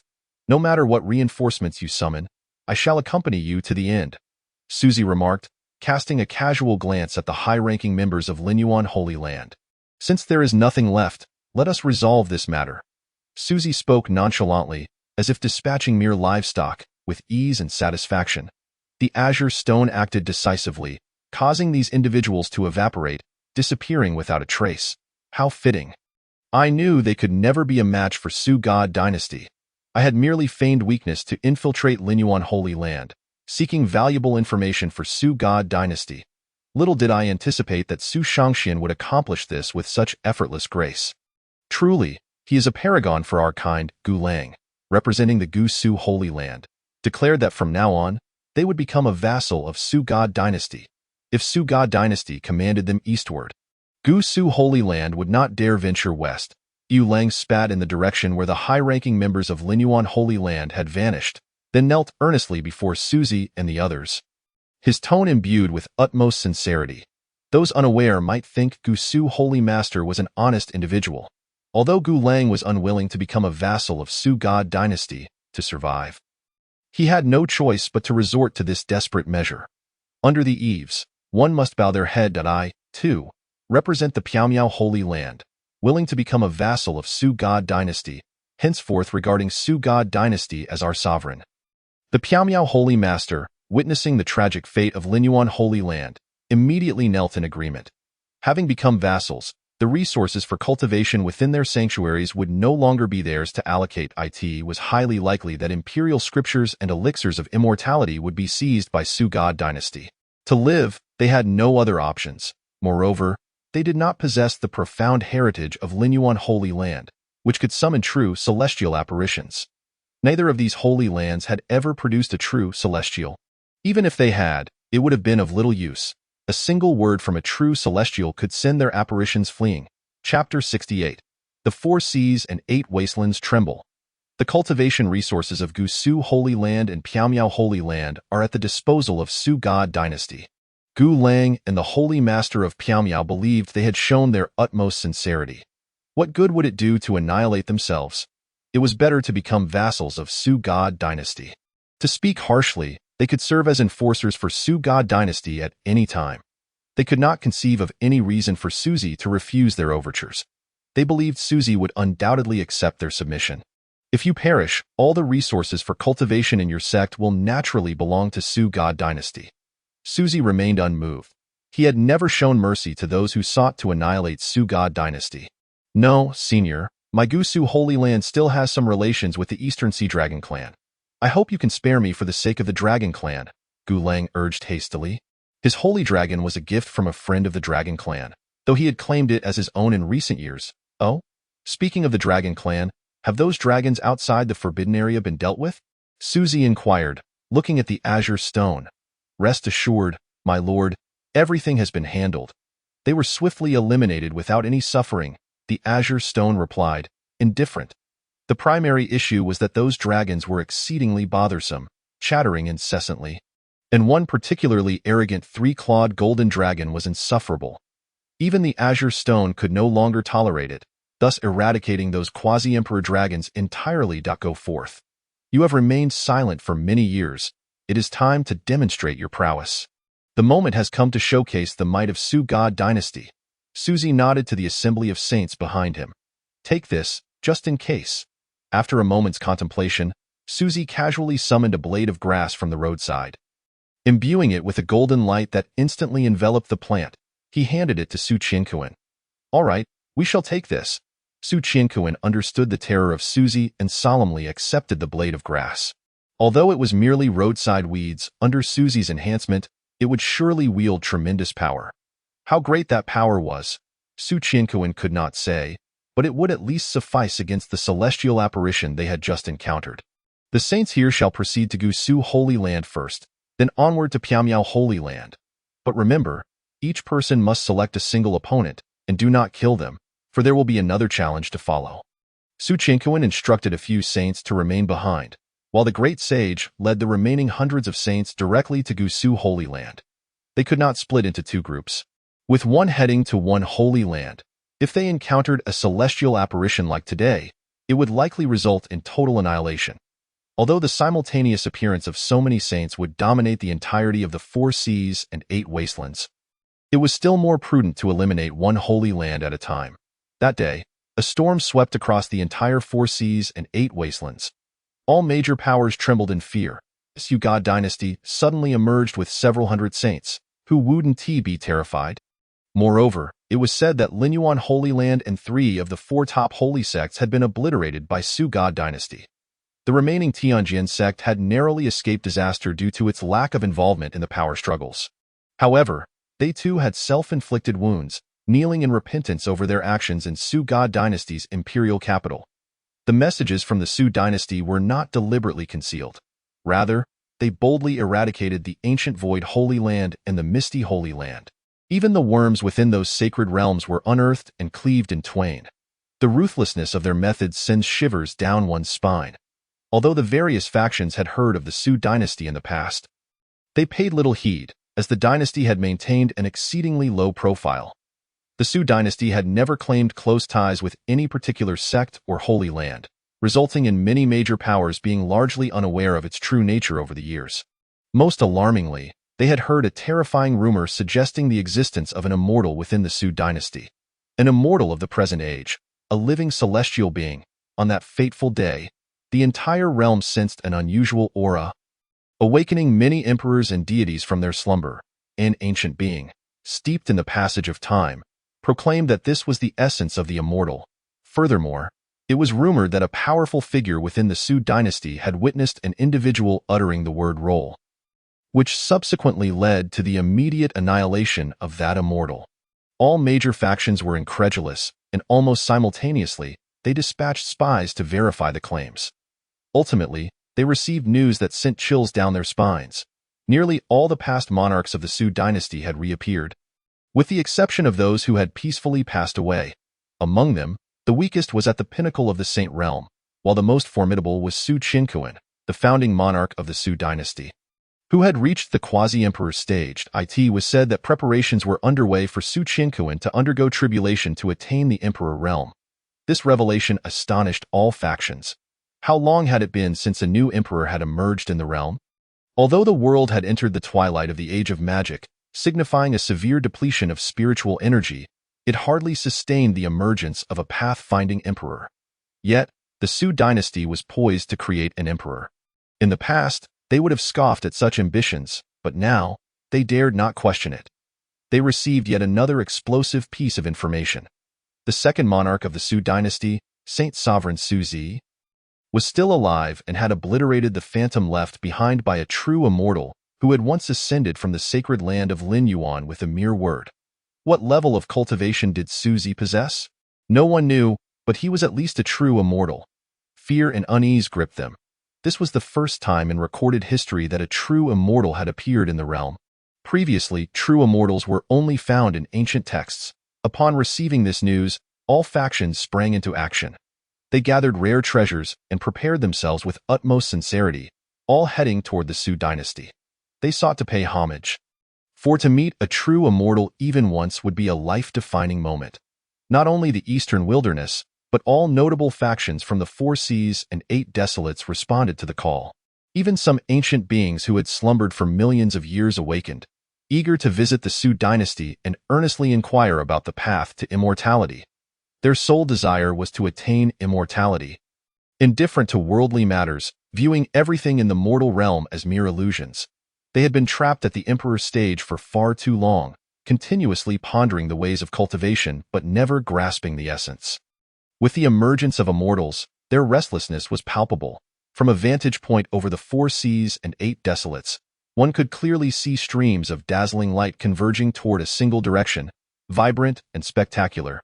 Some traveled on flying vessels, others rode swords, but the majority congregated at the Su dynasty, which undoubtedly saved them considerable effort. Thus, the matter would be resolved in one fell swoop, in the martial arena. Su Zi had sat in meditation for several days. During this period, he had not slept, continually deducing various matters, and now he felt the moment had arrived. The unfathomable sect of the Eastern Wilderness, led by the unfathomable emperor, came to pay their respects to the immortal Su. Outside the imperial capital of the Su dynasty, an elderly man with flowing white hair, his form stooped yet his voice resonating with unprecedented clarity, announced his arrival. The founding ancestor of the unfathomable sect? Remarkably, he was still alive. The unfathomable sect had once stood shoulder to shoulder with the Sky Sword sect, but the disappearance of the unfathomable ancestor had led to the gradual decline of the unfathomable sword sect, which no longer ranked among the Holy Lands. Now, the unfathomable emperor had emerged. No, it should be the unfathomable celestial emperor, and the unfathomable sword sect was poised to regain its former glory. Within a tea house in the imperial capital, an individual with a profound gaze observed the unfathomable celestial emperor outside. A flicker of nostalgia passed through his eyes. He too belonged to the era of the unfathomable celestial emperor. Regrettably, he had failed to break into the emperor realm and had been sealed for many years, only to be awakened by later generations. Upon arriving at the imperial capital, he entered on foot in this small tea house. Formidable figures from various factions filled the space.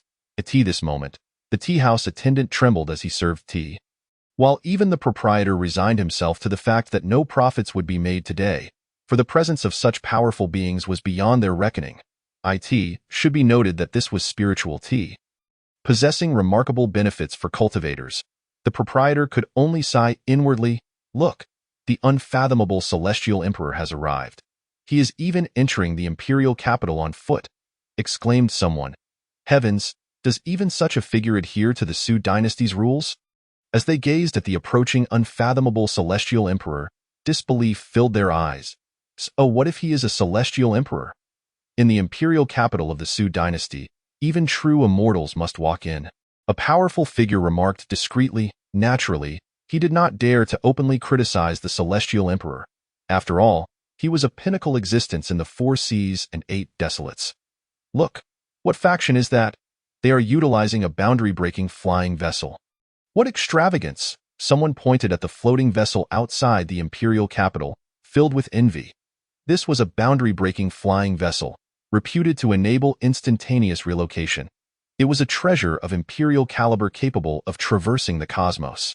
Moreover, such vessels were difficult to forge, with few factions possessing them. This marked the emblem of the Li Hua clan from the western regions. Could it be that the Li Hua clan had also arrived? A serious expression crossed someone's face as they focused intently. It was rumored that the fire god hailed from the Li Hua clan, a primordial deity born to command all sources of fire in the world. As descendants of the fire god, the Li Hua clan possessed an innate affinity for flames. However, this was merely speculation. What truly are deities? They are unparalleled beings, daring to rival the celestial beings above. Someone shook their head in disagreement.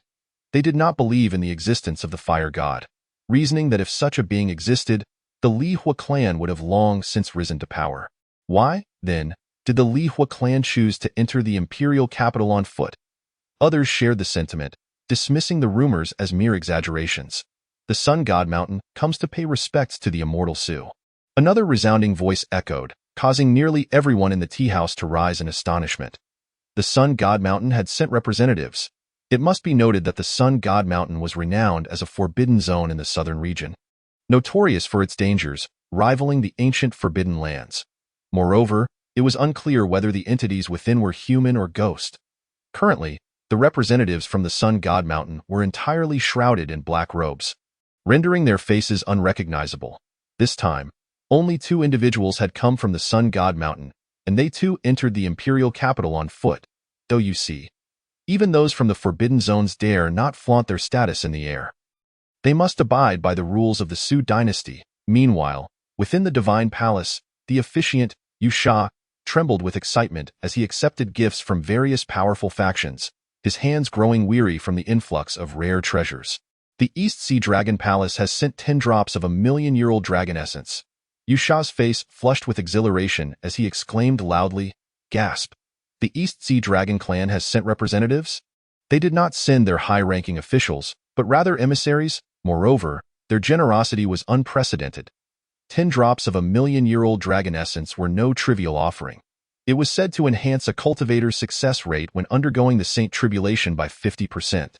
Many looked on with envy, nearly drooling at the prospect. This substance could undeniably lead to the attainment of sainthood. If one had merely a 10% chance of becoming a saint, consuming a million-year-old dragon essence could elevate that probability to 60%. This was certainly a coveted treasure that all the Holy Lands sought after, and it was exclusive to the Dragon Clan, which possessed very few of such precious drops, at most only a handful. They were unaware that the leadership of the Dragon Clan had been nearly annihilated, leaving only one Dragon Lord, a quasi-emperor, who now dared not emerge. After all, Aotion, a being of the Emperor realm, had met his demise, making it clear just how formidable the opposing force was.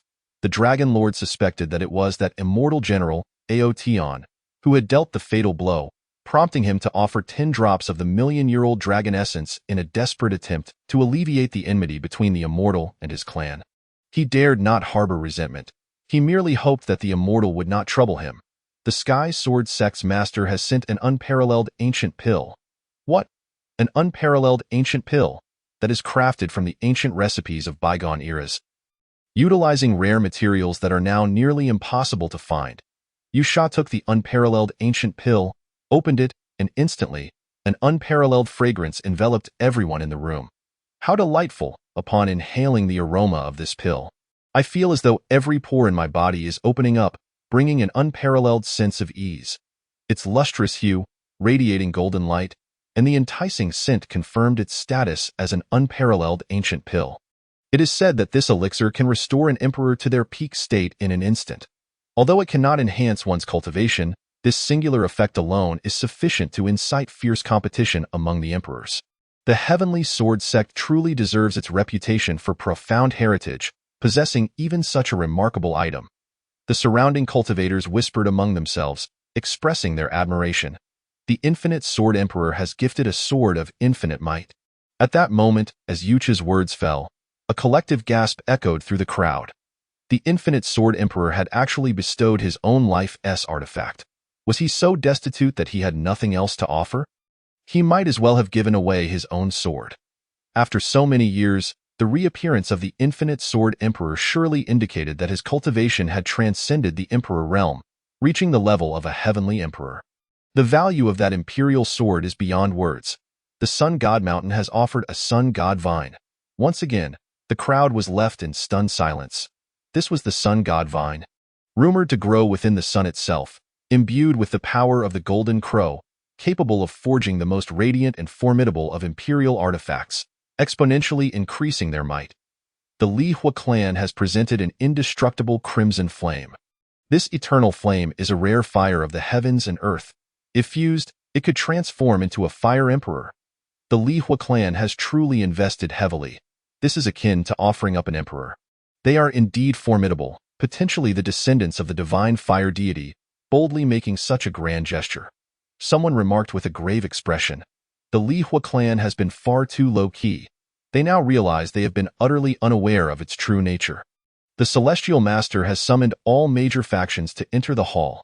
Yucha stood tall, and despite only being at the Divine King level, no faction dared to speak out against him. Yucha felt that this was the pinnacle of his life. Upon hearing Yucha's words, everyone from the various factions rejoiced and hurriedly lined up to enter the Golden Dragon Hall one by one. They dared not rush in all at once, lest they leave a poor impression on the Celestial Master. Once inside, they beheld the young man seated upon the regal throne. His handsome visage and eyes seemed to contain the sun, moon, and stars, dazzling to the point of being hard to gaze upon directly. They all knew this was the legendary Celestial Master. We bow to the Celestial Master. Everyone knelt before Suzy, calling out fervently, "Please rise, all of you." Suzy's voice was calm yet imbued with undeniable authority. "State your intentions," Suzy casually inquired. He was aware that while some had come to pay homage, others had undoubtedly come prepared. Witnessing the Celestial Master's grandeur today is indeed a fortunate event. A moment in life without regrets. One individual, eyes brimming with sincerity, bowed to Suzy and spoke. "Celestial Master, I wish to know the path to immortality." The infinite heavenly emperor pondered for a moment before stepping forward to bow earnestly to Suzy. He had been stuck at this realm for far too long, unable to grasp the secrets of ascension. In the past, I could have guided you on a path to immortality, but now it is impossible. In this era of declining laws, even attaining the status of an emperor is a luxury. Suzy shook his head at the Infinite Sword Emperor, with his gray-white hair and body shrouded in sword tint.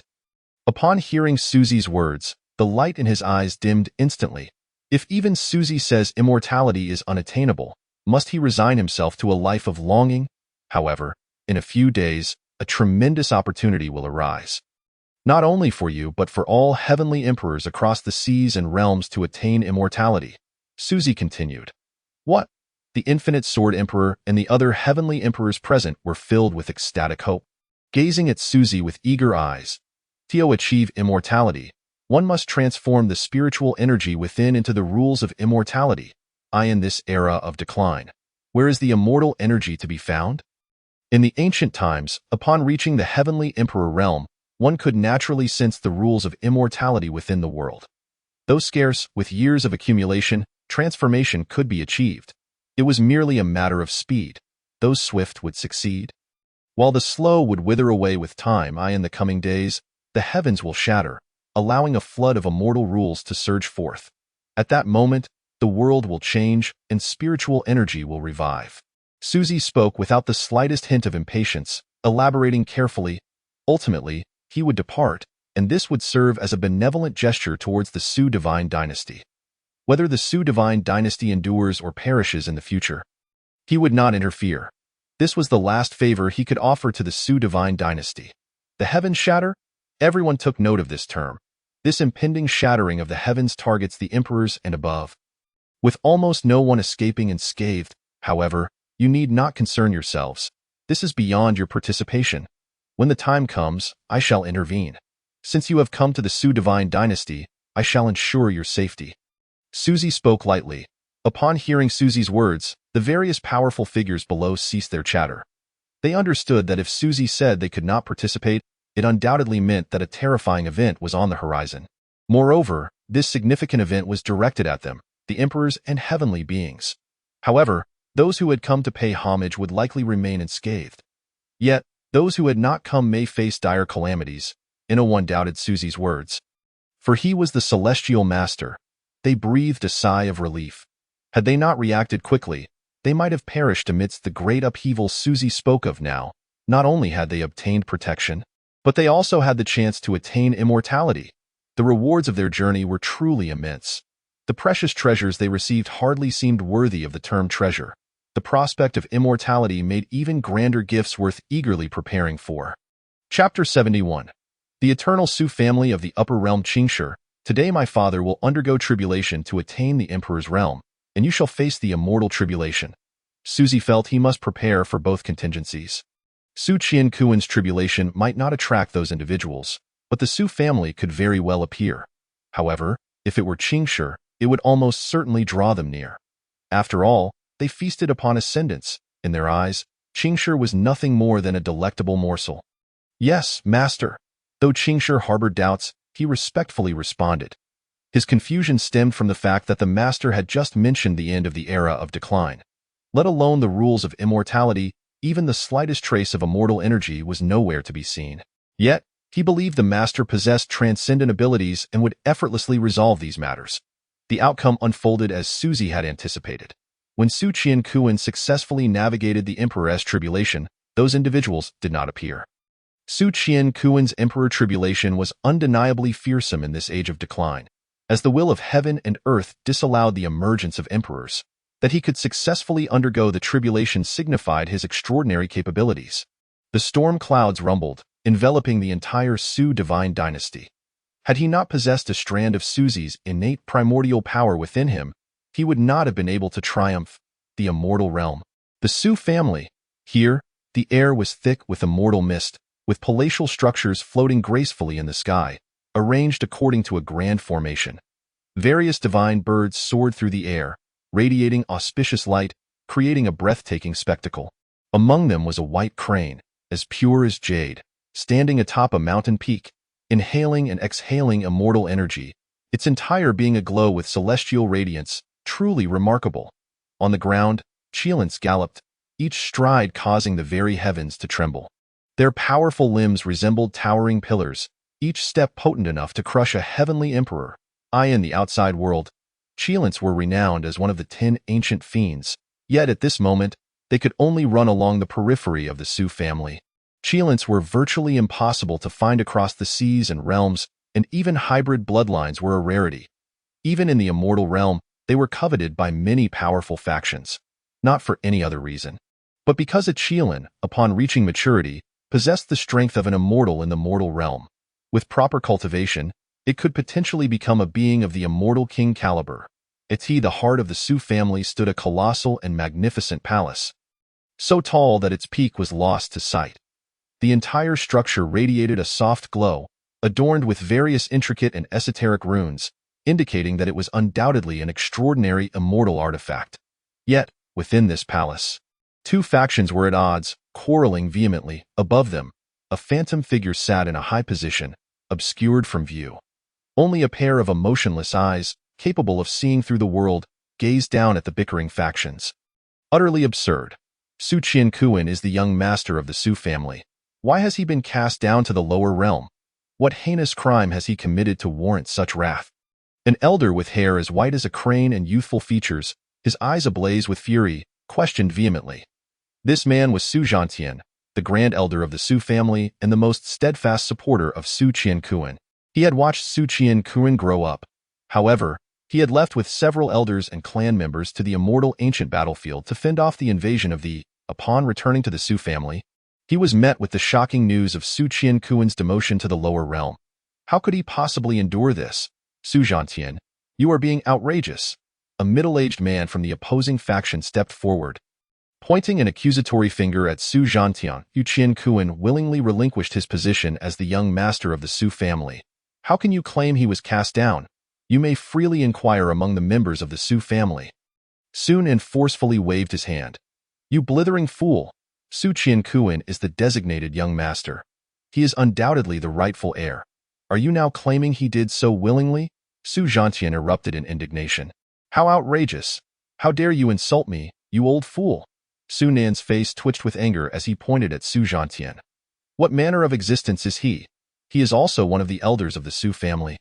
His status no less than that of Su Zhantian, and his cultivation in the same realm. Although his combat prowess pales in comparison to Su Zhantian, he is nonetheless an elder. Who outside would not fawn over him? An old monster, a 1,000-year-old fox. What tales of the strange do you wish to spin for this old man? At such an advanced age, how can you still pretend to be so youthful? Simply the sight of you nauseates me. Su Zhantian feigned retching in disdain. What? Is the grand elder mistaken in his words? We of the Su family have devoted ourselves to the cause, fighting on the front lines, while you in the rear cast down our branch's young master into the lower realms. Is this how the Su family treats our lineage? The second elder, Su Xiong, spoke with conviction, implying much. The figure seated at the head, shrouded in chaotic mist, lowered his gaze, rendering his emotions inscrutable. Yet, his eyes flickered momentarily. How could that little brat Su Wei be worthy of becoming the head of our Su family? I refuse to accept it. Su Zhantian and several others behind him nodded in agreement.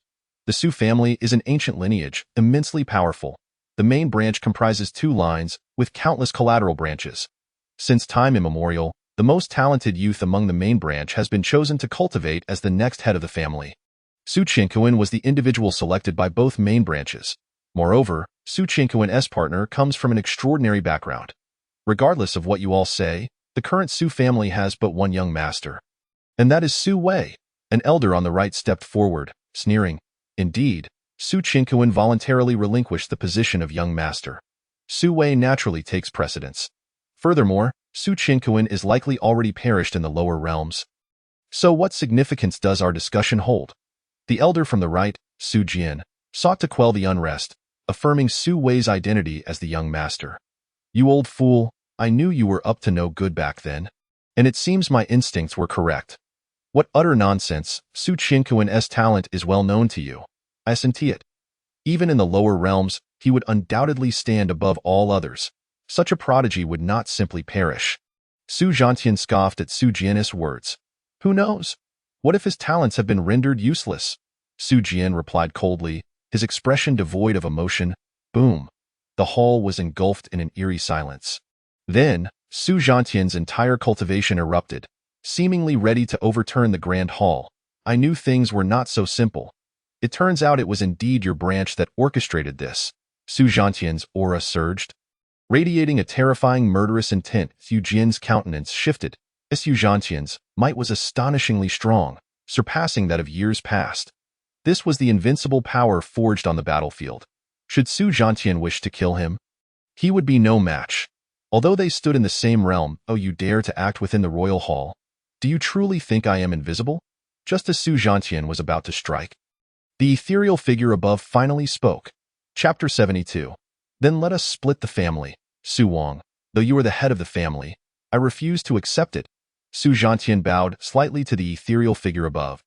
His words still somewhat stiff. He was deeply dissatisfied with Su Wang. Su Wang is the current head of the Su family, and it was he who initially approved Su Qiankuan as the true young master. Subsequently, they were dispatched to the battlefield against the foreign demons. It was precisely because Su Qiankuan became the young master that they were willing to lead the strongest of their lineage to the battlefield, aiming to bolster Su Qiankuan's reputation. However, upon their return, they found this situation.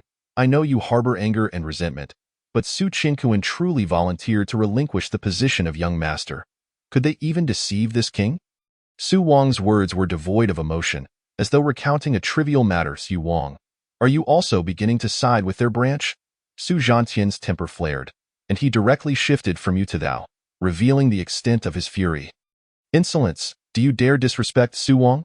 Su Jin admonished, his voice fierce yet hollow. Su Wang, we of this lineage demand an explanation. Su Zhantian's expression darkened. His tone grew increasingly forceful.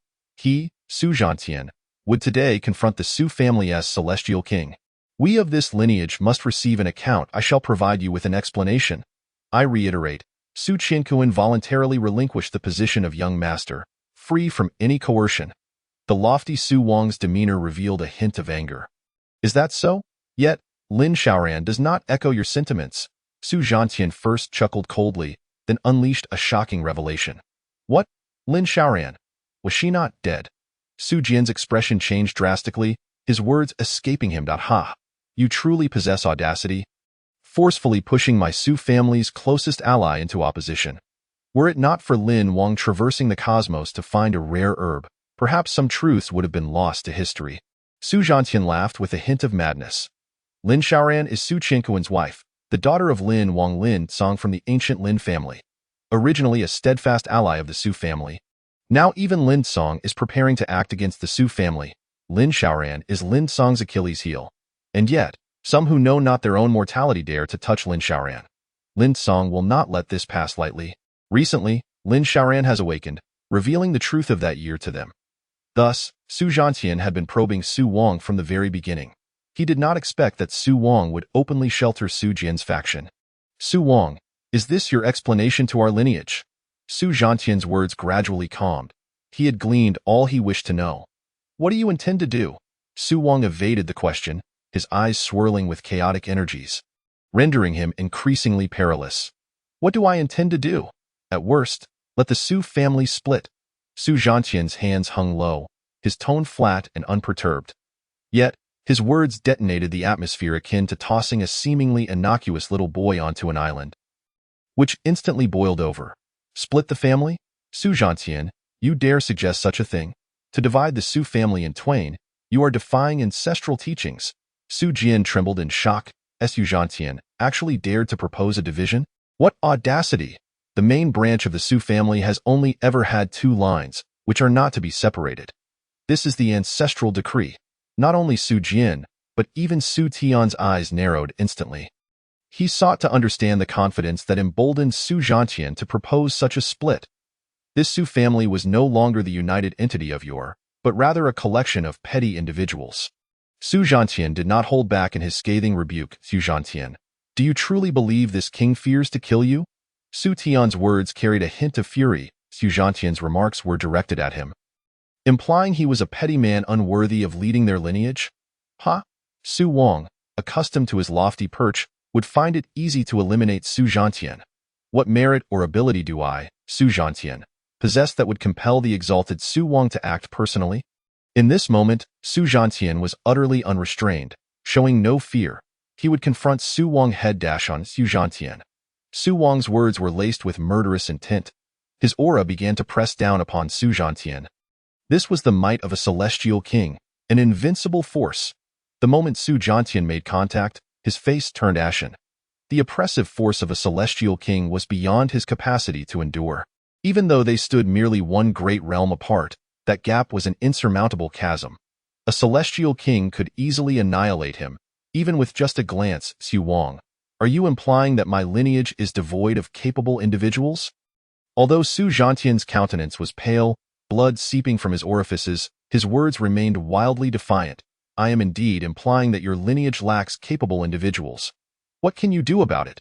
Su Tian's words were infused with boundless murderous intent. How dare Su Zhantian repeatedly provoke him? Such an offense warrants death. Very well, very well. Su Tian, do you still remember Su Qinkuan's father, Su Wuxia? Su Zhantian laughed maniacally, blood seeping from his mouth and nose. Addressing Su Tian with deliberate emphasis, Su Wuxia. Su Tian fell into an unusual silence for a moment. Indeed, Su Wuxia. The father of Su Qianquan still lives. Su Zhantian fixed his gaze on Su Tian, enunciating each word with clarity. Boom! The hall trembled as Su Tian unleashed his aura, nearly crushing the powerful beings below. Su Wuxia yet lives? Where is he? In the next moment, Su Tian appeared before Su Zhantian, gripping his collar with murderous intent ablaze. No need to rush. He will come looking for you soon. Ha ha ha.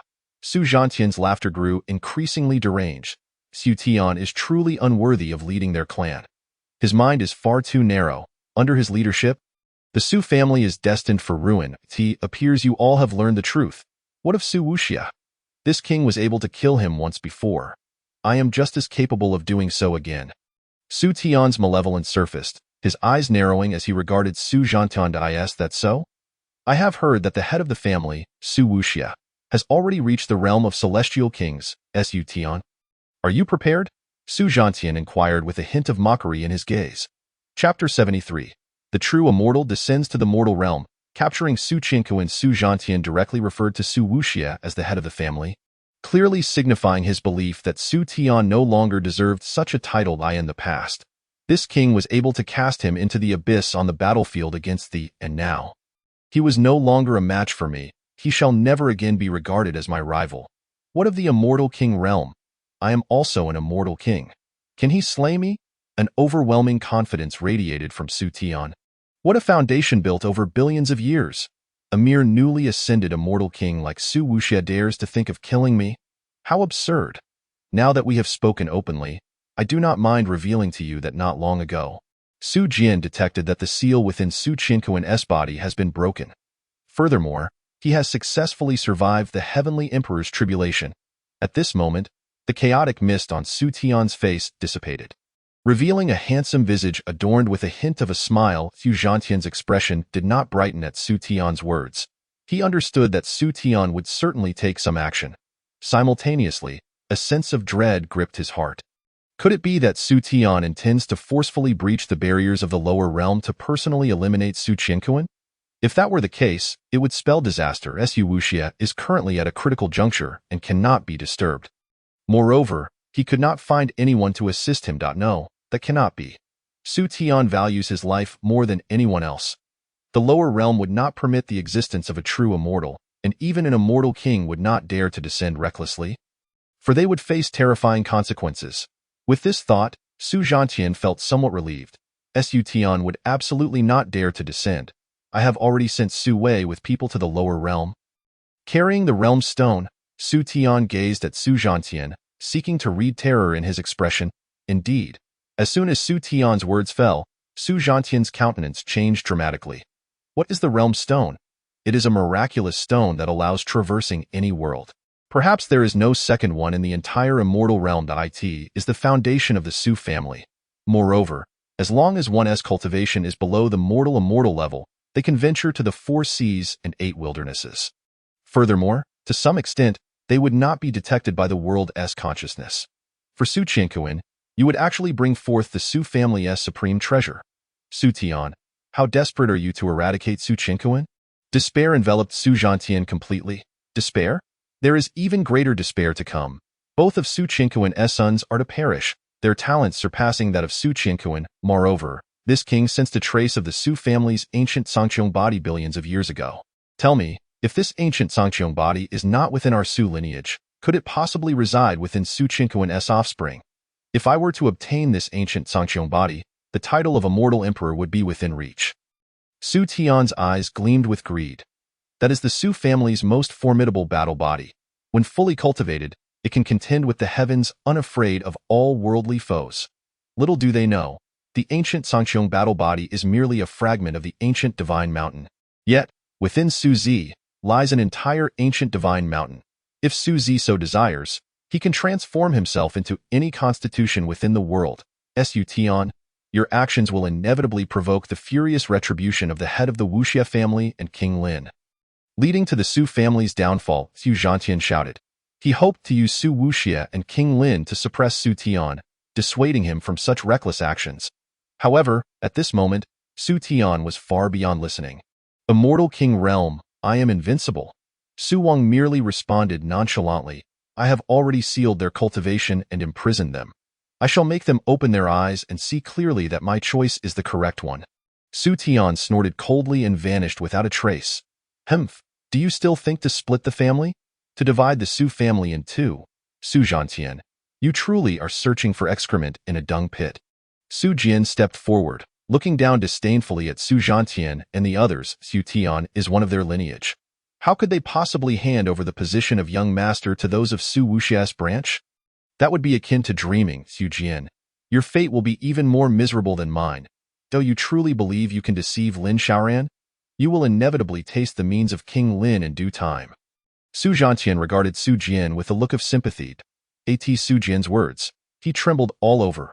Indeed, they had initially thought that after Su Qingquan was banished to the lower realm, they could set a trap. Using Su Qingquan and Su Dao, Su Zi as bait, enticing Lin Xiaoran to come, ultimately shattering her soul. Tio, be cautious. They even sought a treasure from Su Tian that could conceal heavenly secrets. Even if Lin Song were an immortal king, he would not be able to discover it. They had believed this matter would remain undiscovered for eternity. Who would have thought Lin Song actually found the harmonizing flower? Forcibly gathering Lin Xiaoran's lingering soul, nurturing it for nearly 1 billion years before it finally recovered. Now that the matter is exposed, Lin Song will certainly not spare them. First, take care of yourself. Su Jian waved his hand, instructing for Su Zhantian and the others to be taken away. He himself stood in place, his expression fluctuating. Su Zhantian was correct. Those who participated in the ambush against Lin Xiaoran would inevitably find themselves on Lin Song's death list.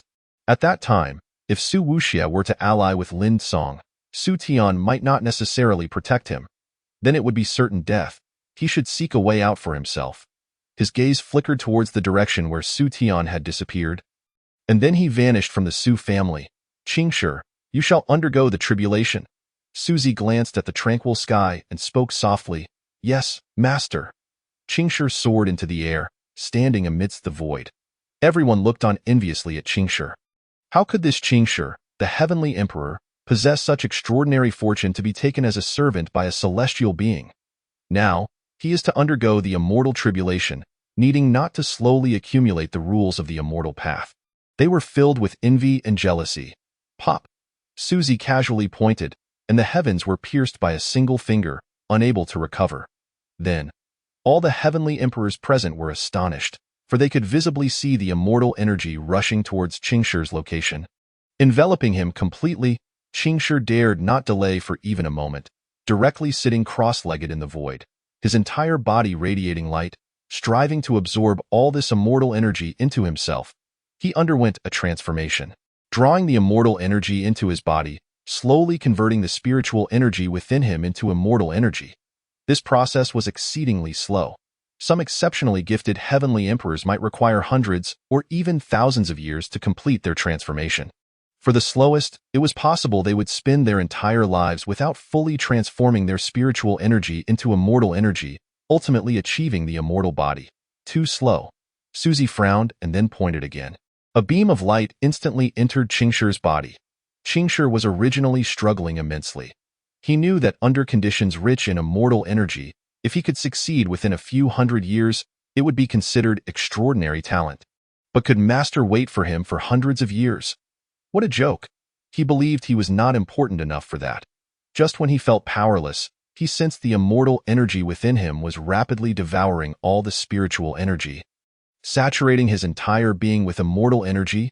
Chapter 74. The collapse of the void. Feeding on ascendance. What are you all staring at? The overflowing immortal energy is a precious boon. Such a gathering is rare. If it dissipates, it would take you thousands of years to become immortal again. Su Zi admonished the Wujidian emperor and the other heavenly emperors. The faces of the Wujidian emperor and others instantly lit up with joy.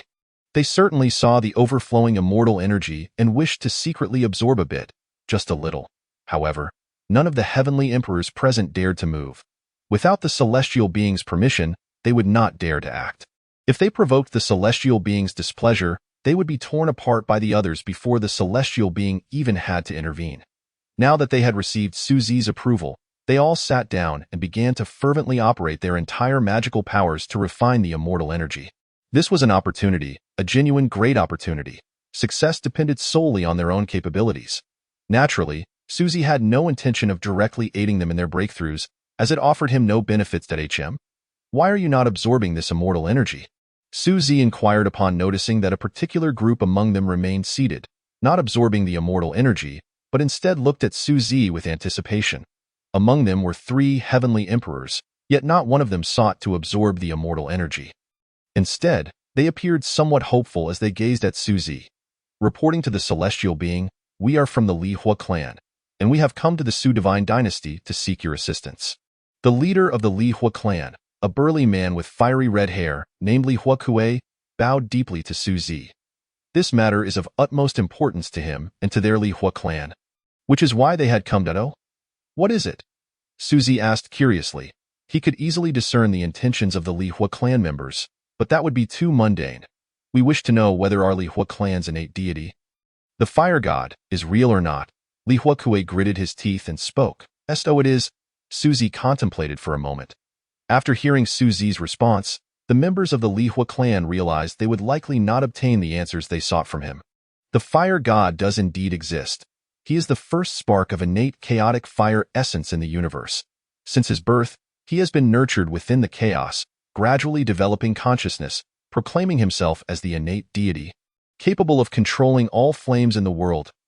You of the Li Hua clan are indeed his descendants, albeit with a sadly diluted bloodline. You might as well be a branch, Suzy casually deduced. Addressing Li Hua Kuei, the fire god is indeed real. Tears welled in the eyes of Li Hua Kuei who, trembling with emotion. However, his gaze soon dimmed once more. Was their clan truly the descendants of the fire god? Listening to Suzy's words about the chaos and the first fire spirit born between heaven and earth sounded remarkably grand. Yet, what relevance did it hold for them? They were but a faint lineage among the fire god's descendants. Barely noticed by him, much like the branches of their clan, he resided high above. Would he intentionally concern himself with the branches? The answer was evidently no. Thus, they were merely forsaken remnants scattered across the vast realms. Throughout their lives, or rather, the lives of all members of the Li Hua clan, encountering the fire god seemed an insurmountable feat. Li Hua Kuei and the other 3 emperors bowed respectfully to Suzy before settling onto the ground to absorb the dissipating celestial energy. Cultivation must persist. Boom! A surge of celestial rules erupted from Qing Shi's body. With Suzy's assistance, he formed a celestial body in almost no time at all, instantly becoming a true immortal. The thunder tribulation approached. Someone exclaimed, "This tribulation is absolutely terrifying. It has barely begun to brew yet has already enveloped the entire Su divine dynasty. Moreover, it is rapidly expanding in all directions at a dreadful pace." The boundless thunderclouds enveloped them with an oppressive sense of suffocation. Bang! However, the next moment, all the thunderclouds vanished without a trace. The once pitch-black sky instantaneously regained its light. What just happened? Why did it disappear so suddenly? Someone questioned, perplexed. Could it be the celestial magic of the immortal? Only an immortal could accomplish such a feat. Everyone assumed it was Suzy who had dispelled the thunderclouds. Yet, only Suzy knew that it was not his doing, but rather the work of those who fed on ascenders. "It's here," Suzy said calmly. Everyone was left bewildered. What is here? What has arrived? Cough, cough. This damned lower realm. Every descent incurs backlash. If it weren't for half a piece of the realm's stone, we might have been obliterated. Each time, I fantasize about having a complete realm stone. How wonderful that would be, thus sparing us from this torment of backlash. The voice pierced through the space, reaching everyone's ears. Soon after, they watched in terror as thunder and lightning intertwined in the void, unleashing a powerful collision. There, the void collapsed, and celestial energy surged from the breach. Almost instantaneously, the celestial energy enveloped the entire Su divine dynasty. Is this the opportunity the immortal spoke of? Yet why does my soul tremble, and my body feel as if it might explode? One emperor trembled, panic etched across his face. This damned lower realm. And there is only one ascender. After so many years, only one true immortal has emerged? No, one true immortal is insufficient for us to pay such a hefty price. We must capture all the emperors and heavenly emperors. We must act swiftly. We can only remain for the duration of 2 incense sticks, and if the celestial realm discovers us, we are doomed. Then we shall erase their memories. Otherwise, there will be no more food next time. Three figures resembling deities and demons appeared amidst the collapsing void, with the leader commanding. As soon as his words fell, the two figures behind him vanished without a trace. "Who are you?" Wu Jiandi gazed sternly at the young man in the collapsing void, his expression grave. The young man merely stood there, expressionless, casting a glance at Wu Jiandi. In that single glance, Wu Jiandi felt as if he were submerged in a sea of blood. The indifference chilling his very soul. It seems there are indeed many emperors gathered here, transforming celestial energy. While not as effective as a true immortal, it will suffice. Chapter 75. Celestial above, kneel down indeed? It was as such in his eyes. How grand was his standing! The people of the lower realm were but barbarians, and he scoffed at the entirety of the 4 seas and 8 wildernesses. Were it not for sustenance, he would not deign to step foot here. Although this was a land of savages, which of those who cultivated to ascend was not a child of the dimensions? A favored son of heaven, and moreover, a child of fortune. Such beings were indeed a substantial boon for them. Hence, they did not hesitate to endure the backlash risk posed by half a realm stone to venture here. The young man stood quietly in the void, his gaze peering into the distance.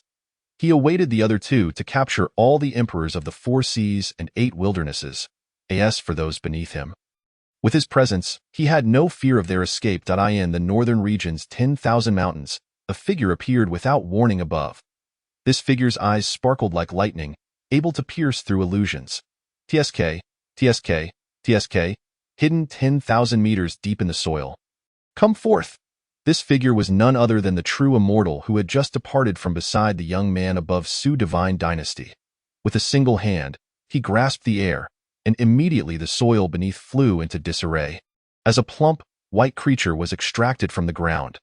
This was an ancient relic species, colossal in size, resembling a mountain range. Yet, at this moment, its eyes were dazed, filled with disbelief. It was a being of emperor level. Yet it had been pulled from 10,000 meters deep in the soil without warning. It had struggled, raged, but to no avail. Before this individual, it was akin to a mere insect, disregarded by others. Thus, confusion clouded its eyes, particularly profound confusion.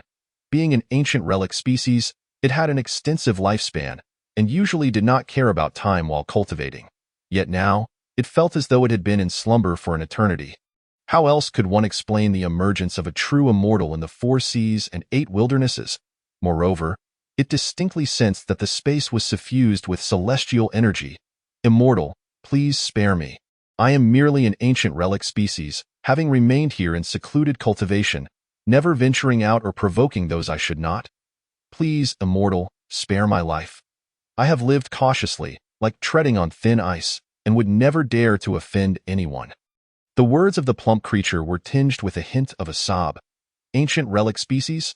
Not bad. Your chubby body is brimming with spiritual protein.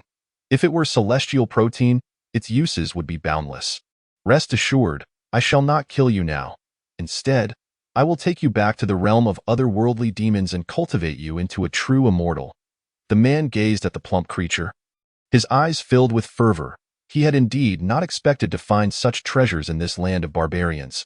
The flesh of the plump creature appeared rich and fatty, yet for cultivators, it was an exceedingly rare delicacy. This was not solely due to its seemingly fatty exterior, which was, in fact, a repository of cultivation.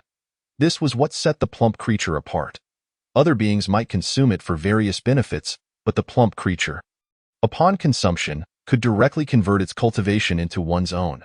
Thus, this creature had buried itself deep within the 10,000 mountains, fearing emergence.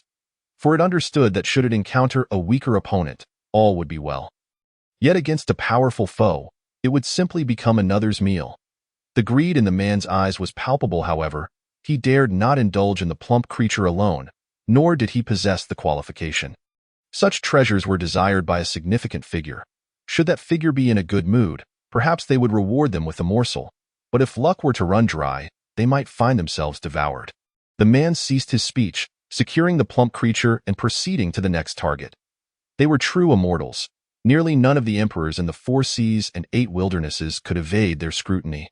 Su Divine Dynasty, what are you looking at? The young man caught a glimpse of Su Zi observing him. That gaze was akin to that cast upon a fool, which irked him greatly. What are you staring at? Have you never seen a true immortal? Today, I shall broaden your horizons. Perhaps feeling bored, the young man sought some diversion. No, wait. Instantly, the hairs on his body stood on end. He glanced at Su Zi, realizing that he could not see through him.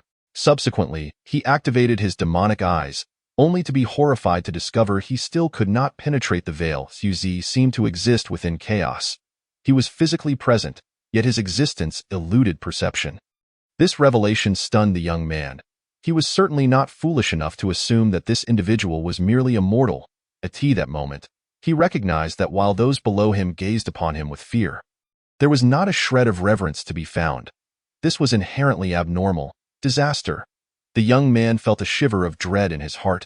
Without uttering another word, he stowed away the half-piece of realm stone and turned to leave. He now had no regard for the lives of the other two. Almost simultaneously, the other two who had descended alongside him were instantaneously obliterated by the will of the world. They could not even emit a cry of despair. Along with their disappearance were those emperors he had captured. They were all subject to indiscriminate assault by the world consciousness. The young man, overflowing with celestial energy, attempted to utilize the realm stone to hastily escape this realm. However, he was horrified to find that no matter how he urged his celestial techniques, he could not take a single step forward. Bang! The young man abruptly turned and knelt before Su Zi. Yu Qian humbly requests that you show mercy. I am merely carrying out orders. Why? Yu Qian knelt in the void, fully aware that he had encountered a formidable opponent today. Yet, he could not fathom how such a powerful being could arise in a small, barbaric lower realm of the 4 seas and 8 wildernesses, capable of rendering the realm stone ineffective. An immortal king. It is utterly inconceivable. Even the celestial monarch, wielding the world's stone, would not dare to descend to this mortal realm. The higher one's cultivation, the less likely one is to be embraced by the consciousness of the world, unless one is an immortal emperor. Only an immortal emperor possesses the ability to traverse the myriad realms at will. At their level of cultivation, there is virtually nothing in the world that can bind them. Upon entertaining this thought, Yu Qian was drenched in cold sweat, trembling in fear. The fact that an immortal emperor was wandering among the mortal coil was terrifying enough. What was worse was that he had the audacity to speak recklessly in the presence of such a being. In the grand tapestry of the immortal realm, perhaps he was the first to brazenly chastise an immortal emperor to their face. Yu Qian felt an overwhelming desire for death. Why had he not exercised more caution with his words? What was happening? Why had he knelt? Even the celestial beings bowed before Su Zi. What cultivation level did Su Zi possess? Some could not suppress their whispers of speculation. Chapter 76. The young master of the Su family has arrived regardless of Su Zi's cultivation. He had saved our lives. The infinite sword emperor gazed at Su Zi with profound gratitude. Indeed, had it not been for Su Zi, we would have been utterly annihilated. A heavenly emperor sighed. They had believed themselves to be at the pinnacle of power in this world, only to find that after a lifetime of cultivation, they had become mere prey. What a tragedy and absurdity! They labored for a lifetime only to be reduced to fodder for others. Why, Lord? Yu Qian exclaimed, looking at Su Zi, who remained stoically silent. His heart racing in trepidation, he was genuinely frightened. In his mind, he had already concluded that Su Zi was an immortal emperor capable of traversing all realms at will, a veritable apex of power in the immortal realm, capable of glimpsing the river of time. Such an existence was not one he could provoke. Even the powerful figure behind him warranted careful consideration. Thus, in a desperate bid for survival, he chose to kneel and abandon his pride. What dignity could one maintain before a lofty immortal emperor? In truth, Su Zi was disinclined to involve himself in such matters, yet these individuals had chosen to provoke him. Had they appeared elsewhere, he would have hardly cared. Let them capture whomever they wished, it was none of his concern. Why, Lord? Yu Qian is in the wrong. I shall never dare to offend again. Upon my return, I will report truthfully. From now on, we of the shall no longer appear in the 4 seas and 8 wildernesses. Yu Qian bowed repeatedly, his words laced with sincerity. He deliberately used the term report, subtly indicating to Su Zi that there was a greater power above him, not one to be trifled with. He sought to instill a modicum of caution in Su Zizi. As long as Su Zizi harbored apprehension towards his superior, he might yet survive. There's no need. Should I choose to kill you? Your so-called master will not come seeking me, but if he does, I would not hesitate to slay an immortal emperor. Su Zizi's words were delivered with an air of indifference, as if recounting the most mundane of matters. Yet, disbelief flooded Yu Qian's eyes. Was Su Zizi truly so confident as to challenge a genuine immortal emperor? Therefore, you should prepare to meet your end. Su Zizi had lost all interest in further discourse with Yu Qian. No, my lord, please do not kill me. I possess many secrets of the dot. If you spare my life, I am willing to divulge all of them. Panic etched on Yu Qian's face, his body trembling. He was genuinely terrified. What I wish to know is not hidden from me, be it in heaven or earth. I simply wish to avoid trouble, Su Zizi replied, waving his hand lightly, while Yu Qian remained in a kneeling position, instantly vaporizing into nothingness, along with half a world stone. What others deemed a treasure was utterly inconsequential to Su Zizi. In that moment of annihilation, a surge of pure, overwhelming immortal Tao rules erupted from his vanishing form. These were Yu Qian's immortal Tao rules, which would nourish this realm upon his demise. Spiritual energy began to revive, and under the assimilation of celestial energy, its quality improved dramatically. This era was destined for the rise of many extraordinary talents, and countless brilliant existences would awaken, flourishing like bamboo shoots after a spring rain. On this very day, the era of Wugong came to a definitive end. The major factions unanimously dubbed this new epoch the first year of Su Zizi.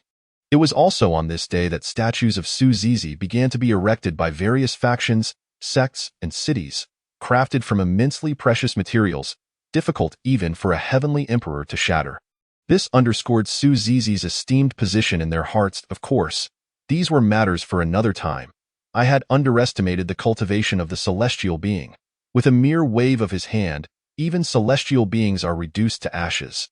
The infinite sword emperor lamented deeply. He then sat down to absorb the immortal Tao rules, which were far more precious than celestial energy. These rules were the very essence of the energy refined within a true immortal's body. Yet, before they could enter a state of tranquility, the heavens trembled once more, this time with even greater intensity. Several strands of true immortal pressure descended instantaneously. Boom!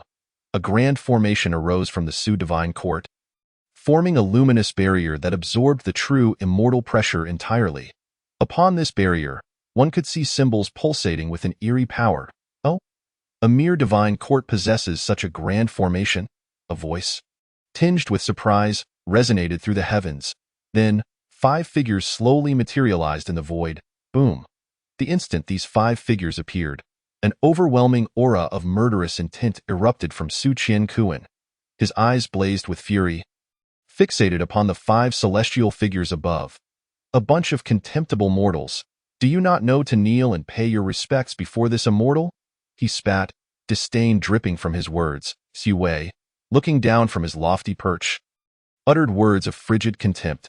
To his astonishment, there was no trace of fear or reverence in their gazes. Instead, they regarded him as one would a fool. You insolent mortals, do you not hear what my young master has said? A man stepped forward from behind Xu Wei to reprimand them. Instantly, the pressure of true immortal cultivation erupted forth, bearing down upon the mortals below. Buzz, however, his true immortal pressure was entirely absorbed by the grand formation. Without a hint of waste. This formation is peculiar. Xu Wei narrowed his eyes. I wondered who it was. So you are still alive. What a surprise. Xu Wei felt a strong murderous intent lock onto him, causing him to frown slightly as he caught sight of Su Qiankuan. He had not anticipated that the coordinates provided by Su Tian would be so accurate. He had thought it would take some time to locate Su Qiankuan, but it seemed that would not be necessary. Indeed, I am also quite surprised to see you, Xu Wei. You ought not to have descended to the mortal realm. Had you remained, you might have lived a few more years. Now that you have come, there is no escape for you, Su Qiankuan stated, enunciating each word clearly. With his son's formidable cultivation, he, as his father, was not afraid. Today, he would repay all past humiliations. He was originally the young master, the next heir of the Su family, but all the powerful figures of his line had gone to the battlefield to fight. that had allowed Su Wei and others to seize power, leaving him without strong allies, eventually forcing him to descend to the mortal realm. Chapter 77. Celestial beings descend to the mortal realm. Though Su Tian did not personally intervene, Su Qiankun believed it was undoubtedly under Su Tian's orders that Su Wei dared to act thus, using his two sons as leverage to coerce him, forcing him to leave the Su family. Even before his departure, they had sealed his celestial core with a heavenly seal, preventing his cultivation from advancing beyond the peak of the Saint King realm. Their intentions were clear. They would not kill Su Qiankun, but wished to let him wither away. Su Wei sought to ensure that Su Qiankun would perish in despair, despite his remarkable talent, forever unable to progress further, ultimately fading into obscurity. Thus, even if the powerful figures of Su Qiankun's lineage returned, they would have no words to say. Yet, their meticulous schemes had failed to account for the fact that this mere Saint King had not perished after all this time. Recently, he had shattered the heavenly seal within his core, surpassing the Emperor realm. Now, upon encountering Su Qiankun again, Su Wei couldn't help but marvel at the whims of fate. Truly, as a member of the Su family, wherever they went, they shone with brilliance. Even in this barbaric land, he had managed to establish the Su family's grand formation. Su Wei dismissed Su Qiankun's words entirely, refusing to take them to heart. To him, now that he had arrived, Su Qiankun's fate was sealed. He would not waste his breath on a corpse. His confidence was unshakable. After all, he was a true pinnacle of the immortal realm, destined to inherit the Su family's legacy. He attributed the formation's presence to Su Qiankun's efforts in the Su family, never considering it might have been set up by someone else. What nonsense! The highest cultivation of those in the mortal realm barely reached the heavenly emperor stage. How could they possibly establish a formation capable of withstanding the pressure of the immortal Tao? Su Wei never entertained such thoughts. Su Qiankun, do you truly believe that a mere formation could thwart my young master and his companions?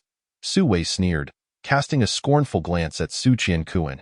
Had it not been for Su Qiankun shattering the sealing celestial imprint, and had he not been wary of Su Qiankun's prodigious talents, he would never have deigned to visit this place in person. Nevertheless, it is for the best. A single stroke to eradicate all concerns. Haida, unleash your might and show these barbaric creatures what it means for a celestial being to descend upon the mortal realm. Su Wei commanded a towering figure behind him. Yes, young master. The giant man wore a smirk of arrogant disdain, eager to demonstrate to these lower realm insects what a true immortal truly is. Ha! With a thunderous roar, he summoned a battle axe into his grasp. He lifted the axe with ease and brought it down upon the grand formation with tremendous force, a torrent of celestial light and cutting intent surging towards it. Shielded by the formation, those within felt nothing of the axe's power, perceiving it as merely ordinary. As the blade's radiance flickered and struck the formation, it erupted in brilliant light, only for the glimmer to gradually fade away. The burly man's expression darkened considerably. What sorcery is this? A formation from the lower realm could withstand my strike. I am a true immortal, a celestial being. How could mere mortals resist me? Doubt began to creep into his mind. This must be the grand formation set up by the esteemed Su. How could I possibly breach it? A celestial emperor sneered at Haida, mockery lacing his words. Haida, what are you doing? Show your true power. After all, this formation was stolen by Su Qiankun from our Su family. Its defensive capabilities must be formidable. Su Wei reprimanded Haida. They dared to act with such impunity because they possessed a complete realm stone. Were it only half, they would not be so brazen. Understood, young master. These despicable lower realm beings dare to mock celestial immortals. They shall pay for their insolence. Witness as I cleave the heavens apart with my axe. Haida bellowed, the laws of immortality surging within him. The axe erupted with resplendent, immeasurable light, and he struck downward with all his might. The blade of brilliance, akin to a river of stars, descended upon the formation. This time, Haida unleashed his full strength, confident in his ability to obliterate the formation and eradicate all below. Buzz! The formation glowed with emerald light, frantically gathering to counter the terrifying blade. What? Haida's eyes bulged in disbelief, uttering incredulously, "No way!" Crack! After the formation successfully blocked the menacing blade, a crisp sound echoed. Everyone beheld in astonishment as the seemingly indestructible formation became riddled with cracks, like glass, before shattering with a resounding crash. The formation laid out by the Celestial was in ruins, suggesting they were indeed formidable, perhaps even more powerful than the Celestial itself. Various Celestial Emperors were left aghast. Even if the Celestial is not our match, I should perish before the Celestial. Without the Celestial, we would have long been captured and turned into fodder. The words of the endless Celestial Emperor were solemn yet resolute. Indeed, even if we are to die, it should be at the hands of the Celestial. The Celestial Emperors of the Sun God Mountain echoed with unwavering conviction. Indeed, it is because of the esteemed Su that we have managed to survive until now. Why should we fear death? All the Celestial Emperors under Su's protection stood firm, prepared to face their demise. Little did they expect that a hastily arranged formation utilizing materials of imperial caliber from the Su God dynasty could withstand a full-force strike from a true immortal. At this moment, Suzy couldn't help but marvel. He had indeed set up the formation rather casually, utilizing mostly saintly materials, with a few crafted from imperial-grade substances. With such a composition, Suzy believed it could easily withstand the efforts of mere celestial emperors. Perhaps it was due to his overwhelming strength that this formation could endure the full force of a true immortal. Su Qianquan, do you still possess any means? Su Wei felt a sense of relief as the formation shattered. If such a strike could not breach the formation, what did that make these true immortals? Simultaneously, he remained vigilant. Su Qianquan had managed to arrange the formation into such a formidable configuration.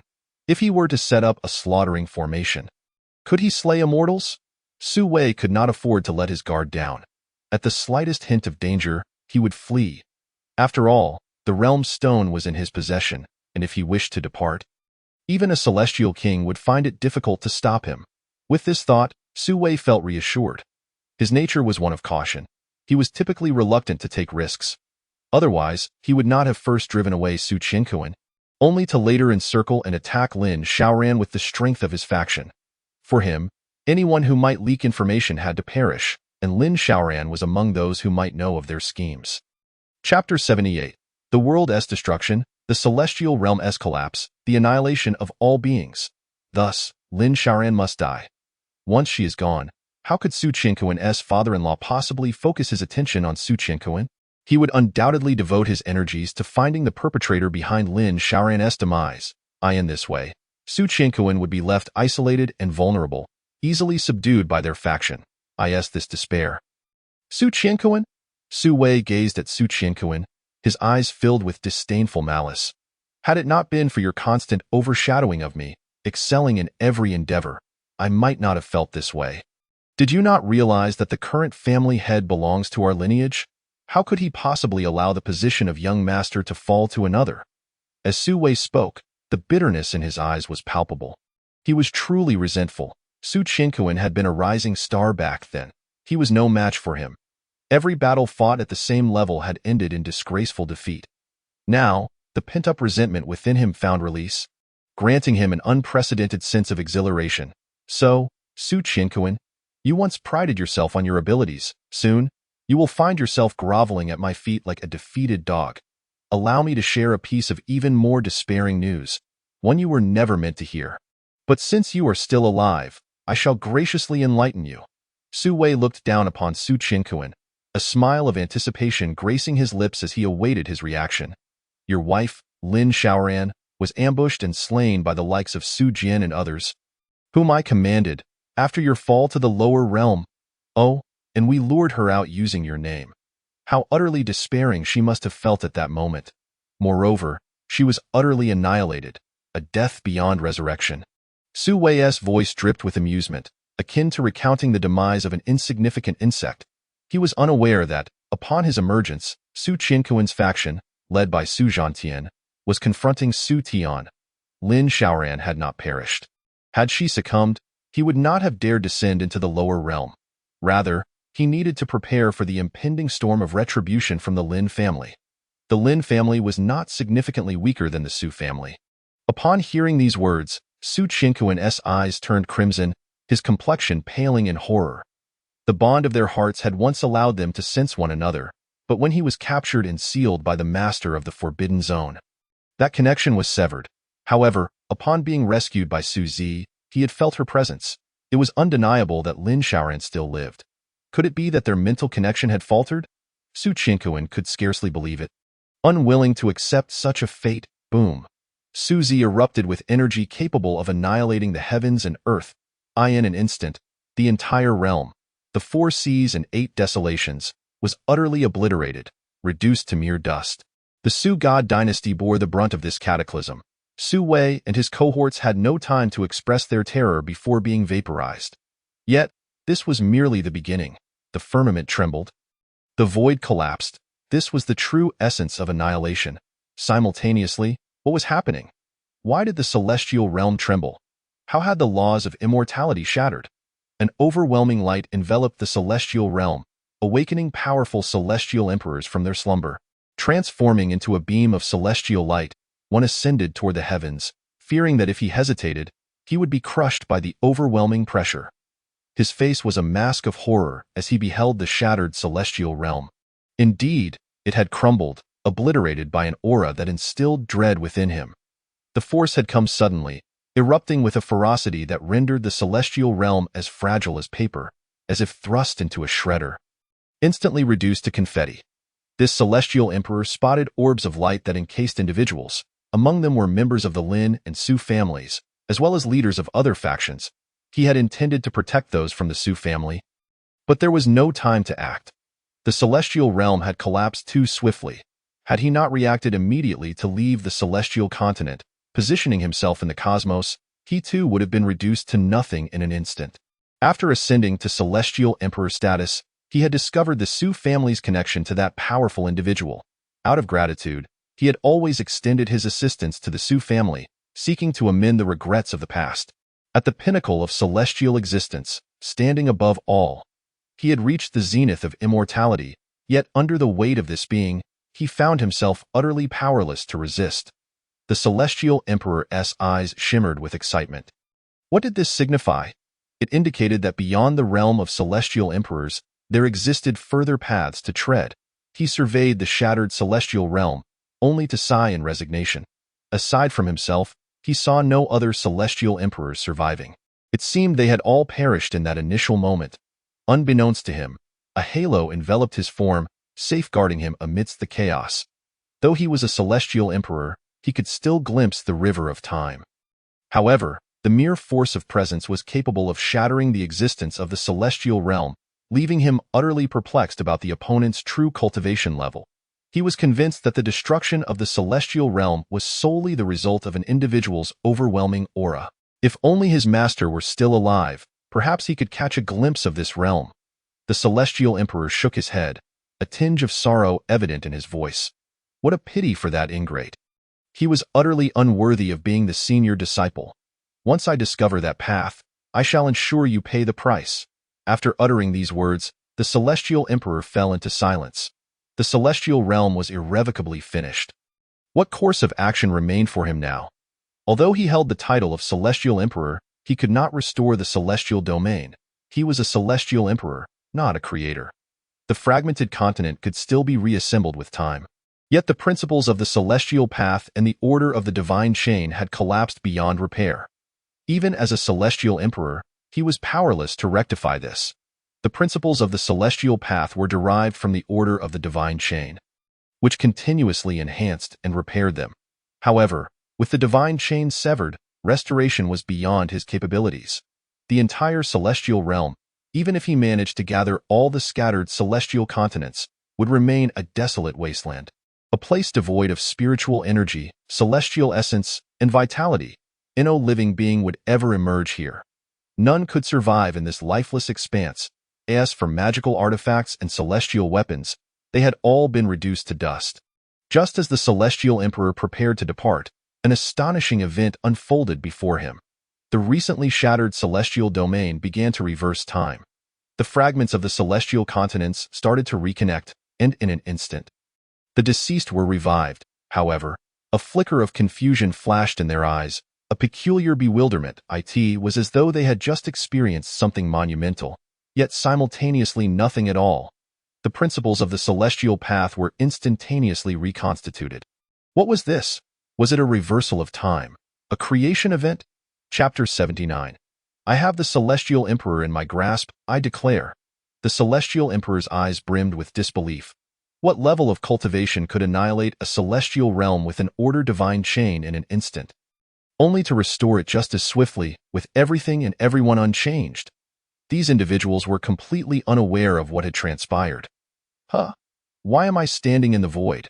What am I doing here? In the next moment, Yi Fan's eyes glimmered with confusion. Was he not meditating in his celestial palace? During this time, he had been oblivious to what had occurred, inexplicably finding himself suspended in the void. Could it be a divine excursion into the void? A case of sleepwalking? Alas, I should focus on my cultivation. I wonder if there is still a path beyond the Celestial Emperor.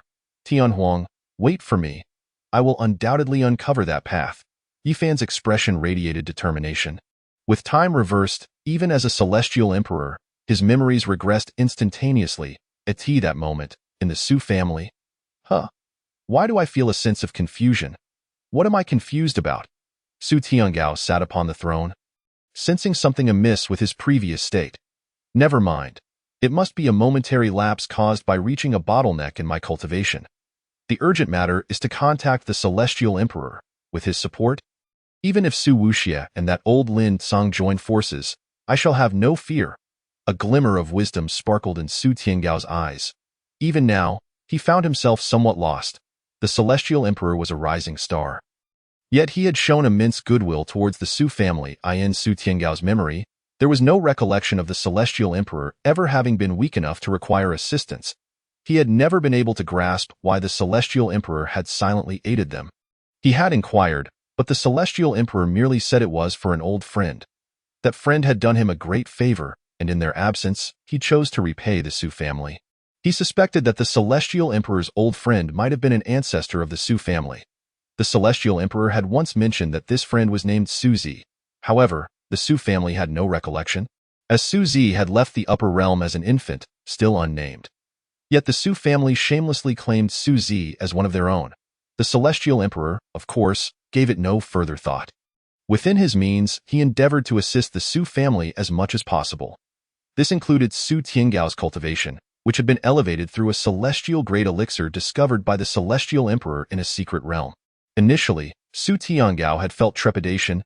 After all, he was in the presence of a Celestial Emperor. However, upon observing the Celestial Emperor's lack of suspicion, he grew increasingly greedy. Humph, this time, I, the Celestial King, will ensure you cannot leave. It would be best if you came together. Otherwise, defeating you one by one would be rather dull. When the time comes, if you discover that the Su family's backing is a contemporary Celestial Emperor, your expressions will surely not disappoint me. A cruel smile crept across Su Tiangao's lips. This arrangement was fortuitous. A free celestial grade enforcer, why not take advantage? Su Tiangao was confident he had the Celestial Emperor in his grasp. Even the arrival of Jesus would be futile, Su Wuxia. So what if you narrowly escaped death back then? Even if you break through to the Celestial King realm, what of it? I can suppress you for a moment, and I can suppress you for a lifetime. This time, I shall ensure you perish in despair. Ha ha ha! Su Tiangao's laughter echoed throughout the grand hall. In the depths of the universe, boom! A colossal surge of energy suddenly erupted. The surrounding stars were instantaneously reduced to dust. Who is it? Who could it be? That aura is unmistakably genuine. An enormous phantom appeared out of thin air, dwarfing everything as if it sought to fill the entire universe. Upon its emergence, the starlight around it dimmed instantly. The boundless power of starlight was consumed, leaving the phantom adorned with celestial scars, creating a breathtaking spectacle. I govern the affairs of mortals and the celestial beings above. I never anticipated that I would momentarily lose control. What shall I do now? The phantom murmured to itself. One of the celestial domains under its dominion had vanished without a trace, beyond even its perception. Before it could investigate further, the domain had reappeared. Its divine essence swept through. Everything within the domain remained unchanged. The order divine chain continued to function. This left it utterly perplexed. Its earlier sensations were undoubtedly accurate. There existed a bond of perception between it and the celestial realm it governed. It had clearly vanished in an instant, to the point that it could not sense it. This was a first for it. Initially, it speculated that perhaps it was a human act. Yet, this theory was quickly dismissed with a chuckle. How could that be possible? Even the most powerful beings in existence could not achieve such a feat. To reverse time, no one could accomplish that. Perhaps there existed an immensely powerful entity capable of traversing the river of time and altering certain events. Yet, even those formidable beings could not rewind time by even a fraction. Some celestial realm powerhouses might attach their lingering souls to a formidable artifact to achieve rebirth, but they were inconsequential, unable to even transcend the realm of the celestial emperor, merely seeking to resurrect and cultivate anew. What, then, is truly happening? How bizarre! The enormous phantom's gaze flickered with perplexity. Could it be that I truly misperceived? Shaking its head, the colossal phantom gradually dissipated, revealing a stern-faced middle-aged man, clad in an ample white robe adorned with golden patterns. He exuded an air of nobility, the eye of six paths piercing through the illusions of the world. A reincarnation mark emerged in the middle-aged man's eyes. His gaze appeared to unravel the heavens, deducing everything within the celestial realm. Yet to his dismay, despite his efforts, he could discern no anomalies. Something was amiss. 100 things were amiss. That aura was undeniably authentic. However, it did not seem to be a human act. Alas, this is truly perplexing. The man stood there, utterly conflicted. All of this was the doing of Su Zi. Upon hearing Su Wei's words, his aura had erupted violently, obliterating everything. But then he reined it in, lightly tapping his finger, causing the destroyed world to restore to its original state. After a brief deduction, he confirmed that his mother was unharmed. Henceforth, he would need to exercise caution, ensuring to deduce matters beforehand and comprehend the sequence of events before acting. Su Zi sighed. He recognized that he had been somewhat impulsive today. However, having traversed the river of time, he had witnessed the scene of his mother being wronged and killed. He had truly wanted to intervene directly, to reverse the events that had transpired in the river of time. Yet, considering that his mother had already been rescued by his grandfather, he refrained from taking such action. Nevertheless, he would ensure that Su Wei and the others tasted the depths of despair. Chapter 80. The Emperor's Qing Shan Seal. What? Su Qian Kuan, do you have nothing to say? Su Wei inquired of Su Qian Kuan, perplexed. He found it strange that just a moment ago, Su Qian Kuan had seemed intent on consuming him. Yet now his eyes were vacant, devoid of focus, as if he were a mere shell. It wasn't just him. Everyone present appeared similarly entranced, their eyes lacking any spark. They all seemed as if they had been suddenly possessed. Utterly lost. Thud. Someone collapsed to the ground, their face pale, lips trembling. This. More individuals succumbed to the floor, stammering, unable to articulate their thoughts. Clearly, they had been utterly shocked by the recent scene, their hearts and guts feeling as if they were being torn asunder. The true apocalypse still held a glimmer of hope, yet in that fleeting moment, all hope had vanished. They witnessed everything outside the imperial capital vaporize, with no living beings surviving. It is a direct vaporization. Even the very soil in the vast expanse of the universe, only the imperial capital of the Su divine dynasty remains. Beyond that, there exists only emptiness. They are truly paralyzed with fear. What level of cultivation does Su Zi possess? It is one thing for the 4 seas and 8 wildernesses, but even the lofty celestial beings above have been instantaneously vaporized. At this moment, they have no heart to concern themselves with celestial beings. Did they not witness the moment when Su Shangxian erupted and was immediately vanquished? Moreover, no matter how formidable one may be, they are still no match for a single strike. My son, how dare he be so powerful? Su Qiankuan stared blankly at Su Zi, mumbling to himself, "Ha ha ha, future history shall record. A son should be like Su Zi." Su Qiankuan laughed heartily. Just moments ago, Su Zi had conveyed to him that his mother was safe and sound within the Lin family. Su Qiankuan, have you lost your mind? Su Wei furrowed his brows, suddenly at a loss for comprehension. What on earth is happening here? The celestial emperors below, while not exactly respectful, had exuded fear in their gazes. Yet now, all traces of fear have vanished. Even their occasional glances towards him are indifferent, devoid of any sentiment, as if they are merely regarding a corpse. Such gazes irritate him greatly. Go, slay those celestial emperors, and give this young master some excitement. Su Wei gestured towards the likes of the Wajijian Emperor and several other celestial emperors, directing Haida to take action. Yes, young master. In the blink of an eye, Haida appeared beside the Wajijian Emperor and the others. Just as he was about to strike, an overwhelming sense of dread surged through him. He felt a threatening aura. Turning his head, he spotted a middle-aged man in green robes fixating on him intently. The man in green was Qingshi. After successfully transcending the tribulation, his once aged face had reverted to a youthful countenance. Of course, if he wished, he could still assume the appearance of his younger self. However, he deemed it imprudent and immature to do so. True immortal, Haida's expression shifted. They had indeed overlooked Qingshi's presence in their subconscious. They believed that no one in the lower realms could pose a threat to them. Yet now, one has emerged. Perhaps he does not threaten Su Wei, but he certainly poses a danger to Haida get lost. Qingshi's face was cold as he barked. You, a mere newly ascended immortal from the lower realms, dares to berate me? You are truly seeking death. Haida was momentarily stunned before erupting in fury. He understood that this person's aura was unstable, clearly just having broken through. That is why he remained in the 4 seas and 8 wildernesses. However, time was of the essence. He could be summoned to the celestial realm at any moment. Moreover, this individual had only recently become a true immortal, lacking any celestial techniques or offensive arts. His foundation was far too weak, making him entirely capable of being obliterated.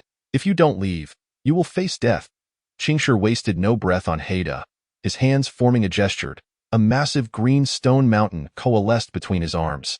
This was his innate treasure, having transformed from the Qingshi seal into the Qingshan seal. The mountain emanated a celestial glow, imparting a sense of profundity and weightiness. Too shallow. Suzy shook his head, then pointed a finger. A beam of light instantly entered Qingshi's body. As Qingshi struggled to solidify the Qingshan seal, he suddenly felt a celestial technique manifest within his mind.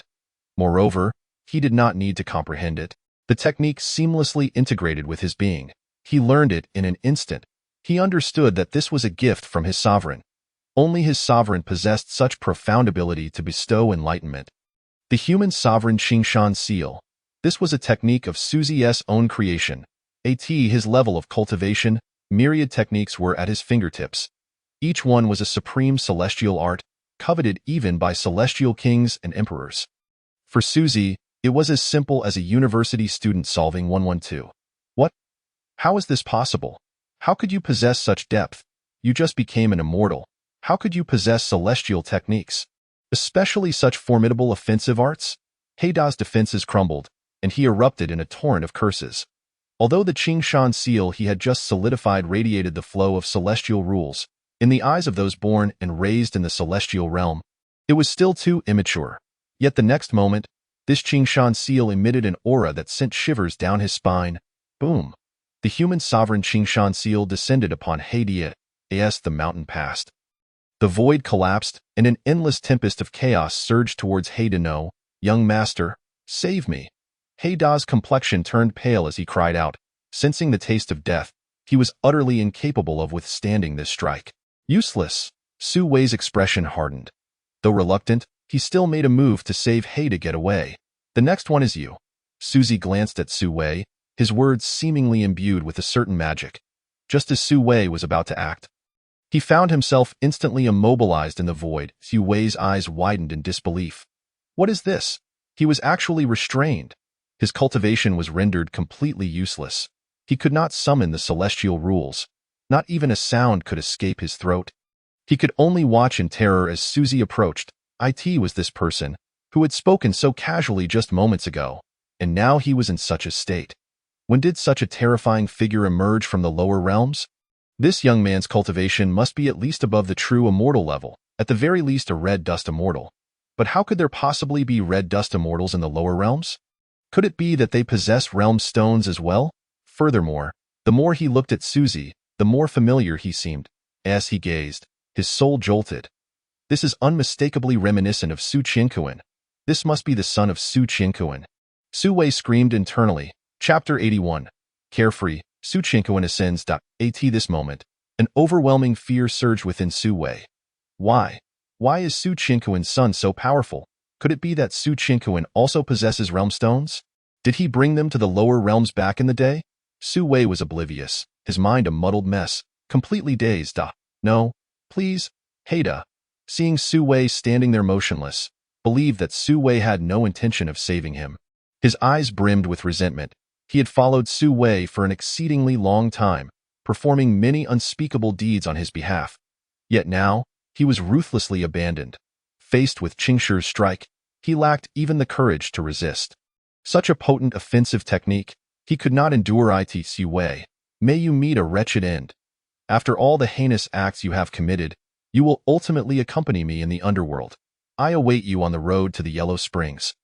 Ha ha ha ha. Haida turned his back to Qingshi, casting a venomous glance at Su Wei as he laughed maniacally. He had given up on resistance, preferring to face the impending impact of the Qingshan seal without witnessing it, hoping that it might afford him a more merciful end. Su Wei's complexion turned ashen. What is this scoundrel saying? Does he not wish to be saved?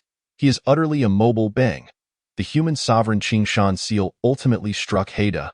Just as Haida had anticipated, the moment it made contact, he felt nothing. As it struck, his entire celestial body disintegrated in an instant. He had no time to feel pain.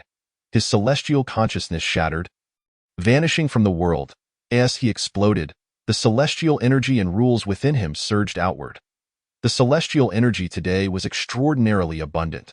I feel that perhaps within a few hundred years, I could transcend and ascend. The Wajijian Emperor sighed deeply. Today, true immortals descending from the upper realms had exploded one after another, essentially nourishing this realm. In the past, such events would have been unimaginable. The fall of an immortal was a monumental event that shook an era. Yet now, they all regarded it with indifference. It could be said that after today, their horizons had vastly expanded. Previously, their ultimate goal had been to ascend to immortality, to become eternal beings, forever unaging. But now, their goals had shifted. It turned out that immortals could also perish and could be obliterated by even more powerful beings. The pursuit of cultivation was for longevity, not for eternal life. Father, how do you wish to deal with this so-called young master of the Su family? Suzy pondered for a moment before seeking Su Qianquan's opinion. He had previously stated that he wanted Su Wei to be unable to seek life or death. Naturally, he intended for him to die 100 times over before that could be achieved. I wish to personally slay this individual. I wonder if you have the means. After a moment of contemplation, Su Qianquan gazed at Suzy, his eyes brimming with desire. He naturally wished to slay Su Wei with his own hands, to release the pent-up rage within him. Even though his wife was still alive, she had undoubtedly suffered at the hands of Su Jin and others. He could hardly imagine the extent of Lin Xiaoran's suffering when her husband and 2 sons went missing. Killing Su Wei would not suffice to quell the fury within him. But of course, there were also Su Jin and Su Tian. They would all be held accountable. None of them would escape. He did not possess this ability, but his son did. He had long envisioned his son becoming a dragon. With his son leading the way, it was time for him to lay down his burdens. He had lost interest in the title of young master of the Su family. Rest assured, there is a way. I can fulfill your wishes. Suzy nodded in affirmation. He then formed a seal with his hands, and a radiant light burst forth instantaneously. This light completely merged into Su Qianquan's body. Consider this a gift from your son. With a smile, Suzy addressed Su Qianquan. Huh? Su Qianquan was taken aback. What on earth? In the blink of an eye, he had transitioned from the realm of the Emperor to the pinnacle of the true immortal realm, standing on par with Su Wei. Moreover, there was no sign of any celestial tribulation. The ascent to the true immortal realm occurred so seamlessly, as if it were a natural course of events. In an instant, all knowledge within his mind coalesced, and insights from various paths of cultivation emerged, feeling as though they were his own accomplishments. Simultaneously, a plethora of techniques flooded his consciousness.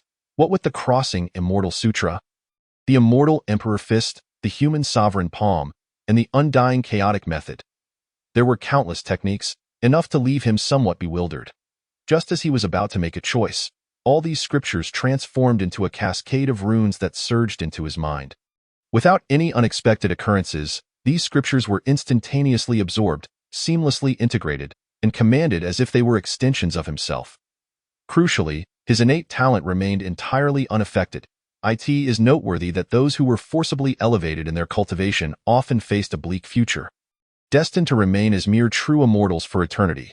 Yet, Su Qian bore none of these drawbacks. And about that herb I gave you earlier, it can be used when you encounter an adversary you cannot defeat.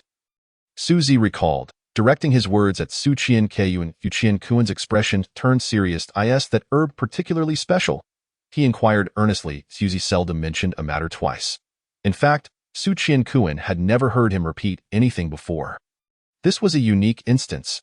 It's nothing extraordinary, merely a sword qi sealed within it. Even an immortal emperor wouldn't stand a chance against this sword qit, could cleave the immortal realm in twain. Su Zi elaborated further. Hiss. Su Qian inhaled sharply. What kind of existence was an immortal emperor? They were ancient and formidable cultivators, capable of manifesting their will to shape reality. Such a being could not even contend with a single herb bestowed by Su Zi. This revelation truly shattered Su Qian's worldview. He understood that Su Zi was powerful, immensely so. But he had no frame of reference. He only knew that when Su Zi was enraged, he could devastate the 4 seas and 8 wildernesses in an instant. If an immortal emperor were to intervene, they could surely obliterate the lower realms, but could they restore it to its former state? All right, I understand now. With this prodigious child, Su Qian, it is indeed a great fortune for my Su family. No, for my lineage. Su Qian solemnly set the herb aside. It was a weapon of mass destruction, one that could save his life in critical moments. Su Wei, come forth for a battle. Su Qian's aura soared as he could hardly contain his eagerness. With a single wave of his hand, Su Zi teleported Su Wei directly to the training ground. He then casually set up a grand formation. After all, the aftermath of a clash between 2 true immortals could easily claim the lives of countless innocents. Chapter 82. Retrieving from the River of Time. How is this possible? How can this be? Su Wei's eyelids twitched uncontrollably. He had witnessed Su Zi's effortless gesture, and in an instant, Su Qian's cultivation soared to match his own realm. Moreover, there were no signs of instability in his newfound strength.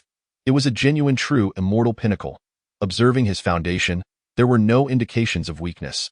What level of cultivation do you possess? Su Wei's face reflected sheer terror as he gazed at Su Zi.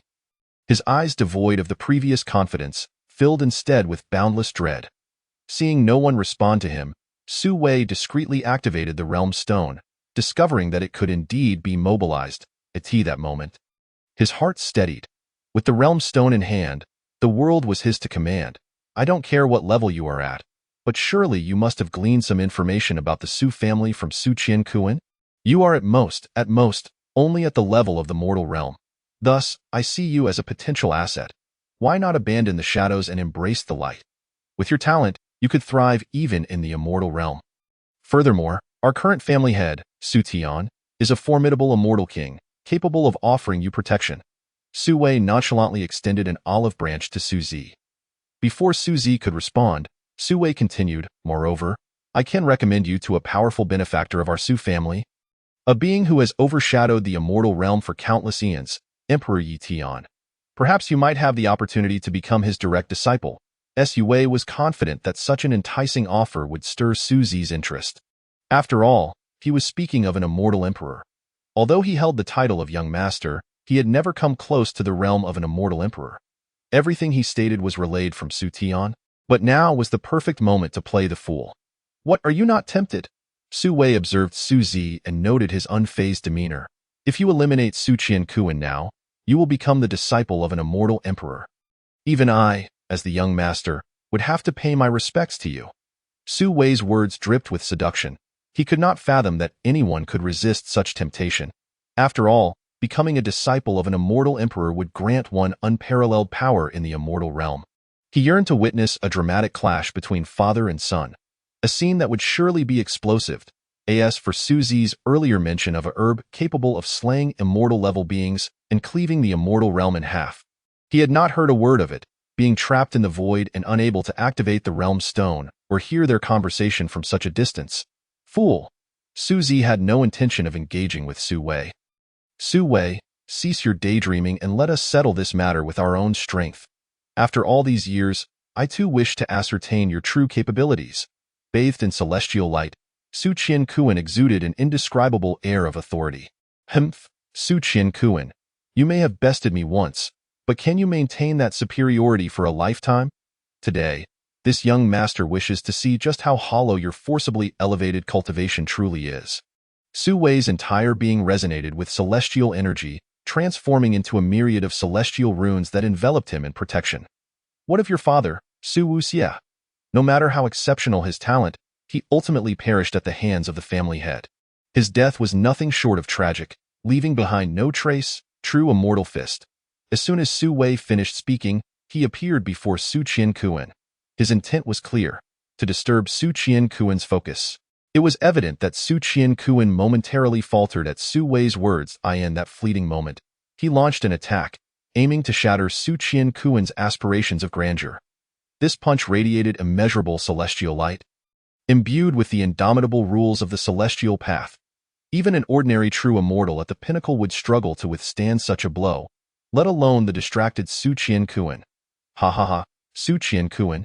You are doomed. Did you truly believe that becoming a true immortal could allow you to contend with me? You are still too naive. In the past, I may not have been your match. But now, you have long since fallen behind.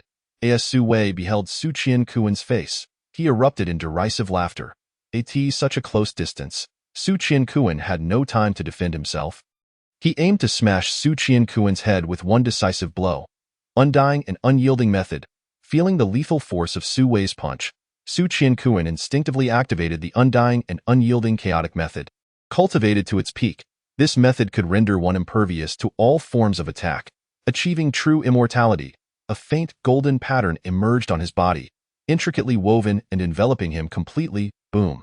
Su Wei's fist ultimately struck Su Qiankuan's head.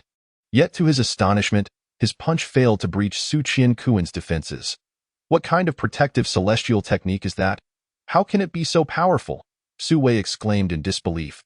The events of the day were undeniably bizarre. So surreal that Su Wei wished it were merely a dream from which he could awaken. Although he had yet to achieve true invulnerability, he was nonetheless unmatched within his own tier. Su Qiankuan murmured to himself, contemplating the nature of this chaotic method. He did not know its grade, but he recognized it as an extraordinary technique. If mastered to completion, it could indeed grant true immortality. Not merely longevity. Now, is it my turn? Su Qiankuan's expression remained impassive. Heavenly Emperor Fist, a single punch to subdue the ages. This punch sparkled brilliantly, carrying unfathomable destructive power as the surrounding void began to collapse in fragments. Amazingly, a shard of time encased Su Qiankuan's fist, allowing it to transcend temporal limitations and appear before Su Wei in an instant. No. Before Su Wei could utter another word, his head was obliterated in an instant. Su Wei was dead, killed by a single blow. It was not that Su Wei was weak, but rather that Su Qiankuan's technique was simply too advanced. As a family that had endured through the ages, the Su family would never allow a mere fool to occupy the position of young master. Such a death was far too lenient for him. I warned you, I will make you wish for life, but find none. Wish for death, yet be unable to achieve it. River of time, reveal yourself, Su Zi commanded.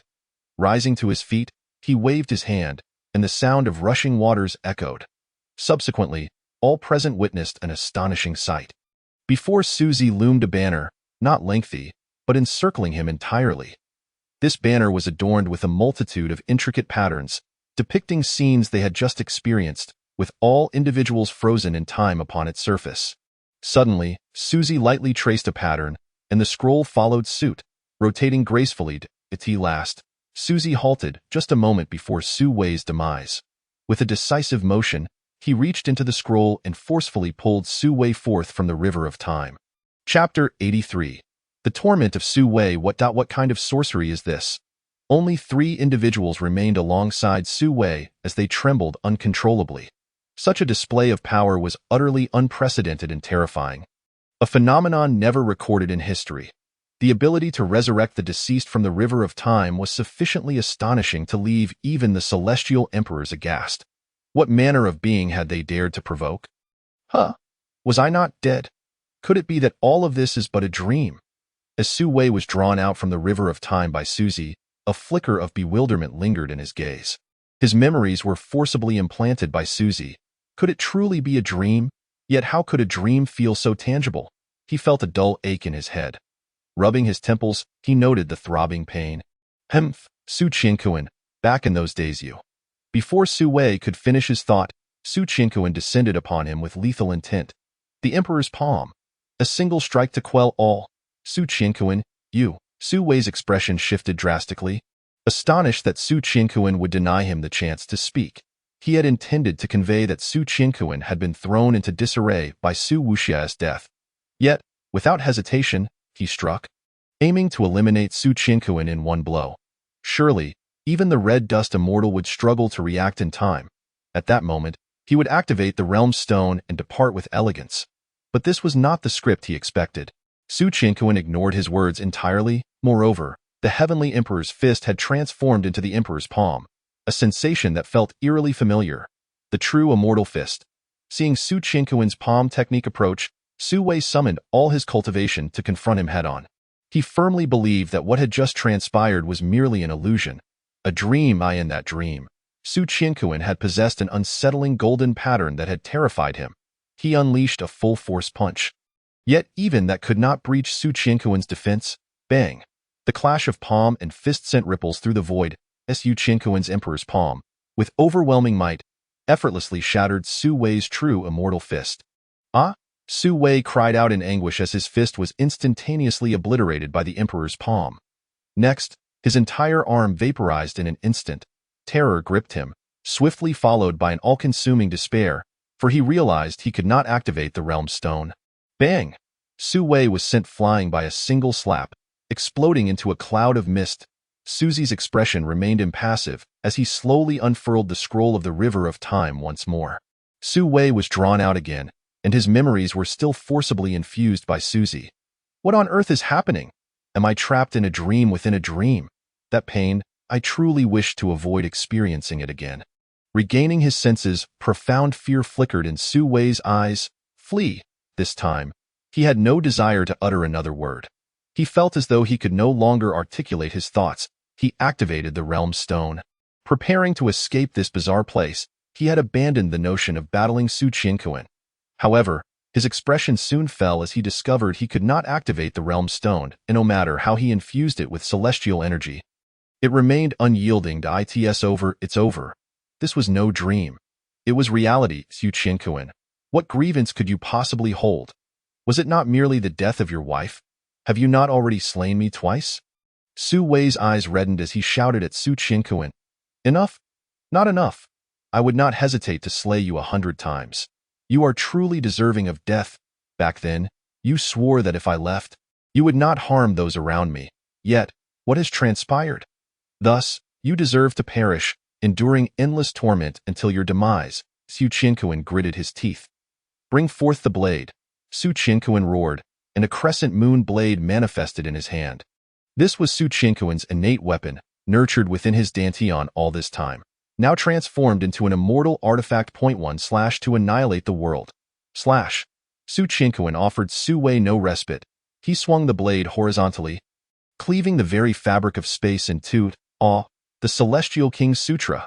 Su Wei howled to the heavens, the Celestial King's scripture materializing and enveloping him entirely. This time, he had the opportunity to unleash it. These scriptures shielded him, imbuing him with the unique essence of the Tao. Swish! Yet almost instantaneously, he was cleaved in half. The Celestial King's scripture was obliterated by the blade's aura. This time, I shall not allow you to die so easily. Su Qiankuan, brandishing the crescent moon blade, slowly approached Su Wei. The blade's tip scraped the ground, producing a haunting sound, a death knell for Su Wei. His celestial body was severed by Su Qiankuan's strike, his cultivation rapidly dissipating. Most horrifyingly, his lower body was cleaved away, blood pooling beneath him. A powerful force of rules thwarted his recovery. He was utterly helpless against his injuries. He could only watch as Su Qiankuan drew nearer with deliberate steps. Su Qiankuan, I was wrong. I repent. I acknowledge my faults. I bow before you, begging for a chance at life. Lying on the ground, Su Wei felt his powers waning, gazing up at Su Qiankuan with pleading eyes. He did not wish to die. He was an immortal, with boundless years ahead to squander. Many wayward little fairies awaited his salvation. Rest assured, at least for now, You shall die but will live again in due time. I sense your hands are too reckless. I shall render them useless, Yu Qianquan declared, and with that, he swung the crescent moon blade down upon Su Wei's remaining arm, severing it entirely. Yu Qianquan, I implore you. I beg you, spare me, 1Tu. I shall relinquish my position as the Su family heir. It was always yours by right. I am shameless, unworthy of existence. I beseech you, spare my life. Tears streaming down his face. Su Wei's eyes brimmed with desperate hope for survival. I see the glimmer of hope for survival in your eyes, and it vexes me. I refuse to allow you any hope of living. Hence, I shall render you blind. With that, Su Qianquan plunged the crescent moon blade into Su Wei's eyes. His wrath, fueled by the tragic death of his father, Su Wuxia, surged within him. Ah, Su Qianquan, kill me, please, grant me a swift end. Su Wei's eyes transformed into two gaping wounds, blood streaming incessantly. He appeared utterly wretched. Thud. Su Qianquan severed his head cleanly. A semblance of relief flickered across Su Wei's face. He had finally attained liberation. So, shall we not resurrect him after all? Suzy regarded Su Qianquan with a hint of reluctance. Humph. Transform him into a mortal, never to cultivate again. Such a fate would be a far greater torment than death itself. Su Qianquan sheathed the crescent moon blade. Chapter 84. The Forbidden Existence, the true form of Suzy indeed, a lofty true immortal, once destined for eternal life, suddenly reduced to a mortal incapable of cultivation. The stark contrast would be enough to plunge him into despair. With a nod, Suzy agreed, recognizing that this would be a form of mercy for Su Wei. He then reopened the river of time. Just as he was about to pull Su Wei from its depths, the waters at the far end of the river began to churn violently. A radiant golden light converged, forming a colossal eye. Who dares to disrupt the order of the river of time? The voice resonated with an ancient, desolate timbre, as if emanating from an unfathomable distance, evoking a sense of eternal existence. Having repeatedly interfered with the river of time's order, you shall face divine retribution. The voice was cold and unfeeling, as if articulating the will of the cosmos itself. The enormous golden eye gazed at Suzy with an indifferent stare. Who are you? I have no intention of causing disruption. My actions stem from necessity. Suzy extended a measure of courtesy, carefully articulating his stance. However, the other party showed no regard, interrupting him before he could continue. I care not for your reasons. If you have committed a transgression, you must accept the punishment. Divine retribution, come. The voice was devoid of warmth, resembling a machine solely designed to execute commands. Very well, if resurrecting a soul incurs divine punishment, I shall accept it. Suzy nodded in agreement, acknowledging his disruption of the river of time's order. Humph. The order of the river of time shall not be trifled with. Do you wish for a second chance? Survive this divine retribution, and perhaps you may consider a future resurrection. The voice echoed with a chilling finality. How intriguing! In an instant, Suzy was drawn into an unknown realm, clearly the domain of the overseer of the river of time. Was it to prevent the repercussions of divine punishment from affecting the world, or were they merely concerned that the divine retribution might obliterate the entirety of existence? Suzy surveyed his surroundings. Indeed, all around lay various corpses, some missing limbs, others disfigured. None appeared whole. Their bodies bore the marks of violent demise, their souls extinguished. It was evident these remains had languished here for countless years, victims of the so-called divine retribution. In their mortal existence, they possessed an extraordinarily formidable cultivation, and even in death, their remnants emanated an aura that could intimidate the world. Yet, despite their immense power, they ultimately met their demise here. Heeding the decree of the heavenly path. Preside over the river of time. I am the god of the time river. Today, there are human cultivators who disrupt the flow of time, and thus I shall descend divine punishment in 2 strikes. Those who accept shall live, while those who resist shall perish. A resounding voice echoed within the dark expanse. Soon after, Suzy witnessed a purple divine lightning descending from the heavens. Without any forewarning, it struck down with unyielding force. Indeed, its power was remarkable. Suzy nodded in agreement with the might of the divine lightning.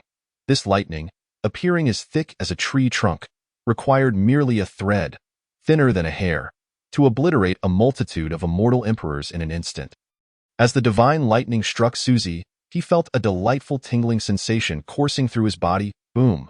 Before the first strike had fully descended, the second one followed immediately. Is there more? If not, I shall take my leave. Suzy lightly shook, causing the divine lightning to transform into streams of electricity that shot out in all directions. For him, this divine punishment elicited only a slight tingling sensation. Who are you, to possess such strength? An ancient voice inquired after a brief silence. That is not your concern. Simply attend to your own matters. Be by the way, strike again, for I must extract someone shortly, Suzy called out into the dark space. This statement rendered the god of the time river speechless. Alas, very well, but this shall be a one-time occurrence. The god of the time river sighed in resignation. That may not be so. I am leaving. Suzy waved his hand and vanished. Such an existence exists in this world. Why have I not detected it within the time river before? Is there to be another occasion? Even I cannot contend with him. Alas! The god of the time river sighed deeply. After Suzy's departure, the god of the time river immediately began to peruse the currents of time. He sought to uncover traces of Suzy's existence within the time river. In this universe, no one can transcend the confines of the time river. If such a person exists, then they must also appear within its flow. Even if hidden by celestial machinations, a trace will surely reveal itself. Subsequently, the god of the time river began to observe Suzy's life. To his astonishment, he discovered that Suzy was, in fact, a reborn individual. This alone was not what left him astounded. It was Suzy's previous identity that truly shocked him. He hesitated to even utter his name, as such an existence warranted reverence. How could such a being emerge? In his former life, he was already at the pinnacle, one of the most powerful entities in existence. Yet, this being chose to be reborn and cultivate anew. What had transpired in those days? The god of the time river dared not contemplate further, fearing the arrival of a terrifying karmic retribution upon himself. When he gazed once more into the time river, boom! A hazy figure broke free from the currents and turned its gaze upon him. The god of the time river was instantly propelled backward, blood spurting from his mouth. His expression was one of horror, as he realized that his intrusion had disturbed this being's former self, serving as a warning. This figure, terrifyingly powerful, could escape the time river. Yet, why had they chosen to be reborn and cultivate anew? Hiss! The god of the time river felt his hair stand on end. A chill ran through him, and he dared not continue his thoughts. Fearing he would touch upon some forbidden knowledge, he sensed that a great karmic consequence loomed, one far beyond his capacity to bear. I should focus on my own duties. The rest shall be left to the Lord of Time to ponder. The god of the time river shook his head, clearing his mind of such thoughts. Such an existence is not something a mere deity can speculate upon. Regardless, even if the heavens were to fall, there are always greater beings to bear the brunt. Whether I open one eye or close the other matters not. The words of the god of the time river gradually faded until they vanished completely. Chapter 85. The Tragedy of Su Wei. As soon as Suzy appeared, Su Qianquan rushed forward, concern etched upon his face. I hope the resurrection of Su Wei has not caused you any harm. Su Qianquan felt a twinge of guilt, believing all this turmoil stemmed from him, forcing Suzy to bear the consequences. Rest assured, this divine punishment poses not the slightest threat to me. Suzy smiled, reassuring Su Qianquan. He had gleaned a hint of the truth from the river of time. He had never pondered his origins before, but now, upon reflection, he realized that his previous life was indeed that of a figure standing at the pinnacle. Suzy preferred not to dwell on it. He would accept he was Suzy now, and no one else. Slowly, Suzy opened the river of time. Su Wei was once again pulled forth. This time, the god of the time river did not appear. The end of the river appeared surprisingly tranquil. Thud. As Su Wei regained his senses, he collapsed to the ground, his heart torn with anguish. He was truly terrified, gripped by an insufferable dread. The sensation of living a fate worse than death. Enduring torment before dying, only to be revived and tortured again. It was a feeling far more unbearable than death itself. Thus, he chose to kneel. Su Qianquan, I was wrong. I truly erred. I apologize for my previous actions. I bow before you. I know I cannot survive, but I beg you for a swift end. Please grant me this mercy. Su Wei knelt, repeatedly bowing his head. Not a trace of resentment marred his expression. To him, being tortured was far worse than a swift, painless death. Devils. They are indeed devils. I cannot endure this any longer. The others who descended alongside Sue shouted in madness. Their nerves frayed. They witnessed Sue being tormented repeatedly, dying and being resurrected only to die again. This was more demonic than any demon, and my lord, we were wrong, sobbing. We were truly in error. Over the years, we committed numerous heinous acts under Sue's coercion. And though we partook in the enjoyment, we now plead for your judgment. The three of them knelt in the void, all fervently bowing towards Suzy. They dared not take their own lives, haunted by the memories of Sue's torment. They feared that if Suzy were displeased, he might subject them to the same cycle of torment. Thus, they could only hope for a modicum of mercy. Send us to the mortal realm, where we shall not cultivate for the rest of our lives. Suzy's words held power. As soon as he spoke, joy illuminated the faces of Sue and the others. They would no longer endure torment. The mortal world, so be it. Though they could not cultivate, their innate prowess would allow them to live comfortably even as mortals. Perhaps even ruling as kings. What nonsense is this? I meant to make you ordinary mortals, to experience the cycle of life and death. Suzy's voice rang out, and the three figures above plummeted from the heavens like dumplings. In that moment, they were spared from death by Suzy's design, yet they were transformed into ordinary mortals. Ordinary mortals, and why cultivation? No, my cultivation is gone. Does this mean we shall return to dust within a century? Perhaps not even a century. Mortals are said to suffer from various ailments. Alas, being a mortal is preferable to being tortured repeatedly. They begrudgingly accepted this reality. With a wave of his hand, Suzy instantly transported them to the realm of mortals. Young master, we only sought survival. We hope you can overlook our past transgressions. One of the three, wearing a fawning smile, addressed Sue. Heh, it matters not. Did you think this would torment me? Little did you know. We can easily reclaim our peak using the celestial arts within our minds. Moreover, the Sue family will undoubtedly exert their collective efforts to locate me. When that time comes, we shall return to the immortal domain. Upon our return, keep a low profile. Do not provoke him again, Sue whispered. Then, he began to cultivate anew using celestial arts. Yet, he found himself unable to sense his Dantian. Not only could he not sense his Dantian, but the celestial arts in his mind also began to fade. Ultimately, he forgot everything. No, this cannot be. Sue screamed in terror. In an instant, all the cultivation methods he had encountered vanished without a trace. Not a single word remained in his mind. It is over. This is truly the end. Not only Sue, but his three subordinates were also engulfed in despair. What do we do now? One of Sue's subordinates asked anxiously. What do you mean? What do we do? Are you all fools? Sue exploded in anger, pointing at the three as he berated them. Sue, you were the one who said there would be opportunities when we descended. What happened? It is a tremendous fortune to recover a life. You have brought this all upon yourself? The three pointed accusingly at Sue, their faces filled with righteous indignation. Do you all forget how you rejoiced when I provided you with cultivation resources? Do not forget, I am the young master of the Sue family.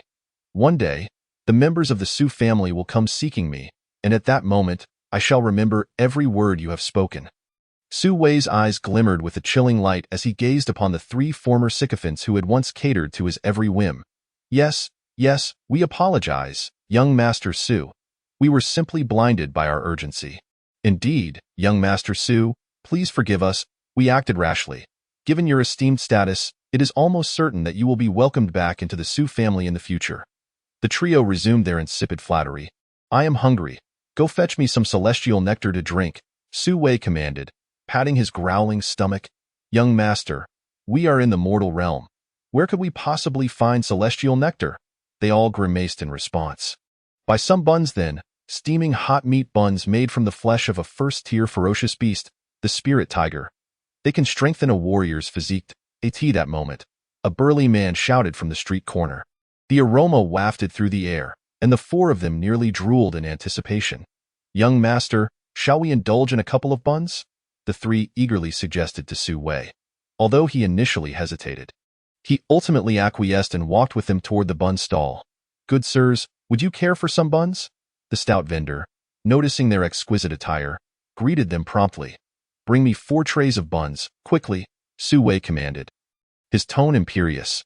Right away, esteemed guest, the vendor, sensing Su Wei's commanding presence reminiscent of a young master from a prestigious family, nodded eagerly.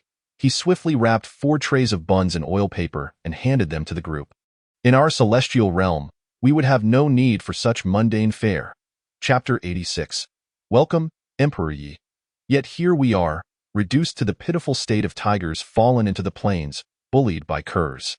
The 4 devoured the buns voraciously, disdain evident in their remarks. Another 4 trays, after finishing, they were utterly conquered by the flavors of this unaccustomed mortal delicacy. Very well, the vendor, observing their ravenous consumption, felt a twinge of concern. Esteemed sirs, that totals 8 trays of buns, 100 spirit coins. The stout man said with a bow. What spirit coins? I have never heard of them. This young master could offer you mere words of guidance, and you would benefit immensely. Su Wei maintained his lofty demeanor. And money? Do you intend to dine and dash? The vendor's tone shifted, becoming dangerously tense. He was no saint, and now that he sought to conduct business, he had severed ties with his former self. Damn it, why is it so difficult to play the benevolent role? The burly man muttered, rubbing the scar on his forehead, feeling somewhat unlucky. Tio dare to feast on my tab? Even if the King of Heaven himself came today, I would ensure you leave in pieces. The vendor slowly drew a knife from beneath the counter. I thought we were in for a grand battle, only to discover you are but ordinary folk.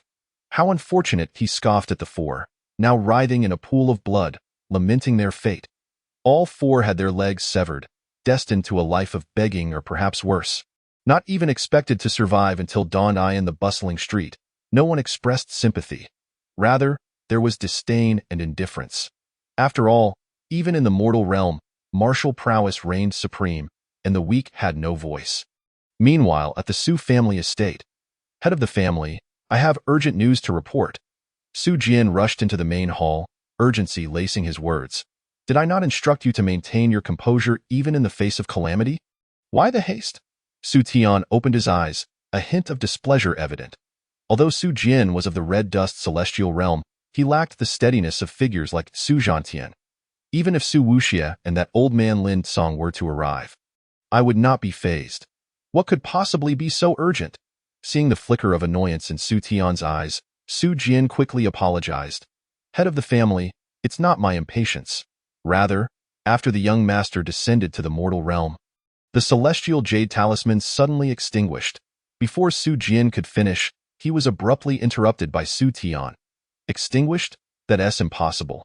He possesses the realm stone. It was only because I trusted him that I entrusted such a treasure to him. Even a celestial emperor would require considerable effort to impede him. Su Tian frowned. Does this imply he has perished, and the realm stone is lost? His expression darkened. No, head of the family, it's not that. The jade talisman flickered on and off. It dimmed, then brightened, then dimmed again, and now it shines once more, yet it is as dull as before, utterly devoid of brilliance. We even examined the jade talisman thoroughly, but found no damage. Su Jian rushed to explain. Next time you speak, do so without pausing. Su Tian's expression soured further, yet soon, he fell into contemplation. Dimmed and brightened? What could this signify? A rebirth through fire? Has he encountered a fortuitous turn of fate? This possibility cannot be dismissed, and it seems quite substantial. It indicates Su Wei is undergoing a peculiar transformation, his aura fluctuating, which could account for the jade talisman's erratic behavior. We shall wait for Su Wei's return. Summon him to see me, Su Tian spoke softly. If Su Wei has indeed encountered an extraordinary stroke of fortune, it is conceivable he would take action himself. After all, those with power dictate the terms. He could elevate Su Wei to the position of young master or reduce him to a mere dog. Get out, Su Tian. Get out, get out. Suddenly, celestial light erupted, the voices from outside causing the hall to tremble. Celestial King, 2 of them. What a disaster. How did they arrive so swiftly? I haven't even taken my stand. Su Jian's expression changed dramatically. Above the Su estate, a figure clad in black robes, his expression cold, Su Wuxia surveyed the scene below. Beside him stood a middle-aged gentleman, Lin Song, whose eyes blazed with wrath, brimming with murderous intent, seemingly ready to engulf the entire Su family. Those who did not partake in the matters of Su Qinquan and Lin Xiaoran, as you are of the Su family's direct lineage, may live. All others, kill without mercy. Su Wuxia's eyes gleamed with cold light. Taking advantage of his absence, they dared to humiliate his kin? Did they truly believe he would refrain from bloodshed?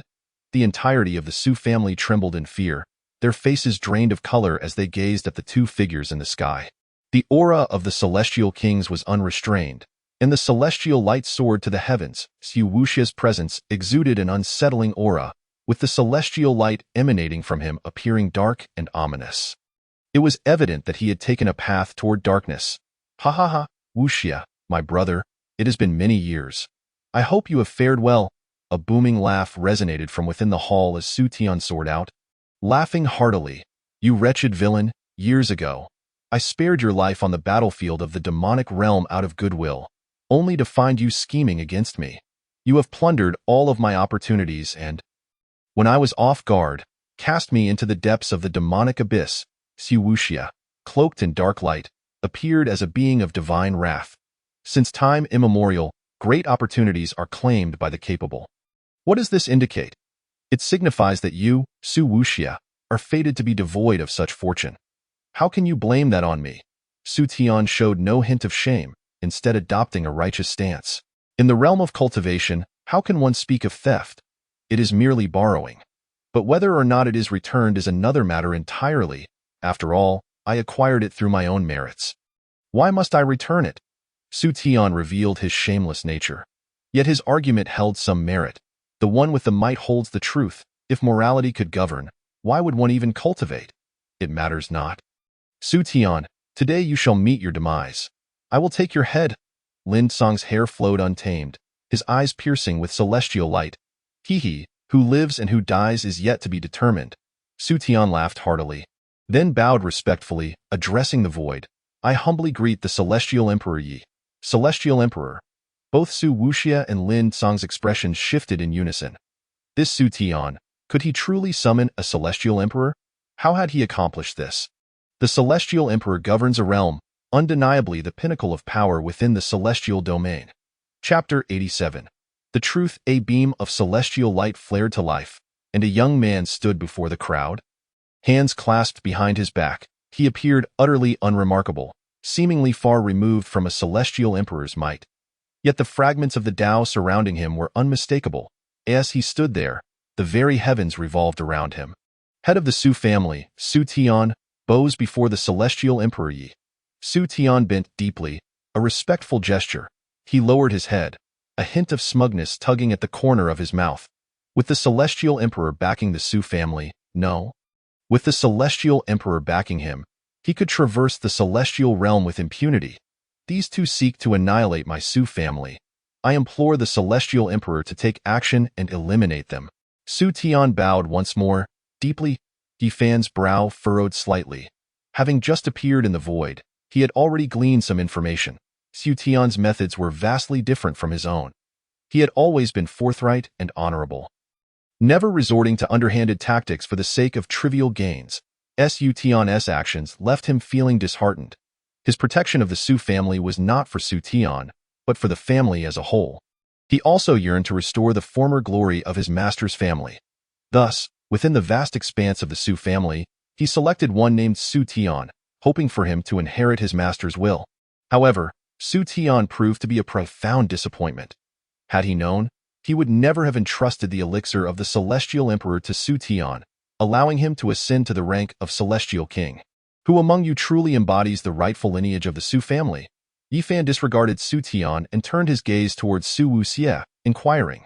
The Su family has two main branches, mine and Su Tian's. Historically, the family heads have always been chosen from these two lineages.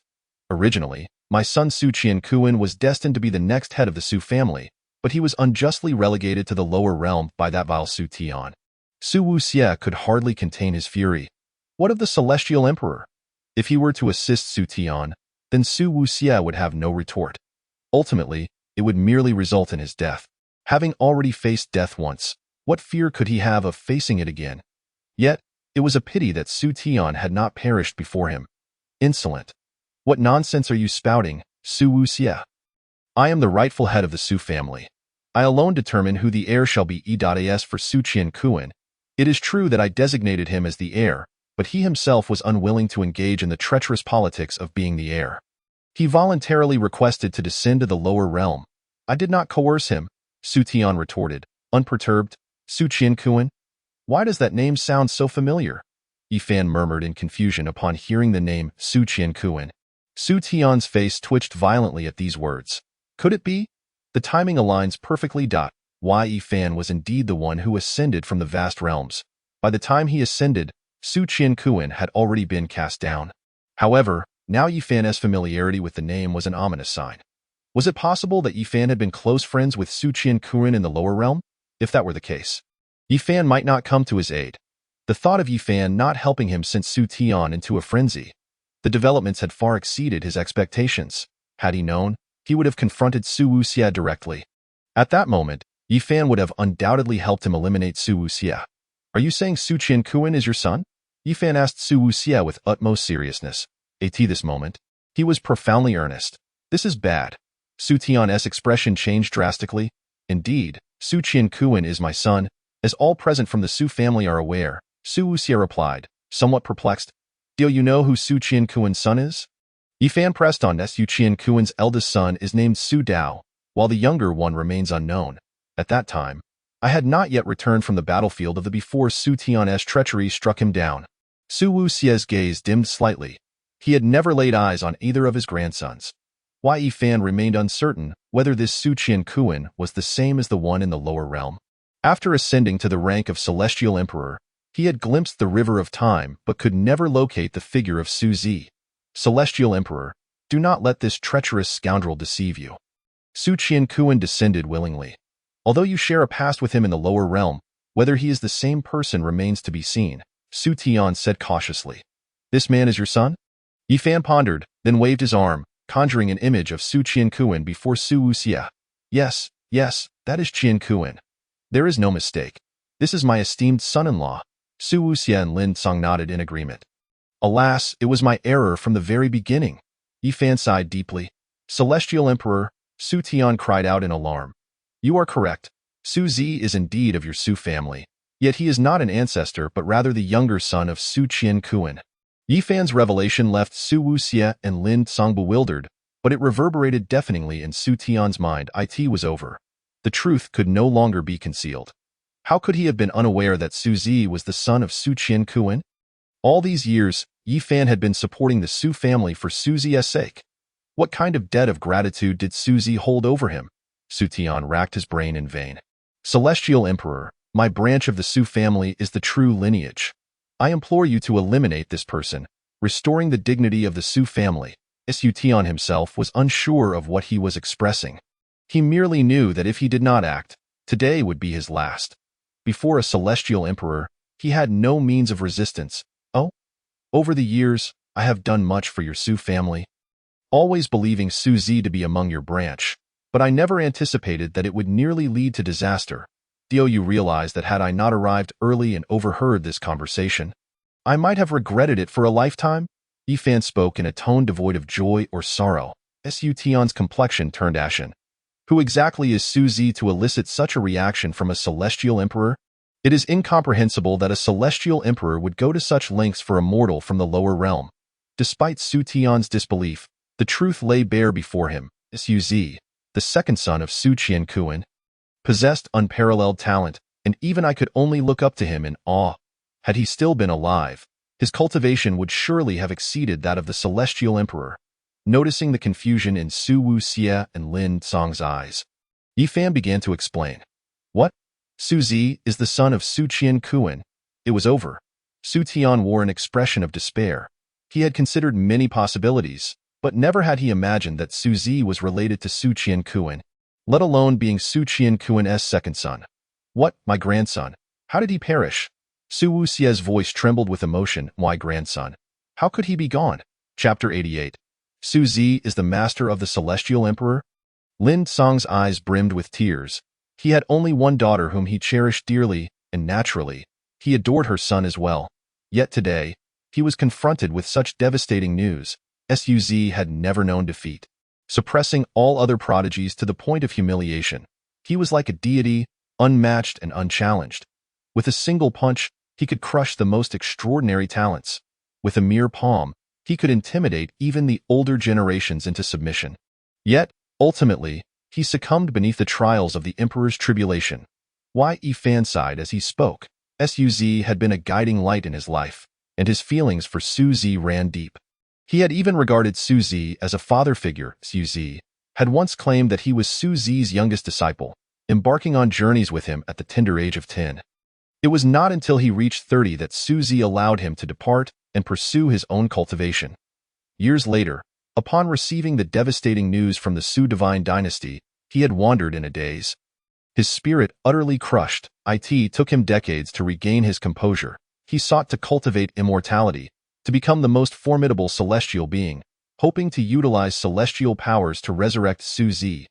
Yet, despair engulfed him when he realized that despite his fervent efforts over the years, having finally attained the rank of Celestial Emperor, the means of a Celestial Emperor could not bring the dead back to life. Thus, he turned to Su Zi's eldest disciple, Tian Huang. He would never forget the words Tian Huang spoke that day. Those words became a thorn in his heart, spurring him forward. Therefore, he was determined to uncover that path, to demonstrate to Tian Huang that even without him, he could achieve everything. Ascended? No, it cannot be. How could a peerless prodigy fall victim to calamity? Su Wuxie staggered backward, murmuring to himself, "Alas, your obsession runs too deep, preventing you from transcending beyond the realm of the Celestial Emperor. Your foundation is sufficiently profound. By all accounts, you should have transcended long ago. Yet, a trace of obsession remains in your heart." Just then, a sigh echoed through the air. Everyone looked around, bewildered as to who had spoken. Only Yi Fan trembled with excitement, recognizing that familiar voice. It could not be mistaken. It was indeed his voice. This voice, so familiar, had always appeared to encourage and support him in moments of injury, guiding him step by step to this point. Su Zi, along with Su Qiankuan and Qing Shi, emerged in the void. Qiankuan. Su Wuxie immediately spotted Su Qiankuan, his lips trembling as he spoke. "Father." Su Qiankuan, upon seeing his father after many years, had a multitude of words in his heart but could not express them. How could this be? How could you have returned alive? And at the pinnacle of true immortality, no less, Yu Tian looked at Su Qiankuan as if he had seen a ghost, pointing at him in disbelief. "Surprised, are you? Alas, I have returned, but Su Wei and his sycophants remain eternally bound to the lower realm." Su Qiankuan shook his head and replied. "What has become of Su Wei?" Su Tian asked with a sullen face. He had miscalculated. Su Wei had not gained great fortune or luck. Instead, he had been left behind in the lower realm. Since he was not dead, it meant he was rendered powerless. Initially, he had hoped to seize Su Wei's great opportunity to see if he could advance further, to become a supreme celestial emperor. Ultimately, it was all a dream. Su Wei, possessing the World's Stone, had unexpectedly been rendered a mere mortal, and the whereabouts of the World's Stone were unknown. Not to mention, Su Tian was already facing a threat of death. Even if he were not, he would not foolishly mobilize his entire clan to rescue Su Wei. The World's Stone was lost. It was lost. He could simply choose not to descend to the lower realm. Upon his ascension to the status of an immortal emperor, the vastness of the world seemed boundless, and where could he not venture? Yet now, all of this had transformed into mere illusions. "Bang, Master. You are, indeed, still alive. Your disciple has missed you terribly." To everyone's astonishment, Immortal Emperor Yi Fan actually knelt down. "Hiss, the master of the Immortal Emperor? Such a profound connection exists. It seems destiny seeks my demise." Su Tian's countenance instantly fell into despair. Today, he was unequivocally devoid of hope. There was not even a chance to struggle or fight back. "Xiao Ba, these years must have been arduous for you." Su Zi gazed at Yi Fan with a gentle demeanor, an uncommon softness glimmering in his eyes. "I am not distressed, Master. I simply long for you." Yi Fan chuckled foolishly. With the return of his master, the fragment of obsession in his heart dissipated in an instant. He would not permit anyone to slander his master, not even his senior brother. "Master, senior brother," he Yi Fan was about to say more. He was abruptly interrupted by Su Zi's wave of his hand. No need, my disciple, I am already aware of everything. This matter requires no further intervention from you. I will handle it. Su Zi's expression was somber. There was nothing about the cosmos he was unaware of. No secret could remain hidden from him. Yes, Yi Fan responded respectfully, positioning himself directly behind Su Zi. From this moment forth, he was no longer the lord of the immortal palace. He was merely a humble attendant. You need not be so concerned. You have your own path to tread. When you relinquish your obsessions, that path shall naturally reveal itself. As Su Zi's words concluded, a portal of void appeared before Yi Fan. The portal swung open, revealing a chaotic realm where nothing could be discerned, akin to an ordinary doorway devoid of any aura. Go forth, and trust that before long, I shall see you again. Until then, I have a few matters to attend to, Su Zi said with a smile to Yi Fan. Master, Yi Fan felt a pang of reluctance, yet he understood that Su Zi had his own plans. Moreover, Su Tian was no match for Su Zi, and thus posed no threat to him. Master, I apologized. In the past, I believed you had passed away and sought to protect the Su family. Yet, I never anticipated that I would fail to safeguard your lineage, but instead, shield this vile individual. The grand immortal emperor now resembled a child who had erred, utterly at a loss to go on. And should you encounter Tianhuang, deliver this message for me. Those who devour others shall ultimately be devoured themselves. Yi Fan earnestly committed Su Zi's words to memory, for he unconditionally trusted his master. Disciple has noted this. If I meet senior brother again, I shall relay Master's words verbatim. Master, I shall take my leave now. Although Yi Fan was reluctant, he recognized the vast distance separating him from his master. To bridge that gap, he must continually strive to ascend. The title of Immortal Emperor was merely a starting point. He firmly believed that it would not be long before he could reunite with his master once more. Chapter 89. A life of drifting, yet to encounter a wise ruler. Yi Fan turned back, casting a lingering gaze at Su Zi, the figure he regarded as a father. Xiao Ba, above the Immortal Emperor lies transcendence, a realm beyond the 5 elements and the 6 paths. However, this world is governed by order. No matter your standing, there is always an entity that watches you closely. They are the enforcers of the world, executing the will of the heavens and surveying existence. Therefore, if you wish to remain unbound, you must continually forge ahead, forward, and ever forward. When you believe you have reached the end, turn back and look. You may uncover unexpected treasures. Su Zi imparted these profound insights to Yi Fan. His youngest disciple possessed exceptional talent and an innocent heart. A gentle nudge would serve as a guiding light for him.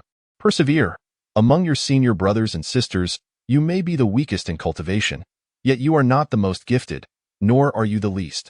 Shao Qi, though merely mortal, has attained the greatest achievements amongst you 8. At times, talent and unique constitutions may elevate a person to great heights, yet they are not the sole metrics of strength, nor the only determinants of one's ability to endure to the end. Su Zi spoke earnestly to Yi Fan. I have taken your teachings to heart. Yi Fan contemplated deeply, sensing that his master was hinting at something significant, yet he could not quite grasp that fleeting inspiration.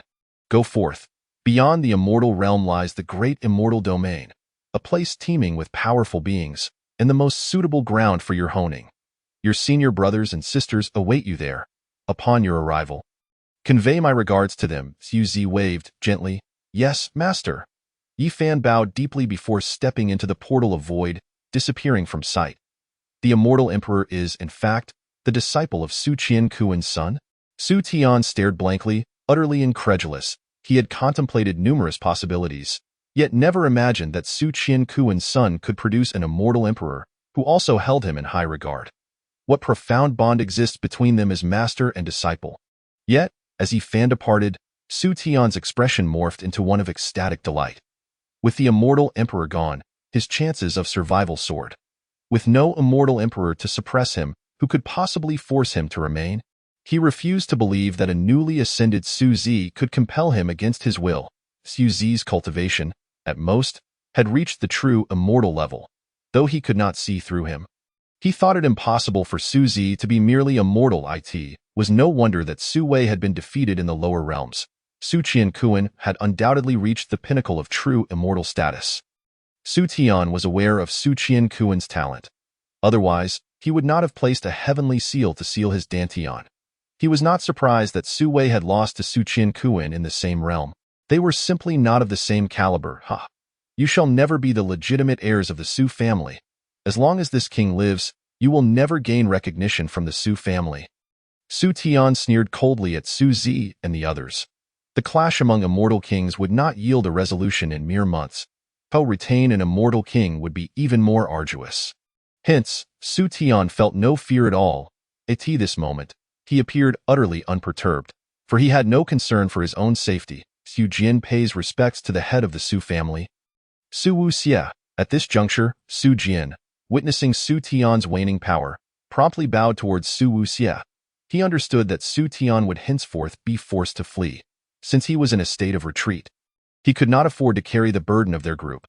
Thus, he chose to become a weather vane, swaying whichever way the wind blew. That despicable Su Tian had coerced them into serving him, and even since Su Qiankuan, the pride of the Su family, down to the lower realms, he had also orchestrated the entrapment of the Lin family's young lady, leading to her demise. Though I may be under the thumb of this shameless scoundrel Su Tian, my heart has always belonged to you. Every time I think of this matter, I am haunted by sleepless nights, tossing and turning. Su Jian wept profusely, kneeling on the ground, as though he had suffered a grievous injustice. It was enough to elicit sorrow from those who listened. However, rest assured, head of the family, I have released all the elders, including Su Zhantian. They are now completely safe. These individuals are the backbone of the Su family, having fought valiantly in the demon war for countless years to preserve the family's honor. Su Jian expressed his sentiments with deep emotion. Indeed, when the walls fall, everyone pushes. Su Tian reflected with a hint of melancholy. He had already anticipated this outcome. How could those within the Su family align themselves, especially his own lineage, filled with countless intrigues? At times, he pondered why his bloodline could not unite as one. If they did, there would be no need to worry about Su Wuxia's lineage. Unbeknownst to him, the root of the problem lay within himself. He, too, was a man who would stop at nothing to achieve his goals. How could those beneath him be paragons of virtue? As the saying goes, a crooked beam will never produce a straight plank.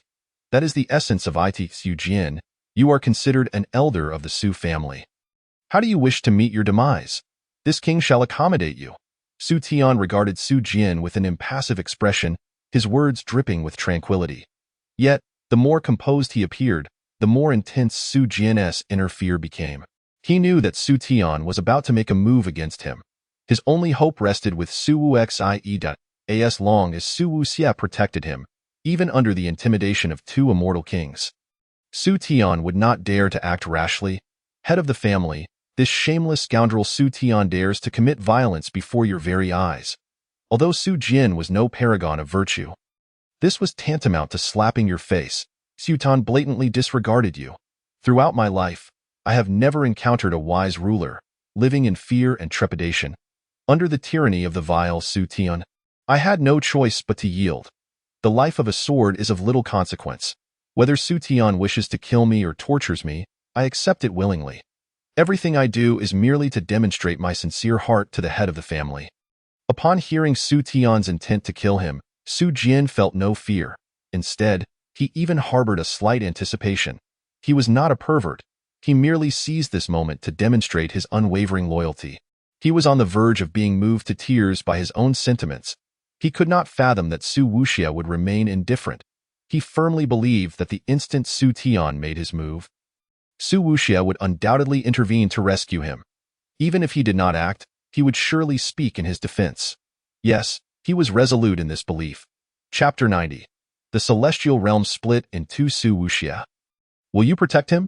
Su Tian inquired with a hint of curiosity as he gazed at Su Wuxi. Su Jian's assumptions were not without merit. If Su Wuxia truly intended to shield Su Jian, Su Tian would find it difficult to act against him. The challenge of attempting to annihilate a single individual in the presence of two celestial kings was indeed formidable. Do as you wish. Such worthless scum is of no need to my lineage. However, you shall not leave here today. Su Wuxia and Lin Song formed an imposing alliance, encircling Su Tian. Should Su Tian erupt in fury or attempt to flee, they would be poised to intercept him at a moment's notice. Today, Su Tian was destined to perish. Old grievances and new enmities would be settled together. One death would not suffice at that moment. Su Zi's words drew everyone's attention. Grandfather. Su Wuxia's gaze softened as he looked at Su Zi. He had never met this young grandson. During his time on the battlefield against the foreign demons, he had often contemplated returning to see him. Moreover, he had obtained an exceedingly rare celestial king-level medicinal herb he wished to give to this newly born grandson. He envisioned that this little one would at least attain the status of a mortal celestial in the future. Yet, before he could return, he was covertly harmed by Su Tian, who seized the precious herb. This wait had endured for 1 billion years, by the time he laid eyes on his grandson again. The child had grown to 1 billion years of age. He had countless things to share, yet words momentarily eluded him. Greetings, grandfather, great-grandfather. I am Su Zidao. By the way, my brother Su Dao is still in the lower realm. Seeking solitary adventure, I calculated that he should ascend in about 100 years. Please remember to guide him when the time comes. Suzy pondered for a moment before speaking.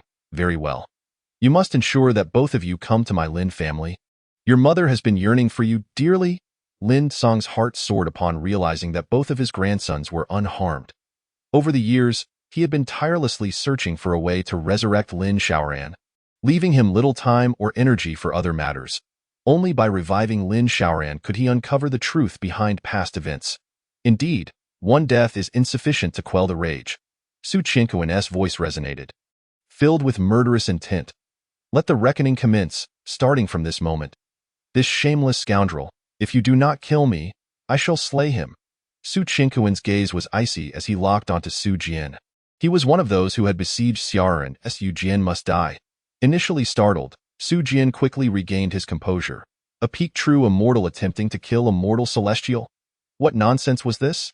Even if he stood still and allowed Su Qinquan to strike, Su Qinquan could not harm him in the slightest. This was the disparity in realms. Throughout the history of the celestial realm, no prodigy had ever been slain by a true immortal. The difference was simply too vast. No matter how exceptional one's talent or martial prowess, if one was a true immortal, exterminating a mortal celestial was as simple as child's play. Crossing realms? A ludicrous notion. Such a feat might be conceivable in the mortal world, but in the celestial realm, it was utterly impossible. This was the confidence Su Jian possessed. Let me kill you once. Su Qinquan was well aware that he was no match for Su Jian. However, he wielded a formidable weapon. What did it mean to kill me once? Once dead, would there be a second time? Ridiculous! Su Jian nearly burst into laughter, yet he dared not, for Su Wuxia was watching. Even Su Wuxia, Lin Song, and Su Tian believed that Su Qinquan had lost his composure and misspoken, paying little heed to his words. Then, Su Qinquan produced a blade of grass resembling dogtail grass. The grass swayed gently in the wind, appearing fragile, as if it could snap at any moment. Pfft. Su Jian could no longer contain himself and erupted into laughter. Yet, upon noticing the ominous glint in Su Wuxia and the other's eyes, he quickly stifled his mirth, though his face flushed with color.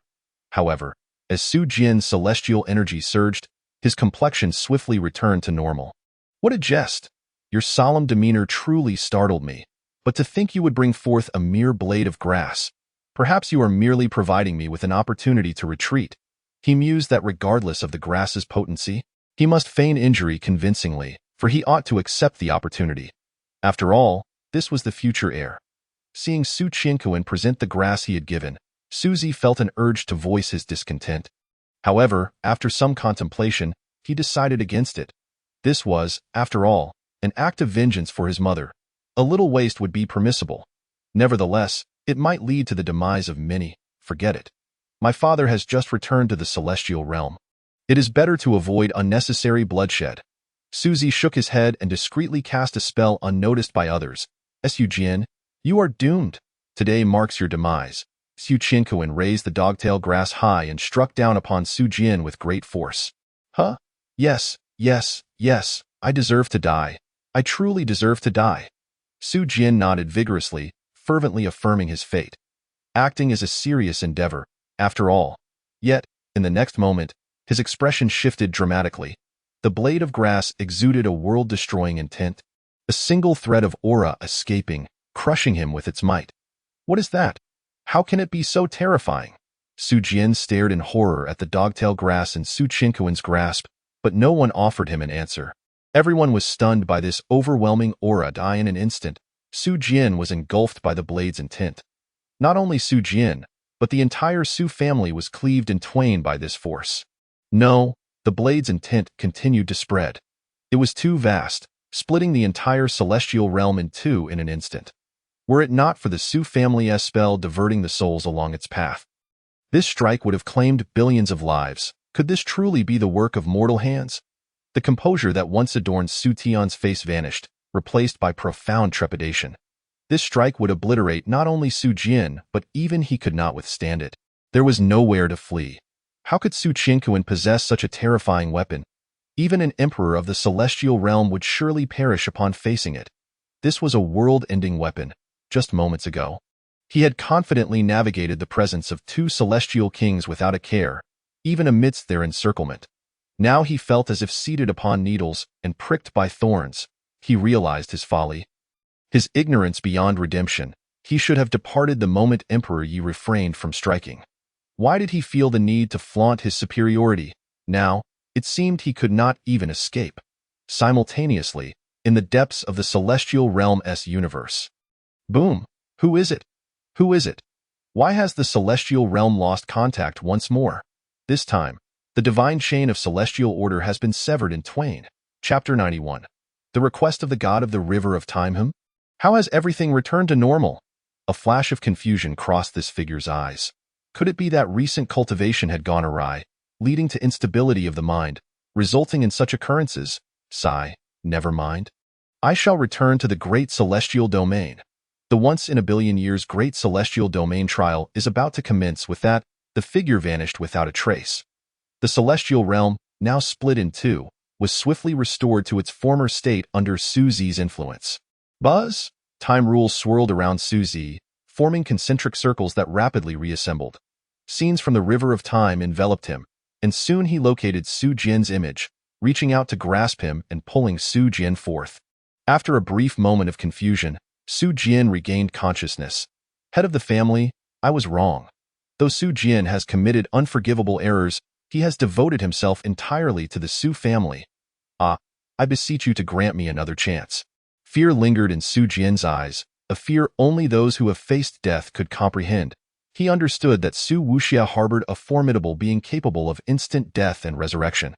Such an entity was unprecedented. Even after spending years in the celestial realm, he had never encountered anyone capable of retrieving the dead from the river of time. He had now experienced it firsthand. Not just him, but Su Tian beside him had collapsed onto the throne in utter weakness. Such a feat was beyond even the celestial emperor. Could it be that this Su Zi surpassed even the celestial emperor in strength? Who is it? Who is it indeed? Day by day, it was one thing for someone in the lower realms to disrupt the river of time. But how could there be someone in the celestial realm capable of doing the same? Is it that I have yet to awaken from slumber? At the end of the river of time, the tides roared, obscuring the heavens and blocking the sun. This time, he would impart a lesson to these individuals. Do they truly believe they can recklessly disturb the rules of the river of time? It seems the world has forgotten the importance of adhering to regulations. Today, they shall be reminded it is he, it is Su Zi. This man harbors insatiable ambition, daring to meddle with the river of time. I implore you, Great One, to take action and annihilate him. Beside him, Su Tian was nearly overcome with excitement, nearly leaping from his seat. He pointed at Su Zi, utterly elated. Great One, and these individuals, all of them are his kin. They are all in cahoots with him. Everything he did was for his family, so they should be damned too. Su Tian felt a glimmer of hope for survival. Indeed, it was as if after traversing through mountains and rivers, a path seemed to emerge from the shadows, revealing a hidden village. The sensation of hope arising from desperation was truly exhilarating. Not only that, but there was also Su Jian. Why, Lord, the Su family has been excessively ruthless, killing people and then reviving them only to kill them again. Such methods are simply horrifying and utterly atrocious. I implore you, my lord, to take action on behalf of Jian. Tears streamed down Su Jian's face as he wept before the god of the river of time. He was, of course, unaware of the deity's level of cultivation. However, one could assume that anyone capable of existing within the river of time, governing it, must possess formidable abilities. As for whether he could overcome Su Tian's trial after surviving, he dared not dwell on that possibility. His sole desire was to survive first. Only then would there be any chance. If he did not survive, all was futile. The more brazen they became, it was one thing to descend to the lower realms. I was no match for them, but now there were those who dared to challenge my authority. I shall see who bestowed upon you such audacity. At the end of the river of time, a colossal golden eye appeared, gazing upon Su Zi. This sight seemed to shatter the boundaries of time and space. Wherever it passed, space retreated and time entwined. Buzz. The moment the gigantic eye beheld Su Zi, it trembled. How could it be you again? The enormous eye was filled with questions, emotions, and disbelief. Indeed, it is I again. Will you punish me once more? I am aware that I have disrupted the order of the river of time. So rest assured, I willingly accept the divine punishment. There is no need for that, truly. As long as you are content, when I encounter irretrievable matters in the future, I hope you will lend your assistance. The colossal eye rarely lowered its stance. Within it shone a profound light, as if glimpsing a fragment of the future. Do you wish to transcend the river of time? Do you not wish to be trapped here for eternity? With just a glance, Su Zi discerned its intentions. Even the god of the river of time could not evade the gaze of the heavenly Dio. Su Zi shook his head in resignation. How do you know? The gigantic eye was filled with astonishment. After uttering you, it immediately switched to a more respectful address. To be in constant company with time, any being would lose their sanity. Boom! Just as the colossal eye finished speaking, dark clouds began to gather ominously above the river of time. Annihilation thunder! The enormous eye exclaimed. It uttered words it should not have spoken, drawing down the wrath of the heavenly Tao. If this annihilation thunder were to strike it, even if it did not perish, it would have to undergo 1,000,000,000,000 years of recultivation. Begone! Su Zi commanded, his words wielding power. At his command, the dark clouds shattered as if they had never existed. Truly remarkable, once the most powerful among the realms, capable of defying the heavens. The colossal eye remarked. The heavenly Tao could do nothing to such beings, so why would this one choose to recultivate? It is indeed a tantalizing secret. Consider this a gift from me to you, sparing you from divine punishment. I am aware of your request. Should I have interest in the future, I shall lend you a hand. Su Zi remarked casually, without making a direct promise. For this lifetime, he had adopted a laid-back demeanor and generally refrained from seeking trouble. I express my gratitude. The god of the river of time was overjoyed. To establish even a slight connection with such an existence vastly increased his chances of escaping the river of time. However, you must be cautious. Today's annihilation thunder is no trivial matter. It may have already discovered your presence and certainly will not let this rest. The god of the river of time spoke in vague terms, wary of naming it directly. Su Zi possessed the power to defy the heavens. But he did not. Before it, he would find only a dead end in no matter. Should it dare to confront me, I shall dare to upend the heavens. Su Zi spoke with calmness, yet his words were imbued with an imposing authority that even the god of the river of time found unsettling. Yet, he did not dare to respond. This topic was beyond his capacity to engage. His status was insufficient. Such an existence could detect even the slightest discussion. You continue with your matters. I shall take my leave. Chapter 92. The former young master becomes a beggar. The god of the river of time vanished without a trace, leaving Su Tian, Su Jian, and others in a state of stunned disbelief. They racked their brains, unable to comprehend how such a conversation had transpired. Although they could not fathom what had been said between the two, they were certain that this so-called god of the river of time had sought something from Su Zi. This revelation left them all astounded. If even such a being sought Su Zi's aid, what level of cultivation must he possess? Su Tian slumped in his chair. I will send you to meet Su Wei. Su Zi declared as he waved his hand, and a beam of light enveloped Su Jian. In an instant, Su Jian felt the rules of the immortal path within him rapidly dissipating, and no matter how hard he struggled, he could not halt the vanishing of the immortal rules. Within moments, his cultivation plummeted. No, you cannot do this to me. I am an elder of the Su family, and I have contributed greatly. Fear filled Su Jian's eyes as he cried out in terror. The collapse of his cultivation was far more horrifying than death. Su Jian was indeed a talent, adept at exemplifying both opportunism and shamelessness. Go to the mortal realm and keep Su Wei company. After all, he is your young master, Su Zi concluded, directly transporting Su Jian to Su Wei's side. At this moment, Su Wei and his 3 lackeys were disheveled and hollow-eyed, begging by the roadside. All 4 had lost their legs, severed by the earlier formidable man. They lay on the ground, barely clinging to life, with a broken ceramic bowl before them. For days, they relied on this salvaged bowl to survive. As there were always kind-hearted souls who, upon witnessing their plight, could not help but offer a few spirit coins. They managed to scrounge up a few mouthfuls of cold pig slop, though difficult to swallow. It prevented them from starving. In their hearts, they harbored a fervent hope that someone from the Su family would come to rescue them. Thus, even after losing their legs, the 3 lackeys remained fiercely loyal to Su Wei. They understood that their return to the immortal realm hinged on Su Wei's fortunes. If someone came for Su Wei, and if Su Wei spoke even a few words on their behalf, even if they were not taken back to the immortal realm, at least they could live a life of some comfort. Otherwise, they would continue to beg on the streets.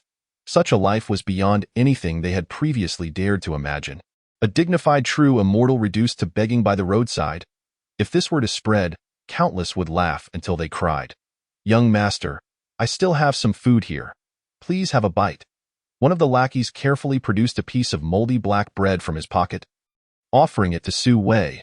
This was a ration he had saved for many days, one he was reluctant to consume himself. Why is the bread black? It was simply a result of him touching it repeatedly, licking his fingers and savoring its flavor. Over time, the once white bread had turned black. You are quite astute. When the Su family arrives, I will surely take you with me. Su Wei nodded in satisfaction. Accepting the black bread, however, the intense odor of saliva emanating from the bread caused him to frown slightly. Nonetheless, he placed it in his mouth. Burp. Su Wei let out a satisfied belch, completely oblivious to the new presence beside him. After a moment of confusion, this newcomer began to glance around. Upon seeing the 4 beggars, he wrinkled his nose in disgust. Almost instinctively, he employed an immortal technique to render the 4 beggars insubstantial. However, it took him a moment to recall that he had been rendered powerless. Long at this moment, one of the lackeys pointed at Su Wei's back, trembling and unable to articulate his words, his face alight with excitement and anticipation. Long what? What are you talking about? Su Wei frowned, displeased at the interruption. He had just enjoyed a meal and was reminiscing about the carefree life he once led in the immortal realm. Being interrupted now was quite irksome. He turned his neck and spotted Su Jian. Elder Su Jian, Su Wei exclaimed in joy. Elder Su Jian, you've come to rescue me, haven to you. Ha ha ha, I knew it. I am the young master of the Su family. How could they abandon me? Su Wei held his head high, resembling a victorious rooster as he looked down at his 3 lackeys. Yes, the young master is correct. Young master, your exceptional bearing and unparalleled talent. How could the Su family ever forsake you? Indeed, the Su family has sent Elder Su Jian to welcome you, truly a testament to their regard for you. Young master, please speak a few kind words on our behalf. The 3 legless lackeys, enduring their pain, shuffled closer, surrounding Su Wei. Their eyes, despite their circumstances, shimmered with hope, a profound hope. They knew that the Su family would never want them, these broken beings, nor would they provide them with cultivation resources. Yet, they merely wished for the Su family to grant them a dignified end, perhaps healing their severed legs, or casually bestowing upon them a few treasures. At the very least, these would ensure they would not have to worry about food and drink in the future. Rest assured, when this young master speaks, Elder Su Jian must listen, at the very least. It will allow your severed legs to heal instantly, Su Wei declared with an air of arrogance. Initially, Su Jian was filled with terror.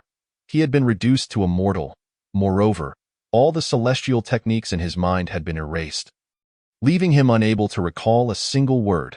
Additionally, his dantian was gone, rendering him incapable of sensing anything, indicating that they would never be able to cultivate again in their lifetimes. Just as he was lost in despair, He suddenly heard someone calling his name. He turned towards the source of the voice and saw four diminutive figures. The leader was none other than Su Wei. Although Su Wei appeared disheveled, he still attempted to project an imposing presence. Su Wei? Su Jian tentatively called out.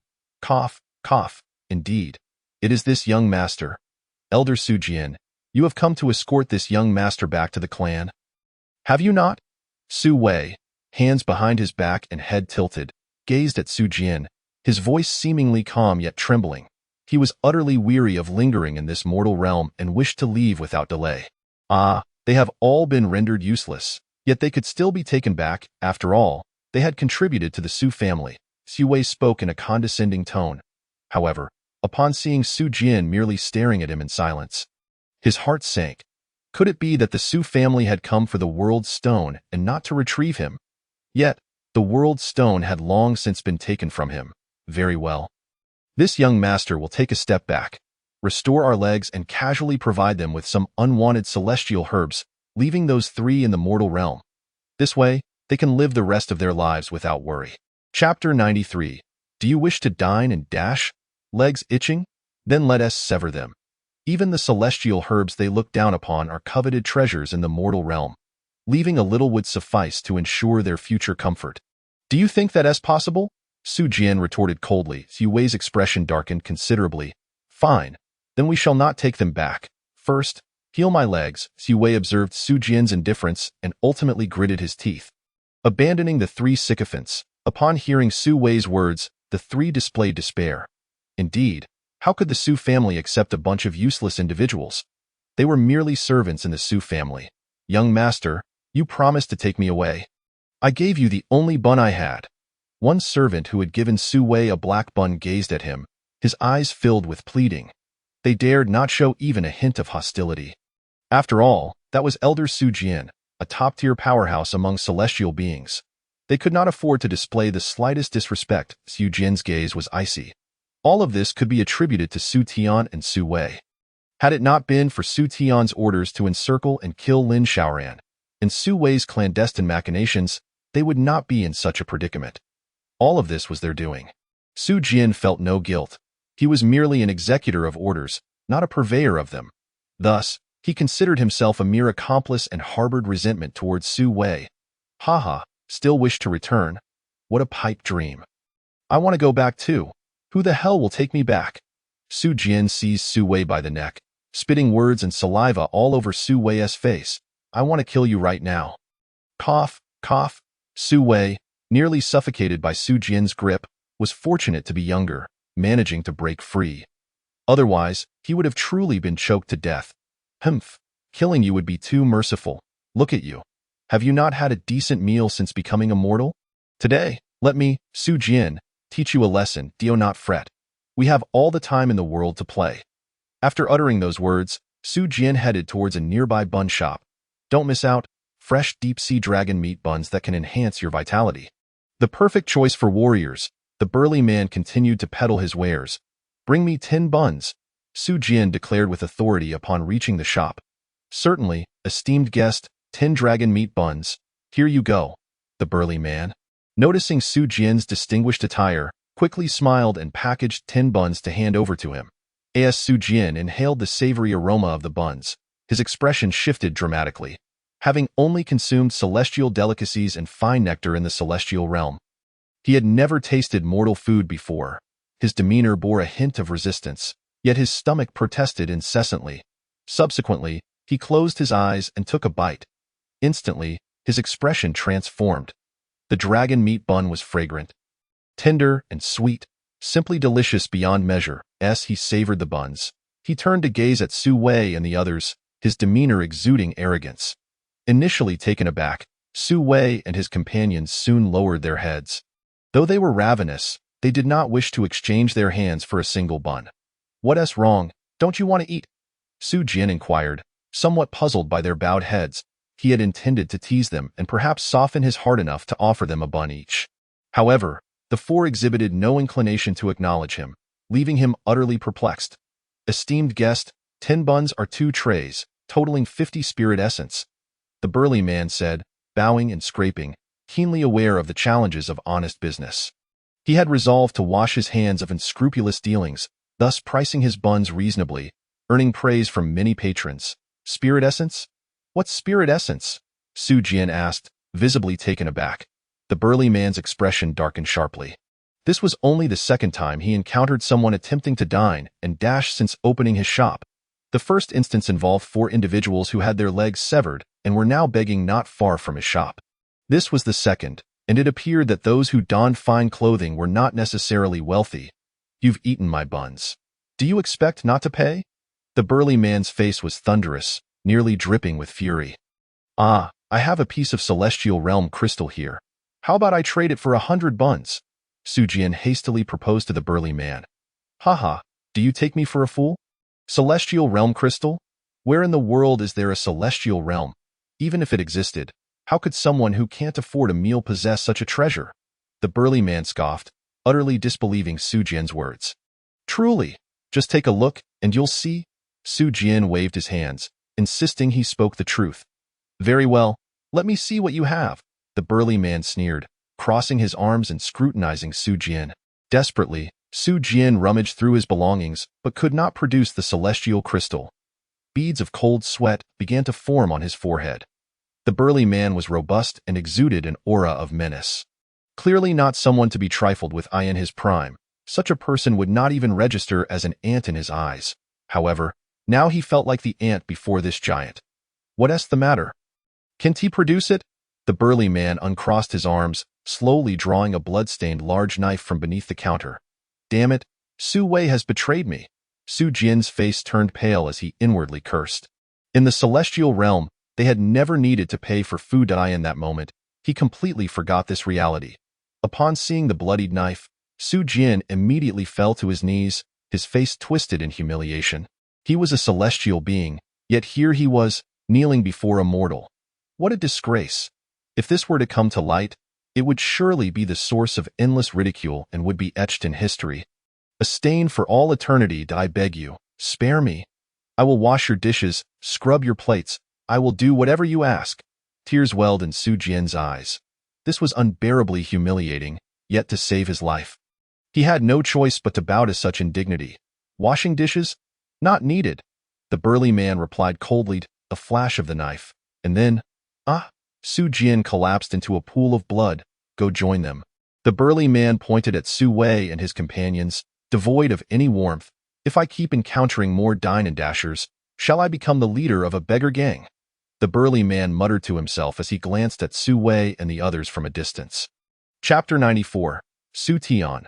What achievements would you have without me? You wretched spawn. Have you deliberately betrayed me? Enduring the excruciating pain of his severed legs, Su Jian crawled over to Su Wei's side. Gritting his teeth in hatred, Elder, you mustn't speak so recklessly. You were the one who wished to eat, and you even wanted to show off. This is not my fault. Su Wei shook his head disdainfully.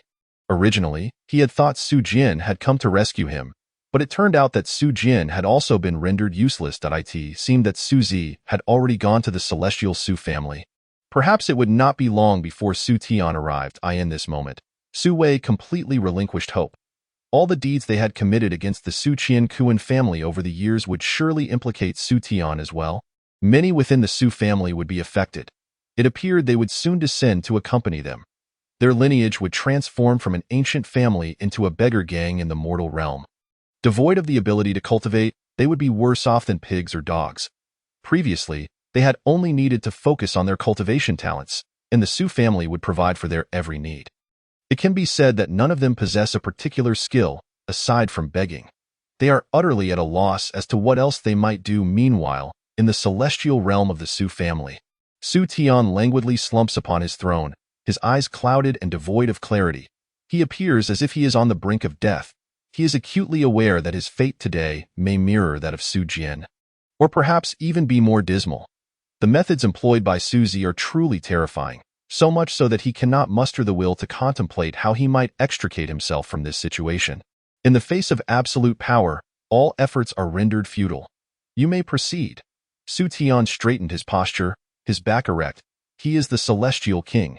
Even in death, he shall maintain his dignity. This is the pride of a celestial king. Though he is devoid of shame, at this moment, A spirit of fearlessness courses through him. Tio perished so easily. It is not so simple, Su Wuxia speaks, a chilling aura enveloping his countenance. What Su Tian has done warrants 100 deaths. Su Wuxia will not allow him the luxury of dying so effortlessly. He must endure sufficient torment before being sent to the mortal realm. Su Wuxia, a warrior may be slain, but not humiliated. Years ago, I cast you into the abyss out of a moment of avarice, yet I did not torment you. And you are still alive, are you not? And what of Lin Xiaoran? Did she not return to life after her demise? What of Su Qingquan? Did he not return unscathed? And his 2 sons? Did they not also come back safe and sound? Su Tian enumerated Su Zi and the others with fervor. He believes that even if he is indeed guilty of heinous crimes, those he wishes to kill remain alive. It is a bitter irony that every situation he assumed to be fatal has, in fact, resulted in their survival, each return surprising him profoundly. First, there is Su Wuxia, who, after being cast into the abyss, not only survived but also mastered an unparalleled demonic art, transformed into a being akin to an ancient demon king, with an aura of malevolence surrounding him. Lin Xiaoran, whom he thought could not possibly escape death, had the fortune of Lin Song, this old wretch, traversing the universe to find the exceedingly rare harmonization flower. Even a celestial emperor would covet such a treasure. Ultimately, it was the harmonization flower that resurrected Lin Xiaoran. Su Qingquan, sealed and rendered unable to advance beyond the Saint King realm, has endured years in the mortal realm, yet he remains alive. How absurd. The lifespan of a Saint King cannot possibly extend to 100 million years. Nevertheless, he has not perished, returning instead at the pinnacle of true immortality. Su Wuxia, no matter how you argue, your family ought to be grateful to me. After all, without my intervention, could your family have achieved their current status? I will not speak of myself. I could still become a celestial king. But what of your son? I concede that his talent is remarkable, effortlessly attaining the true immortal realm. Yet what of your grandson? Will he attain such accomplishments? Will he have a celestial emperor as his mentor? Therefore, Su Wuxia, I am not only without fault, but rather a benefactor. For it is I who has forged your family. Su Tian's assertions were emphatic, resonating with a certain weight, and this light, there is indeed some merit to his claims. Su Zi nodded in agreement, acknowledging that Su Tian's words were not without basis. Am I not your great benefactor? Su Tian beamed with delight upon seeing Su Zi's nod.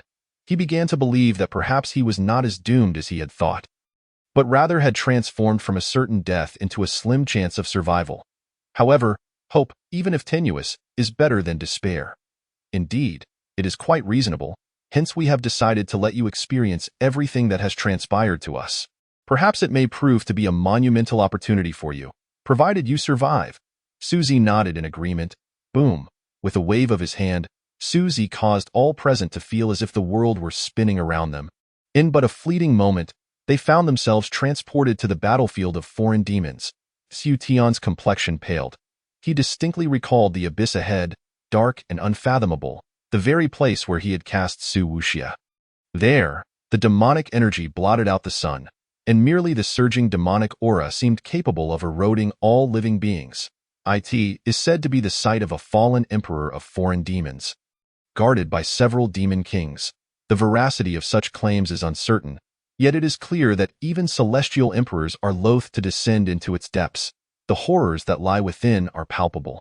Will you leap in on your own accord, or shall we assist you? Su Zi turned to Su Tian, inquiring if you choose to jump, you will not sustain any harm.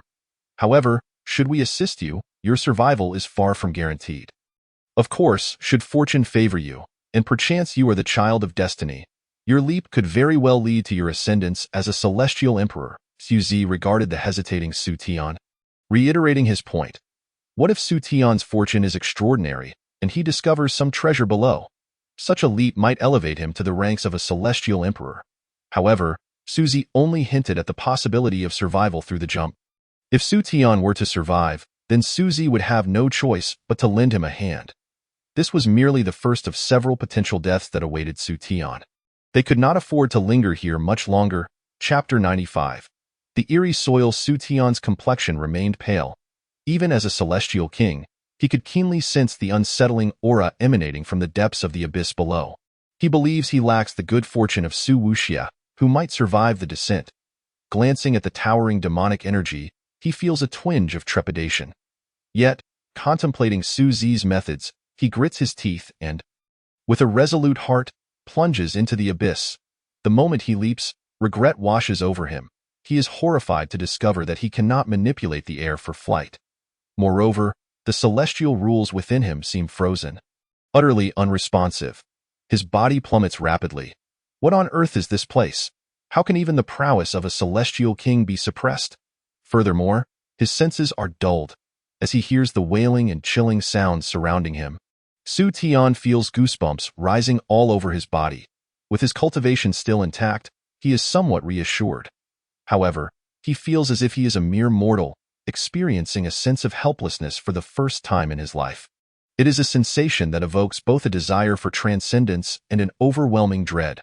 Fortunately, aside from the eerie sounds echoing around him, he suffers no tangible harm. He is, after all, a celestial king in flesh. Such malevolence cannot approach him. In the pitch-black descent, time becomes an enigma. Boom! A violent explosion reverberates. This is far too lenient for him. Su Qinkuan gazes at the colossal image conjured by Su Zi, expressing his displeasure. What is the hurry? This is merely the beginning. Do you truly believe that landing will guarantee safety? In truth, the danger has only just commenced. Su Wuxia squints at the scene in which Su Tian has just crashed to the ground, creating a large crater. Initially, he too had plummeted directly to the earth, creating a similar impact.